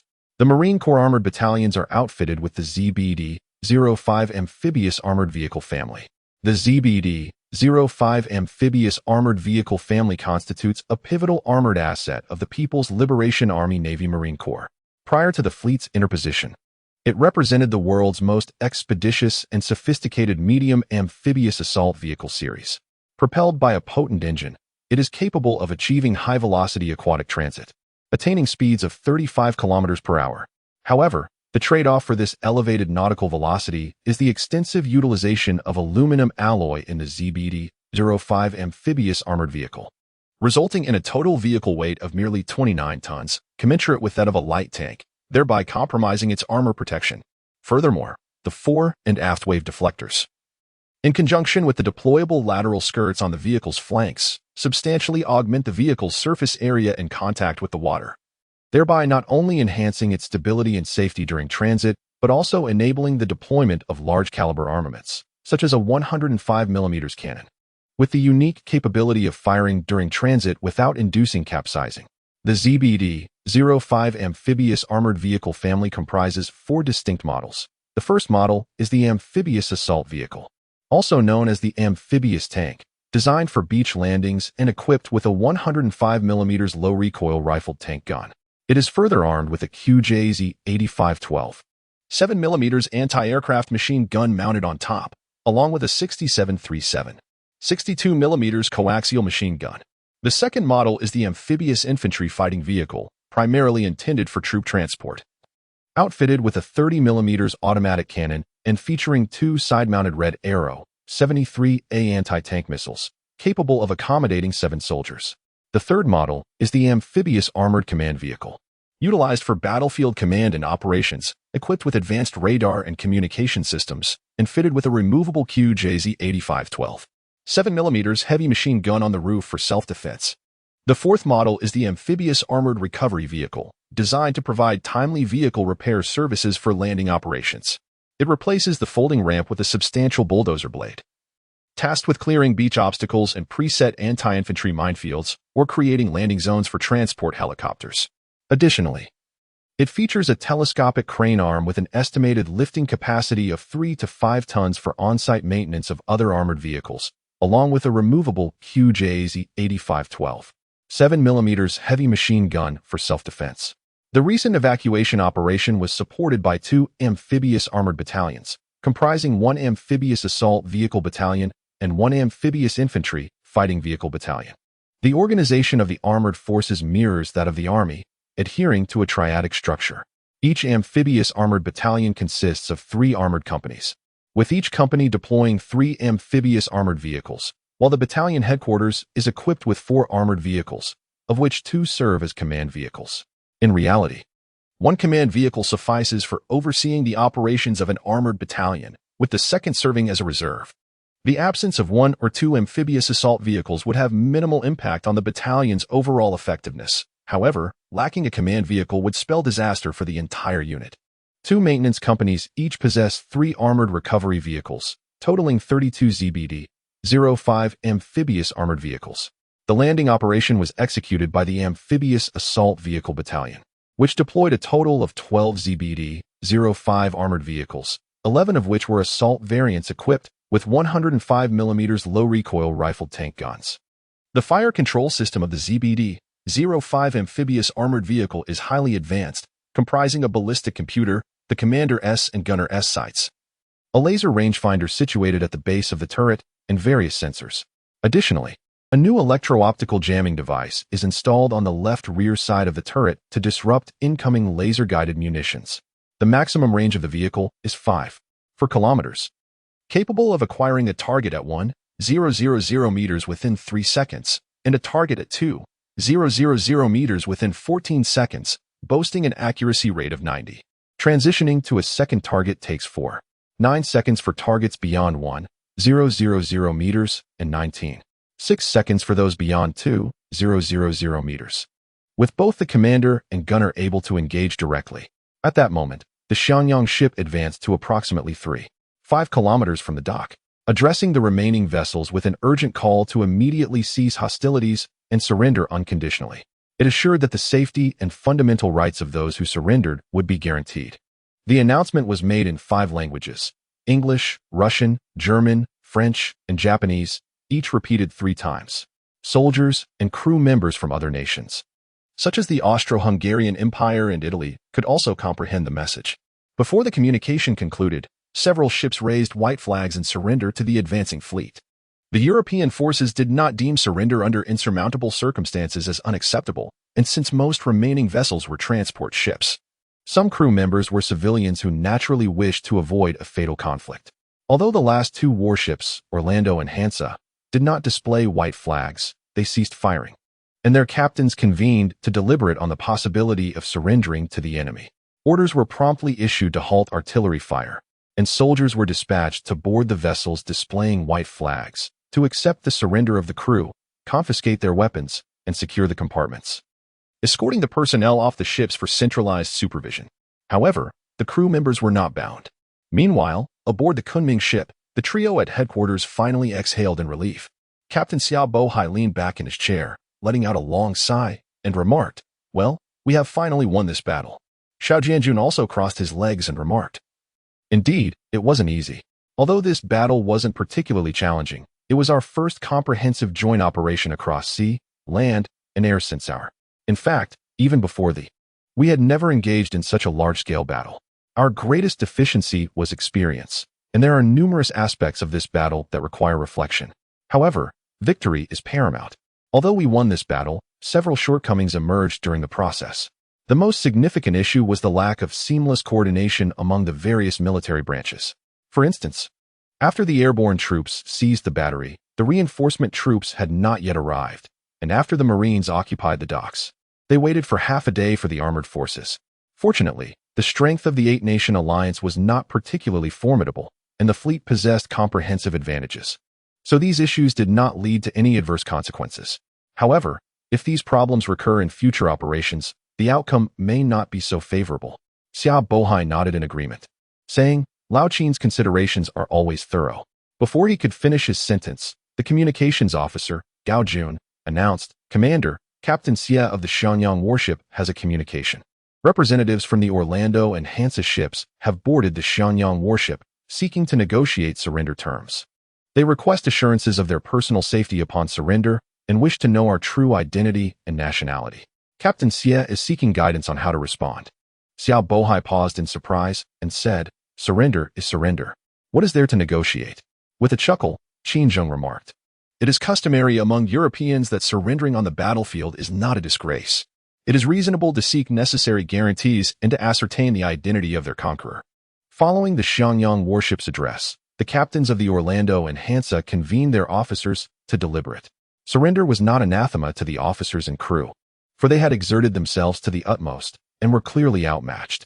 Moreover, this was not a battle to safeguard their homeland. Although each nation had vowed to defend its interests and chastise the uncivilized Chinese, such rhetoric was more suited to the army, whose ranks were filled with gullible rural folk. The Navy, a bastion of high-tech expertise, boasted even its common sailors with a broader perspective than most army officers. The notion of defending one's nation's interests in a faraway land was preposterous. It was merely a ploy to protect the interests of domestic conglomerates and capitalists. Apart from professional ethics, the lure of profiting in China had also motivated their participation, since the enemy had initiated the call for surrender, assuring the safety of the soldiers. They could seize the opportunity to preserve their lives. They were loath to risk their lives for the sake of wealthy corporations and capitalists. The captains of the two vessels remained perplexed, bewildered by the enigmatic nature of their adversaries. Their accuracy in the darkness and the use of incendiary projectiles during the initial assault on the Russian ships raised profound questions about the nature of their weaponry. Above all, the identity of their assailants remained a mystery. The captains found it implausible that the Qing Dynasty possessed such a formidable navy. While defeat and surrender were conceivable, they sought clarity in their defeat, yearning to know the identity of the force that had vanquished them. Consequently, the captains of both ships, independently and almost simultaneously, dispatched envoys via lifeboats to the Xiangyang warship to negotiate terms of surrender. They sought assurances that the promises made during the earlier hails would be honored. And they also requested disclosure of the nationality and origins of the transdimensional fleet. Upon hearing this, the command trio exchanged glances, recognizing the dilemma. Guaranteeing the promised treatment of prisoners was straightforward, as the transdimensional fleet had no intention of mistreating captives. However, revealing their nationality and identity to the prisoners presented a significant challenge. Identifying themselves as the People's Liberation Army was out of the question. Xiao Jianjun, visibly troubled, inquired, "How shall we proceed?" Only then did the battle truly conclude. The command post promptly issued directives for the troops to clear the battlefield. Assimilate and enumerate prisoners and surrendering personnel, inventory captured resources, and impound surrendered vessels. Concurrently, they communicated the triumphant news of the fleet's victory and successful capture of Daegu Fort to both the Taihu warship and Hijaiwan village. The Taihu warship was immediately ordered to lead 3 additional passenger roll-on-roll-off ships to Daegu Fort to rendezvous with the fleet, with the Sanya and Huaihua warships dispatched to escort them. Naturally, the Japanese prisoners exiled on the deserted island were to be brought along, and the fact that the fleet had traveled through time could now be formally disclosed to the crew members of the 3 passenger roll-on-roll-off ships. The landing forces at Hijaiwan village were instructed to maintain their position, with reinforcements to be dispatched once the situation at Daegu Fort had stabilized, allowing the 2 forces to unite and defeat the 8-Nation Alliance forces attacking Hijaiwan village. Soldiers and crew members of the 8-Nation Alliance who had surrendered on various ships were disembarked and assembled on the shore of the dock under guard for census. A squad of soldiers was assigned to guard each vessel, while all captured resources were centrally collected at the command post. However, only onshore resources were collected, with the resources on the surrendered ships remaining largely untouched. At this juncture, Xia Bohai, Qing, and Xiao Jianjun disembarked onto land via a lifeboat. Chapter 50, Occupation of Daegu Fort, Part 1. Upon landing, the commander of the Marine Corps Battalion, Zhu Yaping, initially reported the preliminary assessment of the battle's yield to the command post. The precise number of enemy soldiers killed in this battle remains indeterminate, as many soldiers perished alongside the sinking vessels. However, the total of captured and surrendered soldiers from the 8-Nation Alliance reached 2,898, comprising 822 from Britain, 653 from Germany, 485 from Russia, 367 from France, 356 from the United States, 155 from Italy, 33 from Japan, and 27 from Austria-Hungary. At the Daegu Fort, there stood over 150 various artillery pieces of large and medium calibers, the majority being the German-made Krupp guns, which included 8 280mm cannons, 16 220mm cannons, 48 120mm cannons, and 64 100mm cannons. Additionally, there were 372 rifles, over 1,500 rounds of ammunition, approximately 35,000 kilograms of food, around 18,000 kilograms of fodder, 16 warhorses, and 25 donkeys. It is worth noting that these supplies were amassed from the command center and military encampments of the Allied forces, while the surrendered vessels have yet to be accounted for. Upon hearing the number of captives, all three individuals were taken aback, as none had anticipated that nearly 3,000 prisoners would be captured. This figure does not even include the Japanese prisoners taken in the preceding naval engagement, which already surpasses the total military personnel of the traversing fleet. Consequently, managing these captives poses a considerable challenge. Fortunately, the acquisition of over 35,000 kilograms of food provides a temporary assurance that there will be sufficient sustenance for the prisoners. Otherwise, the mere logistics of feeding such a multitude would have posed a significant headache for the three. Xia Bohai offered a wry smile, lamenting, "Had I known we'd capture so many prisoners, I might have preferred sinking these warships. At least it would have reduced the head count." Qin Zheng demurred, "That's not necessarily the case. These vessels will prove useful to us in the future. We've already discovered over 30 metric tons of grain, enough to sustain us for 15 to 20 days. Moreover, there are bound to be other provisions on board, enough to last us for about a month. Our own ships carry enough food for 20 days to a month as well, granting us ample time to maneuver. Besides, these 3,000 individuals are valuable laborers whom we will eventually need. Furthermore, they will serve as bargaining chips in future negotiations with the imperialists." Xia Bohai waved his hand dismissively. "Old Qin, I'm aware of all that. I was merely speaking off the cuff. We'll cross that bridge when we come to it. However, disembarking is our immediate priority. We have a long road ahead of us. The transversal fleet's military personnel numbers approximately 2,600 to 2,700, with the Marine Corps comprising only a little over 1,000. The rest are naval sailors from the various warships. While at sea, their numbers seemed adequate, but upon landing, they feel stretched thin. The three passenger ferries carry around 3,500 to 3,600 evacuees, including the crew. Mobilizing all of them would certainly provide ample manpower." Xiao Jianjun stated, "We can only rely on them now. Let's just hope they don't immediately break down upon learning that they've traversed through time. Otherwise, our troubles will only multiply." At this moment, Xia Bohai turned to Zhu Yaping and inquired, "Captain Zhu, how many troops can we mobilize at present?" Zhu Yaping pondered for a moment before responding, "We can deploy a maximum of 3 companies. Any more than that would stretch our personnel too thin. We have numerous locations to defend, and we must also keep an eye on the prisoners and the warships. Fortunately, we still have armored units available. Otherwise, we might not even be able to send out a single company." Xia Bohai nodded in agreement and said, "Then we shall deploy 2 marine companies and 1 mortar company, along with a hovercraft, to reinforce them at Hejaiwan village. I will arrange for the Kunming and Yiyang ships to dispatch some soldiers ashore to assist you in your endeavors." Zhu Yaping immediately replied, "Understood." Xia Bohai continued, "In the future, there may not be many naval engagements, but the ground battles will require your Marines to exert greater effort. Additionally, I intend to establish the command post on land. Please determine a suitable location for its setup." Zhu Yaping suggested, "We could set up in the original command post used by the 8-Nation Alliance at Daegu-ko, right by the dock, which is conveniently close to our warships. There are also barracks nearby, allowing the soldiers to reside there. Captain Qin has already sent personnel to the barracks. Should the commander, political commissar, and chief of staff pay a visit to the command post?" Xia Bohai replied, "Very well, let us go and take a look." Just then, a soldier hurried over, saluting the group and reporting, "Captain Zhu, I have been sent by Captain Qin to inform you that a large number of prisoners, all Chinese, have been discovered in the barracks, including what appears to be soldiers from the Beiyang fleet." Pausing for a moment, he continued, "Moreover, there are quite a number of women who appear to have been taken as military concubines by the 8-Nation Alliance." Xia Bohai was momentarily taken aback and inquired, "Are there Chinese captives as well?" Qin Zheng replied, "Here's the plan.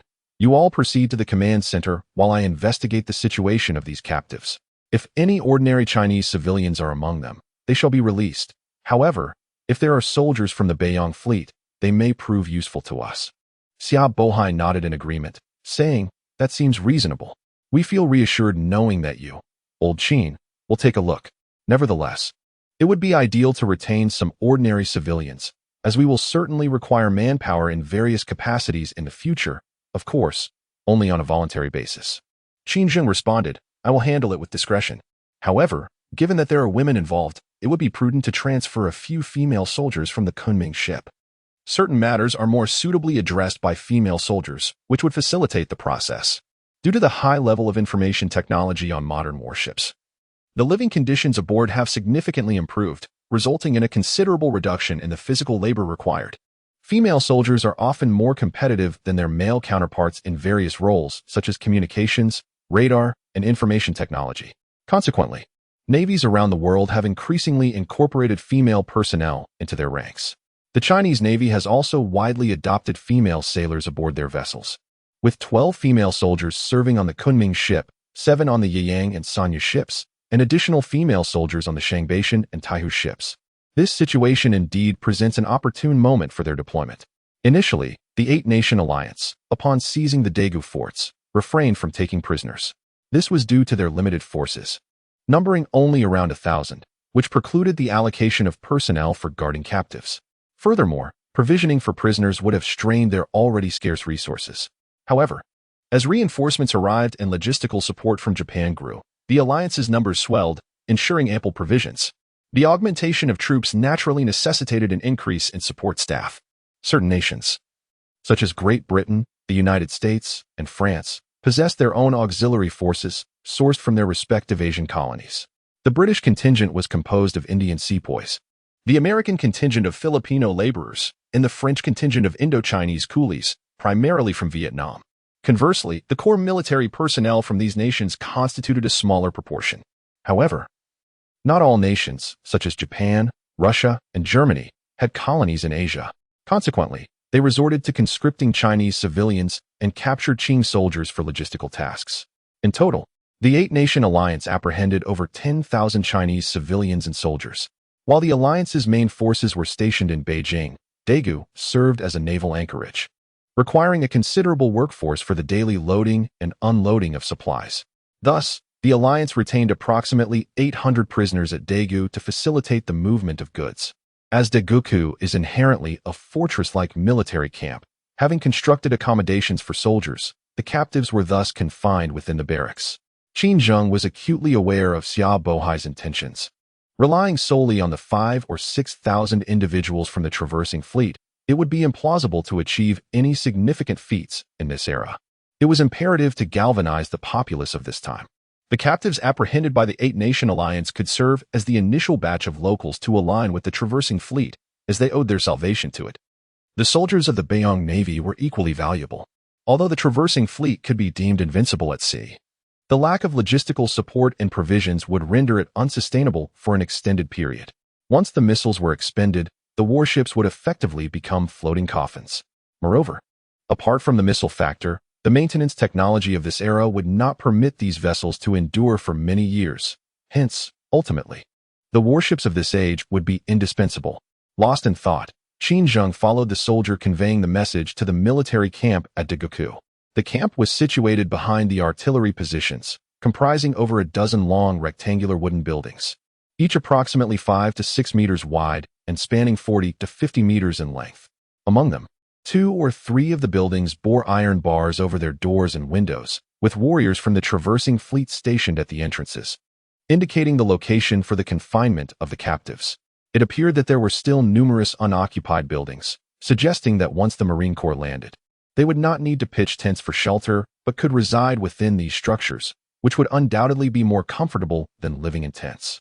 A short time later, Battalion Commander Qin arrived before Qing at a run, offering a crisp salute. Political Commissar, he announced. Qing returned the gesture. Battalion Commander Qin, he began. Are those imprisoned here all Chinese? Have you questioned them? Qin nodded. Indeed, there are 3 rooms housing captives. We briefly interrogated a few, who claim the majority are civilians from nearby villages, seized by the Eight-Nation Alliance to serve as forced labor, conveying goods onto warships. They mentioned that some are soldiers from the Beiyang fleet. He paused before adding, there's also a room solely containing women, who appear to have been violated by the Alliance forces. Qing responded, very well. I've already notified the Kunming warship, requesting they dispatch several female soldiers to assist. First, lead me to a room where the captives are held. Yes, Political Commissar, this way please, Qin replied. Following this, Qin led Qin Zheng and several soldiers to a chamber. An overwhelming stench of damp rot and sweat assaulted their nostrils. Inside, roughly 200 to 300 individuals were gathered. On either side, large platforms elevated approximately 0.3 meters from the ground served as beds, leaving a narrow corridor about 2 meters wide in the center. The occupants were either sitting or lying down, murmuring quietly. However, upon Qin Zheng and his party entering, the discussion ceased abruptly, and all eyes turned towards the doorway. Qin Zheng glanced around the room, noting that it was predominantly filled with young individuals. Their garments were exceedingly tattered, though some wore attire that unmistakably belonged to the Beiyang fleet. As a scholar of modern history, Qin Zheng recognized the uniforms of the Beiyang fleet. Despite the evident anxiety etched upon their faces, their overall appearance suggested they had not endured severe hardships, and it appeared that their basic sustenance was assured. Qin Zheng surmised that this was due to the fact that the Eight-Nation Alliance still required their labor, thus they had not been excessively mistreated. Taking a couple of steps forward, Qin Zheng surveyed the assembly and inquired, "Are you all captives of the Eight-Nation Alliance?" Upon hearing his words, a myriad of complex expressions emerged on the faces of the group. Their wariness and trepidation lessened considerably, and some even whispered among themselves from the back. After a moment, a figure clad in a tattered Beiyang fleet uniform stepped forward from the crowd, bowing slightly and tentatively asking, "May I inquire as to how this esteemed gentleman is addressed?" After a brief pause, he added, "And might I ask to which army you belong?" The soldiers of this army bore features akin to the Chinese, and their speech was in impeccable Mandarin rather than the garbled tongues of foreign devils. This offered a semblance of reassurance to the onlookers, though they remained cautious, aware that these men differed from the Qing subjects. However, upon hearing Qin Zheng's declaration of being Chinese, which, while distinct from the Qing subjects, held a similar essence, some began to feel a flicker of hope. They speculated that he might be associated with the new army of the court. Prompting a few to approach Qin Zheng with inquiries, scrutinized the man and inquired, "Are you a soldier of the Beiyang fleet?" The man lowered his head slightly and responded, "Yes, I am Lu Shiming, a gunner's mate from the Hai Long of the Beiyang fleet. When the Eight-Nation Alliance attacked the Daegu forts on June 17, 1900, these 4 warships were moored at Daegu port for routine maintenance. The Qing court urgently ordered them to leave the Daegu dockyard swiftly to avoid being embroiled in the impending conflict. However, by the time the orders reached the 4 ships, it was too late.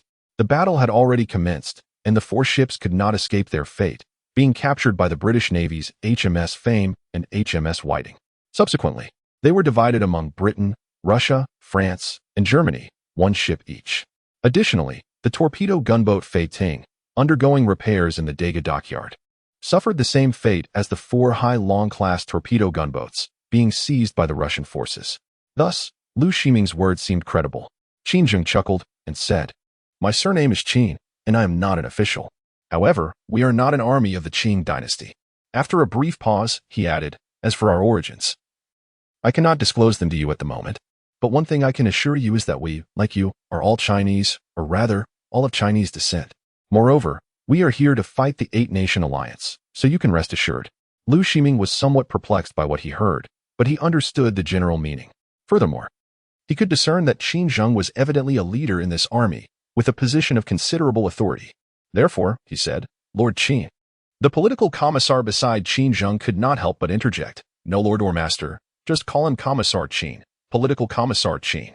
Lu Shiming was indeed a soldier of the Beiyang fleet and had encountered various situations. Although he found the title of Political Commissar rather peculiar and was unable to comprehend its meaning, he recognized it as a designation within this military unit. He promptly corrected himself, saying, "Commissar Qin, you seem at a loss for questions." Qin Zheng glanced around and remarked, "It appears that many soldiers of the Beiyang fleet have been captured." Lu Shiming lowered his head and replied, "The warships Hai Long, Hai Shi, Hai Qing, and Haiwa have all been seized by foreign invaders. Some of our comrades were killed, but nearly half have been taken prisoner and are confined here, forced to labor daily transporting goods." After a brief pause, he continued, "Commissar Qin, have you truly captured Daegu?" Qin Zheng chuckled and said, "What would I gain by deceiving you? If we had not occupied Daegu, how could I possibly be here?" Lu Shiming nodded in agreement.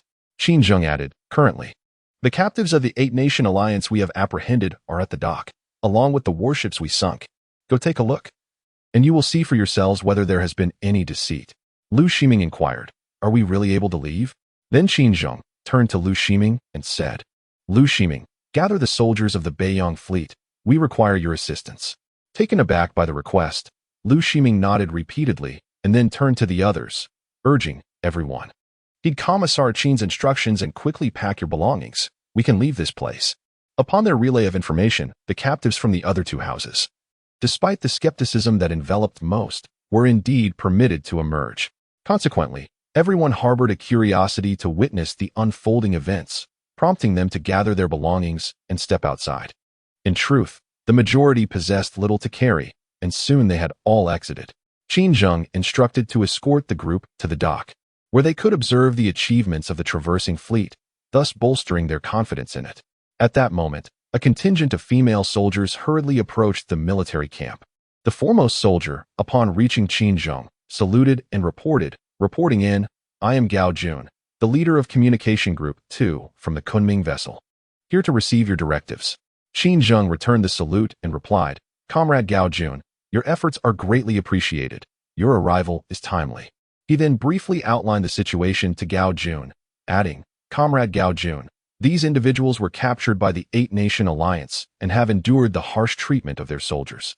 Hence, it would be more convenient for your female comrades to engage with them, albeit requiring a bit more effort from you.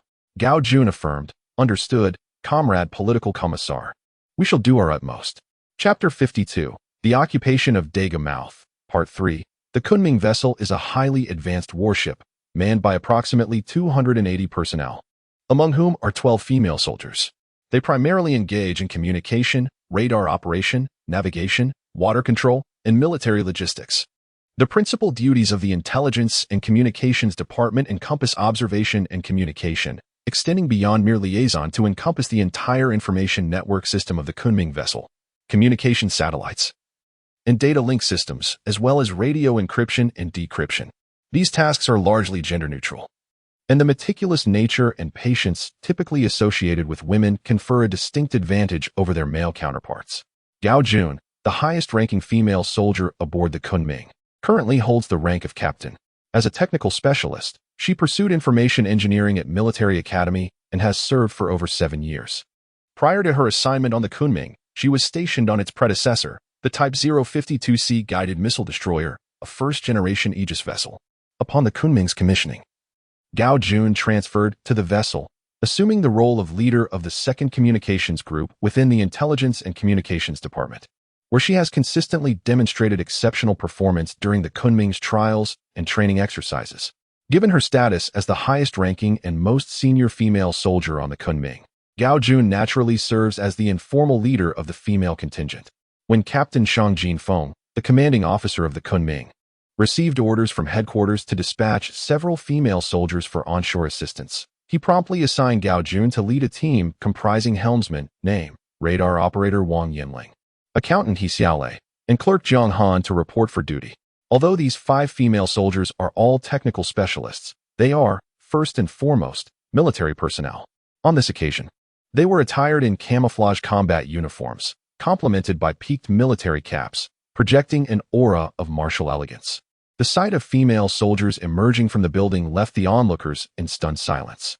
They had only encountered the concept of women in military service through stories and theatrical performances, with whispers of female soldiers among the Taiping rebels of the past. Today marked their first genuine encounter with actual female soldiers, deepening the mystique surrounding the time-traveling fleet. Oblivious to the crowd's astonishment, Gao Jun and her fellow female soldiers promptly entered the building where the women were held, after their conversation with Qin Zheng. The room showed no additional bars on the doors or windows, likely assuming the women had no means of escape. The environment was notably better than the male prisoners' quarters, cleaner and more orderly. The women's garments were also in better condition. This was partly due to their smaller number, roughly 150 to 160 women in a space housing nearly 300 men, and partly because women tend to maintain greater cleanliness. Furthermore, to accommodate the desires of the Eight-Nation Alliance soldiers, the women's living conditions and sustenance were marginally superior to those of the male prisoners. Despite the slightly improved conditions, the women's spirits were profoundly diminished. Most lay motionless on their beds, while those who sat up displayed blank expressions and vacant stares, seemingly devoid of vitality.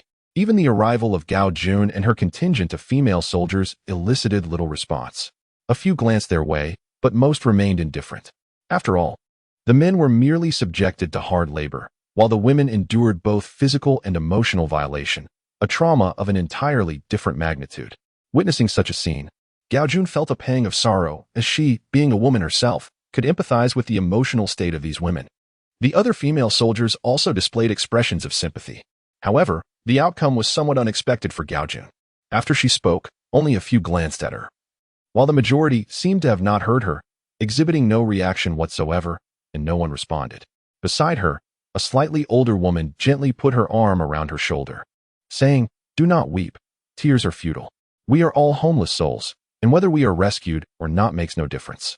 Nevertheless, with one person taking the lead, the emotions of the others were immediately stirred. Several women began to weep as well, and the number of those crying steadily increased. Some lying on the mats reacted, turning over or sitting up. Before long, the entire room was filled with the sound of weeping. Their cries also affected the female soldiers, causing a stinging sensation in the noses of two of them, and they began to sob quietly. Gao Jun, at this point, felt somewhat helpless, unsure of how to handle the situation before her, whether to console her comrades first or to comfort these women. Just then, a voice boomed, "Everyone, cease your weeping." Upon Qin Zheng's arrival, Gao Jun visibly relaxed, but Qin Zheng gestured for her silence before addressing the assembly. He acknowledged their plight, the devastation of their homes, and the loss of their families at the hands of foreign aggressors. He assured them that while past events were beyond their reach, they could now offer protection, ensuring freedom from further oppression and pledging assistance in rebuilding their lives. Qin Zheng's words gradually quelled their weeping, and a range of emotions flickered across their faces. Though some remained indifferent, many turned their gaze toward him, aware that his words had stirred their hearts, particularly among the more timid women who hesitated to speak. He recognized the need for someone to allay their fears. Thus, he announced his departure, directing them to address their concerns to comrade Gao Jun. Gao Jun, caught off guard by Qin Zheng's redirection, hesitated briefly before acquiescing to his request. As soon as Qin Zheng departed, the women became animated. One woman promptly inquired about Qin Zheng's identity and his role as their commander. Gao Jun clarified that he was their political commissar. The woman pressed further, seeking to understand the nature of this position and its equivalence to the rank of a general. Gao Jun had not yet had the chance to respond when another person inquired, "Sister Gao, are you also a soldier? Has the court begun recruiting female soldiers?" Gao Jun hurriedly replied, "Indeed, I am also a soldier, along with them," gesturing towards several other female soldiers. "However, we are not part of the Qing court's army." But rather, before she could finish her thought, someone interrupted, "If you are not the court's army, then whose army are you? Is it the Red Lantern Brigade?" Gao Jun was still trying to comprehend what the Red Lantern Brigade was when another voice chimed in. "Have you fought against the foreign devils? Do you possess any magical powers? Why do your uniforms look like that? Are they meant for summoning spirits? How many female soldiers are there in your ranks? Are they all young maidens?" The crowd fell silent for a moment, turning to see that the speaker was the very person who had earlier comforted the first woman who had spoken. She continued, "Even if they defeat the foreign devils, what difference does it make? What of the court's army or the Boxer movement? In the end, it is all the same. Regardless of who comes, it is we, the common folk, who suffer." Gao Jun frowned and asked, "What do you mean by that?" The woman replied, "What do I mean? The government troops are no different from bandits. The court's army and the foreign devils are essentially the same. How can you expect to fare any better?" She then turned to the other women, saying, "Stop dreaming. Just wait patiently to continue enduring the oppression." Upon hearing her words, the women fell into a profound silence, their expressions dimmed with sorrow. Gao Jun, yet to speak, was interrupted by the helmsman, who could no longer contain himself, exclaiming, "What nonsense are you spouting? How are we different from the foreign devils?" The woman retorted, "Different? What difference is there?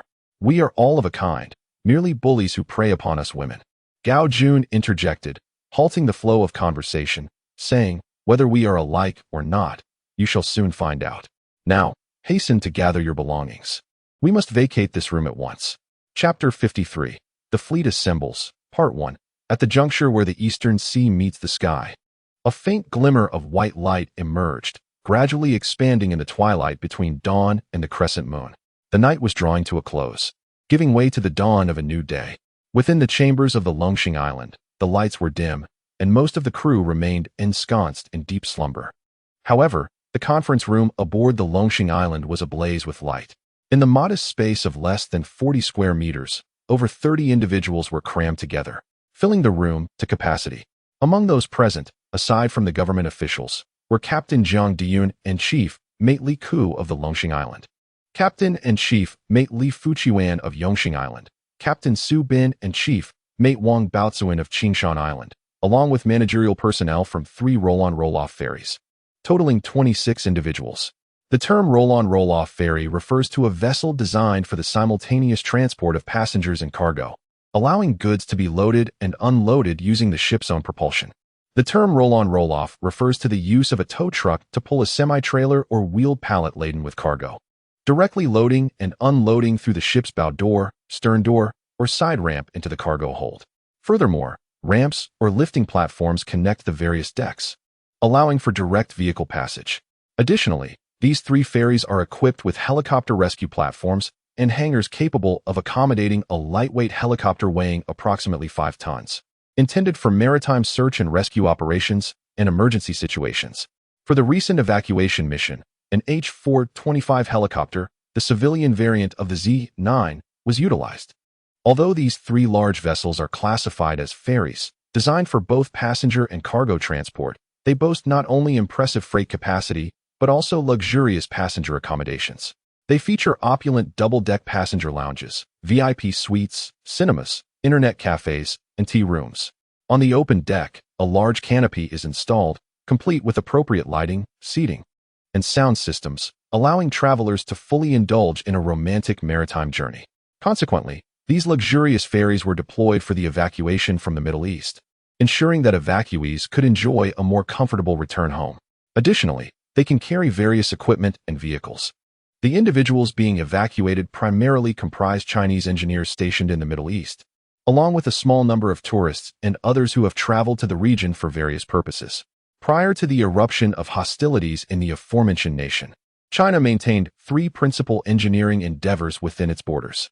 The first encompassed the construction of a capacious port, capable of accommodating vessels of up to 100,000 tons, complete with an adjunct dry dock of 10,000-ton capacity for vessel maintenance and repair.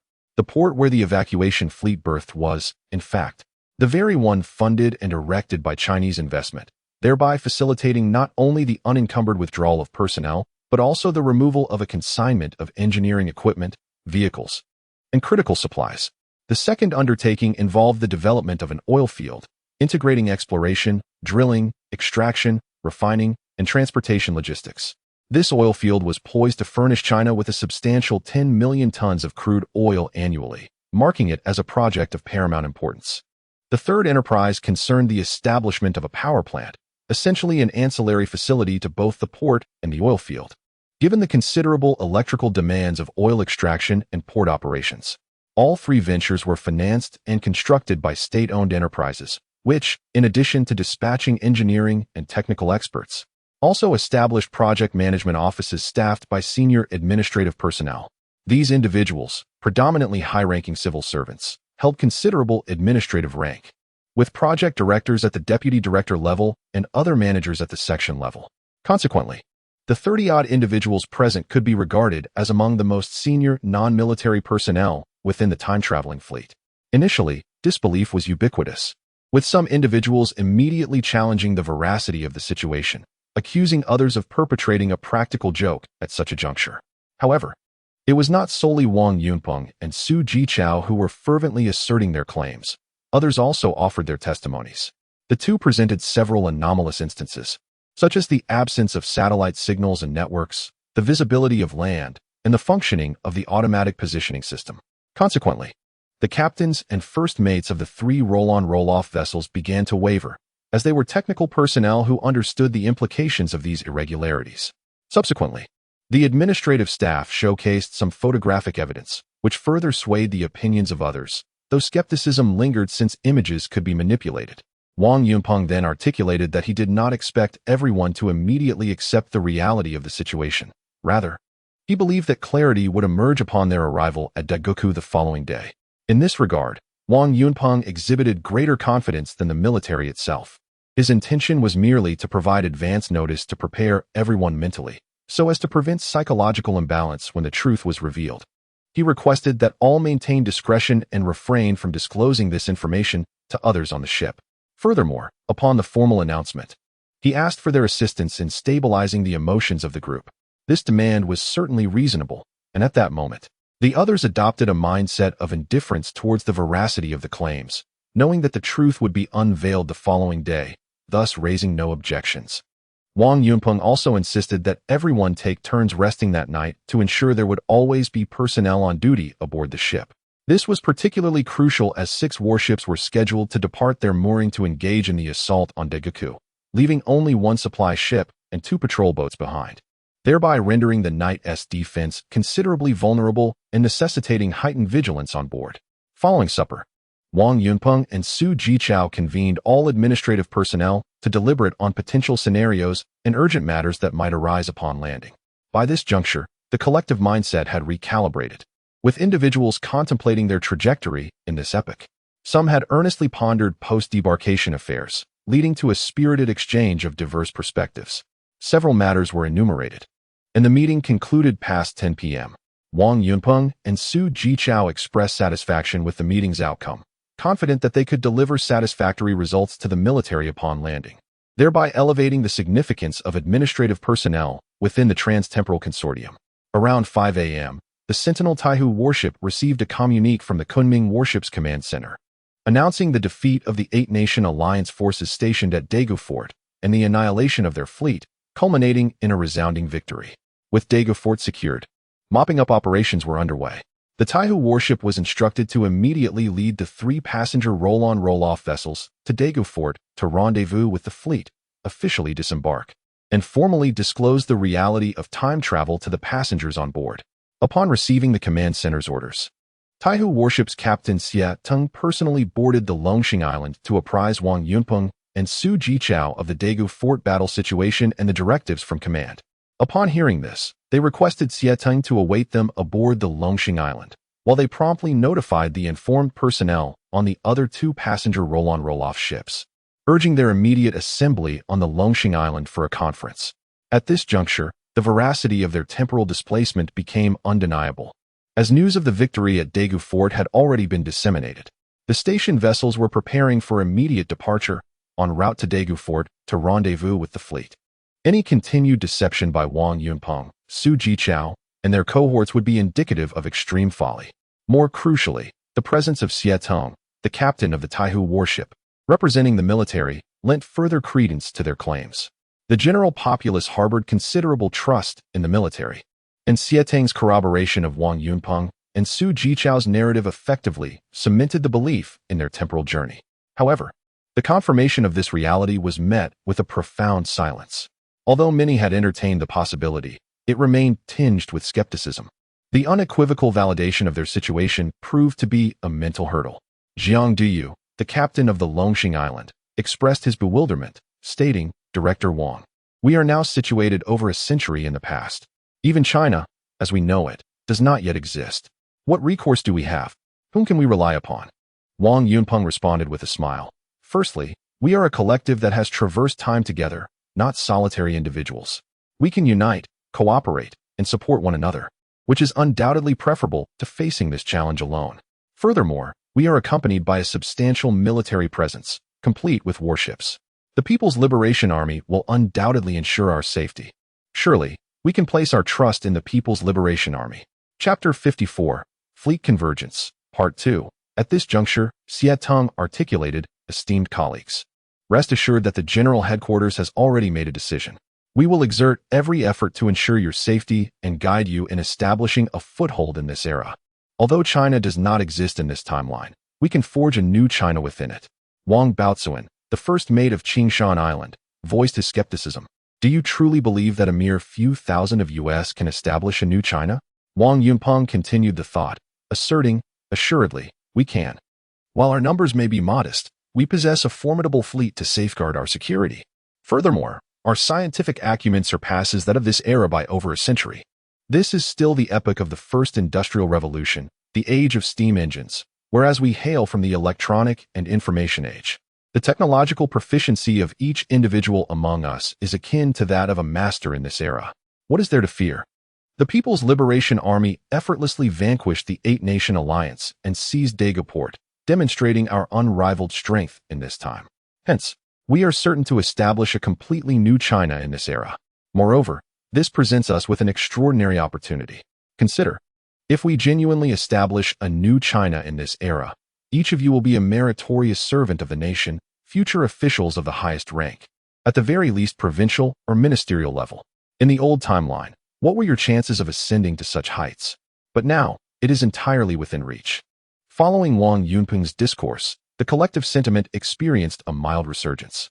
While the prospect of a future as luminous as Wang Yunpeng depicted remained uncertain, one tenet resonated unequivocally with the assembly. The temporal transposition had transpired, rendering retrospection futile. Ergo, adopting a proactive approach to this epoch was paramount. Given the maturity of those present, this rationale was self-evident. Consequently, Jiang Duyu inquired, Director Wang, extraneous matters aside, what course of action should we now pursue? Wang Yunpeng responded, we shall initially proceed to Daegu Port to rendezvous with our fleet, subsequent to which we shall embark upon novel endeavors. Rest assured, under the aegis of the People's Liberation Army, we shall undoubtedly establish ourselves within this era. Upon hearing this, the assembly concurred with assenting nods. Presently, this appeared to be the sole recourse, and moreover, the collective harbored a desire to expedite their arrival at Daegu Port, thereby definitively ascertaining the verity of their temporal displacement. Despite the prevailing acceptance of Wang Yunpeng's assertions, the absence of empirical validation engendered a lingering vestige of skepticism. Such is the nature of humanity, lacking first-hand observation. A scintilla of improbable hope persists. Jiang Duyun affirmed, very well, let us commence our voyage forthwith. Wang Yunpeng appended, one further matter. I intend to formally announce the reality of our temporal displacement to the passengers aboard the 3-passenger roll-on roll-off vessels at precisely 9 o'clock. After a brief pause, he elaborated, it is now 6 in the morning, and the majority of the passengers remain asleep. We should refrain from waking them. By 9 o'clock, they will likely be awake and able to hear our announcement. Our departure will lead us to Daegu around 10 in the morning, where we should rendezvous with the naval vessel that will be awaiting us. In the event of unforeseen occurrences, having a warship nearby will facilitate management of the situation. Moreover, the fleet will be nearing Daegu at that time, and even if some are skeptical, we will reach our destination swiftly, allowing everyone to witness the reality. This should quell any disbelief. What do you all think? Captain Subin of the Qingshan Island appeared perplexed and inquired, Director Wang, why announce this en route? Would it not be better to reveal the truth once the fleet has arrived at Daegu? Wang Yunpeng replied, I am concerned that witnessing the reality may have a profound impact on the crowd, potentially inciting extreme reactions. Thus, I believe it is prudent to inform them in advance, permitting a period of adjustment, much like the situation you all find yourselves in. Upon hearing Wang Yunpeng's reasoning, the others concurred, recognizing the validity of his perspective. They understood that when the announcement of the crossing was first made, the majority would undoubtedly be skeptical. However, having a preliminary awareness would equip them with a degree of emotional resilience. Consequently, when the fleet finally arrives at Daegu and they confront the truth, their emotional state should be more stable. Thus, there were no objections to this approach. Approximately 15 minutes subsequent to that, the anchored flotilla initiated its departure. Spearheaded by the Taihu vessel, with the Longxing Island, Yongxing Island, and Qingshan Island vessels following in close succession. Each vessel maintained an approximate distance of 800 to 1,000 meters from the others. Concurrently, 2 318 patrol crafts flanked the formation, running parallel to the final vessel, Qingshan Island, at a distance of approximately 200 meters. Thus arrayed, the flotilla departed the site of their 2-day anchorage, setting a course toward the Daegu estuary. After navigating for approximately an hour, the fleet rendezvoused with the Sanya and Huaihua vessels, which had been dispatched to meet them. By this juncture, the Sanya and Huaihua vessels had already embarked all of the Japanese prisoners of war who had been marooned on the desolate island, preparing to transport them collectively to the Daegu estuary. The entirety of the Japanese prisoners was conveyed aboard the Sanya vessel, congregated on the helicopter platform at the stern.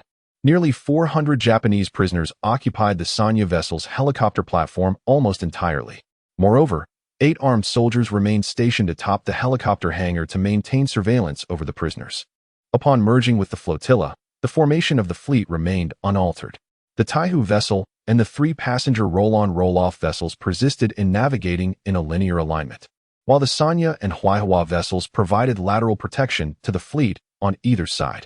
The two patrol crafts safeguarded the vanguard and rearguard of the fleet, respectively. This constituted the standard escort formation, a maneuver with which the Sanya and Huaihua vessels were intimately familiar, having participated in anti-piracy operations in the Gulf of Aden.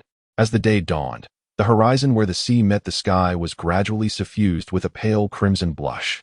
This rosy hue expanded steadily until the fiery orb of the sun emerged from the juncture of the heavens and the ocean, revealing half its form.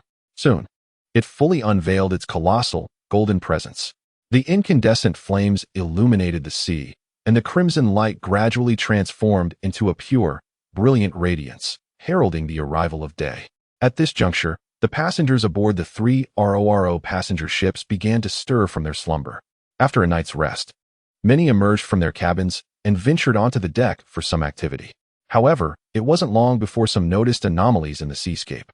As the sky brightened, the undulating contours of distant land masses and the ubiquitous presence of islands, both large and small, became visible, replacing the boundless expanse of the open sea. Moreover, the number of seagulls soaring through the sky had noticeably increased. The crew members, for the most part, remained unfazed, as many had never traveled by sea. The resumption of the fleet's journey after a 2-day anchorage also instilled a sense of novelty. Consequently, many congregated along the ship's rails, reveling in the scenic views. Some enticed the seagulls with morsels of food, while others captured the moment with their phones and tablets, their laughter and chatter indistinguishable from that of a typical cruise. Of course, some also caught sight of the escorting warships. The stern of the Sanya warship was teeming with figures. Though their identities remained indistinct due to the distance of several hundred meters and the somewhat limited visibility, the crew harbored misgivings, yet aboard a vessel. Deference to the captain was paramount. Acquiescing without protest, they trusted implicitly in the guidance of the Taihu warship, their faith in the People's Liberation Army unwavering. Just then, a voice resonated from the loudspeakers. Attention passengers, attention passengers. An important announcement is forthcoming. Your attentive listening is requested. Upon its conclusion, please maintain composure and refrain from any rash actions. Chapter 55, Fleet Convergence, Part 3. It appears the populace is in good spirits, their morale remarkably high. Indeed, it seems our prior anxieties were perhaps excessive. The populace's disposition remains unaffected by the transmigration. However, it is conceivable that governmental officials have executed their duties commendably. Is this not propitious? It saves us considerable tribulation. Shao, temper your elation. While the present circumstances may indeed mitigate our immediate concerns, I foresee new challenges emerging imminently. Pray elaborate, Qing. At precisely 9 o'clock in the forenoon, the three passenger ferries simultaneously apprised their passengers of the fleet's temporal displacement. Administrative personnel, alongside the leadership of the three passenger ferries and the evacuees, braced themselves as if facing an imminent cataclysm, poised to address any unforeseen contingencies. Transmigrated? Is this verity? Have we truly traversed time? Indeed, I have long awaited this epoch. Now, it has finally arrived. Magnificent. The opportunity to reign supreme is at hand. Let the wheels of time commence their revolution. Undoubtedly, the majority of those exhibiting such reactions are individuals under the age of 30, while those above 30 tend to respond in a manner that aligns more closely with common expectations. However, among the evacuees, the predominant demographic comprises young adults aged between 20 and 30. Subsequently, a broadcast announced the era they had traversed, as well as the news of the fleet's victory over the 8-nation alliance stationed at Daegu. The intention was to bolster the morale of the crew, yet the response was not as fervent as anticipated. This indifference was not due to apathy regarding the victory, but rather a preoccupation with seeking information about the new era. As a generation nurtured within a culture of time travel, who among them does not possess several time travel novels on their smartphones, tablets, or computers? While not everyone may have stories set in the late Qing Dynasty, those with narratives from other dynasties can still draw upon the successful experiences of their predecessors.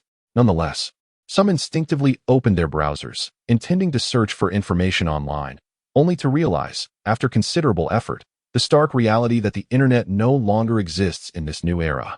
Some individuals accepted this truth with remarkable rationality, turning to their hard drives and memory cards to seek the necessary information. In contrast, others vented their frustration, lamenting the inadequacies of this era, lamenting the absence of Wi-Fi, and questioning how they would navigate life without it. Complaints aside, the youth, deeply influenced by the culture of time travel, quickly adjusted their mindsets, confronting reality with a more optimistic attitude. On one hand, they exchanged their collections of time travel novels, while on the other, they engaged in fervent discussions about the trajectory of their era. Should they adopt a constitutional monarchy or pursue a path of democratic republic? Should they develop a capitalist market economy or a socialist plan system?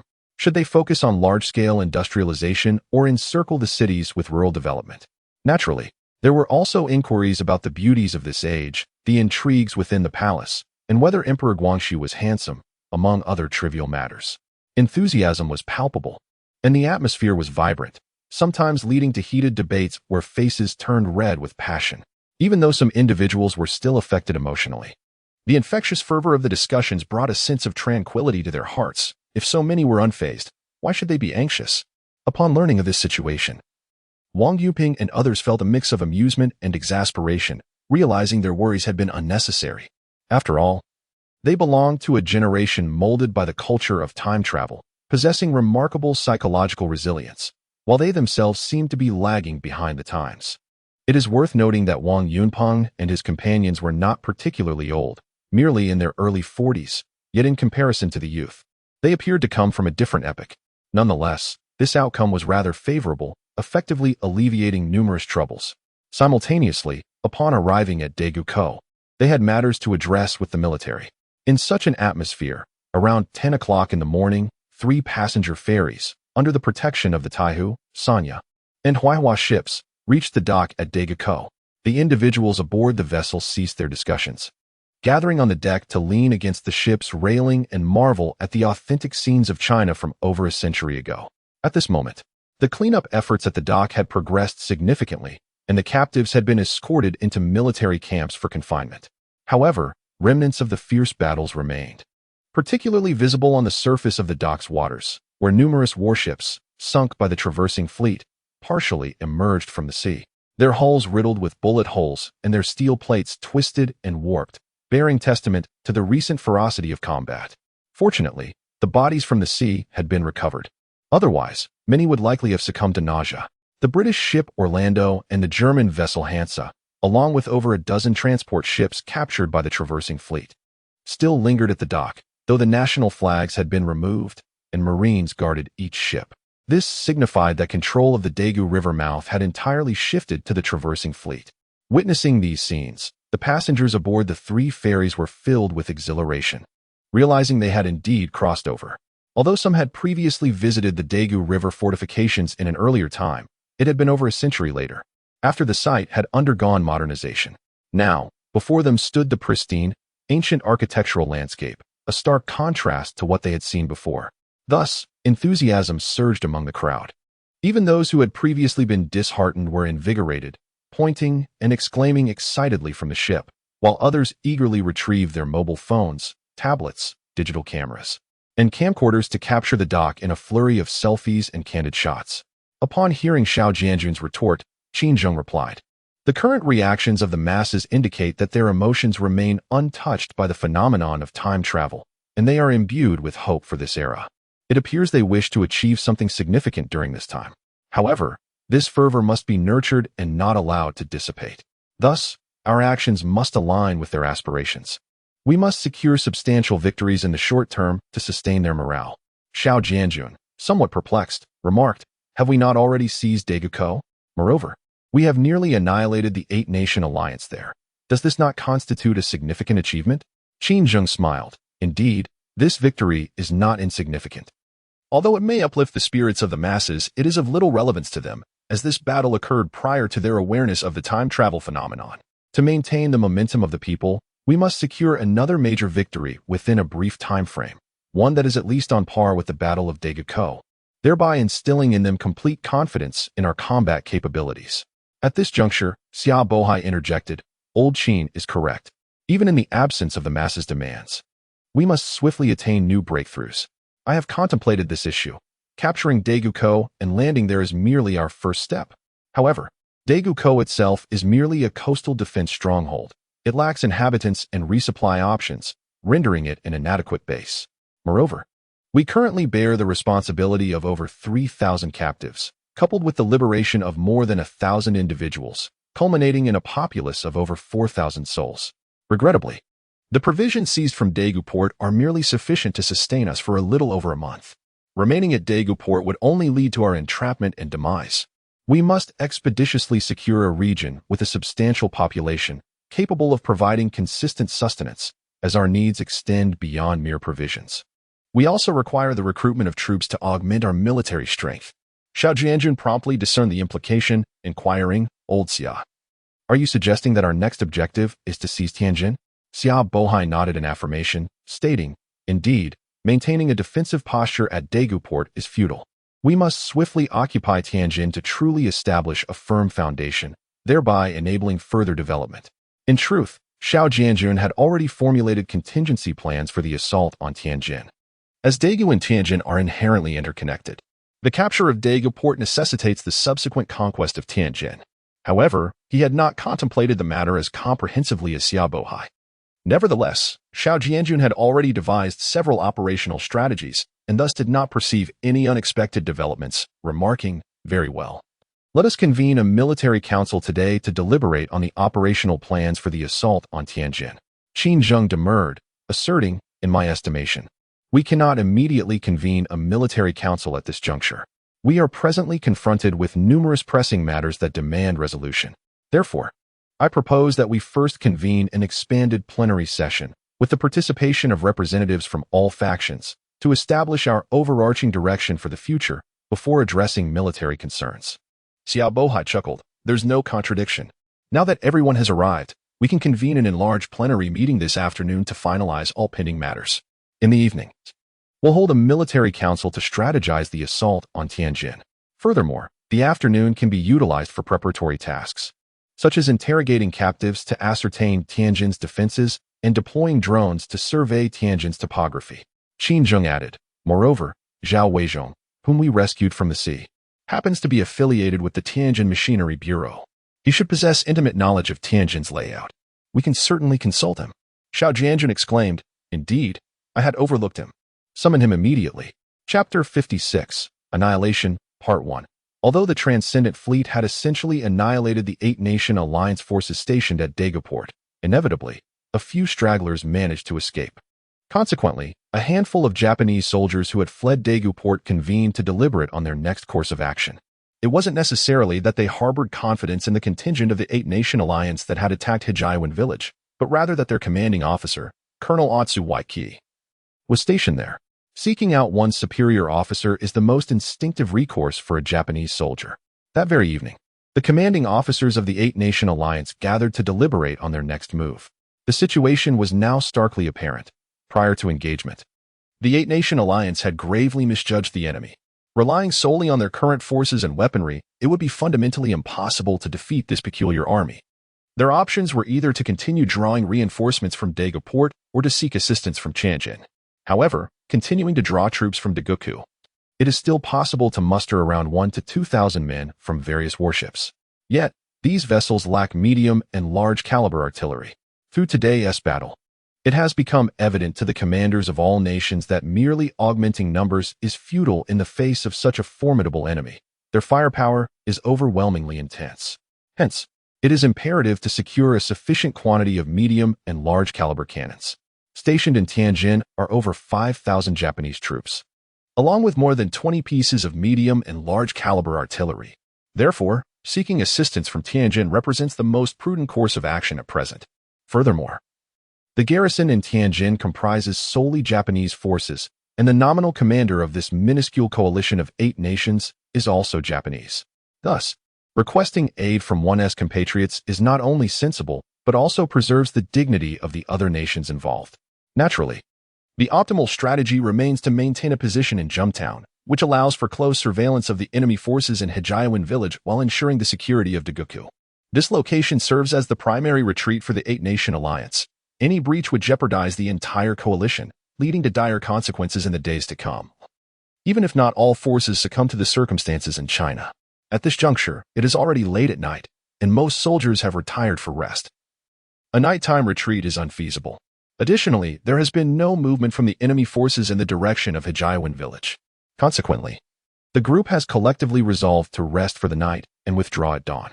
With a unified strategy for retreat established, the atmosphere has relaxed slightly, prompting further discourse on the origins of this enigmatic army, the source of their formidable combat prowess, and the rationale behind their opposition to the Eight-Nation Alliance. However, two fundamental points can now be ascertained. This army is definitively not from the Qing Dynasty, nor is it likely to originate from any of the Eight-Nation Alliance. This realization has further confounded everyone, because although there are now over 100 recognized nations globally, the primary major powers are all assembled here. Which country, then, could possess such formidable military strength? After some deliberation and a series of wild conjectures, some posited that it might be a mysterious force from within China. Given the Boxers' persistent claims of possessing divine powers, others suggested that the Chinese had summoned a legion of demons from the netherworld. Yet, even these speculations seemed implausible to those who proposed them. Ultimately, they retired to rest, each burdened with a multitude of unanswered questions. The following morning, before all the soldiers of the Eight-Nation Alliance had roused, several Japanese soldiers who had fled from Daegu Fort arrived, conveying the news of its fall to the officers of the various nations. This intelligence caused great consternation among the officers. Despite their attempts to overestimate the enemy's capabilities during the previous evening's discussion, it was now apparent that the enemy's power far exceeded their prior estimations. For the enemy not only possessed a land army, but also a formidable fleet. The Allied fleet stationed at Daegu Fort was by no means weak, comprising 7 medium to large warships exceeding 5,000 tons and 2 large warships surpassing 10,000 tons. Even considering that the enemy had succeeded through a night assault, such strength was not to be underestimated. The command post of Hijiawan village received the notification from the headquarters promptly, learning that the transdimensional warships had seized Daegu port the previous night, annihilating the Eight-Nation Alliance forces and their fleet stationed there. Furthermore, 2 marine platoons and a mortar platoon were dispatched via hovercraft to reinforce the troops in Hijiawan village and eliminate the Eight-Nation Alliance forces attacking it. Qiu Yahui, the company commander and highest-ranking officer in Hijiawan village, immediately convened the company headquarters and all 6 platoon leaders to discuss how to conduct operations upon the arrival of reinforcements, striving to completely wipe out the attacking Eight-Nation Alliance forces. The command post was aware that the Eight-Nation Alliance forces had retreated to Jua Town. Therefore, the command post had 2 options. The first was to wait for the arrival of reinforcements in Hijiawan village, combined forces, and then launch an attack on Jua Town to annihilate the Eight-Nation Alliance forces in one fell swoop. The advantage of this plan was that after the arrival of the reinforcements, the total strength of the own forces could reach nearly 500, with 12 mortars. Regardless of troop strength or firepower, it would be sufficient to wipe out the Eight-Nation Alliance forces that had retreated to Jua Town. However, waiting for the reinforcements to arrive in Hijiawan village was estimated to take until around 9 o'clock in the morning. If the Eight-Nation Alliance forces in Jua Town also received the news of the fall of Daegu Port, they would definitely evacuate Jua Town immediately and flee to Tianjin. In that case, this annihilation battle would turn into a pursuit battle, and even if they caught up with the Eight-Nation Alliance forces, they could only defeat them at most, failing to achieve the goal of annihilation. Another strategy involves the troops stationed at Hijiawan village embarking immediately to launch an offensive on Jua Town, thereby engaging the Eight-Nation Alliance and hindering their retreat. This would allow reinforcements to land nearby and directly join the battlefield, uniting forces to annihilate the Eight-Nation Alliance. Although this plan could delay the alliance and create an opportunity for their total destruction, it carries significant risks. The forces in Hijiawan village are insufficient.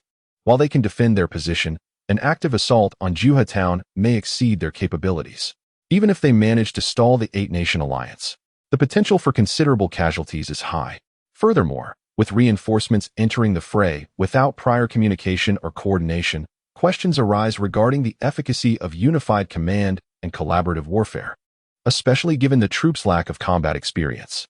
Nevertheless, after thorough deliberation, the command ultimately opted for the second strategy.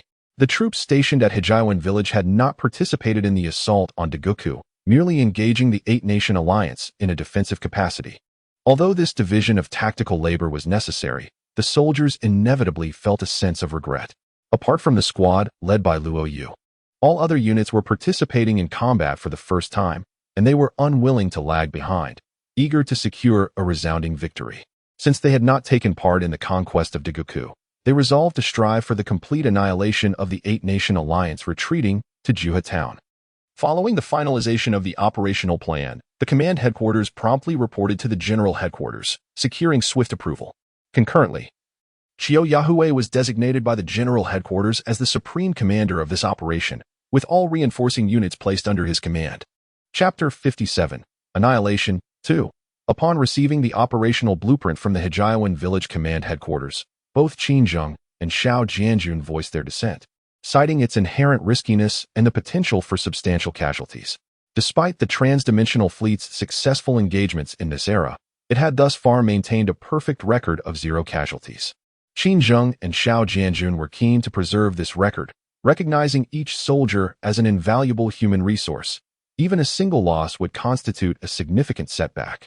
Consequently, they advocated for the adoption of more conservative operational strategies. Furthermore, the transdimensional fleet was grappling with a widespread lack of practical combat experience, a deficiency particularly pronounced within the Marine Corps. While the fleet benefited from an overwhelming technological advantage, the Marine Corps' technological edge was less pronounced. Given the anticipated prevalence of future land-based engagements over naval ones, the Marine Corps would face formidable challenges. The current engagement against a relatively weak enemy presented an opportune moment for honing their skills and accumulating practical experience in preparation for future battles. In terms of tactical choices, they were willing to embrace a degree of risk, confident that the unit's technological superiority would enable them to keep casualties within acceptable bounds. After further deliberation, Xiao Bohai successfully persuaded Qin Zheng and Xiao Jianjun, leading them to endorse the operational plan proposed by the Hijiawan village command headquarters. The command issued orders, appointing Qiu Yahue as the commander for this battle, while simultaneously notifying the reinforcement troops of a change in plans. Despite differing perspectives, the command approved the operational strategy proposed by the Hijiawan village command, which promptly commenced preparations. Following the troops' deployment, it was imperative to maintain a defensive presence in Hijiawan village, as it housed over 200 captives, as well as a medical team and wounded personnel. Consequently, Qiu Yahue resolved to leave one platoon to secure the village, along with a helicopter. The remaining 3 Marine platoons, along with a machine gun platoon and a mortar platoon, would engage in the battle with 2 additional armored vehicles. Although the platoon led by Luo Yu was not part of Qiu Yahue's company, it was originally designated as an elite unit and comprised the most experienced troops within the current Marine Corps, thus remaining in the village. With 2 armored vehicles equipped with heavy weaponry, the troops advanced swiftly, reaching the northeastern outskirts of Juha Town in just over 40 minutes, where they engaged in fierce firefights with the sentinels of the Eight-Nation Allied forces, resulting in the deaths of 3 Allied soldiers. Nevertheless, Qiu Yahue refrained from hastily ordering an assault. Instead, he allocated troops to establish positions nearby and deployed unmanned reconnaissance helicopters to assess the defensive arrangements of the Eight-Nation coalition. At this juncture, the Eight-Nation coalition in Juha Town reacted promptly. Although they prepared for retreat, the enemy was already upon them, necessitating a defensive stand. Retreating at that moment would likely result in significant casualties from pursuing forces. Thus, it was essential to arrange troops for a cover and retreat strategy before executing their withdrawal. Thus, Dazhong Yuki promptly issued orders, commanding half of the Japanese and British forces to establish positions outside the town to intercept the enemy, while the remainder continued their retreat. He planned to deploy a supporting unit after the withdrawal from Kamagata Town to cover the retreating troops, allowing for mutual protection and alternating withdrawals. It must be noted that Dazhong Yuki's strategic arrangements exemplified standard retreat tactics, enabling the forces to successfully evade the enemy while minimizing casualties. However, the Eight-Nation Alliance was not confronting a typical adversary. If the coalition could swiftly disperse from Kamagata Town and regroup in Tianjin, although this might incur some losses, a portion could still escape. Kamagata Town was merely a small settlement, comprising approximately 300 households and over 1,000 inhabitants, strategically located along vital transport routes. Thus earning its status as a town, in essence, it was merely a larger village. Nonetheless, due to the Eight-Nation Alliance's landing at Daegu, very few families remained. Through drone reconnaissance, the command center had gained a comprehensive understanding of the defensive setup in Kamagata Town. Strictly speaking, the Eight-Nation Alliance had no substantial defensive fortifications in the town. They were merely relying on a few buildings at the town's edge for cover to establish their defensive positions. In Xiao Yahui's view, such positions were almost entirely vulnerable. Moreover, aside from the intercepting troops, other forces of the Eight-Nation Alliance were gathering within the town, seemingly preparing for a retreat. Luo Yu immediately remarked, "Captain Xiao, the Eight-Nation Alliance is preparing to withdraw. We must alter our operational strategy. Allow me to lead the troops into the town to engage in urban combat. Only then can we effectively delay the Eight-Nation Alliance." Xiao Yahui furrowed his brow, fully aware that prolonging this situation would inevitably allow the Eight-Nation Alliance to escape. He could at most eliminate the rearguard, and Luo Yu's plan was indeed feasible. However, this would necessitate a modification of their operational strategy, yet communication between the command post and headquarters relied on the radio equipment aboard the helicopter, which was currently stationed in the village. Thus, they were unable to inform the headquarters. Recklessly altering the operational plan would raise concerns about accountability at the headquarters. Xiao Yahui also understood that casualties in urban warfare could be substantial. Although the headquarters had consented to his proposed operational plan, excessive losses would be difficult to justify. Conversely, should the Eight-Nation Alliance manage to flee, all previous arrangements would be rendered futile. Noticing Xiao Yahui's lingering indecision, Luo Yu grew increasingly anxious and urged, "Captain Xiao, please issue the order swiftly. If we delay any further, the Eight-Nation Alliance will escape." Lu Qilin, the second platoon leader of the company, echoed this sentiment, saying, "Indeed, Captain. We cannot afford to hesitate any longer. We must engage." After finalizing the tactical arrangements, Xiao Yahui promptly re-established contact with the reinforcement troops, informing them of the change in strategy and urging them to hasten their arrival at the battlefield. Meanwhile, the other units commenced their assigned missions, acting independently.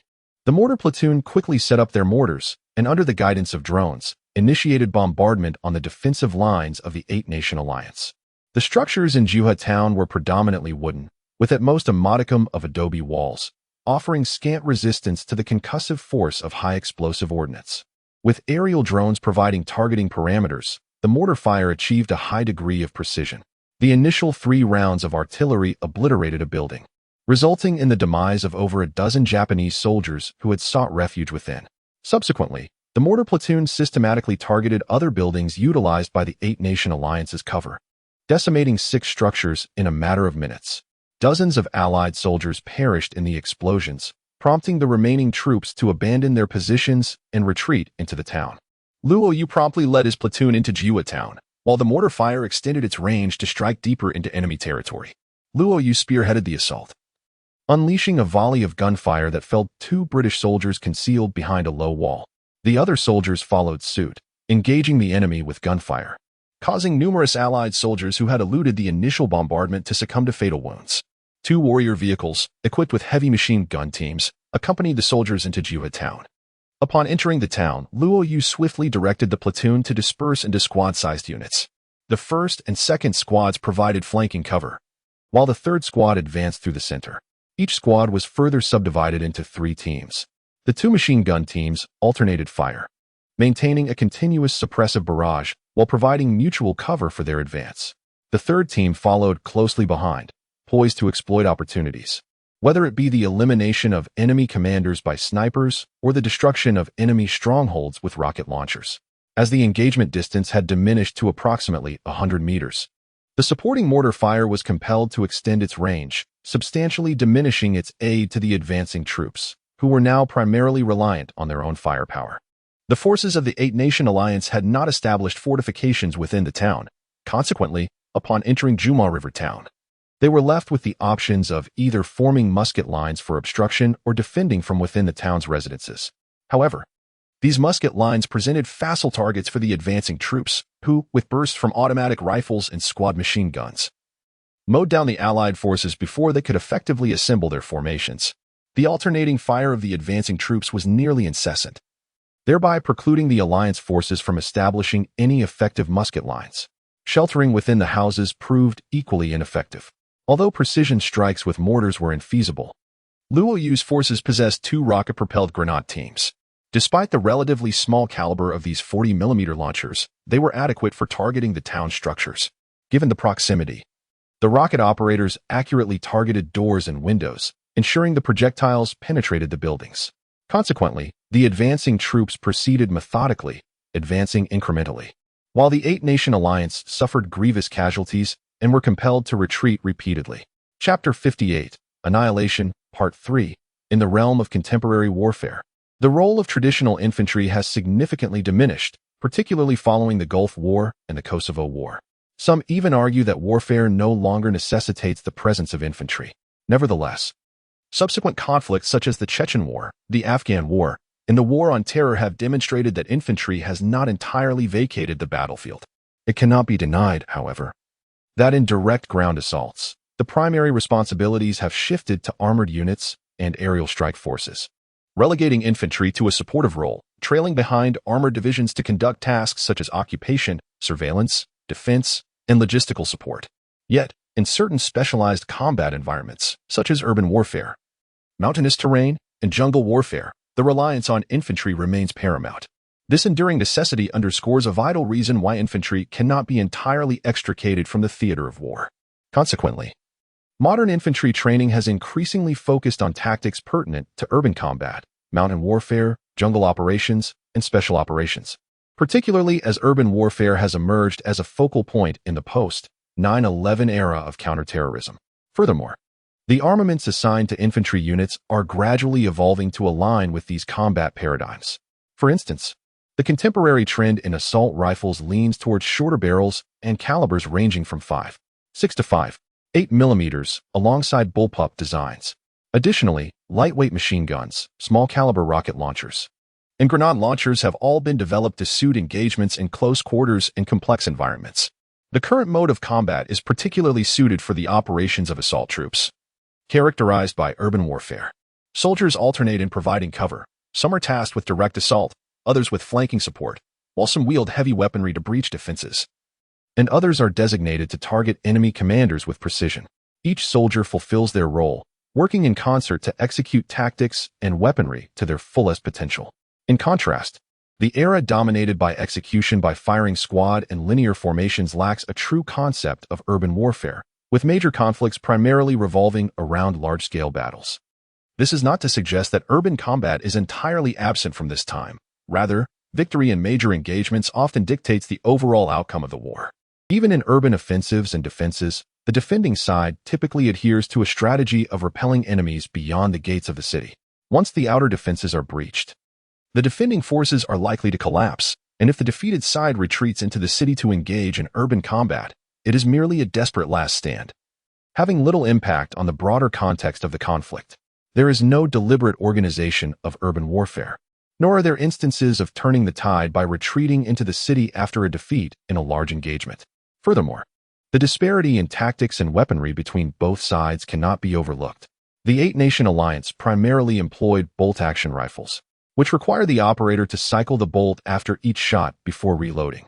Typically, these rifles have a magazine capacity of only 6 rounds, necessitating a reload after expending the ammunition. The weaponry of the assault troops extends beyond mere assault rifles, light machine guns, and rocket launchers. It encompasses egg-shaped grenades and grenade launchers, thereby establishing a multifaceted firepower advantage that combines pinpoint lethality with area damage. This capability is far beyond what the Eight-Nation Alliance can contend with. As a result, the assault progresses with remarkable vigor, advancing steadily while sustaining minimal casualties. Only a few soldiers are injured, and 3 have withdrawn from combat due to severe wounds. At this juncture, 2 additional Marine platoons surge in from either flank of the town. The attention of the Eight-Nation Alliance is entirely captivated by the frontal assault, leaving the sides almost entirely unguarded.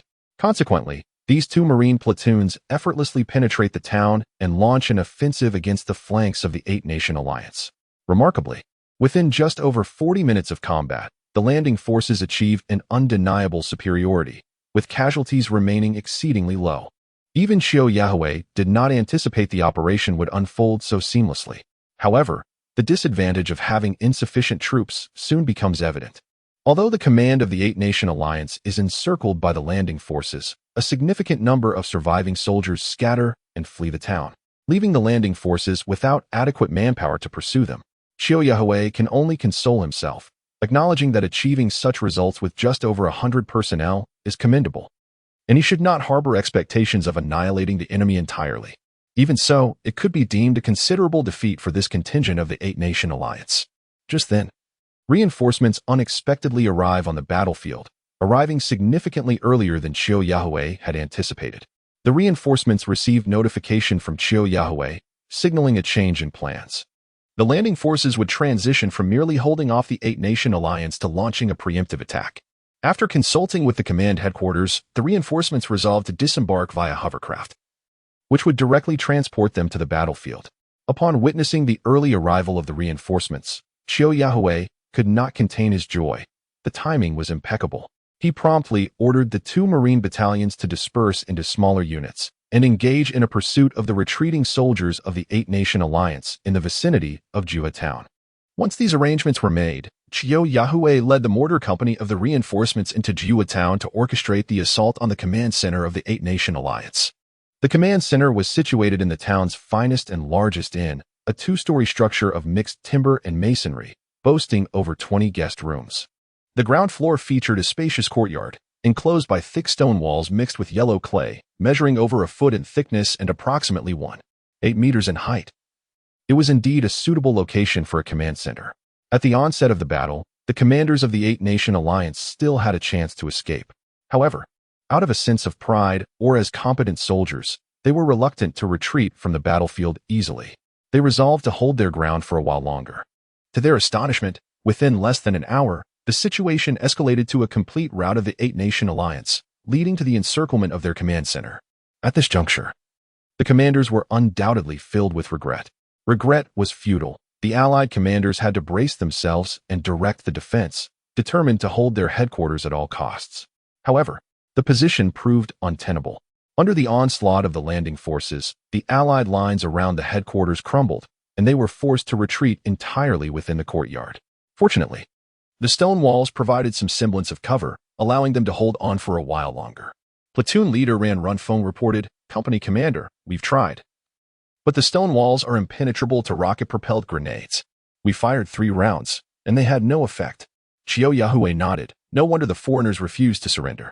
Then, use mortars to bombard the courtyard and demolish the buildings inside. Let's see where they can hide. At that moment, Luo Yu suggested, "Company Commander Qiu, I suggest we try rifle grenades first." Rifle grenades, launched from the muzzle of a rifle using blank cartridges, are large-caliber munitions used by infantry for point and area suppression at close to medium ranges. They are primarily employed to eliminate personnel, destroy light armored targets, and neutralize field fortifications such as permanent emplacements. The use of rifle grenades significantly enhances infantry's ability to engage point and area targets, as well as conduct anti-armor operations on the modern battlefield.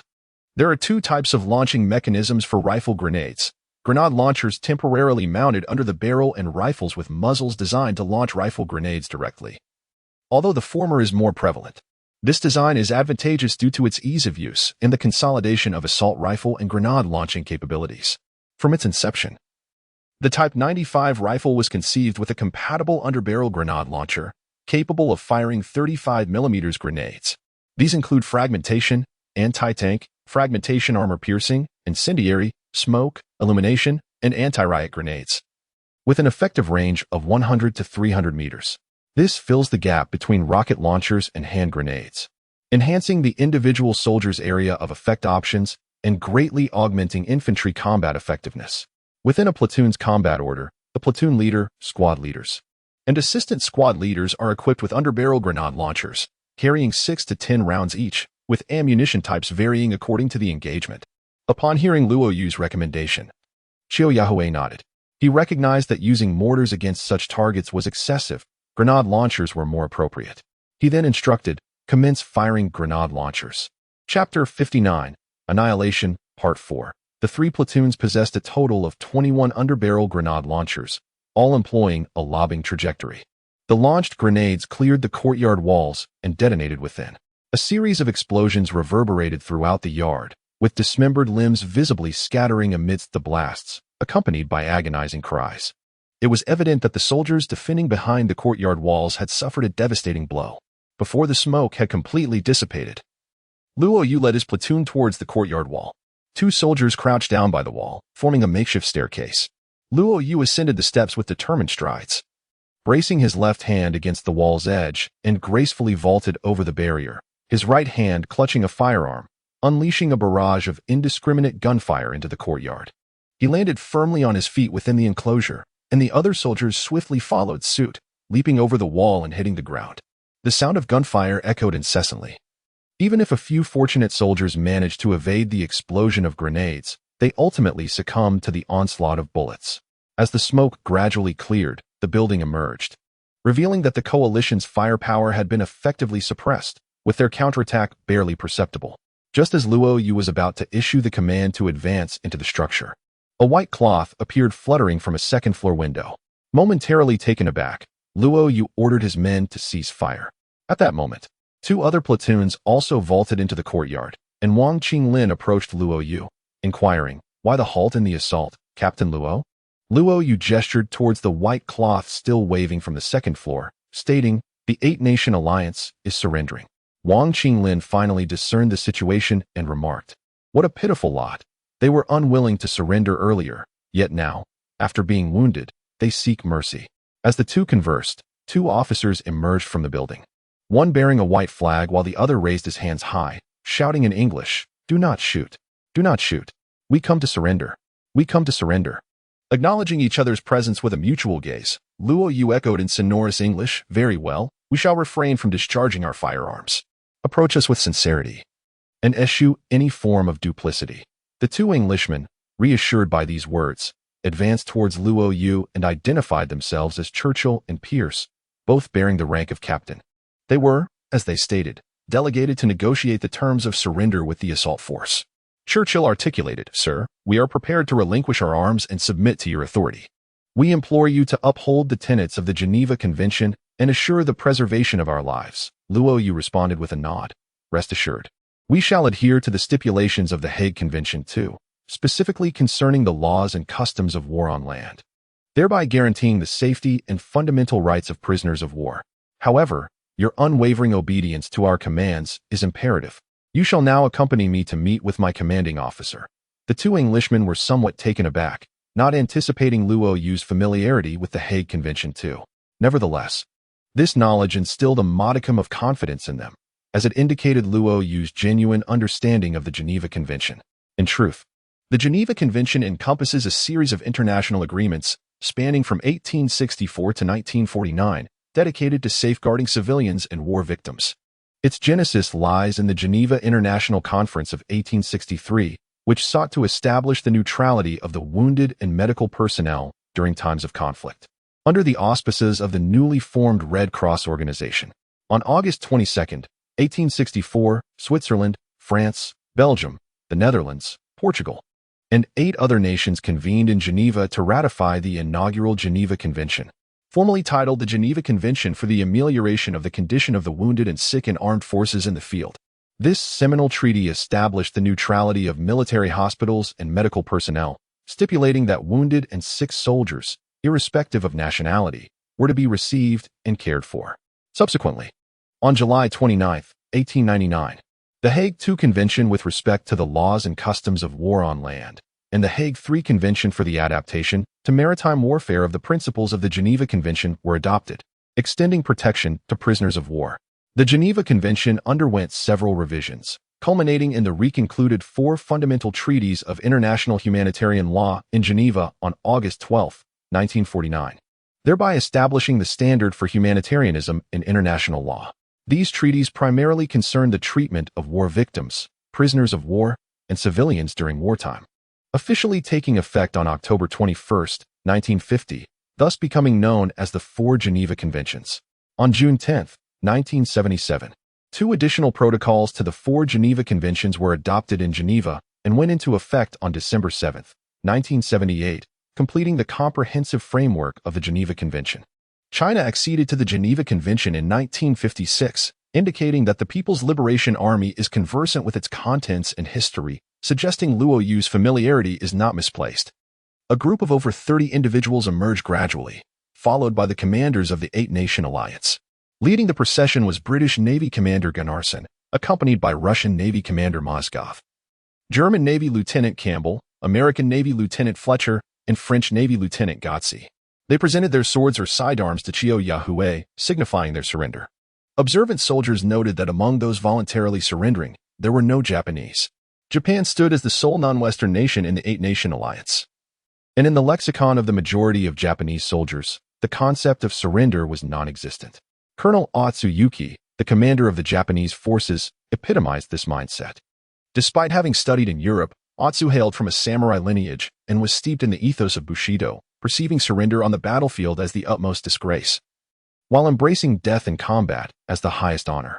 Thus, he resolutely opposed the notion of capitulation to the enemy, insisting instead on fighting to the last breath, embracing a glorious demise.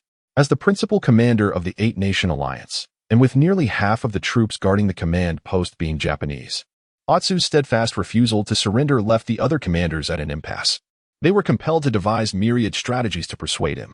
However, the Liberation Army unleashed grenades that soared over the courtyard walls, inflicting severe casualties upon the Japanese soldiers stationed there. This shocking display of violence also startled the commanders from the other nations, who were still exerting themselves in attempts to sway Otsu. They soon realized that if they did not act swiftly, they would share the same fate as the Japanese, facing inevitable destruction. Subsequently, under the leadership of British Naval Lieutenant Colonel Gunnarsson, a pistol was brandished against the head of Otsuyuki. The others, comprehending the intent, acted in concert to subdue the remaining Japanese officers within the command post.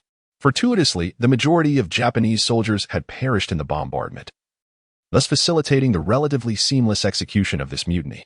Thereupon, Lieutenant Colonel Gunnarsson, as the representative of the group, resolved to raise the white flag, surrendering to the People's Liberation Army and presenting the restrained Japanese officers as captives.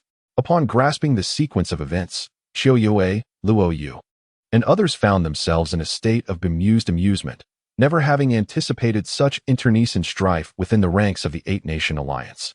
Nevertheless, the obdurate nature of the Japanese persisted, yet the comparative rationality of the other nations involved spared them considerable complications, particularly given the substantial rank of the captured officers, all of whom were of colonel grade or higher.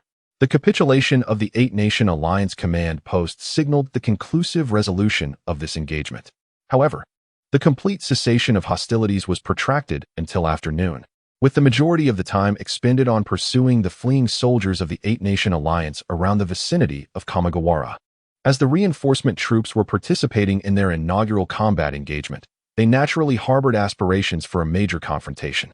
However, the alteration of the operational plan meant that by the time the reinforcements arrived, the forces stationed at Hijaiwan village had already routed the Eight-Nation Alliance. The reinforcement troops, understandably discontented, were determined to salvage something from the situation. Even if the big fish had escaped, they would at least seize a few small shrimp to justify their efforts.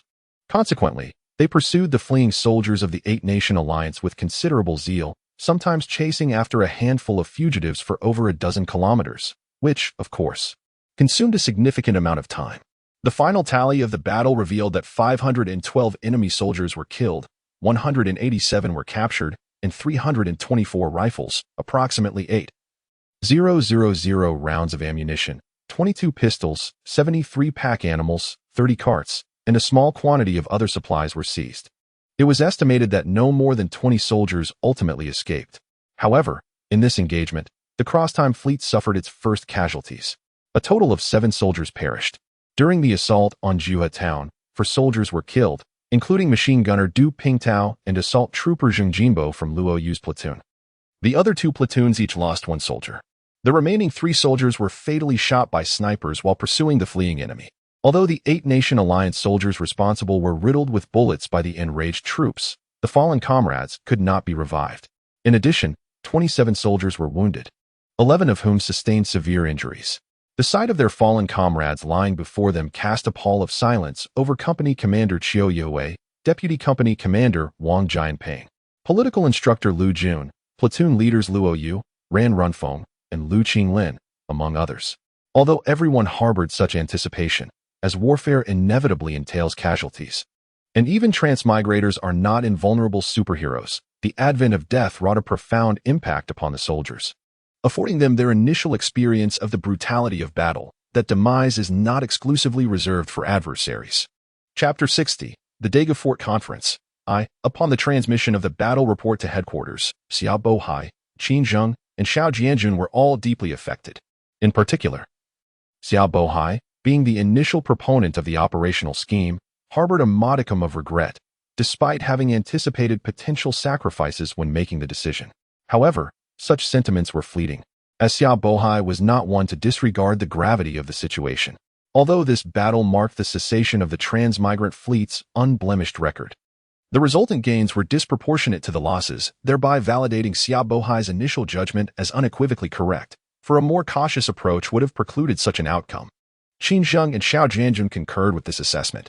At this juncture, the Battle of Daegu Fort formally concluded, with the transmigrant fleet having secured complete dominion over Daegu Fort and its environs, as well as naval supremacy in the Bohai Bay. The Daegu Fort fortress had also substantially reverted to normalcy. Among the men and women released by the traversing fleet, the vast majority decided to temporarily remain at Daegu Mouth, as they essentially had nowhere else to go. Leaving Daegu Mouth would render survival exceedingly difficult. Furthermore, they sensed that the traversing fleet did not seem to embody malice, leading them to conclude that it would be prudent to stay for a few days before making any decisions. This included all the soldiers of the Beiyang fleet, with only a mere 20 individuals ultimately deciding to depart, and not a single woman chose to leave. Additionally, a significant portion of the captives were injured, totaling over 300, with more than 120 wounded captives in Hijabian village, of which over 50 were severely injured. Xiao Bohai immediately expressed interest, inquiring, "Who will operate the ship? Our soldiers are not yet skilled in navigating vessels of this era." Xiao Jianjun replied, "We can seek assistance from the captives. This ship originally belonged to them. Moreover, there are soldiers from the Beiyang fleet among them. Although they are accustomed to operating warships, the ships of this era utilize reciprocating steam engines, which are fundamentally similar, and the basic operational methods are quite alike. We can also send a contingent of our soldiers aboard to monitor them, while simultaneously learning how to navigate vessels of this time." Qin Zheng's eyes lit up as he exclaimed, "This is indeed a splendid idea. It would be best to bring along some medical supplies, as we have acquired quite a substantial amount. Furthermore, there must be numerous medical personnel among the captives of the Eight-Nation Alliance. We could bring some of them along as well. Meanwhile, the remaining individuals can assist in treating the injured captives at Daegu Mouth, thereby alleviating some of the pressure on our medical staff." Xiao Bohai nodded in agreement, stating, "Very well, let us proceed as such. Arrange for personnel to be dispatched to the prisoner of war camp to select individuals immediately. We shall depart early tomorrow morning. Upon our arrival at Hijaiwan village, the first order of business will be to tend to the captives, after which we will transport them all to Daegu." After a brief pause, Xiao Bohai continued, "There is one more matter to address. In the treatment of the captives, we may only utilize the medications we have seized. The supplies we brought with us are strictly for the treatment of our own personnel. As for those we release, we shall make every effort to use the captured medications for their care, except in life-threatening situations, whereupon we may resort to our own supplies, but only with prior approval. Lao Qin, please inform Comrade Zhou Ping to mobilize medical personnel and form an approval committee." Zhou Ping is the wife of Qin Zheng and one of the leaders among the medical staff of the traversing fleet. Both Qin Zheng and Xiao Jianjun nodded in assent to Xiao Bohai's proposal, recognizing that the pharmaceuticals and medical equipment produced in modern society vastly surpass those of this era. Although the traversing fleet is equipped with a considerable quantity of medicines and medical devices, they cannot withstand extensive consumption. Thus, it is imperative to prioritize the needs of the traversing personnel. None of them, Xiao Bohai, Qin Zheng, or Xiao Jianjun, possess the disposition of a saint. They will not hesitate to act in self-interest when required. At that moment, a guard approached with a report, announcing that Wang Yunpeng, Su Jichao, and other administrative personnel had arrived. Originally, the traversing fleet was set to convene a meeting at 1:30 in the afternoon. In addition to military personnel and key figures, administrative staff and representatives among the evacuated individuals recommended by the administrative team were also invited. Thus, this gathering came to be known as the inaugural representative assembly of the traversing personnel, or the Dagoku Conference. The venue was established at the Dagoku Command Center, where the furniture was comprised of items seized from the Eight-Nation Alliance. While the conditions were certainly not as favorable as aboard the ship, the space was considerably more expansive. Participants began to arrive in succession. Among the military attendees seated on the left side of the conference table were the commanding trio from the headquarters. Captain Shang Jinfeng of the Kunming ship, political officer Zhang Weining, Captain Wang Hailong of the Yayang ship, political officer Kai Nings, Captain Zhang Wei of the Sanya ship, political officer Xia Jie, captain of the Huaihua ship, political officer Wu Yuhui, captain of the Xiangyang ship, political officer Li Chao, Captain Lu Kai of the Changbai mountain ship, political officer Lu Lan Tao, Captain Xie of the Taihu ship, political officer Ding Xinghua, and Marine Corps Commander Chu Yaping, totaling 18 individuals. On the right side of the table sat 11 government officials, including State Council official Wang Yunpeng, Ministry of Foreign Affairs official Su Jichao, National Security Ministry officials Shang Qisong and Jiang Shiwei, Embassy Counselor Li Sanjie, along with officials Zhang Yiming, Jia Zhenjiao, Clerk Li Songchun, Wang Sheng, Zheng Dong, and Zhao Wenbo. Additionally, there were 5 management personnel from the evacuated group: Yuming Qian, Rin Wendian, Wang Jun, and Xian Gui, and Lu Hong, bringing the total to 16 individuals. Additionally, there were attendees present, including the deputy captains and political commissars of various ships, the headquarters of 2 marine battalions, the captains of 3 passenger ferries, and 4 senior personnel among the evacuees, totaling 26 individuals. Furthermore, the on-site recording officer and 8 service staff were also included. Thus, a total of 68 participants attended this meeting. Subsequently, Xiao Jianjun rose to his feet and recounted the series of battles that had transpired following their passage, emphasizing the achievements attained, including the number of enemies eliminated, the captives taken, the arms and supplies seized, and the rescue of Chinese individuals who had been captured. He acknowledged the sacrifice of 7 soldiers and outlined the military's next objective, to capture Tianjin. He elaborated on the rationale behind this goal, citing the constraints of Daegu, the necessity of securing a stable supply location, and the potential for recruiting personnel. After Xiao Jianjun concluded his remarks, Wang Yuping stood up to express gratitude on behalf of the administrative staff and the personnel who had traversed, recognizing the efforts of the military and extending condolences to the fallen soldiers. He then stated, "Commander, Political Commissar, Chief of Staff, we convened yesterday and formulated a few points for discussion, which I would like to present now in hopes of collectively identifying the optimal solution." Xia Bohai nodded in agreement, saying, "Please proceed. Everyone is welcome to engage in discussion." Wang Yuping continued, "I would like to invite Comrade Li Songchen to represent us in speaking."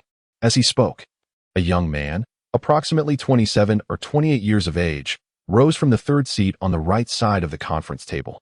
Summer Bohai was somewhat taken aback, not anticipating that Wang Yunpeng would select such a youthful individual to represent them in discourse. However, he nodded slightly and said, "Very well. Let Comrade Li Songchen take the floor." Chapter 61, The Daegu Port Conference, Part 2. Li Songchen opened his tablet and cleared his throat gently before stating, "Based on the information we have gathered over the past 2 days, there are 3 urgent matters that require our resolution. Firstly, we must clarify our origins. If we are to establish ourselves in this era, it is imperative that we disclose our background. Otherwise, I fear no one will believe us." Qin Zheng nodded in agreement and remarked, "Indeed, this is a significant issue. To be candid, I have pondered this matter since yesterday and have yet to devise a suitable explanation. Do any of you have insightful suggestions?" Upon hearing this, a wave of discussion ensued among the group. Qin Zheng continued, "There are indeed many Chinese residing in Nanyang, but now the islands of Nanyang have already been discovered. And the Chinese there possess little influence, let alone a nation of their own. Can we expect others to believe us if we present it this way?" Li Songchen responded, "We need not confine ourselves to claiming origins from Nanyang. We could assert that we hail from the Atlantic, the Pacific, or the Indian Ocean. In any case, with the current level of technological advancement, who can confidently state that all islands have been discovered?" Wang Yuping interjected, "Whether others believe us is inconsequential. What matters is that we can present a self-consistent narrative. It suffices that we believe in our own story, regardless of other skepticism." Laughter erupted in the conference room as Wang Hailong remarked, "I find this notion quite agreeable. Let us claim to be descendants of Zheng Qinggong, who, after the late Ming Dynasty, found refuge on a small island in the Pacific or Atlantic, where we re-established a nation. This would conveniently clarify any matters."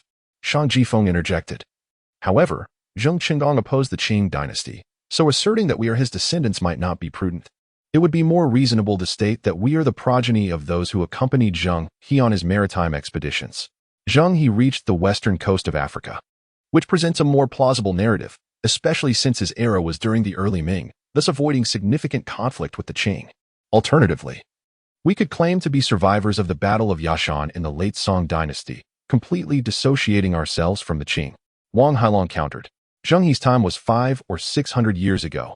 Isn't that a bit too far back? The end of the Song Dynasty is even earlier, which seems rather implausible. Shang Jifeng chuckled, but the lineage of Zheng Qinggong isn't any more credible. Wang Hailong responded, wouldn't that just make us akin to Atlantis? Li Songchen added with a smile. Such a narrative would be more readily accepted by foreigners.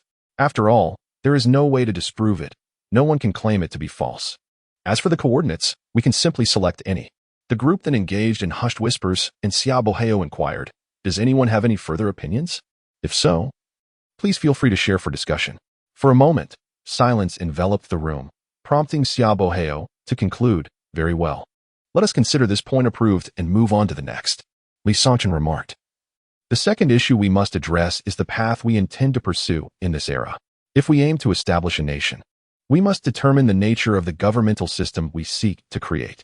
This is intrinsically linked to our future work plans, developmental strategies, and collaborative entities, all of which must be clearly defined from the outset. Upon hearing this question, the assembly fell into deep contemplation. After a considerable pause, Qin Jing finally spoke. I believe we should opt for the third path. I shall refrain from elaborating on the comparative merits of these three avenues. Suffice it to say that perspectives vary. What one considers virtuous, another may deem wise. Each individual can conjure myriad justifications based on their viewpoint. However, historical developments in the previous era have unequivocally demonstrated that only the third path can salvage contemporary China. The alternatives, whether a constitutional monarchy or a party-based republican system, are fraught with obstacles. To transform the semi-feudal, semi-colonial state of China in this epoch, it is imperative for a robust political coalition to take the helm and establish a centralized governmental structure. This does not imply that we are advocating for an autocratic regime. Rather, democracy encompasses a multitude of forms. It is a misconception to assert that only party politics or universal suffrage equates to democracy, while all other systems are deemed undemocratic. This encapsulates my perspective.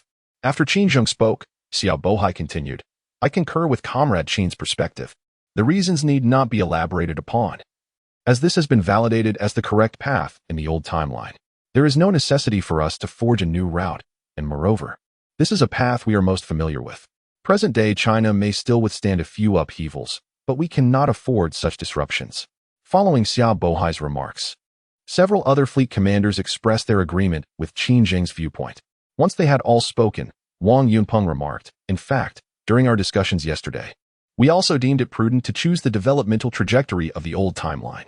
However, to facilitate dialogue, we presented two alternative proposals. It appears that we have now reached a consensus. The preservation of the monarchical system is evidently unacceptable. The moral standing of the Qing Dynasty's royalty is well known to the majority. The notions of auspicious emperors and revered fathers are merely for entertainment in television dramas. In reality, no one desires to place a crown upon their heads, even if it were a figurehead emperor devoid of real power. Furthermore, the republican system of party politics may not necessarily be embraced. The individuals present are largely members of the establishment from the old timeline, and generally, they share a recognition of the historical path taken by China. Although some may have voiced grievances regarding the system in the past, this does not imply opposition to it. Rather, it stems from a lack of opportunities to ascend within the framework. Moreover, the vast majority are acutely aware that, outside this system, they would likely not attain a higher status either. The current circumstances differ significantly from those of the previous timeline. In this new reality, every individual is afforded a vastly greater scope for development than in the former era, leading us to believe that the prospects for the future are undeniably brighter. Consequently, there seems to be no necessity to adopt an entirely new paradigm. Xiao Bohai posed another pressing question. What is the issue that needs resolution? Li Songchen responded. It pertains to historical figures, specifically the founding leaders of New China from the old timeline. How shall we navigate our relationship with them? Upon hearing this, a profound silence enveloped the group, as this indeed represents a matter of considerable significance. Most of the first-generation leaders of New China from the former timeline have already been born, and among those who have traversed through time, there are undoubtedly many admirers of theirs. Thus, determining how to engage with them is an exceedingly sensitive issue. After a lengthy pause, Xiao Bohai articulated, I believe we should adopt a stance of non-interference. They are the architects of New China in the previous timeline. Personally, I hold immense respect for their achievements and their charismatic personalities. However, no matter how monumental their accomplishments may be, they were realized in the old timeline. The history of this new reality will inevitably shift, transforming their identities in ways that remain uncertain. Therefore, we should refrain from intervening in their personal trajectories. In simple terms, we might as well consider their existence as irrelevant.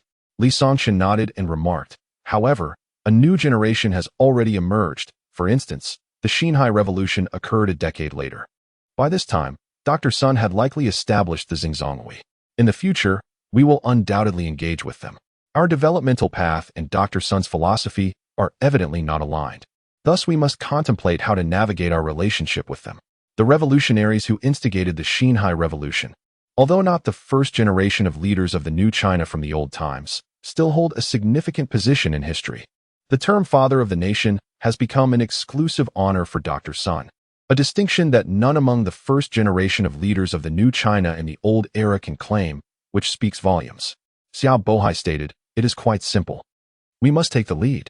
Any historical figure who aligns with our developmental trajectory may collaborate with us, while those who do not shall be deemed our adversaries. Following Xiao Bohai's remarks, a wave of discussions ensued. Qin Zheng was the first to voice his agreement, saying, I concur with Commander Xiao's perspective. In this temporal context, there are no historical figures. We, along with them, represent a fresh start. Therefore, we need not consider their achievements and contributions from the old era.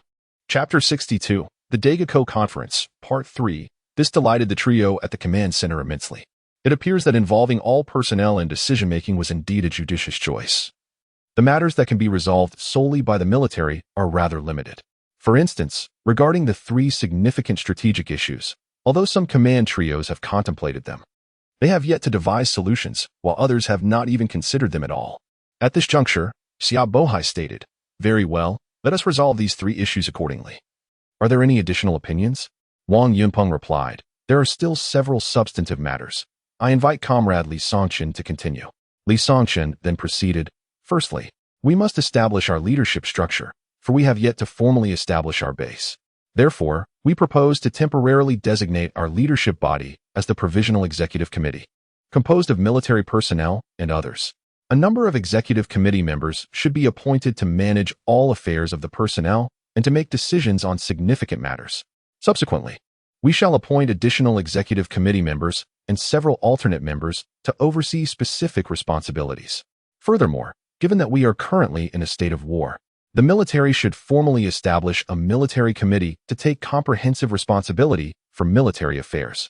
In the present situation, the Provisional Executive Committee and the Military Committee should operate on an equal footing, with no hierarchical leadership. Members may hold concurrent positions. In the event of significant issues or conflicts, mutual consultation shall be employed for resolution. Once we have formally established our base, we will then create a legitimate administrative leadership body. Xiao Bohai, Qin Zheng, and Xiao Jianjun all nodded in agreement with this proposal. Currently, there are more than 6,000 individuals traversing through time, necessitating the establishment of a dedicated institution for effective management. Thus, the formation of a temporary executive committee is indeed warranted. However, the selection of permanent executive members, and alternate executive members is of utmost importance. This matter not only pertains to the distribution of power, but also, despite the committee being a provisional body, securing a position within it now would undoubtedly lead to preferential consideration in the future establishment of a formal administrative body. Qin Zheng inquired, have you given thought to the selection of candidates? Li Songqian replied, firstly, for the permanent executive members, we propose that the three leaders from the command center, along with Director Wang and Director Su, should serve, totaling 5 members. The executive committee will consist of 12 members, including 7 captains, along with Shang Qisong, Jiang Shiwei, Li Sandria, Zhang Yuming, and Jia Zhenjiao, making up the remaining 5. As for the alternate executive members, we suggest a range of 20 to 25 individuals, with the specific list to be determined by nominations from the permanent executive members. Regarding the members of the military committee, that should be considered by the armed forces. A moment of silence fell over the meeting room. Xiao Bohai, Qin Zheng and Xiao Jianjun exchanged glances before stating, "I concur." Qin Zheng and Xiao Jianjun both affirmed, "Agreed." Upon witnessing the trio's approval of the proposal, the other captains and political commissars expressed their agreement as well. Given Li Songchen's proposed plan, the military would secure 3 out of 5 permanent executive committee seats and 7 out of 12 executive committee seats, thus holding a decisive majority in the executive committee. Furthermore, the military commission would be entirely staffed by military personnel.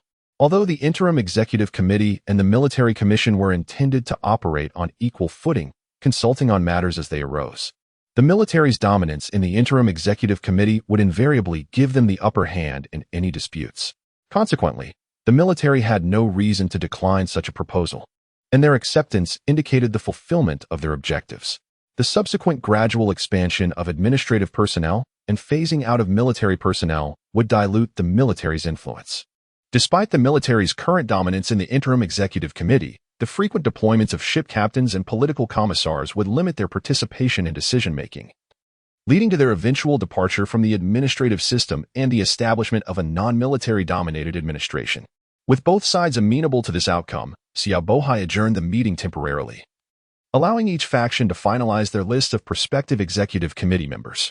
After approximately 15 minutes of group discussions, the military nominated the political commissars from each ship, along with the battalion commanders and instructors from the 2 Marine Corps battalions, totaling 12 individuals. The non-military personnel also nominated 12 prospective executive committee members, comprising the 4 administrative personnel, Li Songchen, Wang Xing, Zheng Dong, and Jiao Wenba, and 5 management personnel from the evacuees, Yu Mingqian, Ren Wendian, Wang Jun, and Stingui, and Lu Hong, in addition to the captains of the 3 passenger roll-on roll-off ships. Following the adjournment of the assembly, the military authorities convened a military council to deliberate on the structure of the military commission. This initial determination of administrative bodies and authority allocation engendered a mutually advantageous scenario for all parties involved, thereby establishing a consensus. Subsequently, Li Songchen proposed 2 recommendations. Firstly, the immediate establishment of the Personnel Department, the inaugural entity under the Executive Committee, responsible for cataloging the demographic composition of the transmigrant group and compiling individual dossiers to serve as a foundational reference for future personnel selection. Secondly, an inventory of communal assets. The repatriation initiative employed 3 RORO passenger vessels, and under the aegis of the Chinese military's control of the thoroughfare during the evacuation, a substantial cohort of individuals, equipment, and resources were extricated. The vehicular contingent alone comprised between 60 and 70 vehicles, predominantly specialized construction vehicles, with a smattering of sedans and buses, in addition to office computers. These accoutrements, indubitably, represent technology of a fantastical echelon in this epoch, however, devoid of maintenance and replacements. The judicious deployment and maximization of these assets' potential necessitate a comprehensive strategic framework. Prior to this, an inventory of communal property is imperative, with the executive committee assuming custodianship. The initial recommendation was met with unanimous assent, as the establishment of meticulous personnel records constitutes a cornerstone of contemporary human resources management. Furthermore, the military and engineering personnel involved in the evacuation possessed exhaustive archival backups, rendering the proposal universally endorsed. At that juncture, a proposition arose from within the military ranks, suggesting that military personnel records, given their confidential nature, would be best managed by a dedicated internal archives institution, thereby maintaining a clear distinction. However, this recommendation was overruled by Qin Zheng, who posited that all transmigrant personnel should be regarded as a unified collective, obviating the need for a division into military and civilian categories. Furthermore, he cited the current limitations in manpower and resources, arguing that the establishment of 2 separate archives institutions would constitute an unnecessary duplication of effort. The subsequent proposal engendered a degree of contention, primarily concerning the classification of military assets. While warships and armaments were unequivocally designated as public property, the status of pharmaceuticals and medical equipment brought along remained ambiguous. Fortunately, the triumvirate swiftly resolved that all medications and medical equipment transported on the warships would be considered public assets, accessible to all transmigrant personnel. Following the establishment of a base of operations, a hospital would be promptly instituted. This decision met with unanimous agreement from the other ship captains and political commissars. As the aforementioned pharmaceuticals and medical equipment were originally intended for the evacuees, a more intricate dispute arose regarding the demarcation of public property, given the prevailing systemic disarray. The ownership of certain items, such as computers, was particularly difficult to ascertain, with a blurred line between communal and personal devices. Similarly, the status of certain automobiles, which could potentially be either privately owned or public assets, remained unclear. After considerable deliberation, it was ultimately decreed that any item for which verifiable proof of ownership could be presented would be recognized as private property. These two disputes are relatively straightforward to resolve. However, some individuals have posited that even public goods can be classified into relative and absolute categories. For instance, 3-passenger ferries may be perceived as public assets by the crew and staff aboard, yet, from the perspective of the entire organization, these ferries could be regarded as private property belonging to their small collective. Similarly, construction vehicles and equipment are owned by various engineering units. The proposition to classify these privately held assets as absolute public goods is not universally accepted. Notably, among the personnel being evacuated, management staff and the captains of the 3 ferries have expressed their willingness to consider collectively owned private assets as absolute public goods. But they require an explanation to their subordinates. Otherwise, even if they agree, discontent among their team may arise, leading them to feel that their interests have been compromised, which would hinder future operations. At this juncture, Li Sanchen proposed a solution to deconstruct these collectively owned private assets into something akin to shares or bonds, which would then be equitably distributed among every member of the collective. Once a stronghold is established or a governing body formed, and their own currency is issued, these shares or bonds could be exchanged for cash or alternatively, retained for gradual appreciation. At this juncture, Li Sanchen proposed 2 additional recommendations to the executive committee. The first was to establish a data and information resource center, complemented by extensive information processing systems.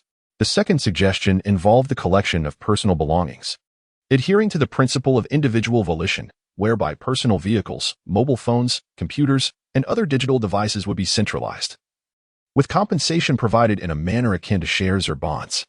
The proposal for a data center was a novel idea that had not occurred to the trio at the command center. However, it garnered unanimous support. This consensus stemmed from the realization that the strength of the time travelers lay in their grasp of historical processes and developmental trends, alongside their advanced scientific acumen. Yet, with the involvement of time travelers, a shift in historical progression was inevitable, which rendered scientific and technological advantages even more critical. Notably, a majority of the non-military time travelers were technical personnel, with over 20 holding engineering titles, each possessing a reservoir of technical documentation. Currently, however, the technological resources within the time traveler group were disparate and varied. Thus, the establishment of a big data center utilizing existing computer equipment to centralize all collected materials, followed by systematic classification and archiving, would not only facilitate management but also enhance future retrieval and utilization. Moreover, during the development process, should technical challenges arise, the incorporation of computer-assisted functionalities would prove invaluable, particularly in fields such as physics and chemistry, where substantial computational effort is often required. The presence of numerous computer programmers and hardware maintenance personnel within the time traveler group further underscores the feasibility of establishing a data center from a technical standpoint. Furthermore, nearly all non-military transmigrators possessed a full complement of digital devices, mobile phones, tablets, and laptops. Many even had 2 of each. Additionally, there were quite a few digital cameras, video recorders, and voice recorders. However, the absence of a network in this era diminished the practical utility of these devices for everyday entertainment. Retaining only 1 or 2 would suffice. Nonetheless, these digital products were invaluable to the entire group. The complete devices, particularly computers, could substantially enhance efficiency in an industrial age. Moreover, disassembling these devices would yield electronic components and accessories useful for maintaining existing large-scale equipment such as warships, ships, helicopters, and armored vehicles. Therefore, it was deemed highly necessary to collect surplus digital electronics from the masses and manage their use to extend the lifespan of current equipment. Both suggestions were unanimously approved by the executive committee. A question was raised regarding whether the data center should include military technical data, such as weapon information from the future or more advanced military technologies. Concerns were voiced about the potential for leaks if someone were to access and disseminate this information. Zhang Yiming was appointed to head the personnel department, and Jia Jinzhao was assigned to lead the technology department. The heads of the two departments are undoubtedly selected from the 12 executive committee members. However, the 7 captains are certainly ineligible for the positions, leaving 5 individuals from whom to choose. Among them, Shang Qisong and Jiang Shiwei are former personnel of the National Security Ministry. Although their skills may not be immediately applicable, they will undoubtedly prove invaluable in the future. Li Sanjia, originally a diplomatic advisor, will certainly assume responsibilities in foreign affairs. Thus, he is to be assigned to Zhang Yiming and Jia Jinzhao. The other alternate executive committee members will temporarily assist these two in their duties. Naturally, Zhang and Jia are quite pleased, as they are among the first to undertake substantive work, marking their official commencement in their roles. Though tasked with mundane responsibilities, those within the system understand that advancement requires 2 essential conditions: achievements and being remembered by leadership. Only a select few, with deep connections and extensive networks, may bypass this. For the majority within the system, both elements are indispensable. Typically, those who produce tangible results will leave some impression on their superiors. Yet, without tasks at hand, one cannot only fail to achieve results, but also miss the opportunity to report to leadership, thus leaving no impression whatsoever. Consequently, securing substantive work early on is undoubtedly beneficial for future advancement. As for the other executive committee members, they are not disheartened. The 7 captains already hold actual positions, while Shang Qisong, Jiang Shiwei, and Li Sanjia have essentially preordained their future roles. Their formal appointments are merely a matter of time. One by one, the issues were addressed, and soon the final concern emerged, presented by the military. The current shortage of personnel necessitated the selection of a portion of non-military individuals to assist with various tasks. It is important to clarify that the military does not require these individuals to engage in combat. Rather, they are sought to help with responsibilities such as duty shifts, guard posts, patrolling, maintaining public order, supervising prisoners, and overseeing warehouses. This arrangement would allow the military to liberate itself from these mundane tasks and devote its full energy to future engagements. This initiative is intended as a temporary measure. Once the military expands, these individuals will transition to other roles. Ideally, candidates should be male, around 30 years of age, and in good physical condition, with priority given to those who have prior military service. Should women express a willingness to participate, they will also be considered, provided they meet the physical requirements, as certain tasks may be more suitably managed by them. The preferred number of recruits ranges from 300 to 500, with a slight increase being acceptable. Once selected, these individuals will undergo basic military training encompassing formations, marching, fundamental combat techniques, and marksmanship. Although the military does not have surplus firearms to distribute, they have acquired over 1,000 weapons and approximately 50,000 rounds of ammunition in recent skirmishes. Consequently, the temporary personnel will be equipped with these confiscated rifles. There were no objections from others regarding the military's request, as the entire group relies on military protection, and many individuals have little to occupy their time. Organizing them for meaningful tasks would alleviate their boredom and contribute to overall productivity. Naturally, the principle of voluntarism was initially adopted, with announcements made on 3 passenger ferries, inviting those willing to participate to register themselves. After passing a health examination, they would then be uniformly organized for training. Unbeknownst to them, the meeting had already lasted nearly 3 hours, and all agenda items had been resolved. It was then that Xia Bohai declared the meeting adjourned. However, the military personnel took a brief respite before proceeding to a military conference to deliberate on the plans for an offensive against Tianjin. Consequently, the other attendees gradually departed, while the 2 newly established departments promptly gathered their personnel to commence their work. The politicians had exited, leaving only the familiar faces of soldiers, which significantly enlivened the atmosphere. To begin with, the establishment of the military committee was of utmost importance. Fortunately, this task was not complicated, as the fleet itself was a well-ordered organization, and all members held military ranks. Thus, it was efficiently managed. The trio from the command center naturally took on the role of permanent military committee members, while the 7 captains, along with the commander of the Marine Corps, Zhou Yaping, served as military committee members. Additionally, the political commissars, deputy captains, and the battalion and deputy battalion commanders of each ship were appointed as alternate military committee members. Significant military matters would be discussed in meetings, but the ultimate decision-making authority remained with the trio. Military affairs differ fundamentally from political ones. The principle of the majority yielding to the minority does not apply. And in most cases, the truth is indeed held by a select few. Following the establishment of the military committee, discussions on the offensive plans for Tianjin commenced. At that moment, a soldier responsible for interrogating prisoners reported an important piece of information to the assembly. Prior to the commencement of the conference, the command headquarters had arranged for personnel to interrogate the captured officers of the Eight-Nation Alliance, seeking to ascertain the strength of the forces stationed in Tianjin. Concurrently, a drone was dispatched to survey the layout of the city, preparing for the subsequent offensive. According to the findings of the interrogation, the garrison in Tianjin predominantly consisted of Japanese troops, numbering approximately 5,000, under the command of Major General Fukushima Ansei. The information provided by Qin Zheng revealed that this individual originated from an intelligence background rather than a formal military career. Although he may not be well known in China, he holds significant stature in the annals of Japanese intelligence history, having played a pivotal role during the Russo-Japanese War as a prominent intelligence officer, and later serving as the guardian of the renowned Japanese spy Kawashima Yoshiko.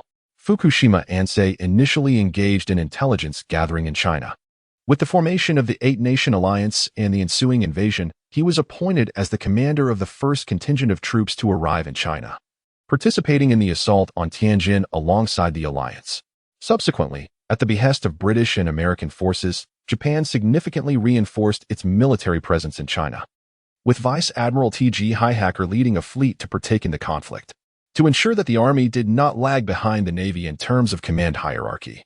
Army Lieutenant General Yamaguchi Yashin was appointed to replace Fukushima Ansei as the commander of the Japanese forces.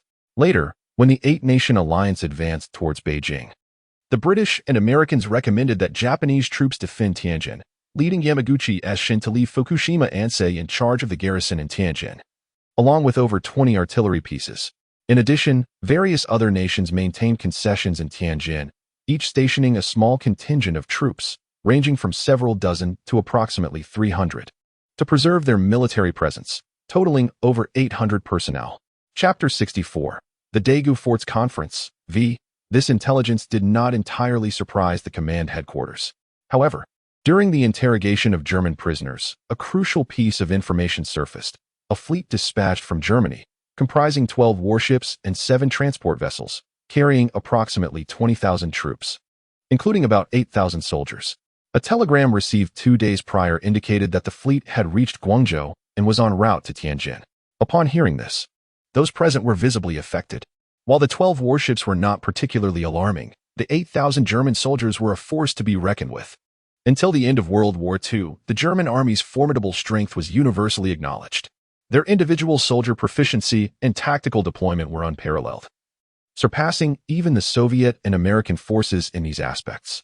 The only military force comparable to the German army in these areas was the People's Liberation Army of that era. However, these two armies never clashed on the battlefield. Comparatively, the German army's accomplishments were more compelling, having fought across Europe against the combined forces of the United States, the Soviet Union, Great Britain, and France. Although ultimately defeated, their loss was attributed to circumstances beyond their control. The People's Liberation Army's victories were primarily achieved in domestic conflicts, with their ferocity only truly revealed on the Korean battlefield. This display, however, startled the world, making Europeans realize that this ancient Eastern nation, weakened by over a century of poverty, could produce such a formidable military force. Nevertheless, a considerable number of Chinese people have always admired the combat effectiveness of the German army.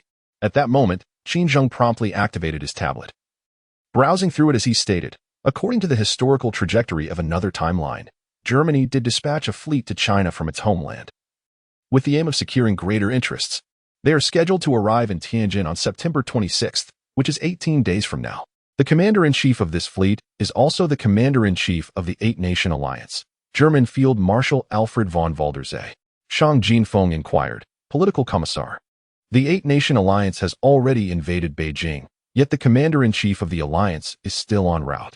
Does that mean the Eight-Nation Alliance has been operating without a commander-in-chief all this time? His words elicited laughter from the group. Shang Jinfeng continued, political commissar.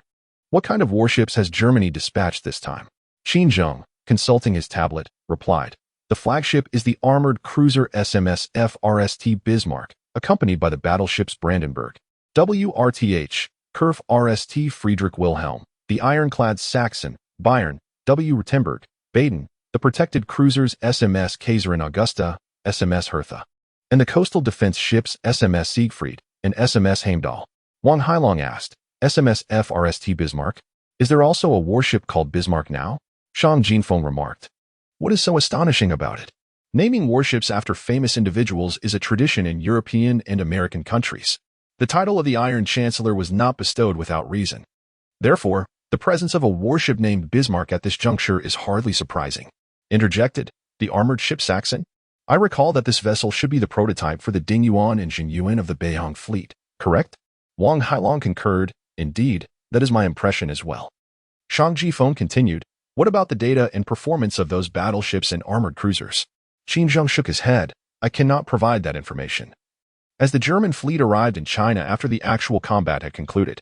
Consequently, I only possess the names of these warships, but no detailed data or performance specifications." Shang Jinfeng frowned. "That poses a bit of a dilemma. If we are unaware of the capabilities of the German vessels, how can we devise appropriate tactics?" Wang Hailong scoffed. "What does it matter what type of warship it is? We fear no adversaries. Even if the Bismarck battleship from World War II were to appear, we could still sink it." Qin Zheng cautioned, "Such statements should be made with care. While we maintain a comprehensive advantage, understanding the strength of our opponent is essential. Only by knowing ourselves and our adversaries can we ensure victory without peril. A thorough comprehension of their capabilities allows for targeted tactics and the selection of appropriate missiles to counter them. The dearth of information here does not preclude its existence elsewhere. With over 6,000 individuals present, it is plausible that someone has amassed relevant data. Contemporary military enthusiasts often possess collections as comprehensive as our own, augmented by the wealth of information available in various games. Therefore, we shall disseminate an announcement on the ferry tomorrow, inquiring whether anyone possesses knowledge pertaining to these warships." Xiao Bohai posited, "While it is worth exploring, our current circumstances are less than ideal, despite our confidence against the German fleet. Consequently, the assault on Tianjin must be expedited to avert a precarious situation of being caught between two fronts upon the fleet's arrival." Xiao Jianjun asserted, 3 days it shall be. The German fleet is not slated to arrive until the 26th, affording us ample time. Furthermore, the offensive on Tianjin necessitates considerable preparation, and our current intelligence is insufficient, requiring further augmentation. Let us also interrogate those we have liberated to ascertain if any possess familiarity with Tianjin." Qin Zheng concurred, stating, "Zhao Weizhong, whom we rescued, has worked extensively at the Tianjin Machine Bureau for many years. He should possess intimate knowledge of Tianjin. Once the drone delivers the printed aerial photographs of Tianjin, I shall consult with Zhao Weizhong to gain insights into the city." Xiao Jianjun conveyed, "Indeed, I have formulated a rudimentary strategy for the assault on Tianjin, a nocturnal raid." Xiao Bohai inquired, "A nocturnal raid?" After a pensive pause, Xiao Bohai voiced, "I find this plan feasible. However, your envisioned strategy centers on our proactive assault on Tianjin. Have you considered the contingency of the 8-nation alliance garrisoned within Tianjin launching a preemptive strike against Daegu forts? How would we respond? Such a scenario is not beyond the realm of possibility. Currently, Tianjin houses 5,000 Japanese soldiers, bolstered by over 20 artillery pieces, and enjoys the strategic advantage of being backed by Beijing. They possess the capability to mount a counteroffensive against Daegu." Xiao Jianjun responded, "Should the 8-nation alliance genuinely initiate an offensive from Tianjin, it would be a most welcome turn of events. We could then seize the opportunity to decimate their forces in open combat before proceeding to assault Tianjin, thereby alleviating the difficulties of our siege." Xiao Bohai countered, "But what advantages do we possess in engaging the 8-nation alliance in open warfare? Our ground forces are insufficient, and we lack heavy artillery support. To rashly engage in open combat would be imprudent." Xiao Jianjun chuckled, "Apart from our asymmetric informational advantage, open combat can also be waged under the cover of night. While we may lack heavy artillery, we possess a dozen amphibious tanks that can provide fire support. Furthermore, we command aerial superiority with over a dozen helicopters. If, under the veil of night, we initiate an aerial assault on the 8-nation alliance, followed by an artillery barrage from our amphibious tanks, and culminating in a coordinated infantry tank offensive, not even 50,000 troops could withstand such an onslaught. Hence, I genuinely harbor the hope that the Eight-Nation Alliance will venture out to attack. Xiao Bohai took the scroll and unfurled it on the table, revealing two printed photographs, each approximately the size of an A1 blueprint. Both images were aerial views, one depicting the city of Tianjin with remarkable clarity, showcasing streets, buildings, and even pedestrians with striking precision. The other image offered a broader perspective, encompassing the surrounding areas of Tianjin, with the city itself occupying roughly the dimensions of an A4 sheet. All three individuals were exceedingly pleased, as this effectively provided them with a detailed map of Tianjin and its vicinity.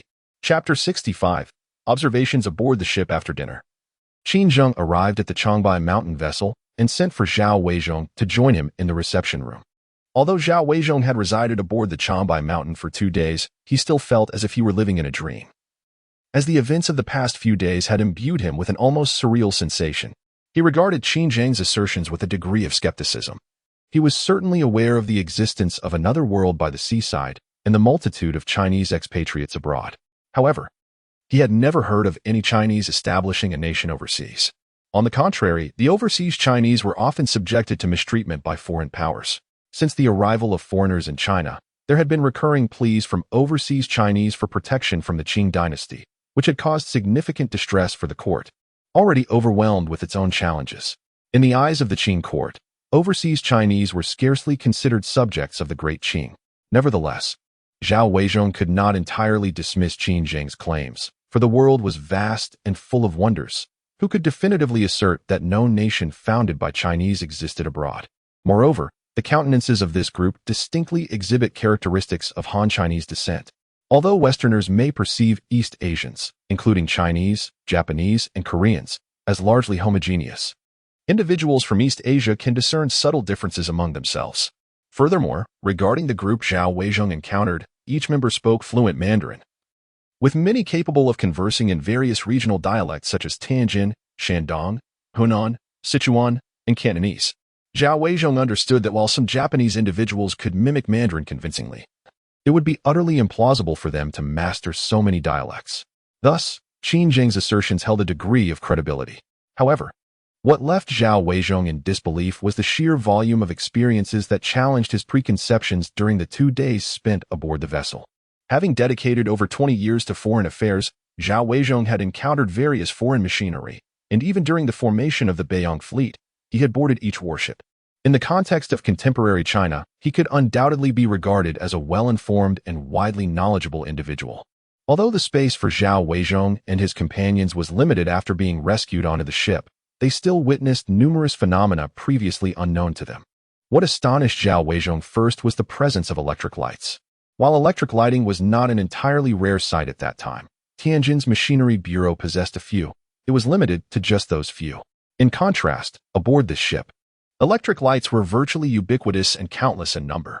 Although the electric lights at the Tianjin Machinery Bureau were indeed superior to candles or oil lamps, claiming them to illuminate as brightly as daylight would be an exaggeration. Yet the lights aboard the vessel truly deserved the epithet of being as bright as day, casting a gentle glow that did not strain the eyes in the slightest. Furthermore, the room occupied by Zhao Weizhong was modest in size, furnished merely with a narrow bed, a table, and a chair, composed of an indiscernible material that was neither iron nor wood, yet remarkably sturdy. While these furnishings were secondary, several peculiarities unsettled Zhao Weizhong. Firstly, the walls of the corridor often emitted sounds, conveying messages without any visible source, and frequently, individuals were seen conversing while holding a long black rectangular object. Initially, Zhao Weizhong was oblivious to its purpose, but on another occasion, he discerned voices emanating from this enigmatic object. Secondly, he observed someone carrying a flat, square tray, upon which bizarrely shaped humanoid figures appeared, capable of movement. Thirdly, while strolling on the deck, Zhao Weizhong distinctly witnessed a robust, long-tailed object, adorned with rotating blades, passing alongside the ship, with soldiers seated within visible through the open hatch.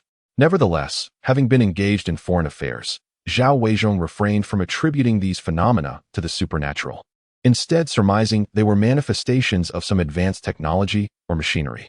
Yet he was acutely aware that such technological marvels were unknown even to Westerners, suggesting that the innovations crafted by this community of overseas Chinese surpassed those of the West, or at least held superiority in certain aspects. An additional advantage of engaging in foreign affairs was the agility of information, especially regarding news from overseas. Zhao Weizhong was cognizant that within the diaspora of overseas Chinese, there existed a substantial number of individuals dedicated to the overthrow of the Great Qing. The seditious faction of Kong and Liang, who spearheaded the reform during the Wushu year, had absconded abroad, where they consorted with a cohort of rebellious subjects. Under the guise of monarchism, they were, in reality, engaged in the subversion of the Great Qing, beguiling a considerable segment of the expatriate Chinese community. Furthermore, in recent years, an individual named Sun Wen had begun to rise to prominence overseas. His endeavors were even more perilous than those of the Kong-Liang faction, as he eschewed the pretense of monarchism altogether, proclaiming the overthrow of the Great Qing and the establishment of a so-called republic. His momentum was considerable, threatening to eclipse that of the Kong-Liang faction. Although Zhao Weizhong harbored little hope for the Great Qing, he did not necessarily oppose its dominion. Consequently, he held no favorable impressions of the seditious and revolutionary parties abroad, instinctively associating this group with them upon learning of their foreign provenance. However, in Zhao Weizhong's estimation, both the Kong-Liang faction and Sun Wen were merely posturing, capable only of vociferating from the safety of foreign lands, causing minor vexation to the Great Qing. Their prospects of genuinely subverting the Great Qing remained remote, owing to their lack of military forces. For as the adage goes, scholars rebelling will not succeed even in a decade. Yet, this particular group was different.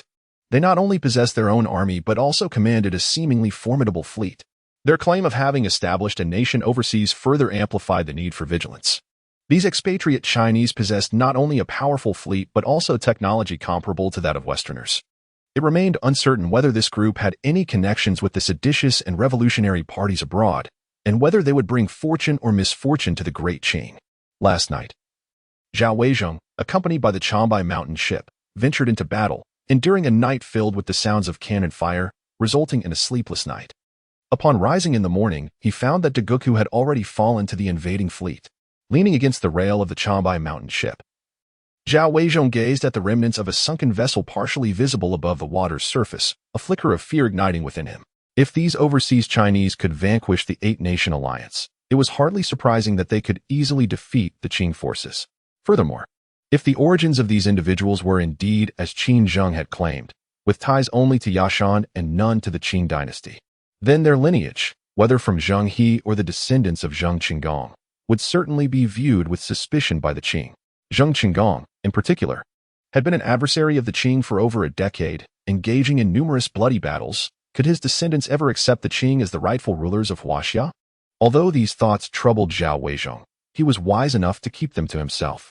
Moreover, these overseas Chinese had not openly declared their intent to oppose the Qing court, and given that both he and his daughter were currently at their mercy, their fates hinged on the whims of another, who would be foolish enough to invite trouble upon themselves.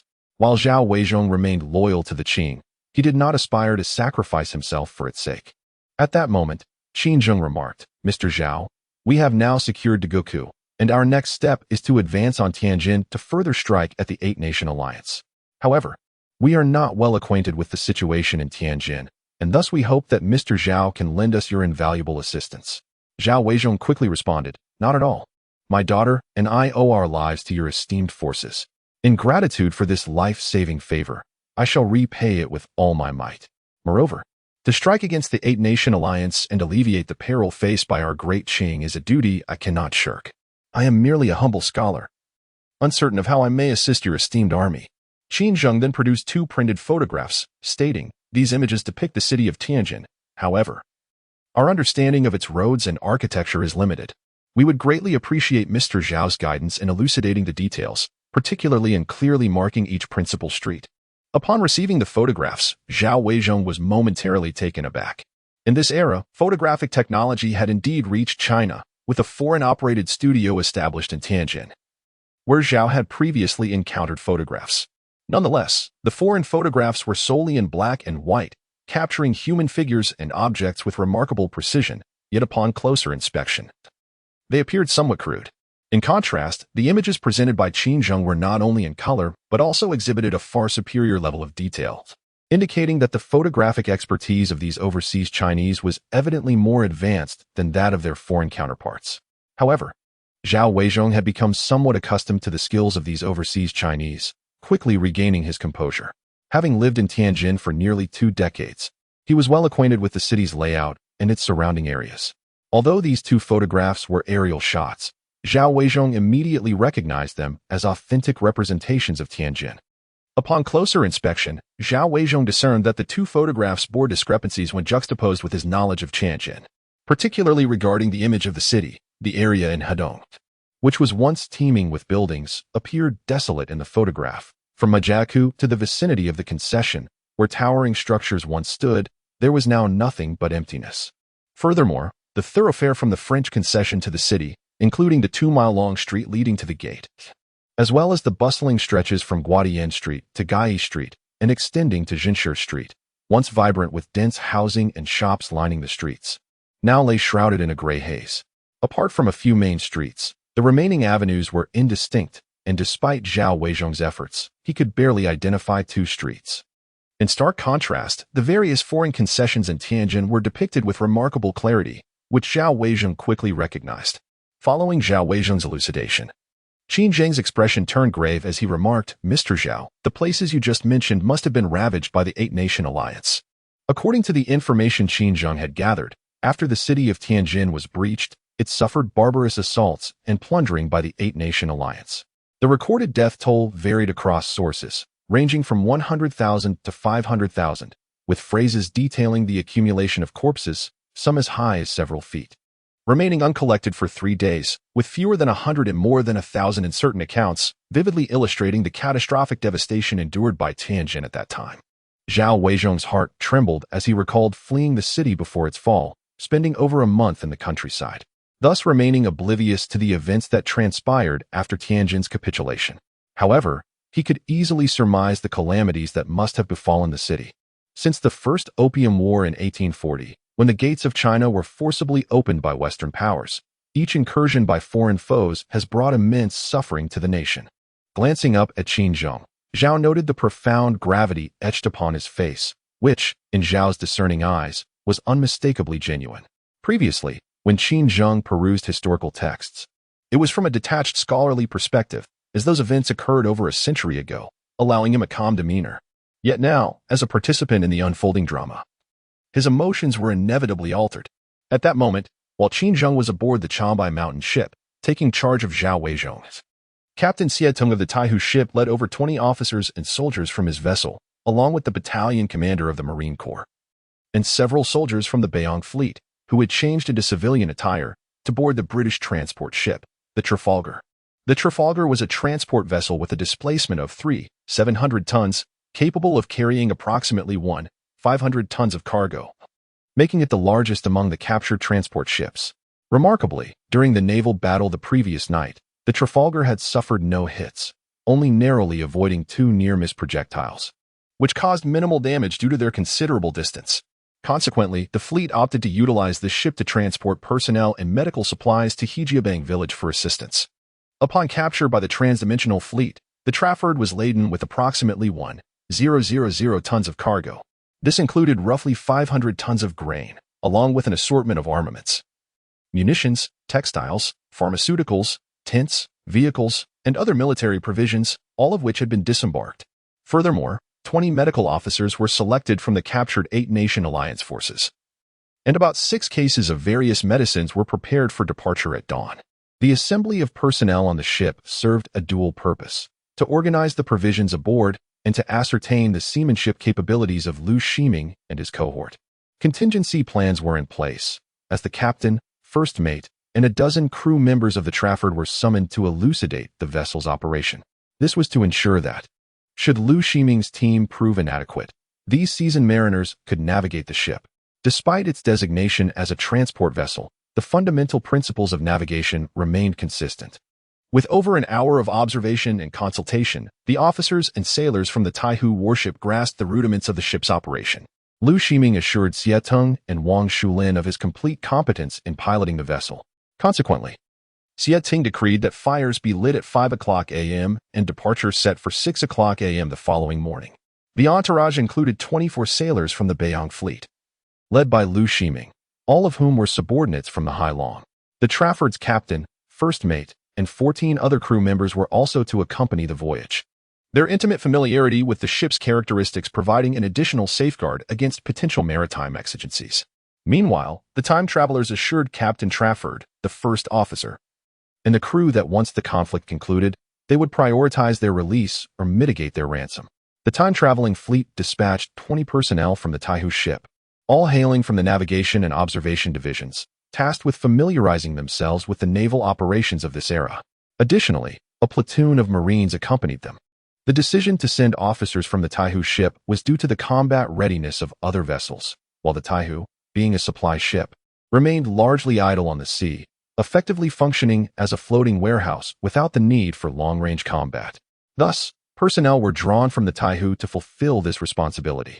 All preparations had been completed, and the group disembarked, yet Lu Shiming and 23 others remained aboard to rest overnight, with the responsibility of kindling the fire assigned to them at 5 o'clock the following morning. Chapter 67. The Sleepless, Part 1. Once Xie Tung and the soldiers departed from the Trafford, Lu Shiming and the others felt a significant sense of relief. In a single night, they had transitioned from captives to free individuals, donning the attire of the foreigners and boarding their vessel, while the original occupants of the ship found themselves confined in the very quarters they had once occupied. This sudden reversal left everyone with an uncanny sensation. One soldier turned to Lu Shiming and inquired, "Chief, are we dreaming? Are we truly free now?" Lu Shiming glared at him and retorted, "Why not try biting your finger to see if it hurts?" The soldier replied, "To be frank, I already attempted that, and it was indeed painful." Lu Shiming responded, "Doesn't that settle it then?" Another soldier inquired, "Commander, do you truly believe they are overseas Chinese? I've never heard of overseas Chinese establishing a nation." Before Lu Shiming could speak, yet another soldier interjected, "There are plenty of things you haven't heard of. Does that mean they don't exist? Look at their appearances. They all have the same yellow skin and black hair as us. They are all descendants of China, and their accents speak for themselves. Is there any doubt? Let's just hope they can drive the foreign devils out of the Qing Dynasty and grant us a few days of peace." Lu Shiming nodded and affirmed, "That's the right idea. Regardless of whether they are descendants of China, as long as they can assist our Qing Dynasty in fighting the foreign devils, that's all that matters." Another soldier chimed in, "Commander is right, but can they defeat the foreign devils?" Someone immediately countered, "How could they not? Haven't they already captured Daga Fort? And during the day, didn't you see the foreign ironclad warships sunk in the sea, as well as the foreign devils they captured? Is there any doubt about that?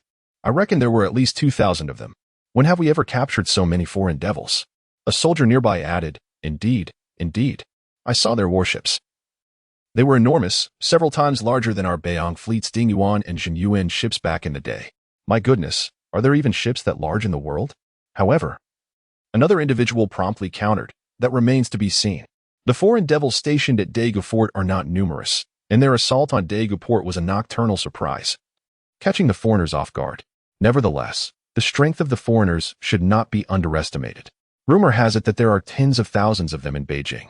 As for this group, they appear to number only 1 or 2,000. I am doubtful of their chances unless they are merely an advance party, with a larger force following behind." Another echoed, "Indeed, I have also observed their warships. Their size is considerable, but mere size is insufficient. The ships must possess both sturdiness and powerful cannons. From what I could discern, each warship appears to have only a single cannon, and its caliber is no more than 3 or 4 inches. Such naval guns cannot compare to the ironclads of the foreign devils. And even the cannons on our Hailong warship are not inferior. If the foreign devils dispatch ironclads, how can they prevail? Prevail? Who sank those warships at the bottom of the sea? I witnessed it all. Several large ironclads were among them, comparable to our Dingyuan and Zhenyuan. If they were capable of sinking those warships, they must possess their own methods." The soldiers chatted and laughed until someone noticed that Lu Shiming had been silent for some time. They inquired, "Squad leader, what troubles you?" Upon hearing this, the soldiers ceased their banter and retired to their respective sleeping quarters. Before long, the ship's cabin was filled with the sound of snores. However, Lu Shiming found himself unable to sleep. Having studied at the Fujian Maritime Academy, he possessed a broader perspective than the average soldier and had some understanding of the global naval situation. The battleships Ding and Zhun were once the pride of the Beiyang fleet, yet at this juncture, they seemed diminished. Despite the presence of these two ships, the naval forces sent by the Eight-Nation Alliance to the Qing Dynasty were not formidable opponents. Remarkably, the fleet of overseas Chinese had completely annihilated the naval forces of the Eight-Nation Alliance, leaving Liu Ximing perplexed about how such small cannons could achieve this. In the Battle of Dadanku, although the Beiyang fleet faced defeat, the Ding and Jin ships, with their robust armor, sustained hundreds of hits yet remained steadfast, prompting the commander of the Japanese combined fleet, Ito Yuheng, to marvel at their resilience. Among the ships of the Eight-Nation Alliance, Liu Ximing knew that the Russian battleship Sisoi boasted armor even thicker than that of the Ding and Zhan, and although the Russian Aurora was merely an armored cruiser, its specifications were not vastly inferior to those of the Ding and Jin. Both Russian vessels surpassed the Ding and Jin in tonnage, rendering them nearly invincible in a one-on-one confrontation. As these thoughts swirled in his mind, Liu Ximing found sleep elusive. He was consumed with ideas about how he might join the ranks of the overseas Chinese fleet, even if it meant serving as a mere foot soldier. As night fell, a profound silence enveloped the entire Dagoku, the daytime clamor having ceased entirely. Yet, Gong Jinyin, lying on her couch, also found herself tossing and turning, unable to find rest. The events of today have profoundly impacted her, transforming her from a female prisoner subjected to the whims of foreign devils into a woman who has achieved liberation. Additionally, the words spoken by the officer, Gao Jun, resonate deeply within her. Unlike other women, Gong Jinyin is a participant of the Boxer Rebellion and a formal member of the Red Lantern Society. Originally from Tianjin and born into a farming family, her father, though a mere scholar who never attained the title of a degree holder, was literate and taught local children storytelling in his spare time. With a few acres of farmland, the family lived a modest yet sufficient life. Growing up alongside her father, Gong Jinyin learned to read and write. After marrying, Gong Jinyin lost both her parents, inheriting their farmland along with the additional fields from her husband's family, accumulating about 12 to 13 acres, a considerable amount for that era. Their diligent farming practices led to a prosperous yield, allowing them to live comfortably, if not extravagantly. However, misfortune befell their holdings when a local scoundrel, envious of their thriving crops, approached them with an offer to purchase their land, oblivious to the hard work that had nurtured it. Naturally, Gong Jinyin and her husband refused to sell, leading to a dispute. The rogue, unperturbed, summoned a group of drunken companions who assaulted the couple and forcibly seized their property. Unable to accept such an affront, they sought justice by bringing the matter to the authorities. To their dismay, the scoundrel was a member of a religious community, and the priest from the church intervened, exerting pressure on the county magistrate to protect him. The county magistrate, naturally wary of offending foreigners, especially a foreign priest, not only refrained from punishing the scoundrel but, conversely, convicted the couple of falsely accusing an innocent person, lodging unfounded charges, disrupting the church, and disturbing foreign allies. They were imprisoned pending trial. Unable to afford bribes for the jailers and consumed by resentment and anger, Gong Jinyin's husband succumbed to illness within a month. Gong Jinyin also endured considerable torment in prison. However, during this period, the Boxer Rebellion spread from Shandong to the Hebei Tianjin area, where they vandalized churches, slaughtered foreigners and Christian converts, attacked concessions, and released prisoners. Gong Jinyin was among those who escaped from prison. From that moment forward, Gong Jinyin wholeheartedly embraced the Boxer Rebellion and the Red Lanterns. Once a frail woman, she transformed into a resolute anti-foreign zealot. She studied martial arts with the senior brothers and sisters, developing an unwavering belief in the divine powers of the Boxers. In every battle to attack concessions, kill foreigners, burn churches, and exterminate Christians, she was always at the forefront. She was responsible for the deaths of more than 10 priests, nuns, and Christian converts. She gained some notoriety within the Red Lanterns and was highly regarded by the Yellow Lotus Holy Mother, Lin Heyer, who promoted her to the rank of senior sister, placing her 16th in the hierarchy. Within the Red Lanterns, she was known as the 16th senior sister. At this time, the great powers formed the Eight-Nation Alliance to invade China. In the battle to seize Tianjin, the Boxer Rebellion suffered a crushing defeat at the hands of the Eight-Nation Alliance. The supposed invincibility of their divine powers was utterly shattered, and the Red Lanterns suffered heavy losses. Lin Heyer perished in the chaos of battle, and the fates of the other leaders remained unknown. Gong Jinyin, however, managed to escape from the battlefield. She changed into ordinary clothes, thus evading the pursuit of the Eight-Nation Alliance. Chapter 68. Sleepless Souls, Part 2. It is precisely due to the myriad experiences that Gong Jinyan has endured that her insights and life experiences far surpass those of other women. In her perspective, whether it be the authorities, the Qing army, or foreign devils, they are all fundamentally malevolent, preying upon the common folk and oppressing women. Thus, when Gao Jun asserts that they will no longer be victimized, Gong Jinyan harbors profound skepticism. Observing some women moved to belief, she cannot help but voice her dissent. Once her words are uttered, Gong Jinyan braces herself for a potential reprimanding. She anticipates a brutal beating at best, or even death at worst. However, having endured the torment of imprisonment twice, she finds herself indifferent to such outcomes. Following her husband's death, her will to survive has been sustained by her reverence for the Boxers and the Red Lanterns, alongside an intense animosity towards foreigners. On one hand, the Boxers and the Red Lanterns have avenged her grievances. On the other hand, their so-called mystical powers have bestowed upon her a sense of formidable strength to rely upon. Hence her unwavering allegiance to their cause. Yet, in the face of the rifles and artillery of the Eight-Nation Alliance, the purported might of the Boxers and the Red Lanterns proves utterly futile, leading to the complete collapse of Gong Jinyan's spiritual support. In a sense, she finds herself in a state of reckless abandon. However, the outcome was somewhat unexpected for Gong Jinyan. Gao Jun did not impose punishment on her. Instead, she, along with the other female soldiers, led all the women out of the confinement room. They first brought them to the dock, allowing them to witness the aftermath of the naval battles, the sunken warships resting at the seabed, and the captured soldiers of the Eight-Nation Alliance gathered at the pier. Although they had heard about the victories while imprisoned, seeing the scene firsthand was a profound shock, especially witnessing the foreign soldiers, who had once appeared menacing in China, now sitting dejectedly by the dock. The sight of foreign men in such a pitiful state was unprecedented in this era of China. Soon after, they received their first task, to prepare a meal. Under the organization of the troops, men and women collaborated, setting up dozens of large pots in an open area by the dock, utilizing materials and supplies seized from the Eight-Nation Alliance. The men were responsible for setting up the pots, chopping wood, starting fires, and fetching water. The women took charge of washing rice, cleaning vegetables, boiling water, kneading dough, and even slaughtering 2 pigs. This meal turned out to be the best they had had since being captured by the Eight-Nation Alliance. They enjoyed ample servings of plain white rice and fine flour noodles, not only filling their stomachs, but also receiving generous portions of meat, each weighing at least 2 or 3 taels. Even in an ordinary peasant household, such a lavish meal was rare, and many found themselves in tears as they ate. However, it piqued the curiosity of the assembly that only the liberated men and women partook in the repast, while the army that had freed them, along with the occupants of the 3 vessels that had docked en route, did not join them. This meal was prepared exclusively for the newly freed.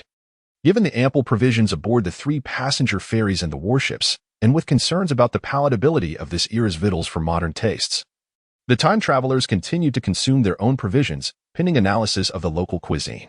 Following the meal, Gao Jun, accompanied by female soldiers, reappeared to inform the company that those desiring to depart were now at liberty to do so, with each receiving a severance of 5 silver dollars. This sum represented a considerable fortune for the average family of the time, tempting many. However, the thought of leaving Daegu port and the uncertainty of where to go, where to find safety, and where to secure sustenance gave pause. Here, at least, food and drink were provided, and the army seemed benevolent, faring favorably in comparison to both foreigners and Qing soldiers. It is scientifically substantiated that a satiated state engenders a marked improvement in mental composure, leading to a period of emotional vulnerability. Consequently, not a single woman chose to leave, and among the men, only 2 or 3 dozen accepted the money and departed, the remainder opting to stay. Observing the assembly's decision regarding their fate, the troops separated the men and women, with Gao Jun and the female soldiers escorting the women aboard the Chambai mountain warship. The women were uncertain about the purpose of boarding the vessel, some even suspecting they were being abducted. Contrary to their fears, the true intention was to provide them with an opportunity to cleanse themselves. Each woman received a towel, a wooden basin, and a bar of foreign soap, though foreign soap had permeated the Chinese market, proving to be a more efficacious cleanser than the traditional soap berries and animal pancreas. Its cost remained prohibitive for the average farming family. Most of the women, possessing an innate desire for cleanliness, were elated to receive a bar of foreign soap, their faces beaming with delight. However, Gong Jinyan remained aloof and disdainful. As a member of the Boxer Rebellion, which opposed all things foreign, she harbored a deep-seated aversion to foreign goods. Many families had met tragic ends simply for possessing a bar of foreign soap, instilling in Gong Jinyan an instinctive repulsion towards such items. In contrast, Gao Jun and the other female soldiers disregarded Gong Jinyan's sentiments. They supervised the women's ablutions, ensuring thoroughness, particularly with their hair. They personally applied the foreign soap and vigorously scrubbed the women's scalps. Given the poor sanitary conditions of the era, exacerbated by the women's confinement for a month or two, their hygiene was undoubtedly compromised. As they were to be taken in, it was imperative to cleanse their bodies, mitigating the risk of bacterial and parasitic infections and reducing the likelihood of disease transmission to others. These foreign soaps, wooden basins, and towels were spoils seized from the Eight-Nation Alliance.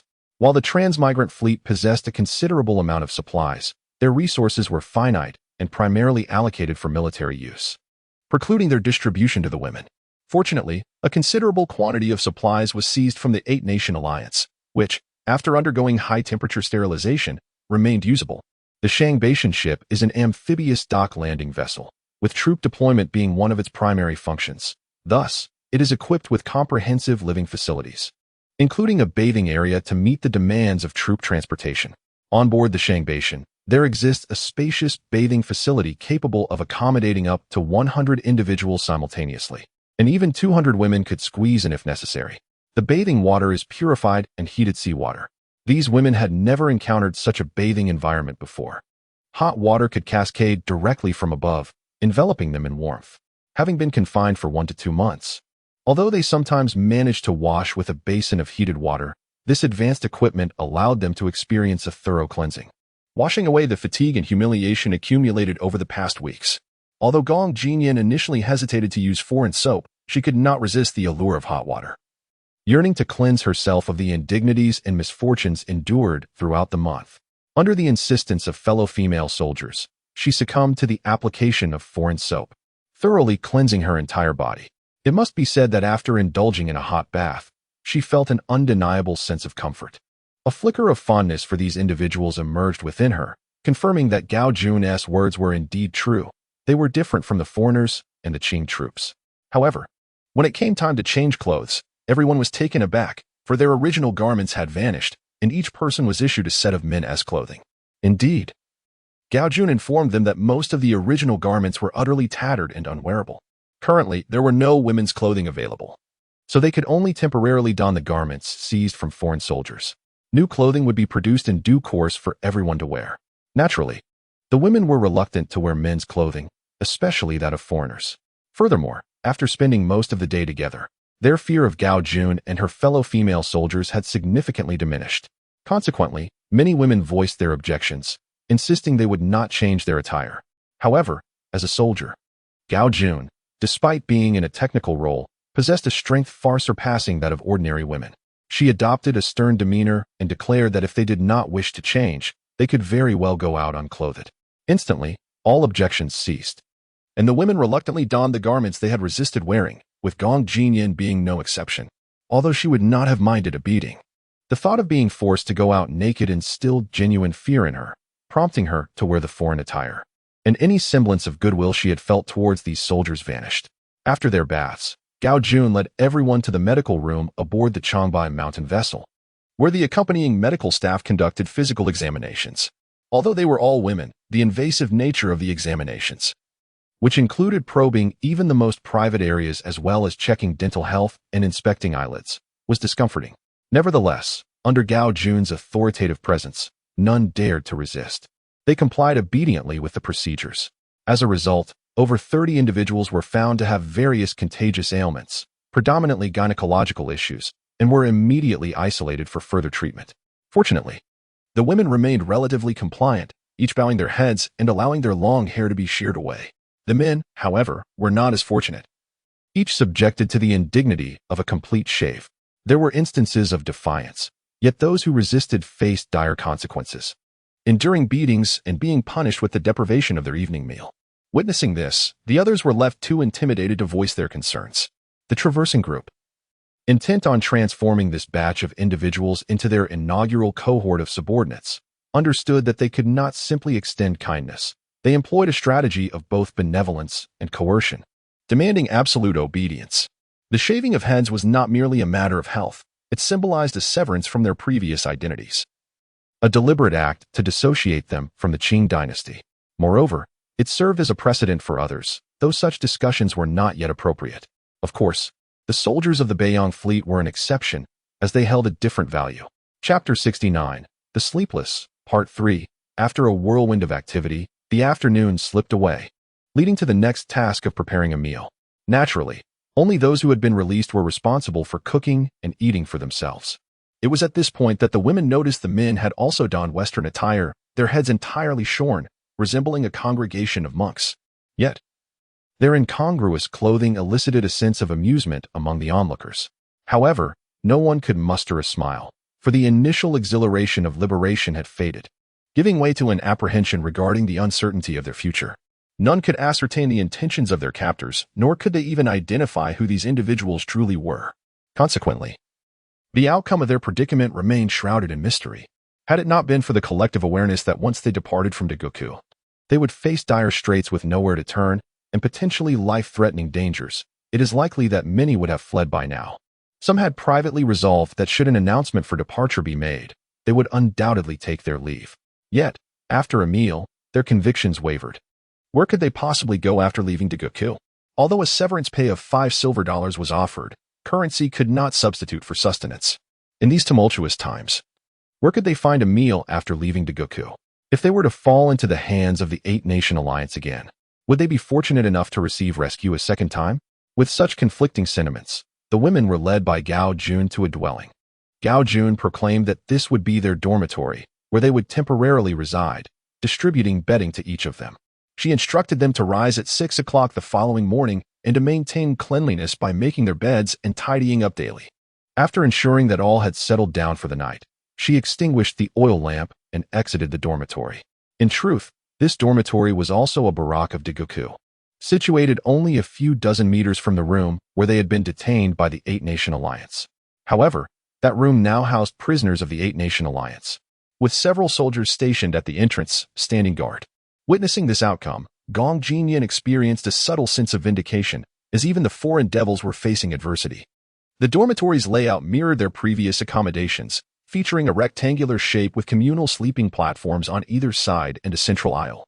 However, the current circumstances differed significantly from their confinement, as they had enjoyed a warm bath and were provided with freshly issued bedding, resulting in a more comfortable experience and a more positive state of mind. Consequently, after Gao Jun's departure, the women engaged in hushed conversations, recounting the day's events. Their discussions primarily revolved around the intentions of these overseas Chinese, their own uncertain futures, and the question of whether they would depart the following day. They also remarked on the peculiar attire of these overseas Chinese and the presence of female soldiers among them. According to the tenets of the Boxers and the Red Lanterns, overseas Chinese were considered secondary devils associated with foreigners due to their residence in foreign lands. Therefore, these individuals, living in foreign territories, were deemed worthy of extermination. Furthermore, this group of overseas Chinese bore a striking resemblance to foreigners, and were it not for their yellow skin, black hair, and command of the Chinese language, they would have been indistinguishable from foreign devils. In the past, Gong Jinyan had personally executed several such secondary devils. However, within Gong Jinyan's heart, there was no intention to kill these overseas Chinese.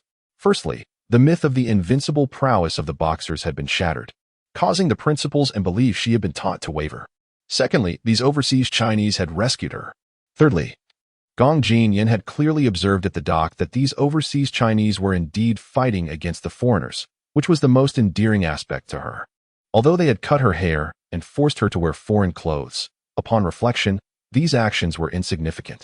Cutting her hair might have some implications, but making them wear foreign clothes was a stretch, as Gao Jun had clearly explained that it was only temporary due to the lack of other garments. Conversely, it was these overseas Chinese who had released Gong Jinyan and provided her with 2 substantial meals. Although she felt some resentment when her hair was cut, it was over and done with. Honestly, Gong Jinyan no longer harbored any ill will towards these overseas Chinese. It was just that this group had raised too many questions for her. Gong Jinyan had fought against foreigners and was well aware of the power of their guns and cannons. Yet, these overseas Chinese had captured so many foreigners. possibly numbering in the thousands. During Gong Jinyan's participation in the Boxer Rebellion, although the momentum was great, the actual number of foreigners killed was not many. At most only dozens. More deaths at the hands of the Boxers were those of converts, foreign merchants, and others perceived as collaborators, as well as a considerable number of people who used foreign goods. Gong Jinyan has taken numerous lives. Yet she has truly only killed 2 foreigners, the unscrupulous priest from the church who framed her family, and a nun from the same establishment. At that time, she genuinely believed that the righteous and harmonious fists were invincible, and that foreigners were feeble. However, after the battle in Tianjin, she came to realize the formidable nature of the foreigners, which further highlighted the extraordinary qualities of these overseas Chinese. Among this group, there was even a female soldier, a true soldier named Gao Jun, who appeared to hold a notable rank, perhaps a captain or a lieutenant. Additionally, her military attire, vibrant and colorful, though peculiar in style, exuded an exceptional spirit when worn. Gong Jinyan had never imagined that women could look so striking and valiant in military uniforms. She found herself pondering what she would look like in such an outfit, wondering if she too would appear as striking as Gao Jun. Although Gong Jinyan was aware that her thoughts were fanciful, she could not restrain her mind. After all, who among women does not cherish beauty? As Gong Jinyan considered herself somewhat of a soldier, she found Gao Jun's image increasingly appealing. Comrade Gao Jun, you have worked hard, and you have done exceptionally well. Let us continue our efforts tomorrow, Qing said, handing Gao Jun a few printed A4 sheets.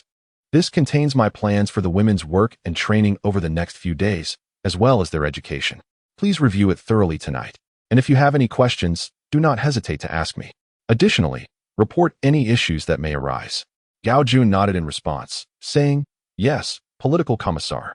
Qing added, furthermore, please compile a list of the items you received today and submit it to the comrades outside logistics. Although, due to the urgency of our current situation, we allowed you to take them without formal inventory procedures, we must still rectify this oversight, as it is protocol. Gao Jun replied, understood. Qing continued, Comrade Gao Jun, our manpower is currently insufficient.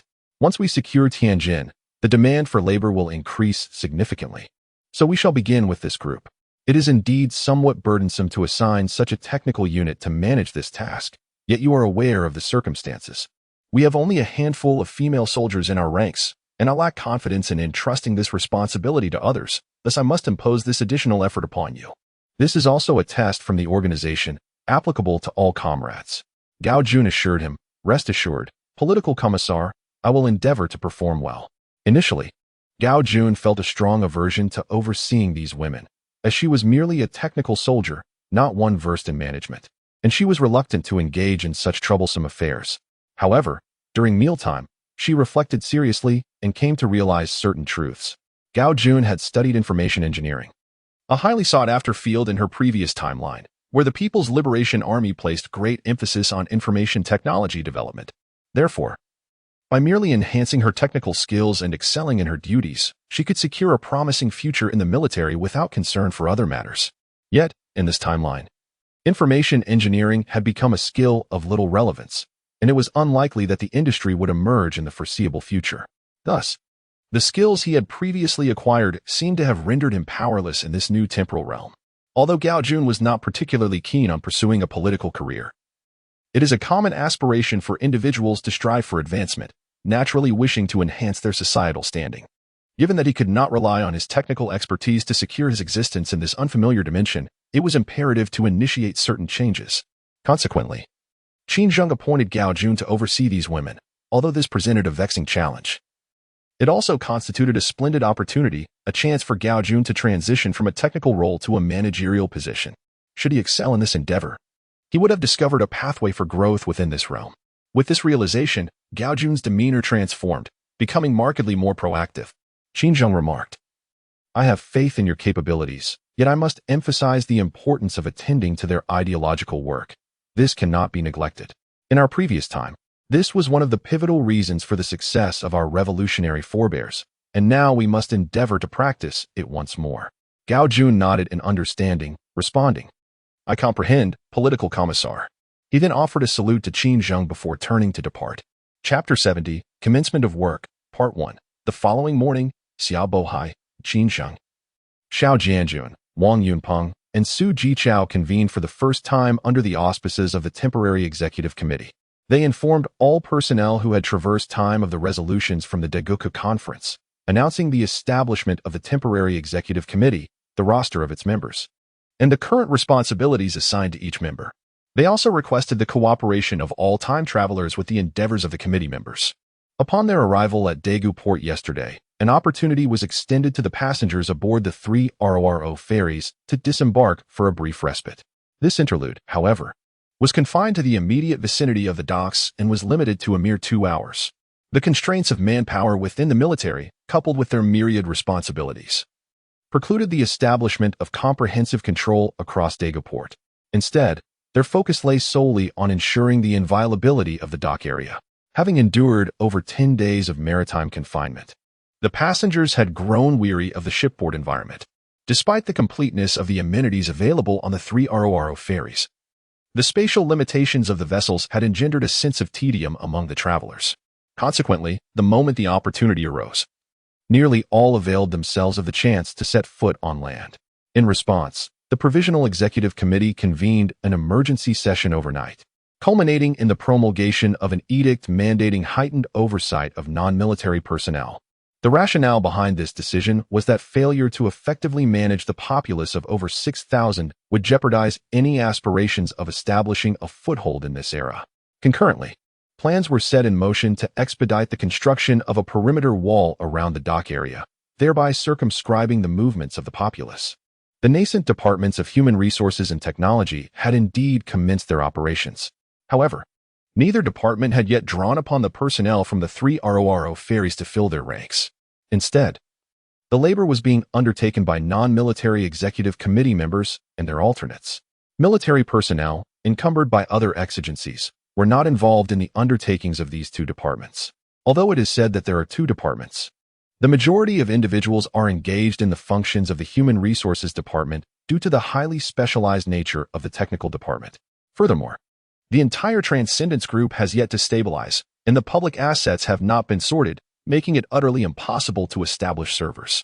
Consequently, only preliminary tasks can be undertaken, such as selecting personnel from the respective department, which must await the completion of the Human Resources Department's tally of the transcendent personnel. The work of the Human Resources Department swiftly fell into a routine, dividing into 2 teams. One group was assigned to assess the quantity of engineering vehicles and equipment aboard the 3 ferries, while another team established an office on each of the ferries to account for the personnel. Each individual was assigned a unique number and required to complete a resume form, which included not only common details such as age, gender, height, and weight, but also areas of expertise and self-assessment regarding the tasks they believed they could undertake. After a night of rest, those filled with anticipation for their journey of transcendence began to devise plans for their futures.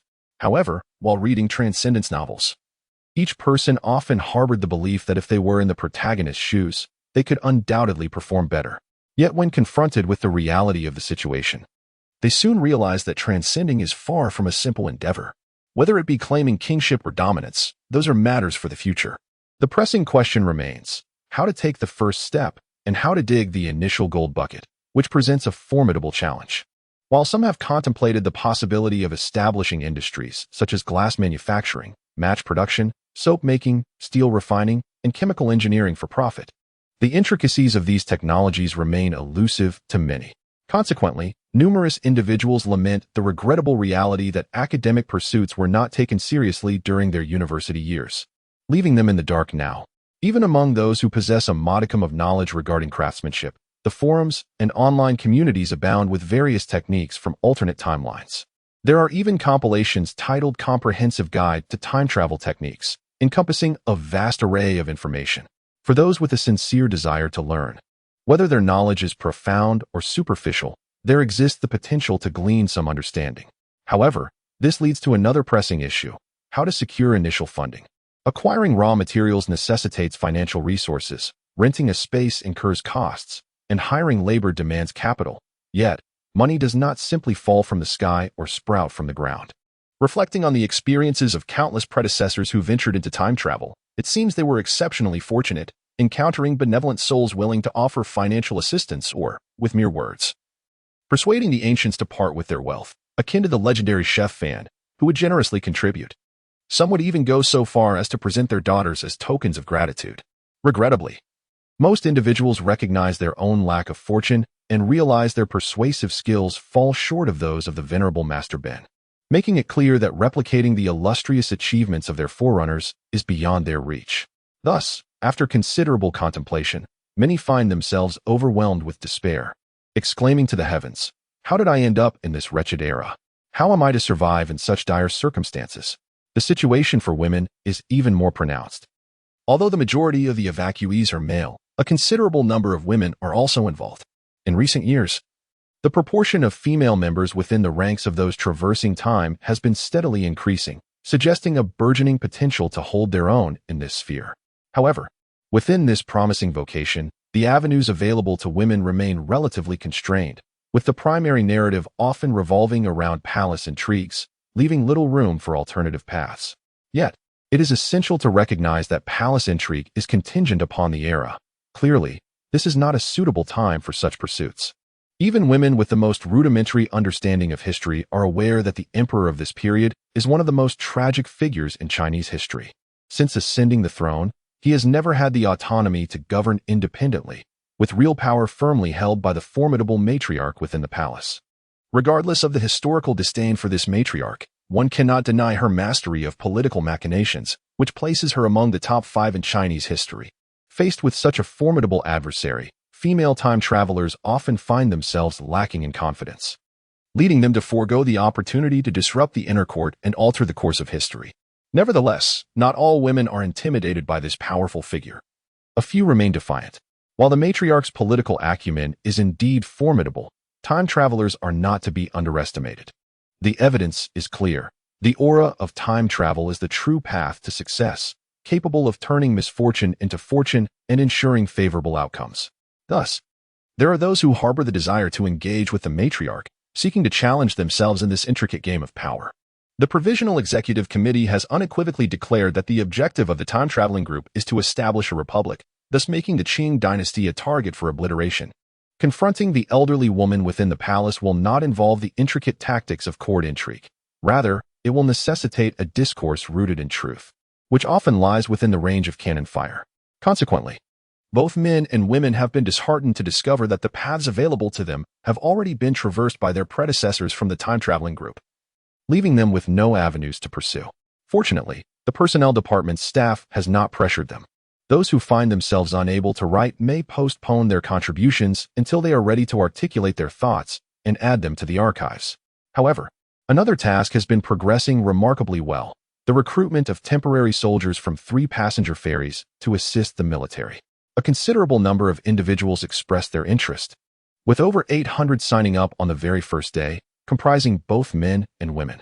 The occupants of the 3 ferries found themselves languishing in idleness, as this era lacks internet connectivity, rendering life aboard the vessels quite unbearable.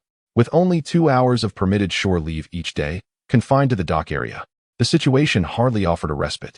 Faced with the prospect of further ennui, the announcement of temporary military recruitment sparked immediate enthusiasm, as everyone recognized that becoming a temporary soldier would guarantee them the opportunity to disembark and engage in activities. Moreover, the recruitment notice clearly indicated that while these temporary soldiers would not be required to engage in combat, they must partake in military training and learn marksmanship. This prospect ignited a surge of testosterone among many men, for this was not merely a game of computer-based Counter-Strike. It involved the genuine experience of wielding firearms and shooting, an opportunity too enticing to decline. The results of the recruitment of temporary soldiers, submitted to the military committee, greatly surprised the trio at the command center. None of them anticipated such a high number of applicants. Initially, they had planned to enlist only 300 to 500 individuals, yet on the very first day, the numbers exceeded expectations. However, following the events of yesterday, the trio gained a certain understanding of the public's mentality. After deliberation, they decided to maintain the recruitment goal at around 500 temporary soldiers, selecting candidates based on priority for those who had previously served and exhibited commendable physical fitness. The remaining candidates who were not selected would not be disregarded. Instead, they would be organized for military training. This dual purpose served to enhance each individual's physical capabilities and foster a sense of teamwork, as these individuals would be essential for future endeavors. Furthermore, The training would exhaust them physically to deter any potential mischief. Chapter 71. Progress of Work, Part 2. As various initiatives were underway, the first batch of naturalized citizens from the Transcendence Group commenced their responsibilities. Currently, their roles were temporarily overseen by the military, thus falling outside the jurisdiction of the Temporary Executive Committee. Although the committee had been established, the affairs of the entire Transcendence Group remained largely under military control. This was not due to a reluctance from the military to relinquish authority, but rather because the Temporary Executive Committee had only just been formed, and managing the entirety of the Transcendence Group's operations would require time. Presently, the Transcendence Group was in dire need of manpower, and it was impractical to support idleness. Therefore, those released from captivity, having enjoyed 2 hearty meals and undergone health assessments, were promptly assigned to commence their duties. Certainly, a dozen individuals, genuinely indisposed, remained behind to recuperate, with the intention of resuming their duties upon regaining their health. There was initially a proposition to mobilize all captured soldiers from the 8-Nation Alliance for labor, given their greater numbers and robust physiques. Furthermore, it was argued that the released personnel, being Chinese, should not be toiling while the captives enjoyed idle comforts. The military had indeed contemplated utilizing the prisoners, recognizing their significant labor potential, which they were reluctant to relinquish. However, the crux of the matter lay in the fact that these prisoners were not naturalized citizens. Effectively managing them necessitated a substantial supervisory force, a resource the military currently lacked. Consequently, the decision was made to defer the prisoners' employment until the recruitment of the temporary army was complete, relying solely on naturalized citizens for the time being. Fortunately, the workload was manageable with the current workforce. The men were primarily engaged in 2 tasks: felling trees and excavating trenches for fortifications. The purpose of felling trees was multifaceted. The Daegu Fort barracks could only accommodate approximately 3,000 troops, which was insufficient. Moreover, the landing of the Army's amphibious vehicles, armored vehicles, and other transports necessitated ample housing, thus requiring a considerable supply of timber. The environs of Daegu were replete with forests, providing an abundance of wood, and environmental costs were not a consideration at this juncture. Additionally, clearing the surrounding trees would deny the enemy concealment and enhance defensive capabilities. The tools for felling trees were readily available. Given the current circumstances, the likelihood of the 8-Nation Alliance launching an assault on Daegu Port is significantly high. Although Daegu Port serves as a fortress, its defensive structures are primarily oriented towards maritime threats, leaving the landward side, which is essentially the rear of Daegu Port, largely undefended. This oversight stems from the outdated military perspectives of the Qing court. According to their defensive strategy, the area behind Daegu Port was regarded as their own territory, thus deemed unnecessary for fortification. Moreover, should Daegu Port fall, the defensive installations facing the land would inevitably be exploited by the enemy. Consequently, Daegu Port was breached by the 8-Nation Alliance, as their fleet could not capture it head-on. Instead, they opted to transport troops via small boats to land on the flanks of Daegu Port and subsequently launched a surprise attack from the rear, ultimately seizing control of the stronghold. In response to the impending threat from the 8-Nation Alliance, it is imperative to construct defensive works facing the land. Hence, the men have been divided into 2 groups, one tasked with digging trenches, while the other gathers timber in the vicinity of Daegu Port. The responsibilities of the women are relatively straightforward, primarily focusing on logistical support, which includes cooking, watering, washing clothes, delivering meals, and sewing garments.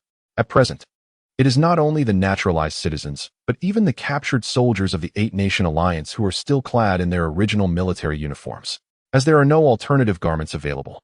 However, they appear quite out of place. Among the supplies seized from the 8-Nation Alliance, there exists a substantial quantity of fabric, which can be utilized to create new clothing. Even if worn externally, it would at least enhance their appearance. Gao Jun first inquired among the women if anyone possessed the skill to sew garments. To her astonishment, nearly all the women stood up, declaring their proficiency in the art of clothing creation. This revelation took Gao Jun by surprise, for in her previous time, only a handful of individuals, typically professionals, engaged in sewing their own clothes. The ability to sew on a button or stitch a pocket was already considered a mark of craftsmanship. It was only after joining the military that Gao Jun learned some rudimentary sewing skills. In contrast, in this era, garment making is regarded as one of the fundamental skills that every woman must possess. In typical agricultural households, it is primarily the women who sew the family's clothing. The adage of men tilling the land while women weave encompasses not merely weaving but also sewing. Consequently, Gao Jun selected 50 women who appeared to be quite astute and assigned them the task of sewing garments. The requirement was quite simple: a vest, adorned with a piece of fabric of a different color on the back, displaying numbers for the prisoners to wear over their military uniforms. Additionally, the naturalized citizens were to have a small patch sewn on the left side of their chests, inscribed with their names. The remaining individuals were tasked with cooking, watering, laundry, and delivering meals, while over 20 older men assisted with heavier labor. Gao Jun intended to organize the remaining women into a large contingent, subdivided into 4 squads, each further divided into 4 teams, with each team comprising 9 to 10 members. This structure would enable the squad leaders to manage the team leaders, who in turn would oversee their respective members, allowing Gao Jun and several other female soldiers to focus solely on managing the 4 squad leaders. Naturally, both team and squad leaders would hold a certain degree of authority. The detachment was initially divided into smaller squads, adhering to the principle of voluntary association. Individuals who felt acquainted or amicable towards one another formed these squads, subsequently electing a squad leader to oversee the team. In the event of an impasse in the election, individuals such as Gao Jun would designate the leader. However, irrespective of whether the leader was elected or appointed, the position was temporary. After a collaborative period of 20 days, the team members would determine whether the squad leader would continue in their role. The position of platoon leader would rotate among the 5 squad leaders, with each individual serving for a 5-day period. This division of labor was the culmination of extensive deliberations between Gao Jun and several female soldiers the previous night. An initial proposition suggested that each of the female soldiers should lead a platoon. However, Gao Jun refuted this arrangement. Although Gao Jun had resolved to transition into management, she presently remained the leader of the Kunming's Observation and Communication Department. The other female soldiers also held distinct responsibilities on the Kunming. In the event of a combat mission, they would all be required to accompany the ship, potentially for an indefinite duration. Consequently, commencing from the present, it was imperative to cultivate the self-management capabilities of this cohort. Irrespective of Gao Jun's presence or absence in the future, they would be able to proceed with their work as usual. Amidst the group formation, a voice resounded. "Elder Sister Gao, I wish to enlist in the military. Is that permissible?" Gao Jun paused, momentarily taken aback. Upon closer inspection, she recognized the speaker as the woman who had questioned her the previous day and was somewhat surprised. "What is your name?" she inquired. The woman appeared somewhat apprehensive and replied in a subdued tone, "My name is Gong Jinyan." At this juncture, who was in close proximity to Gao Jun, also identified her and exclaimed, "Gong Jinyan, what mischief are you plotting now?" Gong Jinyan hurriedly exclaimed, "I am not up to mischief. I genuinely wish to enlist in the military and fight against the foreign devils." Gao Jun furrowed her brow and asked, "Gong Jinyan, is this truly your reason for wanting to join the army?" Gong Jinyan nodded affirmatively, stating, "Indeed, as long as you are truly committed to combating the foreign devils, I am willing to follow you and do whatever is required." No sooner had she spoken than several other women echoed her sentiments, expressing their desire to enlist and fight as well. The atmosphere grew chaotic. Gao Jun swiftly raised her hand, calling out loudly, "Silence. Everyone, please calm down." At last, the crowd quieted. Gao Jun continued, "I will take your opinions into consideration. However, we currently do not have plans to recruit soldiers. Therefore, you should focus on the tasks we have assigned to you. When we begin our recruitment, I will contemplate your requests. Now, let us proceed with the division of teams. If you do not organize yourselves properly, there will be no breakfast for you this morning." Upon hearing the mention of missing breakfast, the crowd grew anxious and hurriedly set about dividing into teams. At that moment, Gao Jun turned to Gong Jinyan and said, "Come with me for a moment." Faced with the situation, Gong Jinyan felt compelled to reveal her truth. She recounted the tragic tale of her family's demise, her subsequent joining of the righteous and harmonious fists, her role in slaying foreigners and burning churches, and ultimately, how she escaped from Tianjin only to be captured by the Eight-Nation Alliance. She narrated her entire ordeal candidly. After listening to Gong Jinyan's discourse, Gao Jun felt a deep sympathy for her plight and could empathize with her desire to enlist. However, she also harbored a certain aversion towards Gong Jinyan's willingness to take the lives of innocents. After a moment of contemplation, she replied, "I understand your situation. But as I mentioned earlier, we currently have no plans to recruit soldiers. Please focus on fulfilling the duties assigned to you, and when we are ready to enlist, I shall consider you. Gong Jinyan responded, Sister Gao, I was in the wrong yesterday, but I genuinely wish to accompany you in the fight against the foreign devils. Just allow me to enlist, and I will do whatever is required. Gao Jun smiled and said, Are you not already following us? Gong Jinyan protested. But I want to fight against the foreign devils, not just cook and tend to the fire. Gao Jun replied, Did you not say you would do anything as long as you could enlist? Right now, we indeed require you to cook and tend to the fire. Gong Jinyan paused, contemplating a rebuttal, yet found herself at a loss for words. Gao Jun continued, In truth, combating foreign invaders does not solely necessitate taking up arms on the battlefield. Cooking and providing sustenance are equally vital tasks. The soldiers need nourishment and clothing. Only when they are well fed and warm can they muster the strength to confront the enemy. Wouldn't you agree? Therefore, let us begin with the tasks at hand. If you perform your duties diligently, I will find a way to facilitate your enlistment. After heeding Gao Jun's counsel, Gong Jinyan realized that enlisting in the military was currently out of the question. However, Gao Jun's words held a certain degree of validity, and she hadn't entirely dismissed the possibility. Thus, there remained a chance for her in the future. She nodded in agreement, stating, Yes, elder sister Gao. I shall heed your instructions. Gao Jun then inquired, Gong Jinyan, I am considering appointing you as a squad leader. Would you be willing to undertake this role?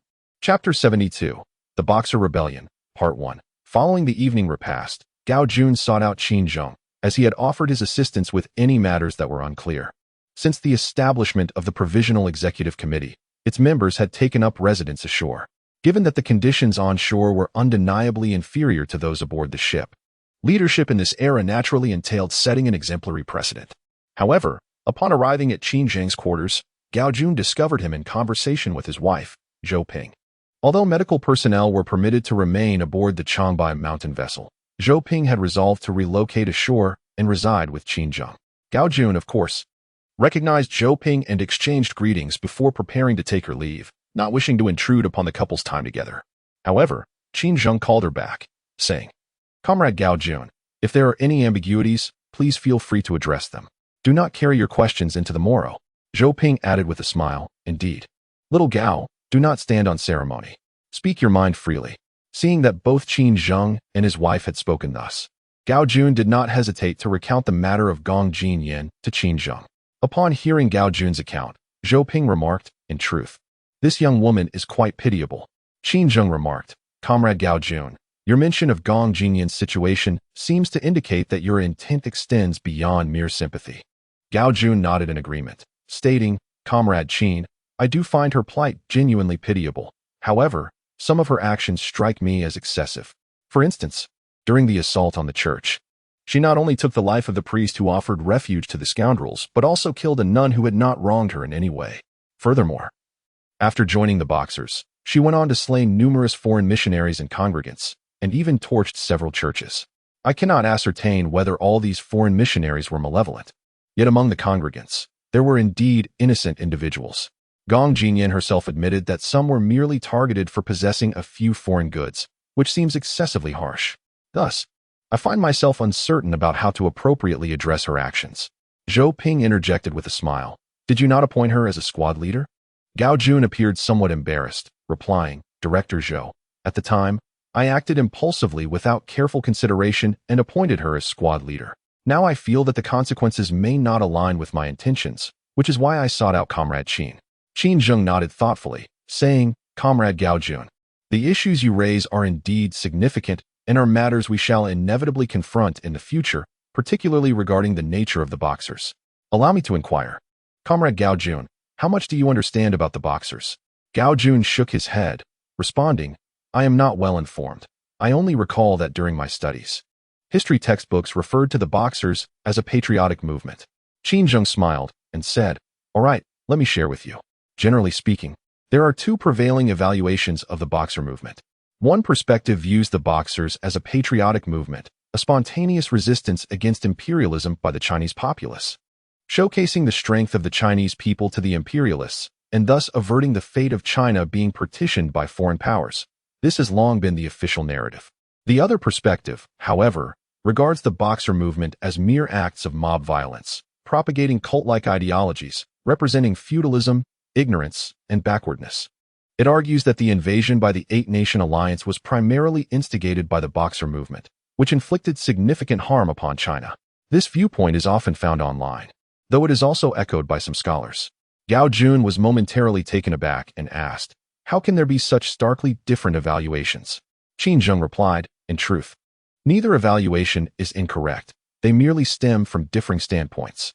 The contrasting nature of these evaluations can be vividly illustrated by the experience of Gong Jinyan. Due to the corruption and incompetence of the Qing government, which lost sovereignty and dignity, one of the unequal treaties imposed by the foreign powers granted them the freedom to proselytize in China. I do not deny that among the missionaries, there are indeed benevolent individuals who have contributed positively in China. However, these foreign missionaries possessed considerable privileges that they naturally utilized during their missionary work. Some missionaries exploited these privileges to usurp land in their areas of evangelism, amass wealth, and even meddle in the governance of local Chinese authorities. Such actions, undoubtedly, would provoke discontent among the Chinese people. The missionaries engaged with the lower strata of Chinese society, which led to some societal miscreants and rogues encountering opportunities to join the church. They exploited the church's influence to dominate localities. In an effort to attract Chinese converts, missionaries often sheltered these unruly individuals, particularly when disputes arose between the common people and the church. The authorities, fearing foreign power, would tend to side with the church, and such incidents were labeled as religious cases by the Qing government. During the 40 years preceding the invasion by the Eight-Nation Alliance, over 800 recorded religious cases occurred nationwide. Moreover, for more than 60 years, China had suffered from foreign oppression, and the doctrines of European churches clashed with the customs of the lower classes in China. This divergence fostered a significant conflict between the populace and the church. When such discord became irreconcilable, the common people sought their own means of resolution, resorting to organized violence against the church. Thus, the Boxer movement emerged in this historical context, as they united to slay missionaries, persecute converts, burn churches, and even confront the authorities, which could be characterized as rebellion. The plight of Gong Jinyan serves as a quintessential case study, distinctly emblematic of this era. Initially, a rogue exploited the influence of the church in an attempt to usurp her family's land. In a bid to protect its congregants, the church exerted pressure on the authorities, who, fearing the might of foreign powers, ultimately favored the scoundrel in their judgment, thus implicating her family in a grave injustice. In such dire circumstances, Gong Jinyan was compelled to seek retribution through the might of the Boxer movement, ultimately aligning herself with its ranks to oppose both the church and foreign intruders. Hence, it is entirely justifiable to assert that the Boxer movement represents a spontaneous patriotic struggle against imperialism by the Chinese populace. Qin Zheng sighed and continued. The Boxer movement was a spontaneous anti-imperialist struggle by the Chinese populace, lacking advanced ideology, a correct program, or capable leadership. On one hand, this movement was rife with superstitious beliefs. As Gong Jinyan pointed out, the Boxers proclaimed divine interventions, claiming invincibility and referring to themselves as incarnations of saints. In this regard, their actions bore a resemblance to cults, employing such notions to confront the armed might of the Eight-Nation Alliance, which was destined for failure. On the other hand, there was an infinite escalation of vengeance. Initially, the Boxers targeted churches, expelled missionaries, and punished lawless converts, but soon their scope expanded to oppose anything associated with foreign influence. Anyone with foreign ties became a target, leading to numerous indiscriminate killings. Not only were innocent missionaries and nuns slain, but many Chinese nationals were also murdered simply for using foreign goods. Thus, another perspective on this matter is not entirely unfounded. Gao Jun then inquired, "What connection does this have with the Eight-Nation Alliance? Should the Boxer movement bear the primary responsibility for their invasion of China?" Qin Zheng replied with a wry smile. The invasion by the Eight-Nation Alliance is rooted in a more complex backdrop. The Boxer movement can only be considered one of the triggers. However, without the Qing government's encouragement, the situation would not have deteriorated to such an extent. Therefore, I personally believe that during this period, the actions of the Qing government cannot be absolved of blame and may indeed carry even greater responsibility than that of the Boxer movement. Qin Zheng remarked, "This topic is rather extensive, so I shall simplify it by beginning with the Wuxi reform. Comrade Gao Jun, how much do you know about the Wuxi reform?" Gao Jun shook his head and replied, "Isn't it somewhat akin to the Boxer rebellion?" Qin Zheng chuckled and said, "I shall refrain from delving into the intricacies of the Wuxi reform." To put it succinctly, it ultimately ended in failure. The leaders of this reform, Kang Yue and Liang Qichao, fled abroad with the assistance of foreign powers, while Emperor Guangxu was imprisoned by Empress Dowager Cixi at Yingtai. Are you aware of these events? Gao Jun nodded. I know of these occurrences. It seems that Empress Dowager Cixi instigated a coup, correct? Qin Zheng affirmed, indeed. In summary, after the coup, although Empress Dowager Cixi detained Emperor Guangxu, she remained dissatisfied and sought to depose him in favor of a new emperor. However, what she did not anticipate was the united opposition from various nations, which pressured her to refrain from deposing Guangxu. Gao Jun inquired with curiosity, why did the nations oppose Empress Dowager Cixi's attempt to depose Emperor Guangxu? Qin Zheng explained, on one hand, it demonstrated the strength of the nations involved. On the other hand, they were uncertain of the foreign policies that a new emperor might adopt. Emperor Guangxu's leadership during the Wuxi reform had garnered significant foreign support. Gao Jun, intrigued, asked, why would foreign powers support the Wuxi reform? Were they not concerned about China becoming powerful as a result of the reform? Is this considered a form of peaceful evolution? Both Qin Zheng and Zhou Ping chuckled. Qin Zheng remarked, that's one way to interpret it. However, from Empress Dowager Cixi's perspective, the foreigners were clearly supporting Emperor Guangxu and opposing her, thus making them her adversaries. It's important to note that Cixi viewed foreigners as enemies not from a nationalistic or ethnic standpoint, but rather due to personal interests. Had the foreigners supported her in abolishing Guangxu, she would have regarded them as allies. Gao Jun inquired, Political Commissar Qin, I comprehend everything you've elucidated thus far. However, what correlation does this bear with the Boxer Rebellion? Qin Zheng responded with a smile, I'm just about to elaborate. Although Empress Dowager Cixi regarded foreigners as her enemies at this juncture, she was acutely aware that China's strength was insufficient to withstand foreign powers. Consequently, she ultimately refrained from deposing Guangxu and instead designated Pu Jun, the son of her niece's husband, Prince Duanzi, as Grand Prince, essentially the heir apparent. However, she harbored resentment. It was at this moment that the Boxer Rebellion erupted. Given that the rebellion's animosity was directed towards foreigners, it resonated with Empress Dowager Cixi. Moreover, as we previously discussed, the Boxer Rebellion was replete with feudalistic and superstitious elements, and it prominently featured purported feats of divine prowess. Given the pervasive superstition of the era, numerous officials were convinced and suggested to Empress Dowager Cixi that the Boxers could be utilized to counteract the foreign firearms of the Eight-Nation Alliance. Gao Jun asked, so Empress Dowager Cixi was convinced? Chapter 73, The Boxer Rebellion, Part 2. Qin Zheng remarked that Empress Dowager Cixi was an astute individual. She would not readily believe in the so-called mystical powers of the Boxers. Hence, she dispatched emissaries to investigate whether the claims of the Boxers held any truth. At that juncture, however, the officials of the Qing government harbored ulterior motives and diverse schemes. For instance, as I previously mentioned, Cixi had appointed Prince Duanzi's son, Pu Jun, as eldest prince. Naturally, Zai aspired for his son to ascend to the throne, and to facilitate this ambition, he sought to eliminate all foreign supporters of Emperor Guangxu. Given that the Qing Dynasty was incapable of confronting foreign powers, they considered leveraging the strength of the Boxers against them. Furthermore, the officials were well aware of Cixi's intentions to depose Guangxu, prompting a faction among them to support the rise of the eldest prince. Thus, a small clique formed around Zai, advocating the utilization of the Boxers to combat the Eight-Nation Alliance. Among them were individuals who genuinely believed in the mystical powers of the Boxers, while others, despite their skepticism, feigned belief to align with Zai. Consequently, they conspired with officials investigating the Boxers, reporting back to Cixi that the claims of the Boxers were indeed authentic. At this revelation, Gao Jun was left utterly astounded, exclaiming, are the people of this era truly so naive? Are they so easily deceived? No wonder everyone yearns for time travel. Qin Zheng and Zhou Ping exchanged glances. Unable to contain their laughter, Zhou Ping jested, does little Gao also indulge in time travel novels? Gao Jun, feeling somewhat embarrassed, replied, I hadn't read any before, but I am currently engrossed in one, hoping to glean insights from the experiences of others. Qin Zheng stated that the actions of the ancients should not be attributed to ignorance, but rather to the blinding influence of self-interest. Individuals tend to embrace what they wish to believe as reality, a tendency that even the astute Empress Dowager Cixi could not escape. And it is evident that Zai was far from being an intelligent individual. In truth, Many were skeptical of the martial prowess of the Boxer movement. Regrettably, dissenting voices held little weight during that tumultuous period.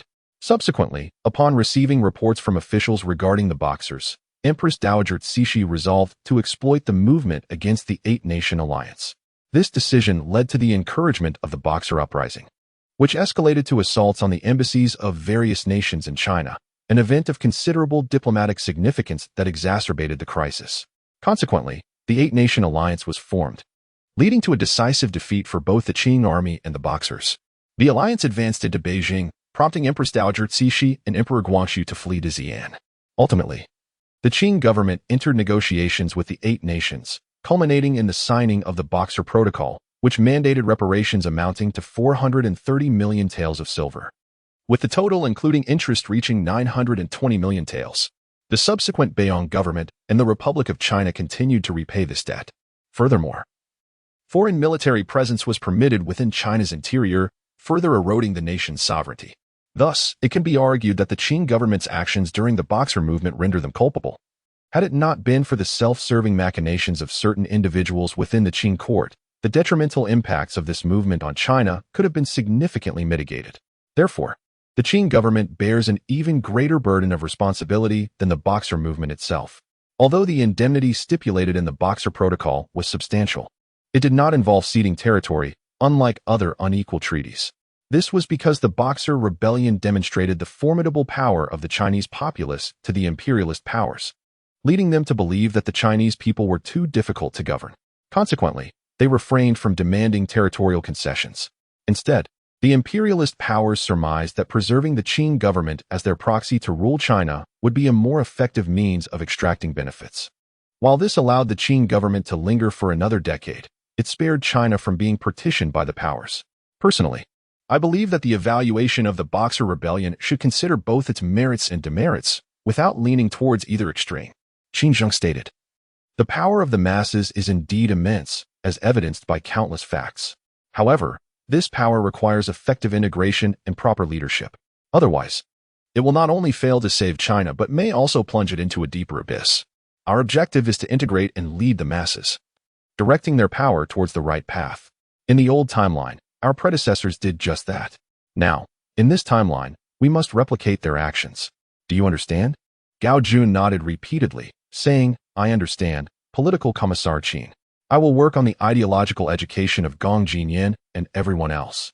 Qin Zheng replied, "No, don't rush to do their ideological education just yet." Gao Jun paused, taken aback, and asked, "Don't rush to do ideological education now?" Qin Zheng stated, "Indeed. You should now lead them in managing logistical tasks, essentially guiding everyone in labor while instilling in them the notion of self-reliance." Gao Jun inquired, "Why?" With a smile, Qin Zheng replied, "At this moment, we cannot make any promises to them. We cannot provide them with a stable life, nor can we allocate land or resources. At most, we can ensure they have a meal to fill their stomachs. The common folk are quite pragmatic. Without tangible benefits, mere words will not win their trust. Our ancestors gained the people's confidence by redistributing land, while the Boxer rebellion sought to earn trust through destruction. Currently, we have nothing to offer. Thus we must prioritize actions over words. Particularly you must lead by example in this labor. It will be arduous, yet it is our responsibility. Do you understand?" Gao Jun nodded and replied, "Yes, Political Commissar Qin, I understand. I will take the initiative to work." After Gao Jun departed, Zhou Ping remarked, "Little Gao is indeed quite proactive, though it must be challenging for her to lead in practical tasks given her background in information engineering." Qin Zheng responded, "What of it? Compared to our ancestors in the past, our conditions are significantly better. What we need now are individuals willing to work diligently. If one is unwilling to engage in such tasks, how can they aspire to hold high positions in the future? This is also my expectation of Xiaoying. You must comprehend." Zhou Ping chuckled, All right. Do I not know you well enough? Moreover, did you not send Xiaoying to the most perilous location? That suffices to say." Early the next morning, Qin Zheng addressed the temporary executive committee regarding the matter mentioned by Gao Jun, and he succinctly elucidated the historical evaluations of the Boxers to the assembly. After listening to Qin Zheng's report, Xiao Jianjun remarked, "I had not anticipated that it would be a woman who first expressed the desire to enlist. However, this is not necessarily a negative development. After all, we will eventually need to muster an army, and we may consider her at that time. Su Jichao added. Her plight indeed evokes sympathy. Yet, such experiences are undeniably commonplace in this era. Among those we have released, numerous individuals share similar fates, all of them bearing deep-seated grievances. Therefore, we shall not lack for recruits in the future. Wang Yuping shook his head and stated, I believe we should exercise caution. While hatred serves as a driving force, relentlessly promoting animosity is far from beneficial. We must enhance our ideological education, enabling the populace of this era to attain genuine enlightenment rather than relying solely on hatred. Similar to Gong Jinyan, who, in her quest for vengeance, harmed many innocent individuals, this approach is profoundly detrimental to our grand cause. Thus, I concur with Commissar Qin's perspective. We should commence with labor, not merely instilling the notion of self-reliance, but also fostering the belief that labor is the most honorable pursuit. Indeed, asserted Xia Bohai, the principle of labor's nobility transcends temporal boundaries, resonating as much with our fellow time travelers as with the denizens of this era. The events of yesterday revealed a palpable sense of anticipation for this epoch, an era brimming with opportunities.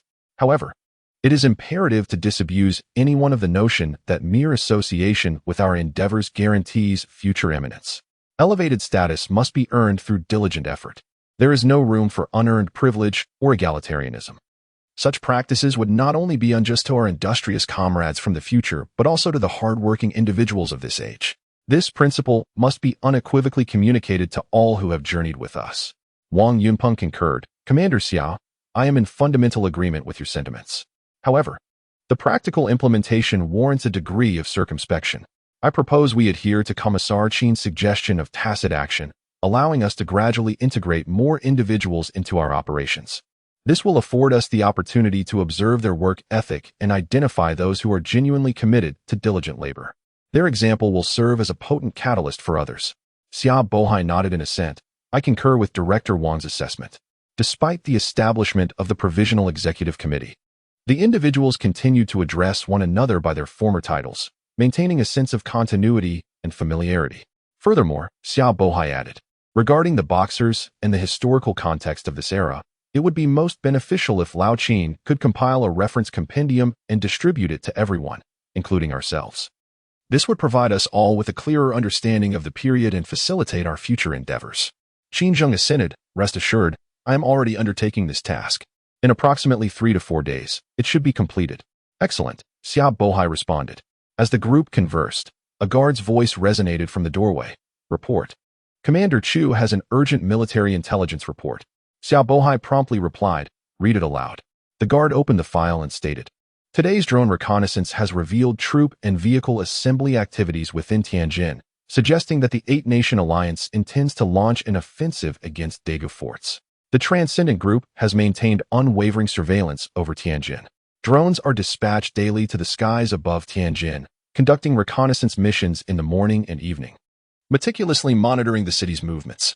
Consequently, no action within Tianjin escapes the attention of the Transcendent Group. Xia Bohai nodded and instructed, very well, notify all commanders to continue surveillance. Chapter 74.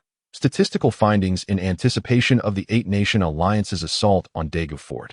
Both the Provisional Executive Committee and the Military Commission had formulated contingency plans. Thus they remained composed. Given that Tianjin is approximately 40 kilometers from Daegu Fort, the assembly and preparation of several thousand troops would necessitate a few days. Consequently, the transmigrators possessed ample time to finalize their preparations. Surveillance of Tianjin was intensified, employing both drone reconnaissance and dispatching scouts to within 15 kilometers of the city to maintain continuous monitoring. Regarding matters at Daegu Fort, operations proceeded methodically. The outcomes of various statistical analyses were progressively revealed. In terms of personnel, the total number of individuals within the transmigratory group was 357, comprising 538 military personnel, inclusive of the 7 fallen soldiers, and 819 civilians. Gender distribution indicated 630 males and 727 females, yielding a ratio of approximately 8:1. Age-wise, the 20 to 30 age bracket constituted the largest demographic, with 701 individuals, nearly 60% of the total population. The 30 to 40 age group numbered 386, while those over 50 years of age totaled only 31 including a 72-year-old senior. The under-10 demographic comprised 20 individuals, all dependents, with the youngest being 5 years old. Additionally, there were 2 feline companions and 3 canine companions. The distribution of personnel within the military is as follows. The Navy comprises 306 individuals. The Marine Corps consists of 1,055, including 7 valiant warriors who made the ultimate sacrifice. The Armored Battalion consists of 132, and the medical staff totals 45, excluding those stationed aboard various vessels. Among these, there are 441 male servicemen, the highest rank being colonel, while the female servicemen number 97, with the highest rank being major. A notable characteristic of the personnel who have traversed time is their small familial units.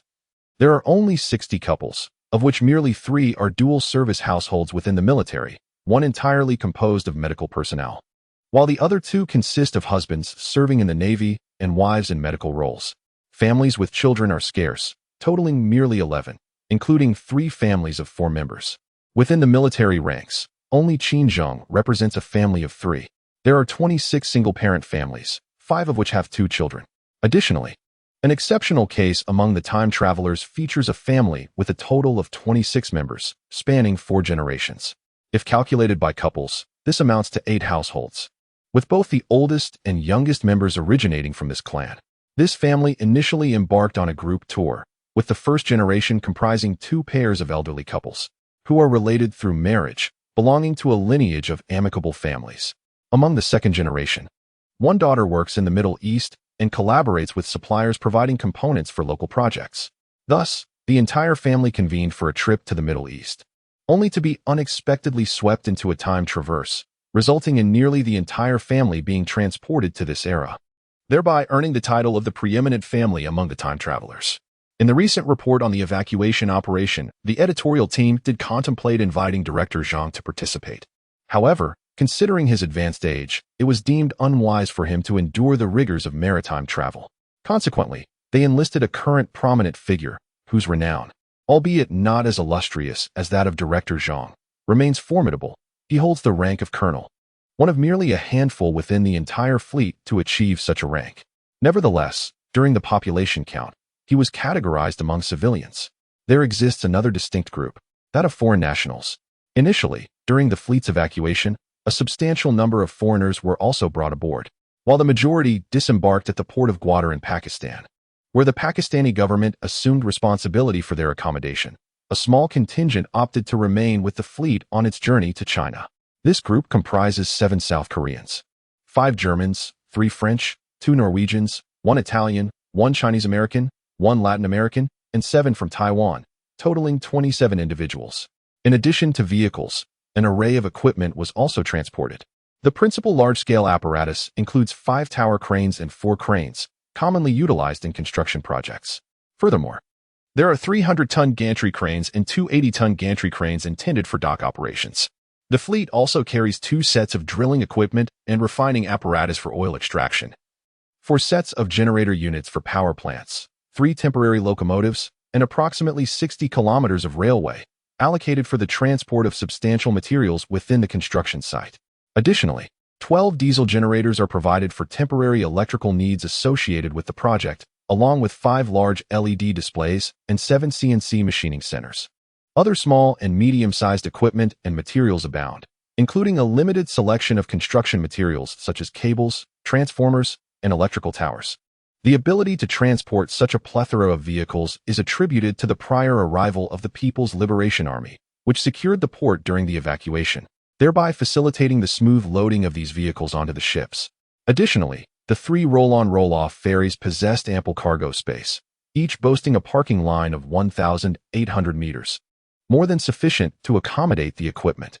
Consequently, the evacuees adhered to the principle of minimizing losses, ensuring that all transportable vehicles and equipment were loaded onto the vessels, which have now become the collective property of the traversing group. Upon reviewing the inventory, everyone gained a clearer understanding of the current situation, which appeared relatively satisfactory. Xia Bohai remarked, "I had thought all the foreigners had disembarked at Gwadar port, yet there are still so many aboard the vessel. Why were we not informed of their departure from Gwadar?" Wang Yunpeng replied somewhat awkwardly, "These foreigners are associated with us. Most are our suppliers. They are reluctant to disembark, and we cannot simply force them off. Initially, we intended to report this to the command center, but we inadvertently crossed over. In truth, Xiao Bohai had no intention of pursuing the matter further. After all, the crossing had already occurred, and delving into such issues seemed futile. Moreover, Wang Yuping's argument held merit. These foreigners were either suppliers or part of the team, making it impractical to refuse their continued presence on the ship. Thus, he inquired, "What shall we do with these foreigners? There are several nations represented among the 8-nation alliance." Su Jichao inquired, "The Taiwanese shouldn't be considered foreigners, should they?" Qin Zheng voiced his concern. "Aren't you worried they might divulge our secret of time travel?" Xiao Bohai responded with remarkable composure. "If it truly gets leaked, there's simply no way around it. We can't possibly eliminate all foreigners, and even if we did, who can guarantee with absolute certainty that others won't reveal this secret? All we can do is try our best to prevent it. For instance, when we release them, we can make it explicitly clear that if they leak our identities as time travelers, they will be the first to suffer the consequences. They would either be apprehended as lunatics and confined to asylums or be subjected to live experiments as lab rats. Such intimidation would likely deter them from speaking carelessly. Moreover, anyone with a modicum of intelligence would probably be reluctant to leave this large group, considering that they wouldn't have access to so many time travel novels abroad. And even if they intend to depart, it will only be after we've established a stable base of operations. Therefore, even if the secret of our time travel is compromised, we'll still have a foothold and be able to cope to some extent. It may not be entirely hopeless.